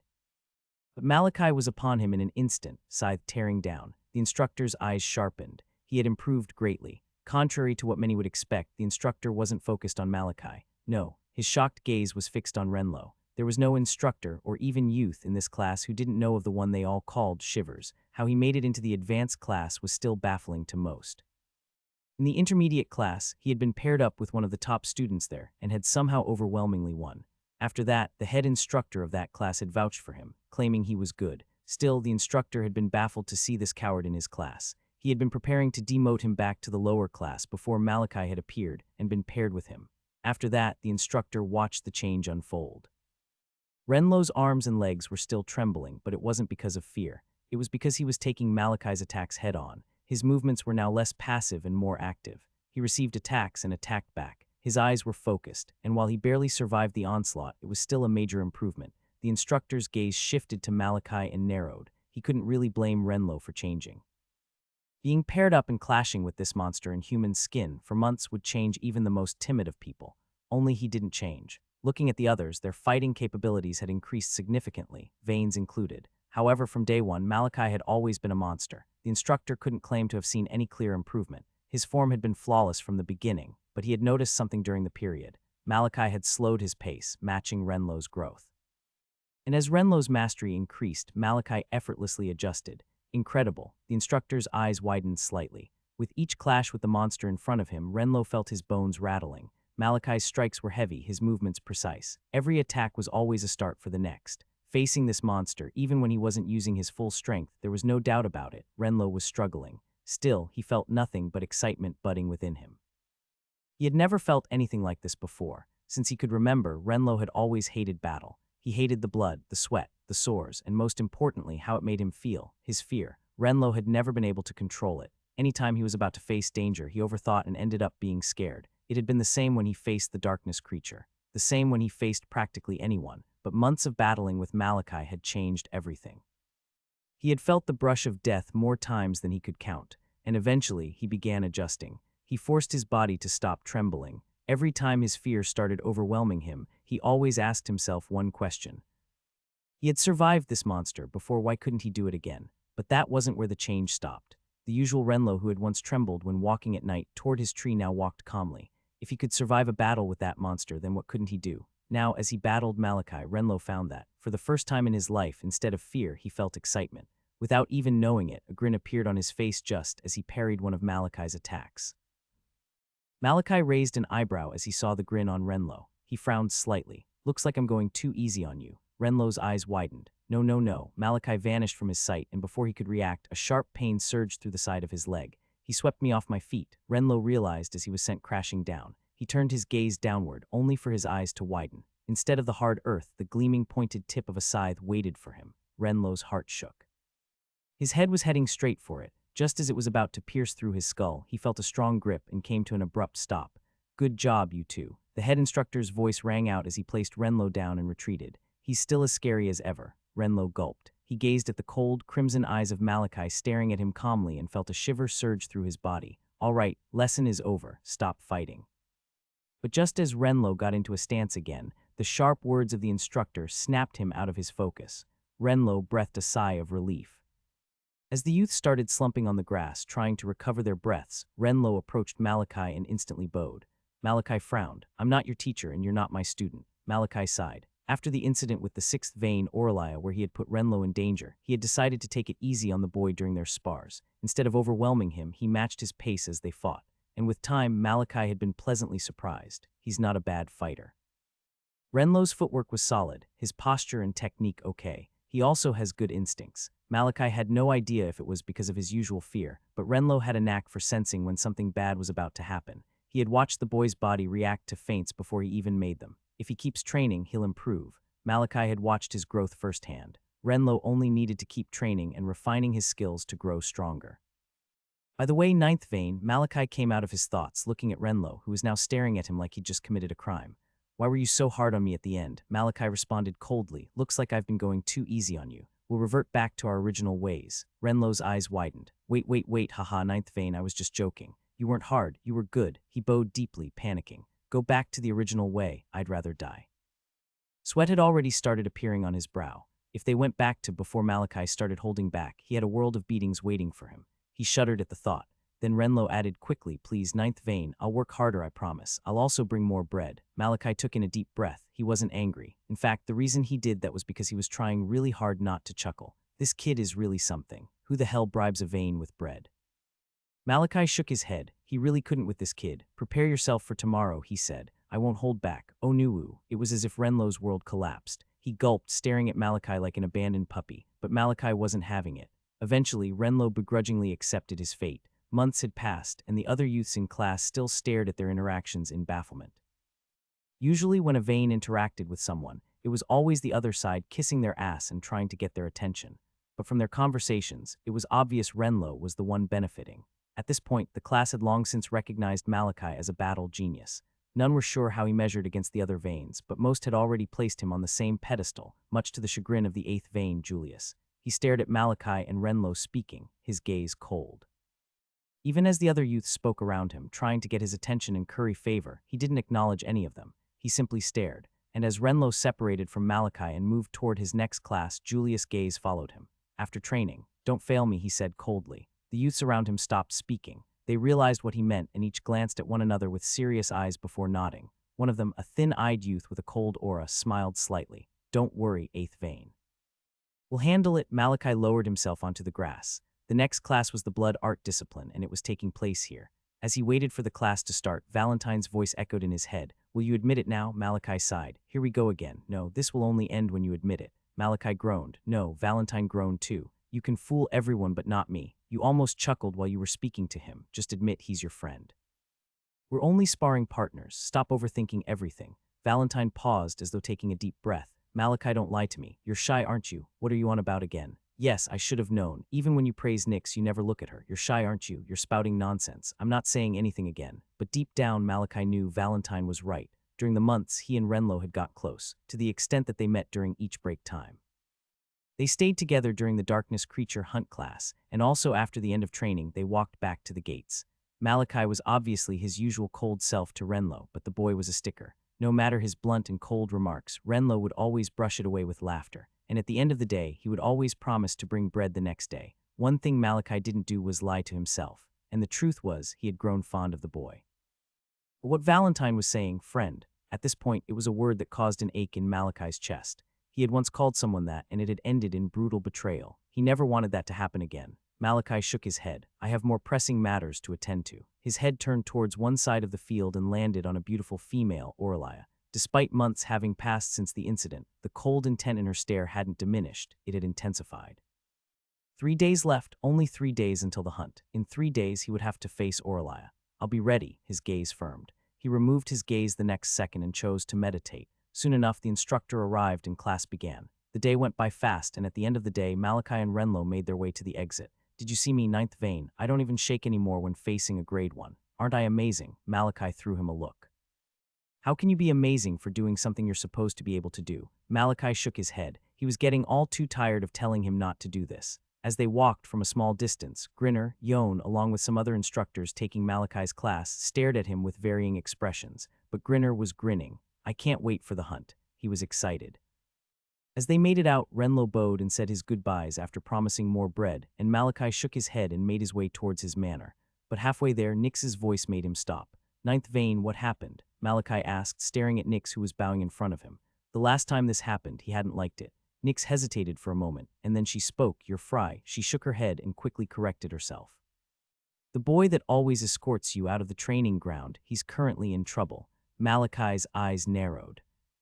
Renlo was rooted in place. It was late and night, and the sun had already set, yet the clearing was brightly lit.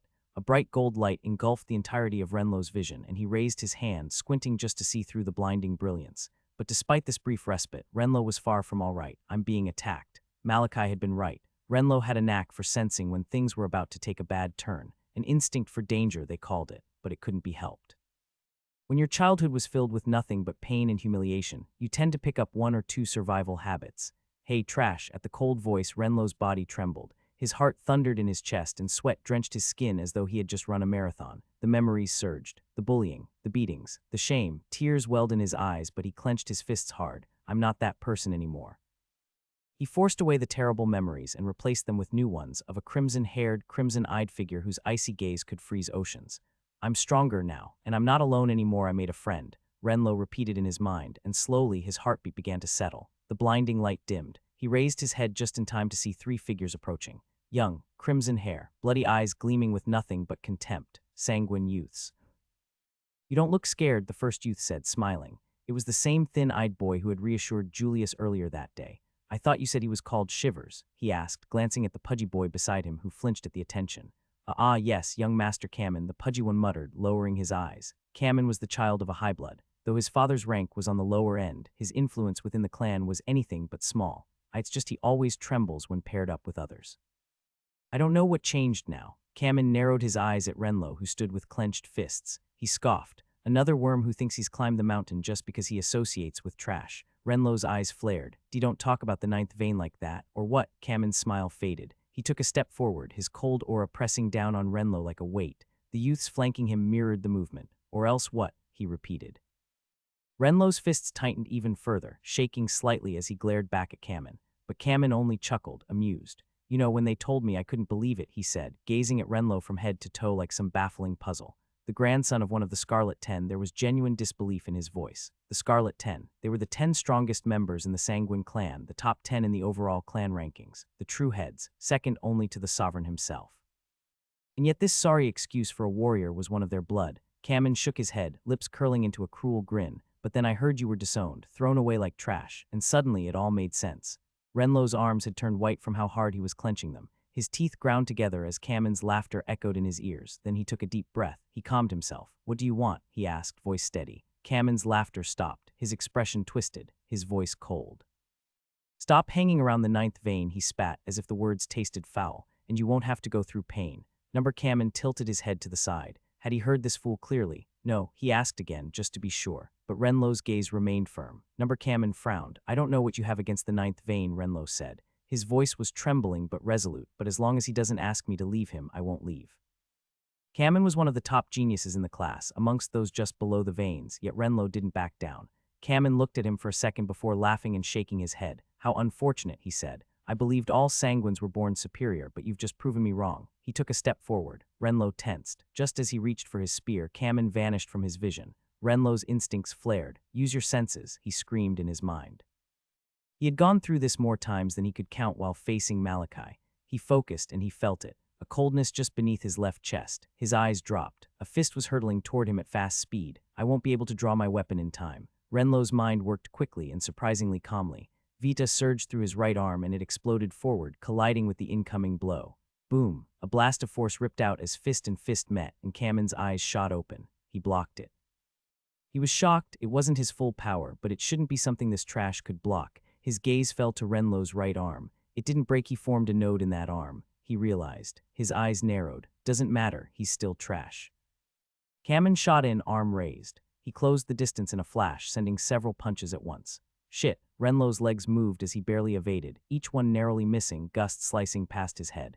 As he evaded, he shot backward, creating distance from Kamen. He snapped his spear from behind, settling into a stance. Focus, focus. Renlo bit down on his lip, focusing all his attention on Kamen, who stood straight with a large frown. He didn't seem happy Renlo had evaded, even if barely. Do it, Kamen said coldly. Renlo's eyes widened. Shit, I forgot about them. He glanced back, but it was too late. A heavy force slammed the back of his head, jerking it to the side. Before he could react, another struck his chest, sending him crashing toward a tree. Renlo coughed, spitting out blood. He hit the ground with a thud, raising trembling eyes to meet his opponents. While his focus had been on Kamen, the other two had attacked from behind. Renlo ignored the blood streaking down his face. His gaze locked onto his spear, now far from him.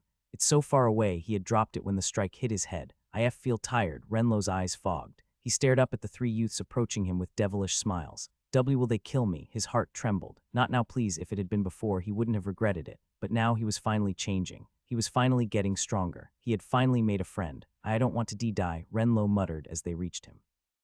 Kamen crouched slightly, staring at him. Then will you act like an obedient puppy, he asked, and stay away from the ninth vein? Renlo's eyes widened slightly. I don't want to, he muttered. Then blame your stupidity, Kamen said coldly. He raised his leg and brought it down on Renlo's head, slamming it against the tree with brutal force. Trash like you deserves to die. In the next instant, the other two joined in, kicking Renlo without mercy. All he could do was raise his arms to shield his head as the attacks rained down relentlessly. Crimson blood splattered across the earth. Renlo had long since activated blood flow to harden his blood and reduce the damage, but it did little to dull the overwhelming pain. They want to kill me, Renlo thought in dread. They were in the middle of nowhere. He had no backing, no one to look for him.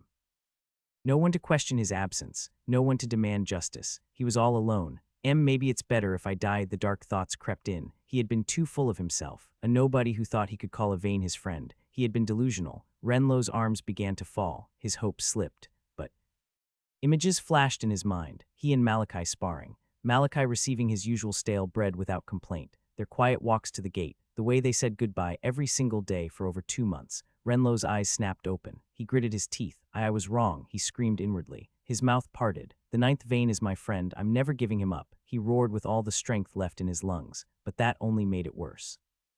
Kamen's eyes flashed crimson as blood surged into his leg. Useless trash, he spat. He raised his foot and brought it down toward Renlo's head, fast. Renlo saw the sole of the foot fill his vision. Death's chill crept through him, but just before it landed. Bam, bam, bam, 3 brutal impacts echoed through the trees. Renlo's eyes opened wide. Kamen and the other two were suddenly sent flying, smashing into a tree. What happened? His trembling gaze shifted, landing on a figure now standing in front of him. Renlo's eyes slowly widened as he gazed at the broad back of the figure. No way. He couldn't believe his eyes. The back was familiar, but it was the aura that Renlo recognized instantly. There was no way he could ever forget it. The chill. What is he doing here? Are you okay? Despite the situation, Malachi's voice was colder than usual. Renlo could sense it, something different, something he hadn't felt in all the months of speaking with the ninth vein. He's angry. The anger wasn't directed at him, yet Renlo still shivered. Ah yes, and ninth vein, don't move. Renlo had been trying to stand, but Malachi's cold voice froze him in place. Malachi turned slightly, locking eyes with the boy foolish enough to bribe Yvain with stale bread, and gave a single nod. Renlo's eyes widened slowly. There was no mistaking what that gesture meant. Leave the rest to me. He didn't know when the tears began to streak down his bloodied cheeks. For once in his life, he wasn't alone. Malachi shifted his gaze away from Renlo and turned to the 3 youths, just now groaning as they fell from the tree they'd been lodged in. The sides of their faces were deformed from Malachi's earlier kicks. Blood drenched their bruised features as they struggled to comprehend what had happened. The sound of calm, foreign footsteps rang out. Malachi walked toward them, silent. Each step made their hearts pound harder. Who's that? Kamen blinked rapidly, trying to clear the haze in his eyes. He looked up and froze. His eyes went wide. In ninth vein, his words snapped the others out of their daze, and they trembled at the realization. What was the ninth vein doing here? Kamen stood up shakily, forcing an ugly smile despite the blood on his face. We were just talking with our friend R. Renlo, he stammered. We meant no harm, right? He glanced at the others. Right, one of them echoed quickly. The young master is right, ninth vein, the other added, voice trembling. But Malachi's steps didn't stop. His expression didn't change. Kamen, sounding more desperate, pushed on. We were just trying to teach him how to fight. Right, Renlo, tell him. He shot a glare back toward Renlo, only to find him staring with unflinching eyes. Kamen turned back, his mouth opening to beg again, but Malachi was gone. Crack. Sharp pain exploded in Kamen's legs. His eyes dropped and his breath froze. His legs were twisted beyond recognition, kneecaps shattered, bones jutting out. The pain came crashing into him. But he didn't even get the chance to scream properly. A fist slammed into his chin, snapping it shut and cracking several teeth. Malachi gave no respite. His fists blurred, raining down on Kamen's face with heavy, brutal bangs. Bam, bam, bam. Kamen could do nothing. His legs were gone, bones shattered. The only thing holding him upright now was Malachi's relentless fists. One final punch sent him hurtling through the air, rolling across the forest floor, painting it with streaks of crimson. As Malachi's gaze settled on the remaining 2, their hearts collapsed. He vanished from their sight, and in the next instant, the forest echoed with the brutal sound of fists slamming into flesh, bones cracking under pressure, and screams swallowed by pain. A few seconds passed. Renlo stared at the scene before him with trembling eyes. Damn, Malachi had been ruthless. He'd broken what Renlo was certain were all the bones in those boys' bodies, dishing out a level of punishment that looked like pure torture. Renlo shivered. I really hope I'm his friend. He didn't want to be on the receiving end of whatever that was. I'll have to work harder, maybe give him more bread. He resolved silently. Malachi slowly raised his fist dripping in crimson blood. He had just finished pummeling the last of the youths. His gaze shifted and locked onto the one he considered their leader. Kamen, who sent you? Malachi asked coldly as he began walking toward him. He already knew the answer, but he asked anyway. Kamen's gaze trembled. If regret was a person, it was him. And no, my father is a highblood, he stammered, attempting a threat. But when he saw that it had zero effect, Malachi's expression not even twitching, his body began to shake. He tried to crawl away, feeling both panic and dread overwhelming him, but suit yourself, Malachi said coldly. Shhnk. The sharp sin of a blade slicing through air echoed across the forest as Malachi drew his scythe from its hold. He picked up his pace. Kamen's eyes stretched wide, tears leaking down his bruised face in pure terror. But just before Malachi reached him, a figure suddenly stepped in between them, wearing a small, relaxed smile. That's enough. Malachi paused, tilting his head slightly as his cold gaze focused on the newcomer. The eighth vein, Julius von Sanguine. Julius stood calmly in front of the battered Kamen with his textbook smile, but his eyes were not smiling. This didn't unfold as I planned. He hated when his plans derailed. It annoyed him, a trait he knew well came from his father, Varnal. How did he find out? The smile on his face masked the surprise he was currently feeling. His aim from the beginning had been to mess with Malachi's head before the hunt, using Renlo. He had wanted to beat Renlo into submission, forcing him to stay away from Malachi and isolating him. The latter would have known what had happened. He would have known Julius was the cause. But ultimately, because Julius believed he was more powerful than him, Malachi would have been unable to do anything and instead carry a mind full of rage to the hunt. There, Julius had planned to crush him, to bring Malachi to his knees, licking at his feet just as he was meant to be doing. But his plan had been foiled. Renlo hadn't given in despite how much he was beaten, and Malachi had interfered just in time to put a stop to everything. Julius sent a glance toward the other two youths, both battered, both crying in pure agony. He turned his gaze back toward the boy staring down at him as though he were insignificant, the boy that had once trembled beneath his feet. He hated those eyes. That's enough, Malachi, Julius said, his mind spinning as he thought of a plan. I'll simply expedite everything. I can crush him here.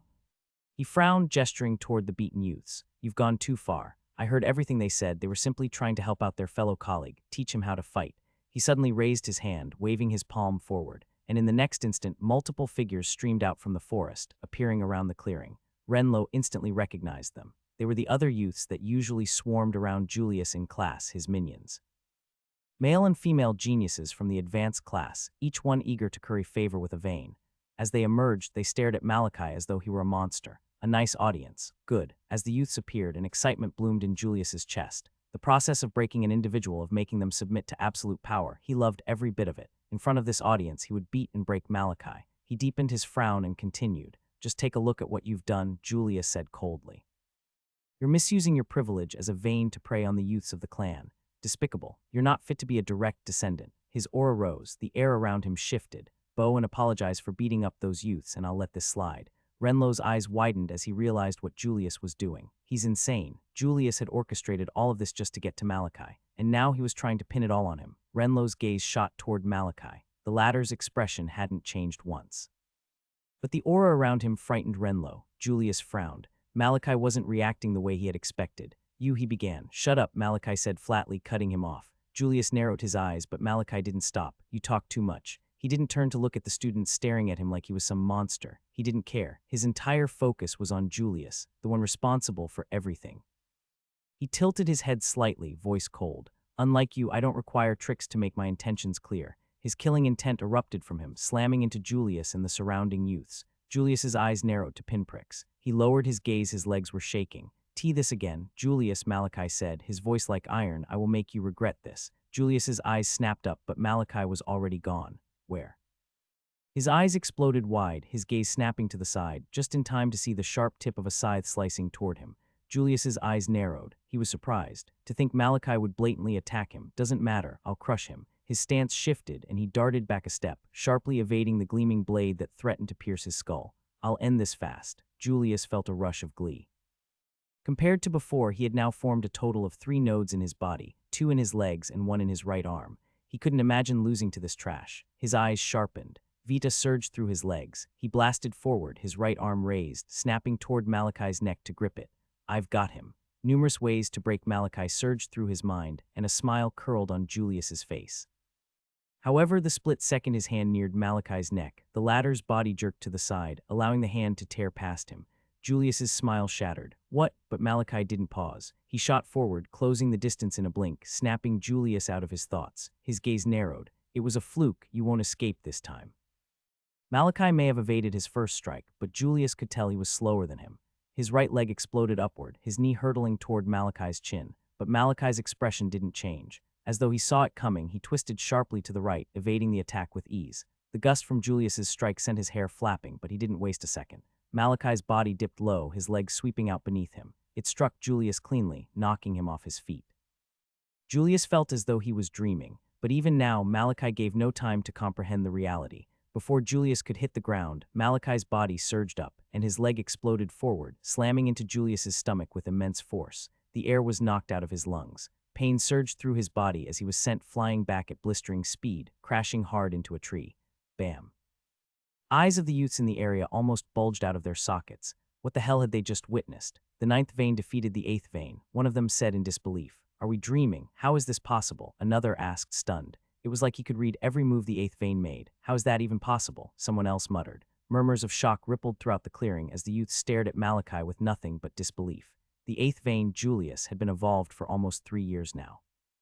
And Malachi, who had evolved not even 3 months ago, had beaten him. They had placed Malachi on a high pedestal, sure, but none of them had ever imagined he'd be able to defeat any of the veins in their class. While the youths murmured in disbelief, a wide smile had found its way to Renlo's face. Incredible.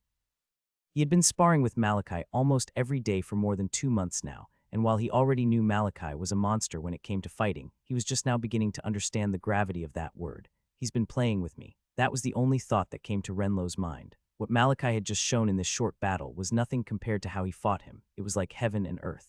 Renlo couldn't help but clench his fist. He wanted to reach that level too. He wanted to stand by his side and raise his head high. Soon, Renlo resolved. Thud, Julius dropped from the tree he had lodged in, landing on all fours. Blood mixed with spit spilled from his open mouth, and his wide eyes stared down at the forest floor, filled with nothing but disbelief. What just happened? He clenched his fist, gripping a handful of dirt. He looked at it, shaking his head sharply. This is real, he asked himself. Had he really been hit by Malachi? If it were at all possible, Julius would have exploded from disbelief. It was a fluke, he repeated over and over, trying to regain his composure. But then the sound of footsteps reached his ears, slow at first then fast. His head shot upward, only to find a sharp, curved blade filling his entire vision. His eyes widened. He'll kill a vein. He refused to believe it. But as his eyes flickered up and met Malachi's cold, unfeeling gaze, his heart sank. There was no hesitation in those eyes. He'll kill me, Julius thought in dread. He had been so shocked by Malachi's actions that he had allowed himself to be distracted. He closed his eyes, and just as the blade was about to reach him, a hand appeared between it, followed by another. Boom! A shockwave detonated across the clearing, sending the surrounding youths hurtling backward. Dust exploded outward, cloaking everything in smoke and dust. What just happened? Malachi thought as the dust began to clear. But the moment his gaze fell on the scene in front of him, his eyes turned cold. She protected me. Standing in front of him was a petite figure he could never forget, Nyx. She held the blade of his scythe gently, but she hadn't been the one who had stopped the attack. No, it was the figure standing calmly between her and Julius. A bloom. Malachi pieced it together instantly. The bloom had stepped in to block the strike, and Nyx had intervened as a result. A guard, he realized, of course. The other veins were naturally assigned protection. It didn't surprise him that they'd use a bloom for Julius. Eighth vein, are you okay? The guard asked, bowing toward Julius, who still seemed to be reeling from almost dying. The guard's expression darkened as he turned toward Nyx and Malachi, bloodlust rising. The ninth vein has gone too far, he said, voice stern. If I didn't step in, you would have killed him. But what happened next was something the guard did not expect. Nyx's eyes flashed crimson. Her bloodlust detonated, blanketing kilometers. Lower your head, her voice rang like a decree, and pay your respects to the ninth vein. The guard's eyes narrowed. What is this? The ninth vein had clearly been about to kill another vein. They were in the wrong here, there was no doubt. And yet they were trying to use his status to make him lower his head. No, he couldn't allow that. If word got back to Kana, and then to Varnal, that he had done something like that, even his rank as a bloom might not be enough to save him. Bowing here, especially with Julius present, would mean accepting that Julius was lesser than Malachi. The clan's politics ran that deep. In the presence of the master, a servant bowing to another meant admitting that the master was beneath the one bowed to. The guard narrowed his eyes and matched Nix's killing intent with his own. The air vibrated violently and the trees nearby trembled, threatening to crack. Malachi calmly glanced to the side and noticed Renlo standing close to him, trembling. Nix had pulled him in so she could protect them both together. In ninth vein W will they fight, Renlo whispered, barely managing to stay upright. If not for Nix dampening the bloodlust in the area, he would have passed out. Malachi turned his gaze back to Nix and replied, yeah, this is a good opportunity. Unlike Renlo, whose eyes bulged in shock at the answer, Malachi was actually looking forward to it. It'd be perfect to see how her strength measures up. He knew Nix was powerful without a doubt, but he wanted to gauge how she compared to the other blooms. If he could measure her, he could plan better for the future. Nix didn't say another word. The guard's actions had said enough. She stepped forward and the pressure in the clearing skyrocketed. The guard's gaze narrowed to pinpricks. She's strong. He had heard tales of the red eclipse, but now he was beginning to understand that the rumors hadn't been exaggerated. Can I win? His expression darkened. And just as the tension was about to snap, a firm voice echoed from the edge of the clearing. That's enough. Heads snapped to the side and their gazes landed on a large man, imposing and still. Malachi's eyes sharpened. The Iron Saint. The Iron Saint. Malachi was surprised. What's he doing here? He wondered. The Iron Saint served the sovereign directly. He answered to no one else in the clan. Because of this, he was almost always close to the sovereign, except when sent out on missions by the sovereign himself. This was what shocked Malachi. They were currently far from the main building, deep within a sprawling forest. Just what was he doing here? That's enough. Selim's voice was thick and heavy. His cold gaze fell on the two blooms, Nix and Julius's guard, who had been moments from a full-blown clash. Iron Saint. The guard bowed his head in respect. Selim's status as the blade of the sovereign made his standing in the clan higher than most. Beyond that, he was only a few ranks away from stepping into the Scarlet Ten.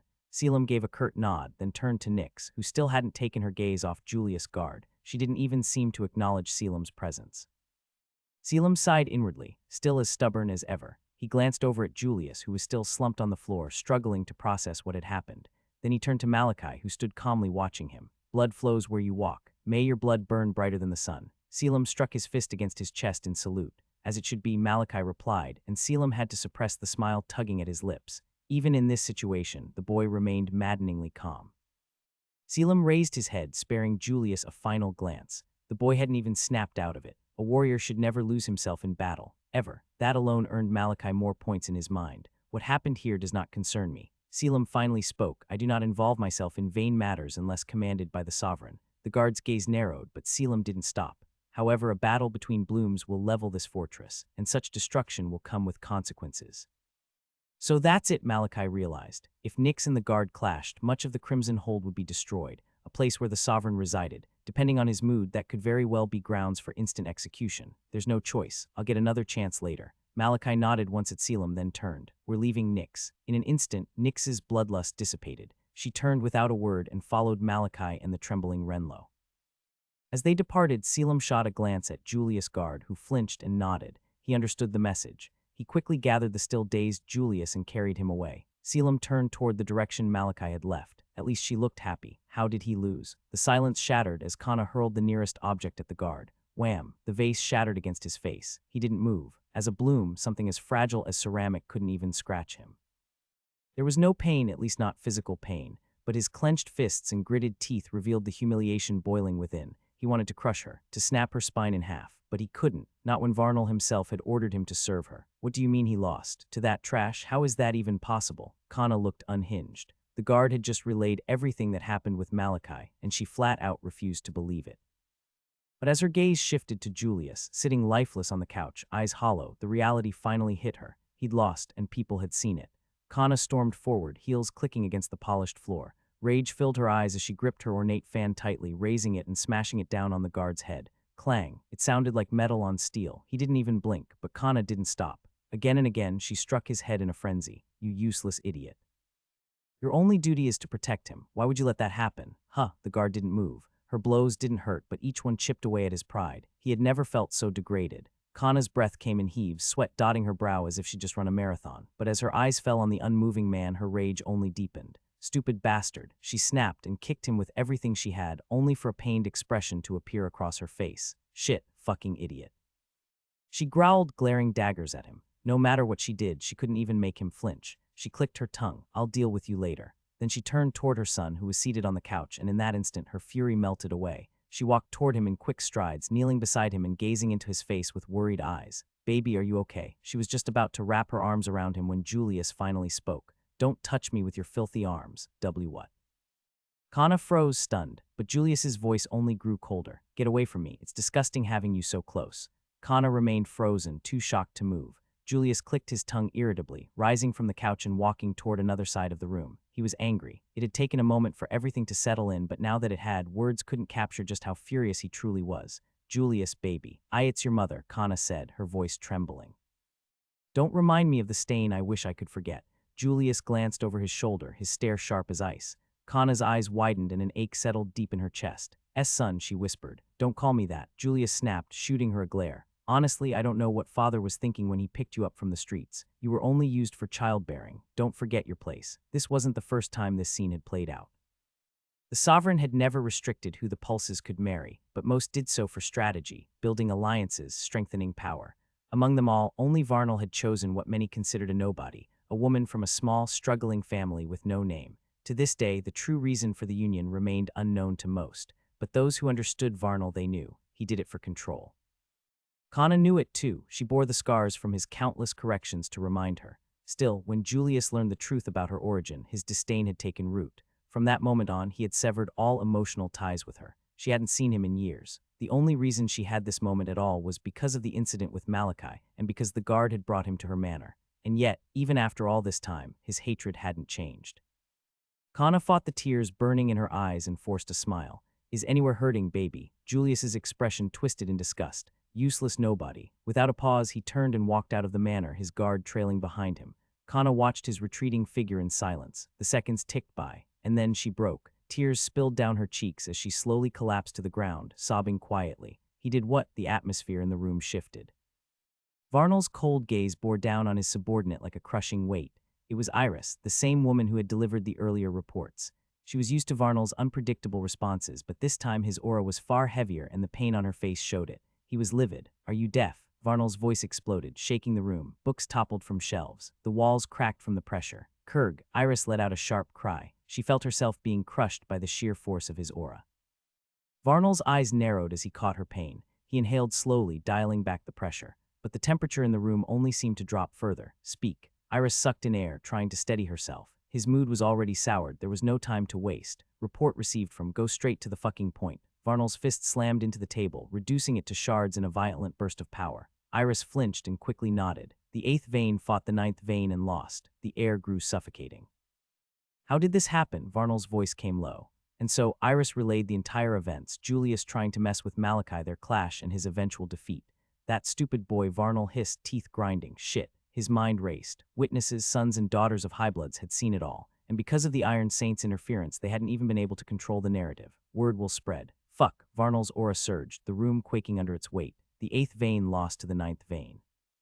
It wasn't just about pride, it was about perception. Malachi's standing would rise, while Julius's reputation would crumble. Worse, the fragile alliances Varnal had with other Scarlet 10 and Highbloods could begin to fracture. He exhaled deeply, trying to control the wildfire in his chest. "Where is that stupid boy now?" "At his manor, 3rd pulse. Send word to Tumen." Tumen was Julius's assigned bloom. "Tell him to intensify Julius's training.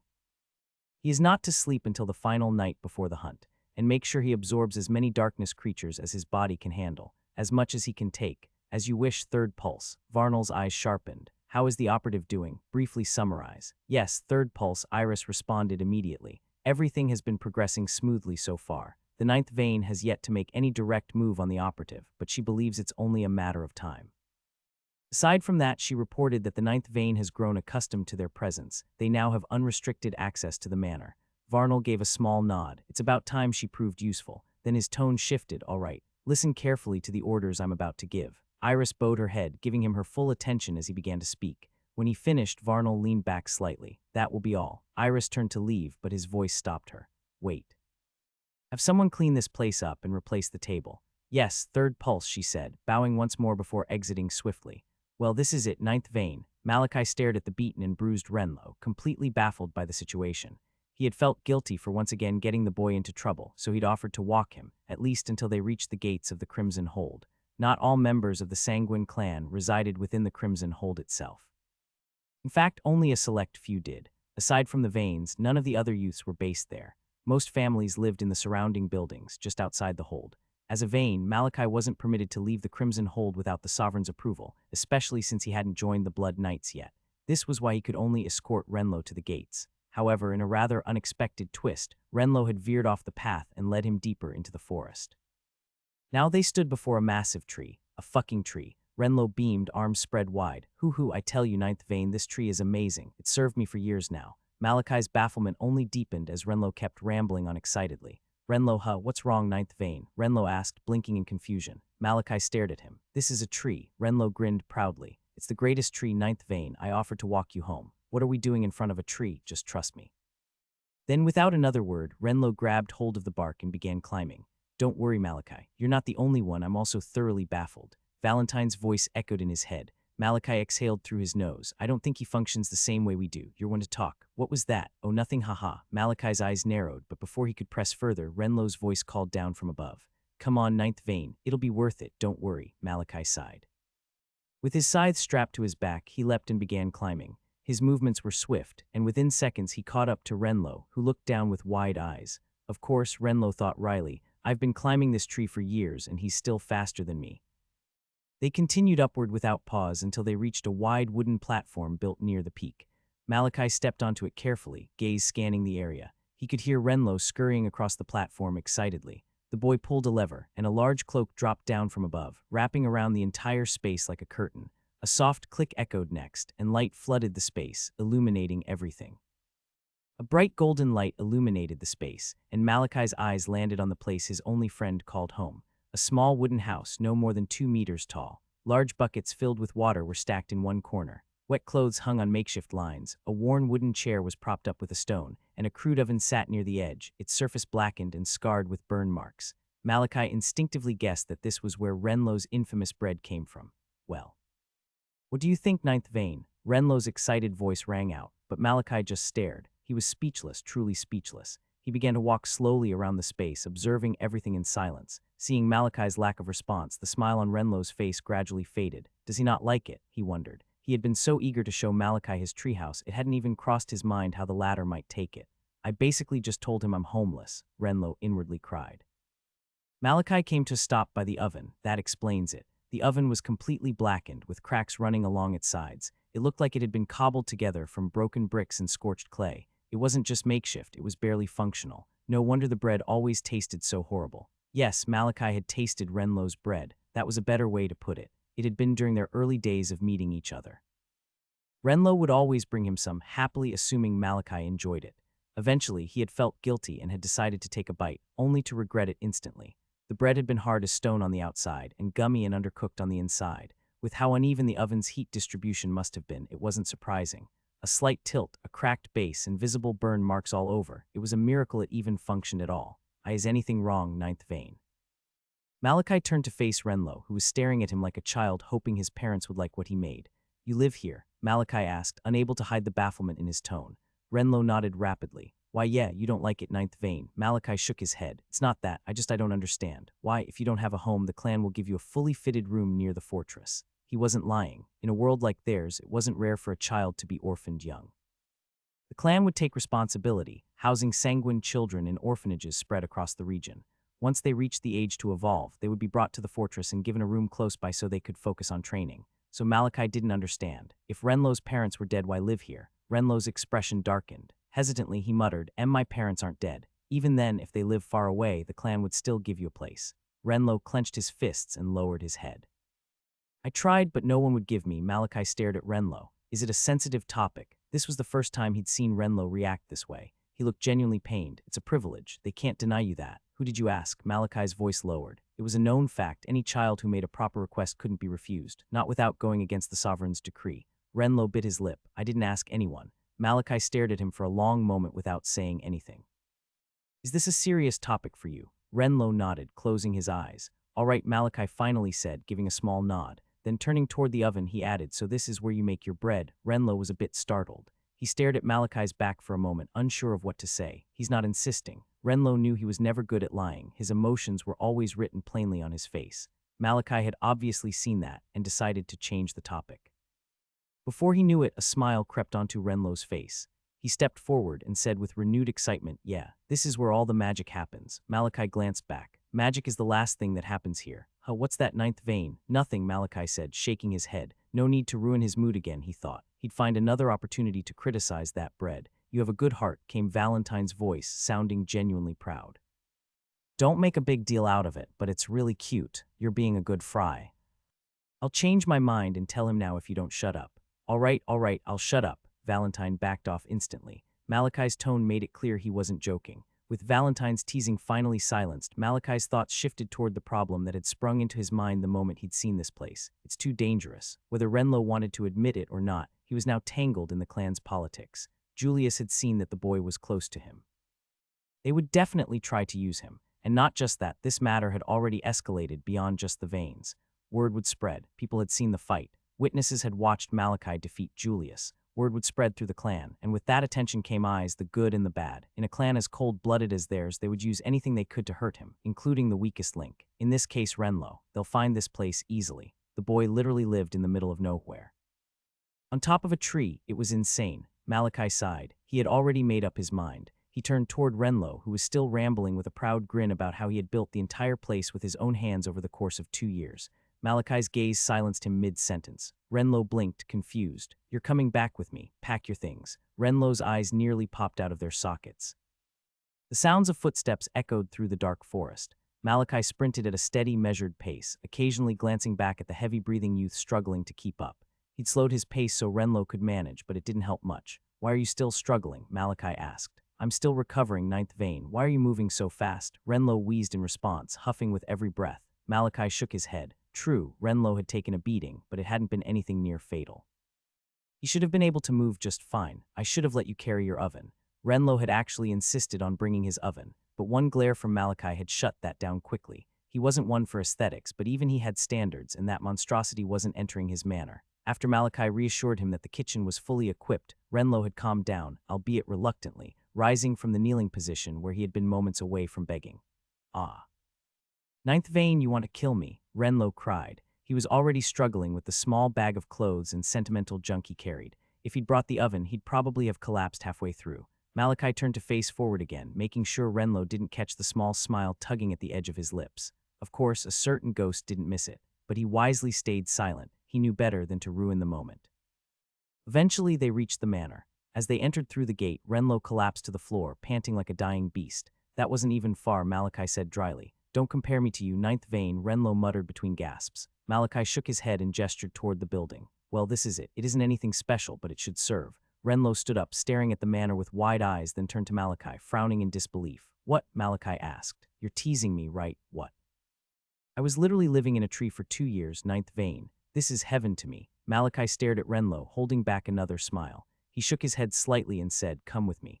Renlo lifted himself off the ground and followed Malachi into the manor. He couldn't stop gawking at everything he saw. His eyes were wide and shining like a child at a festival. Every single thing amazed him, like he was seeing the world for the first time. When they got to the living room, Renlo walked straight to the center, spun in place, and exclaimed, "Whoa, ninth vein, this place is huge." Malachi gave him a look. Huge. He had seen the manors of the other veins, and he could say with absolute certainty that his own was the farthest thing from huge. In fact, by comparison, it could easily be considered small. "I guess it's understandable," Valentine said. "He's been sleeping in a 2-meter cabin for years." Malachi couldn't argue with that. "I'll show you to your room," he said, turning to head down the hall. But before he could take a step, Renlo called out in ninth vein. "What?" Renlo lowered his gaze like he was pleading. "Can I see the kitchen first?" "The kitchen?" Malachi stared at him, utterly speechless. Did he hit his head as a kid? He wondered. Maybe Valentine agreed without hesitation. After everything that had happened today, the very first thing Renlo wanted to see was the kitchen. Eventually, Malachi gave up on trying to be surprised. With Renlo, he'd learned to just take everything as it came. He turned and led him toward the kitchen, which was through a door at the end of the hall just after the living room. The moment they entered, it was as though twin suns lit up in Renlo's eyes. "Whoa, it is everything." He darted across the kitchen in a frenzy, stopping at the stove and shouting, "This one's for precision heat control." Then he turned to a cold storage unit, temperature locked. "That's amazing." Next was the sink system, which he nearly hugged. It even has a water purifier. He went from one piece of equipment to the next like he was in some holy temple of bread making. "He'll probably be better off becoming a chef," Malachi remarked in his head, watching him speechlessly. After shooting Renlo a sharp look to calm him down, Malachi finally pulled him away from the kitchen and led him toward his room, a simple chamber just a hallway away from his own. Of course, Renlo gawped the entire way, then entered the room and immediately began pacing through it like a tour guide, praising every single thing he saw.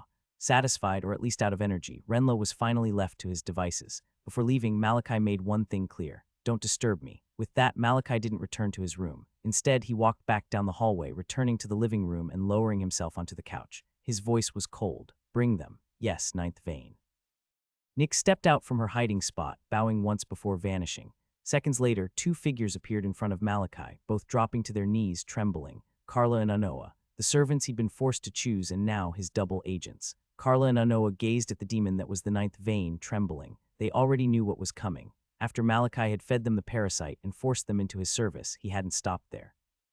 He had taken extra steps, precautions to ensure everything went exactly the way he wanted.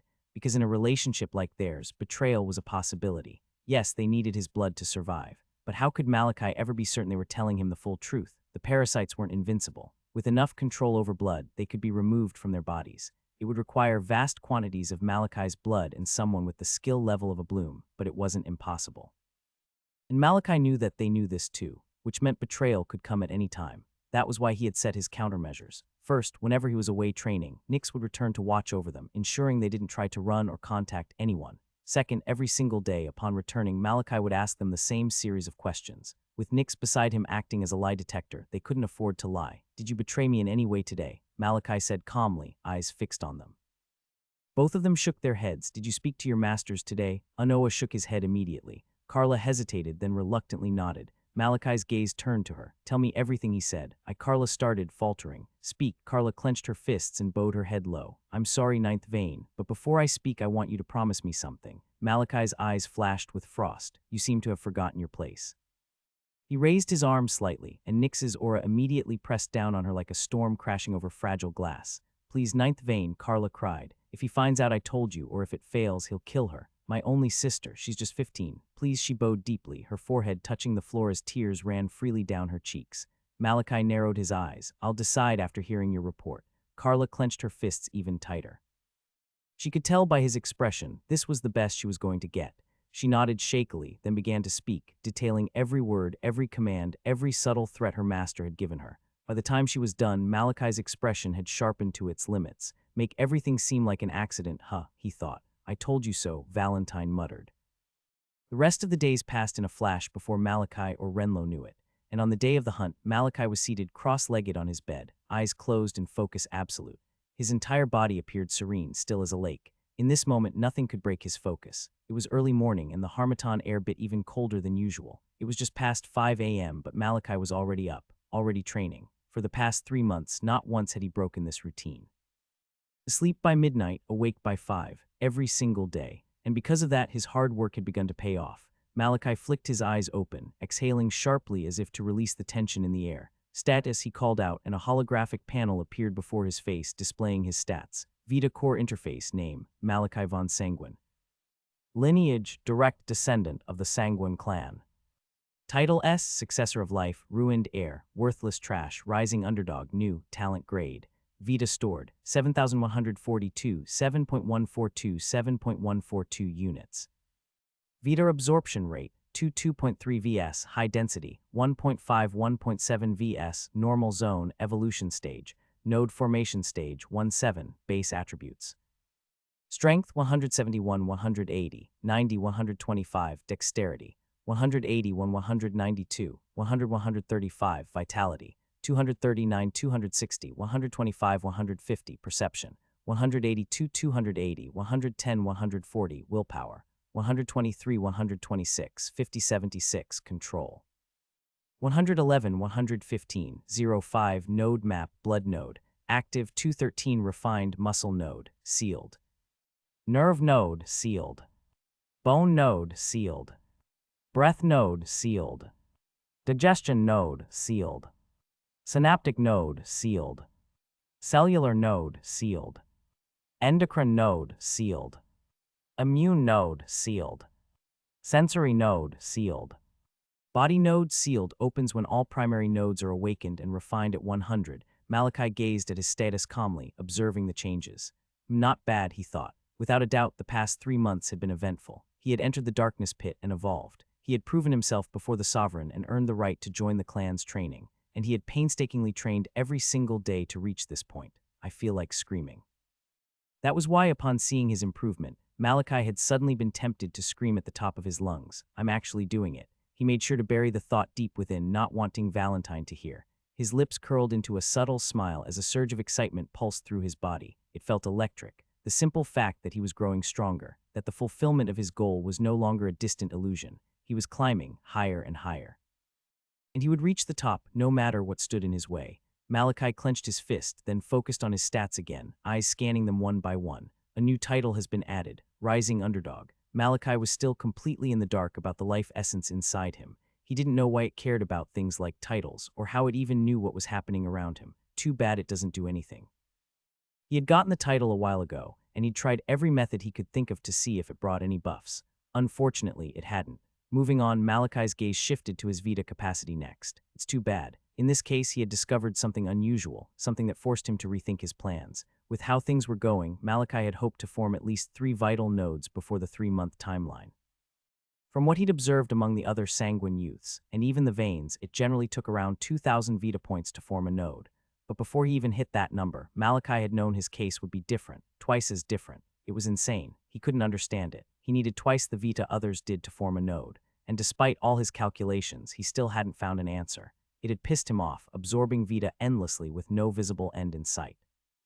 But when he finally completed the node, Malachi had been stunned. Its effects were mind-boggling. He hadn't complained after that. Instead, he pushed even harder, absorbing Vita with renewed vigor. Besides, he had noticed his absorption rate had increased after forming the node. It also had a direct impact on his body, especially the part it had formed in. Lastly, Malachi settled his gaze on the node map, particularly on his blood node. Its growth had been just as significant. His control over his blood had become instinctive. He could harden it at will and perform numerous techniques with ease.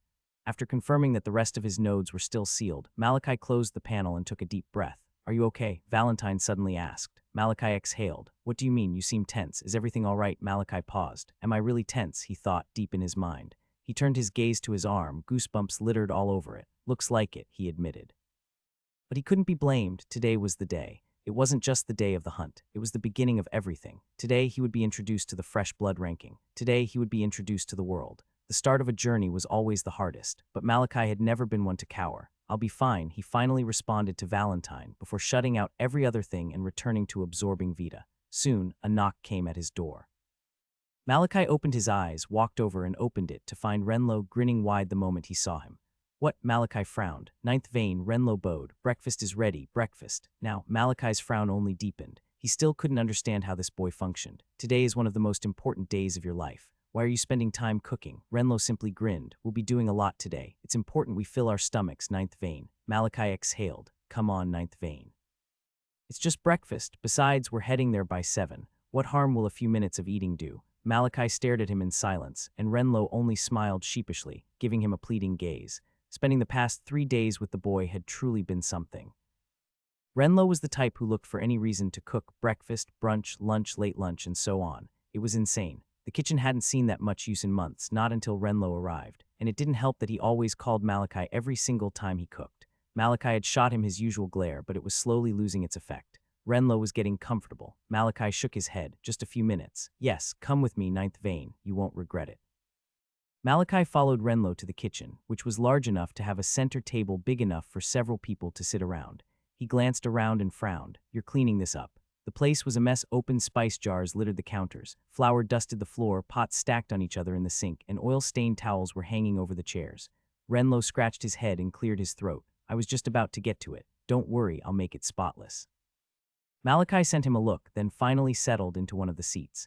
He faced the table. "That's a lot of food." There were thick slices of roasted yam drizzled with pepper sauce, sausage and egg sandwiches stacked neatly beside them, a bowl of steaming oats with chopped fruits, crunchy granola parfaits layered in clear cups, and a pitcher of warm milk and dates. "Ninth vein, try this first." Renlo beamed. Malachi looked down at the sausage and egg sandwich. "It can't be poisoned," he reminded himself.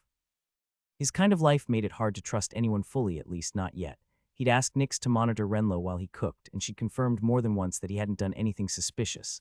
Only that he was too passionate. Malachi hadn't objected. He took a bite and his eyes widened slightly. Not bad. Coming from Malachi, not bad would be absolutely delicious for most people. Well, Renlo leaned in. How is it? It's not bad. Renlo's eyes lit up. He likes it.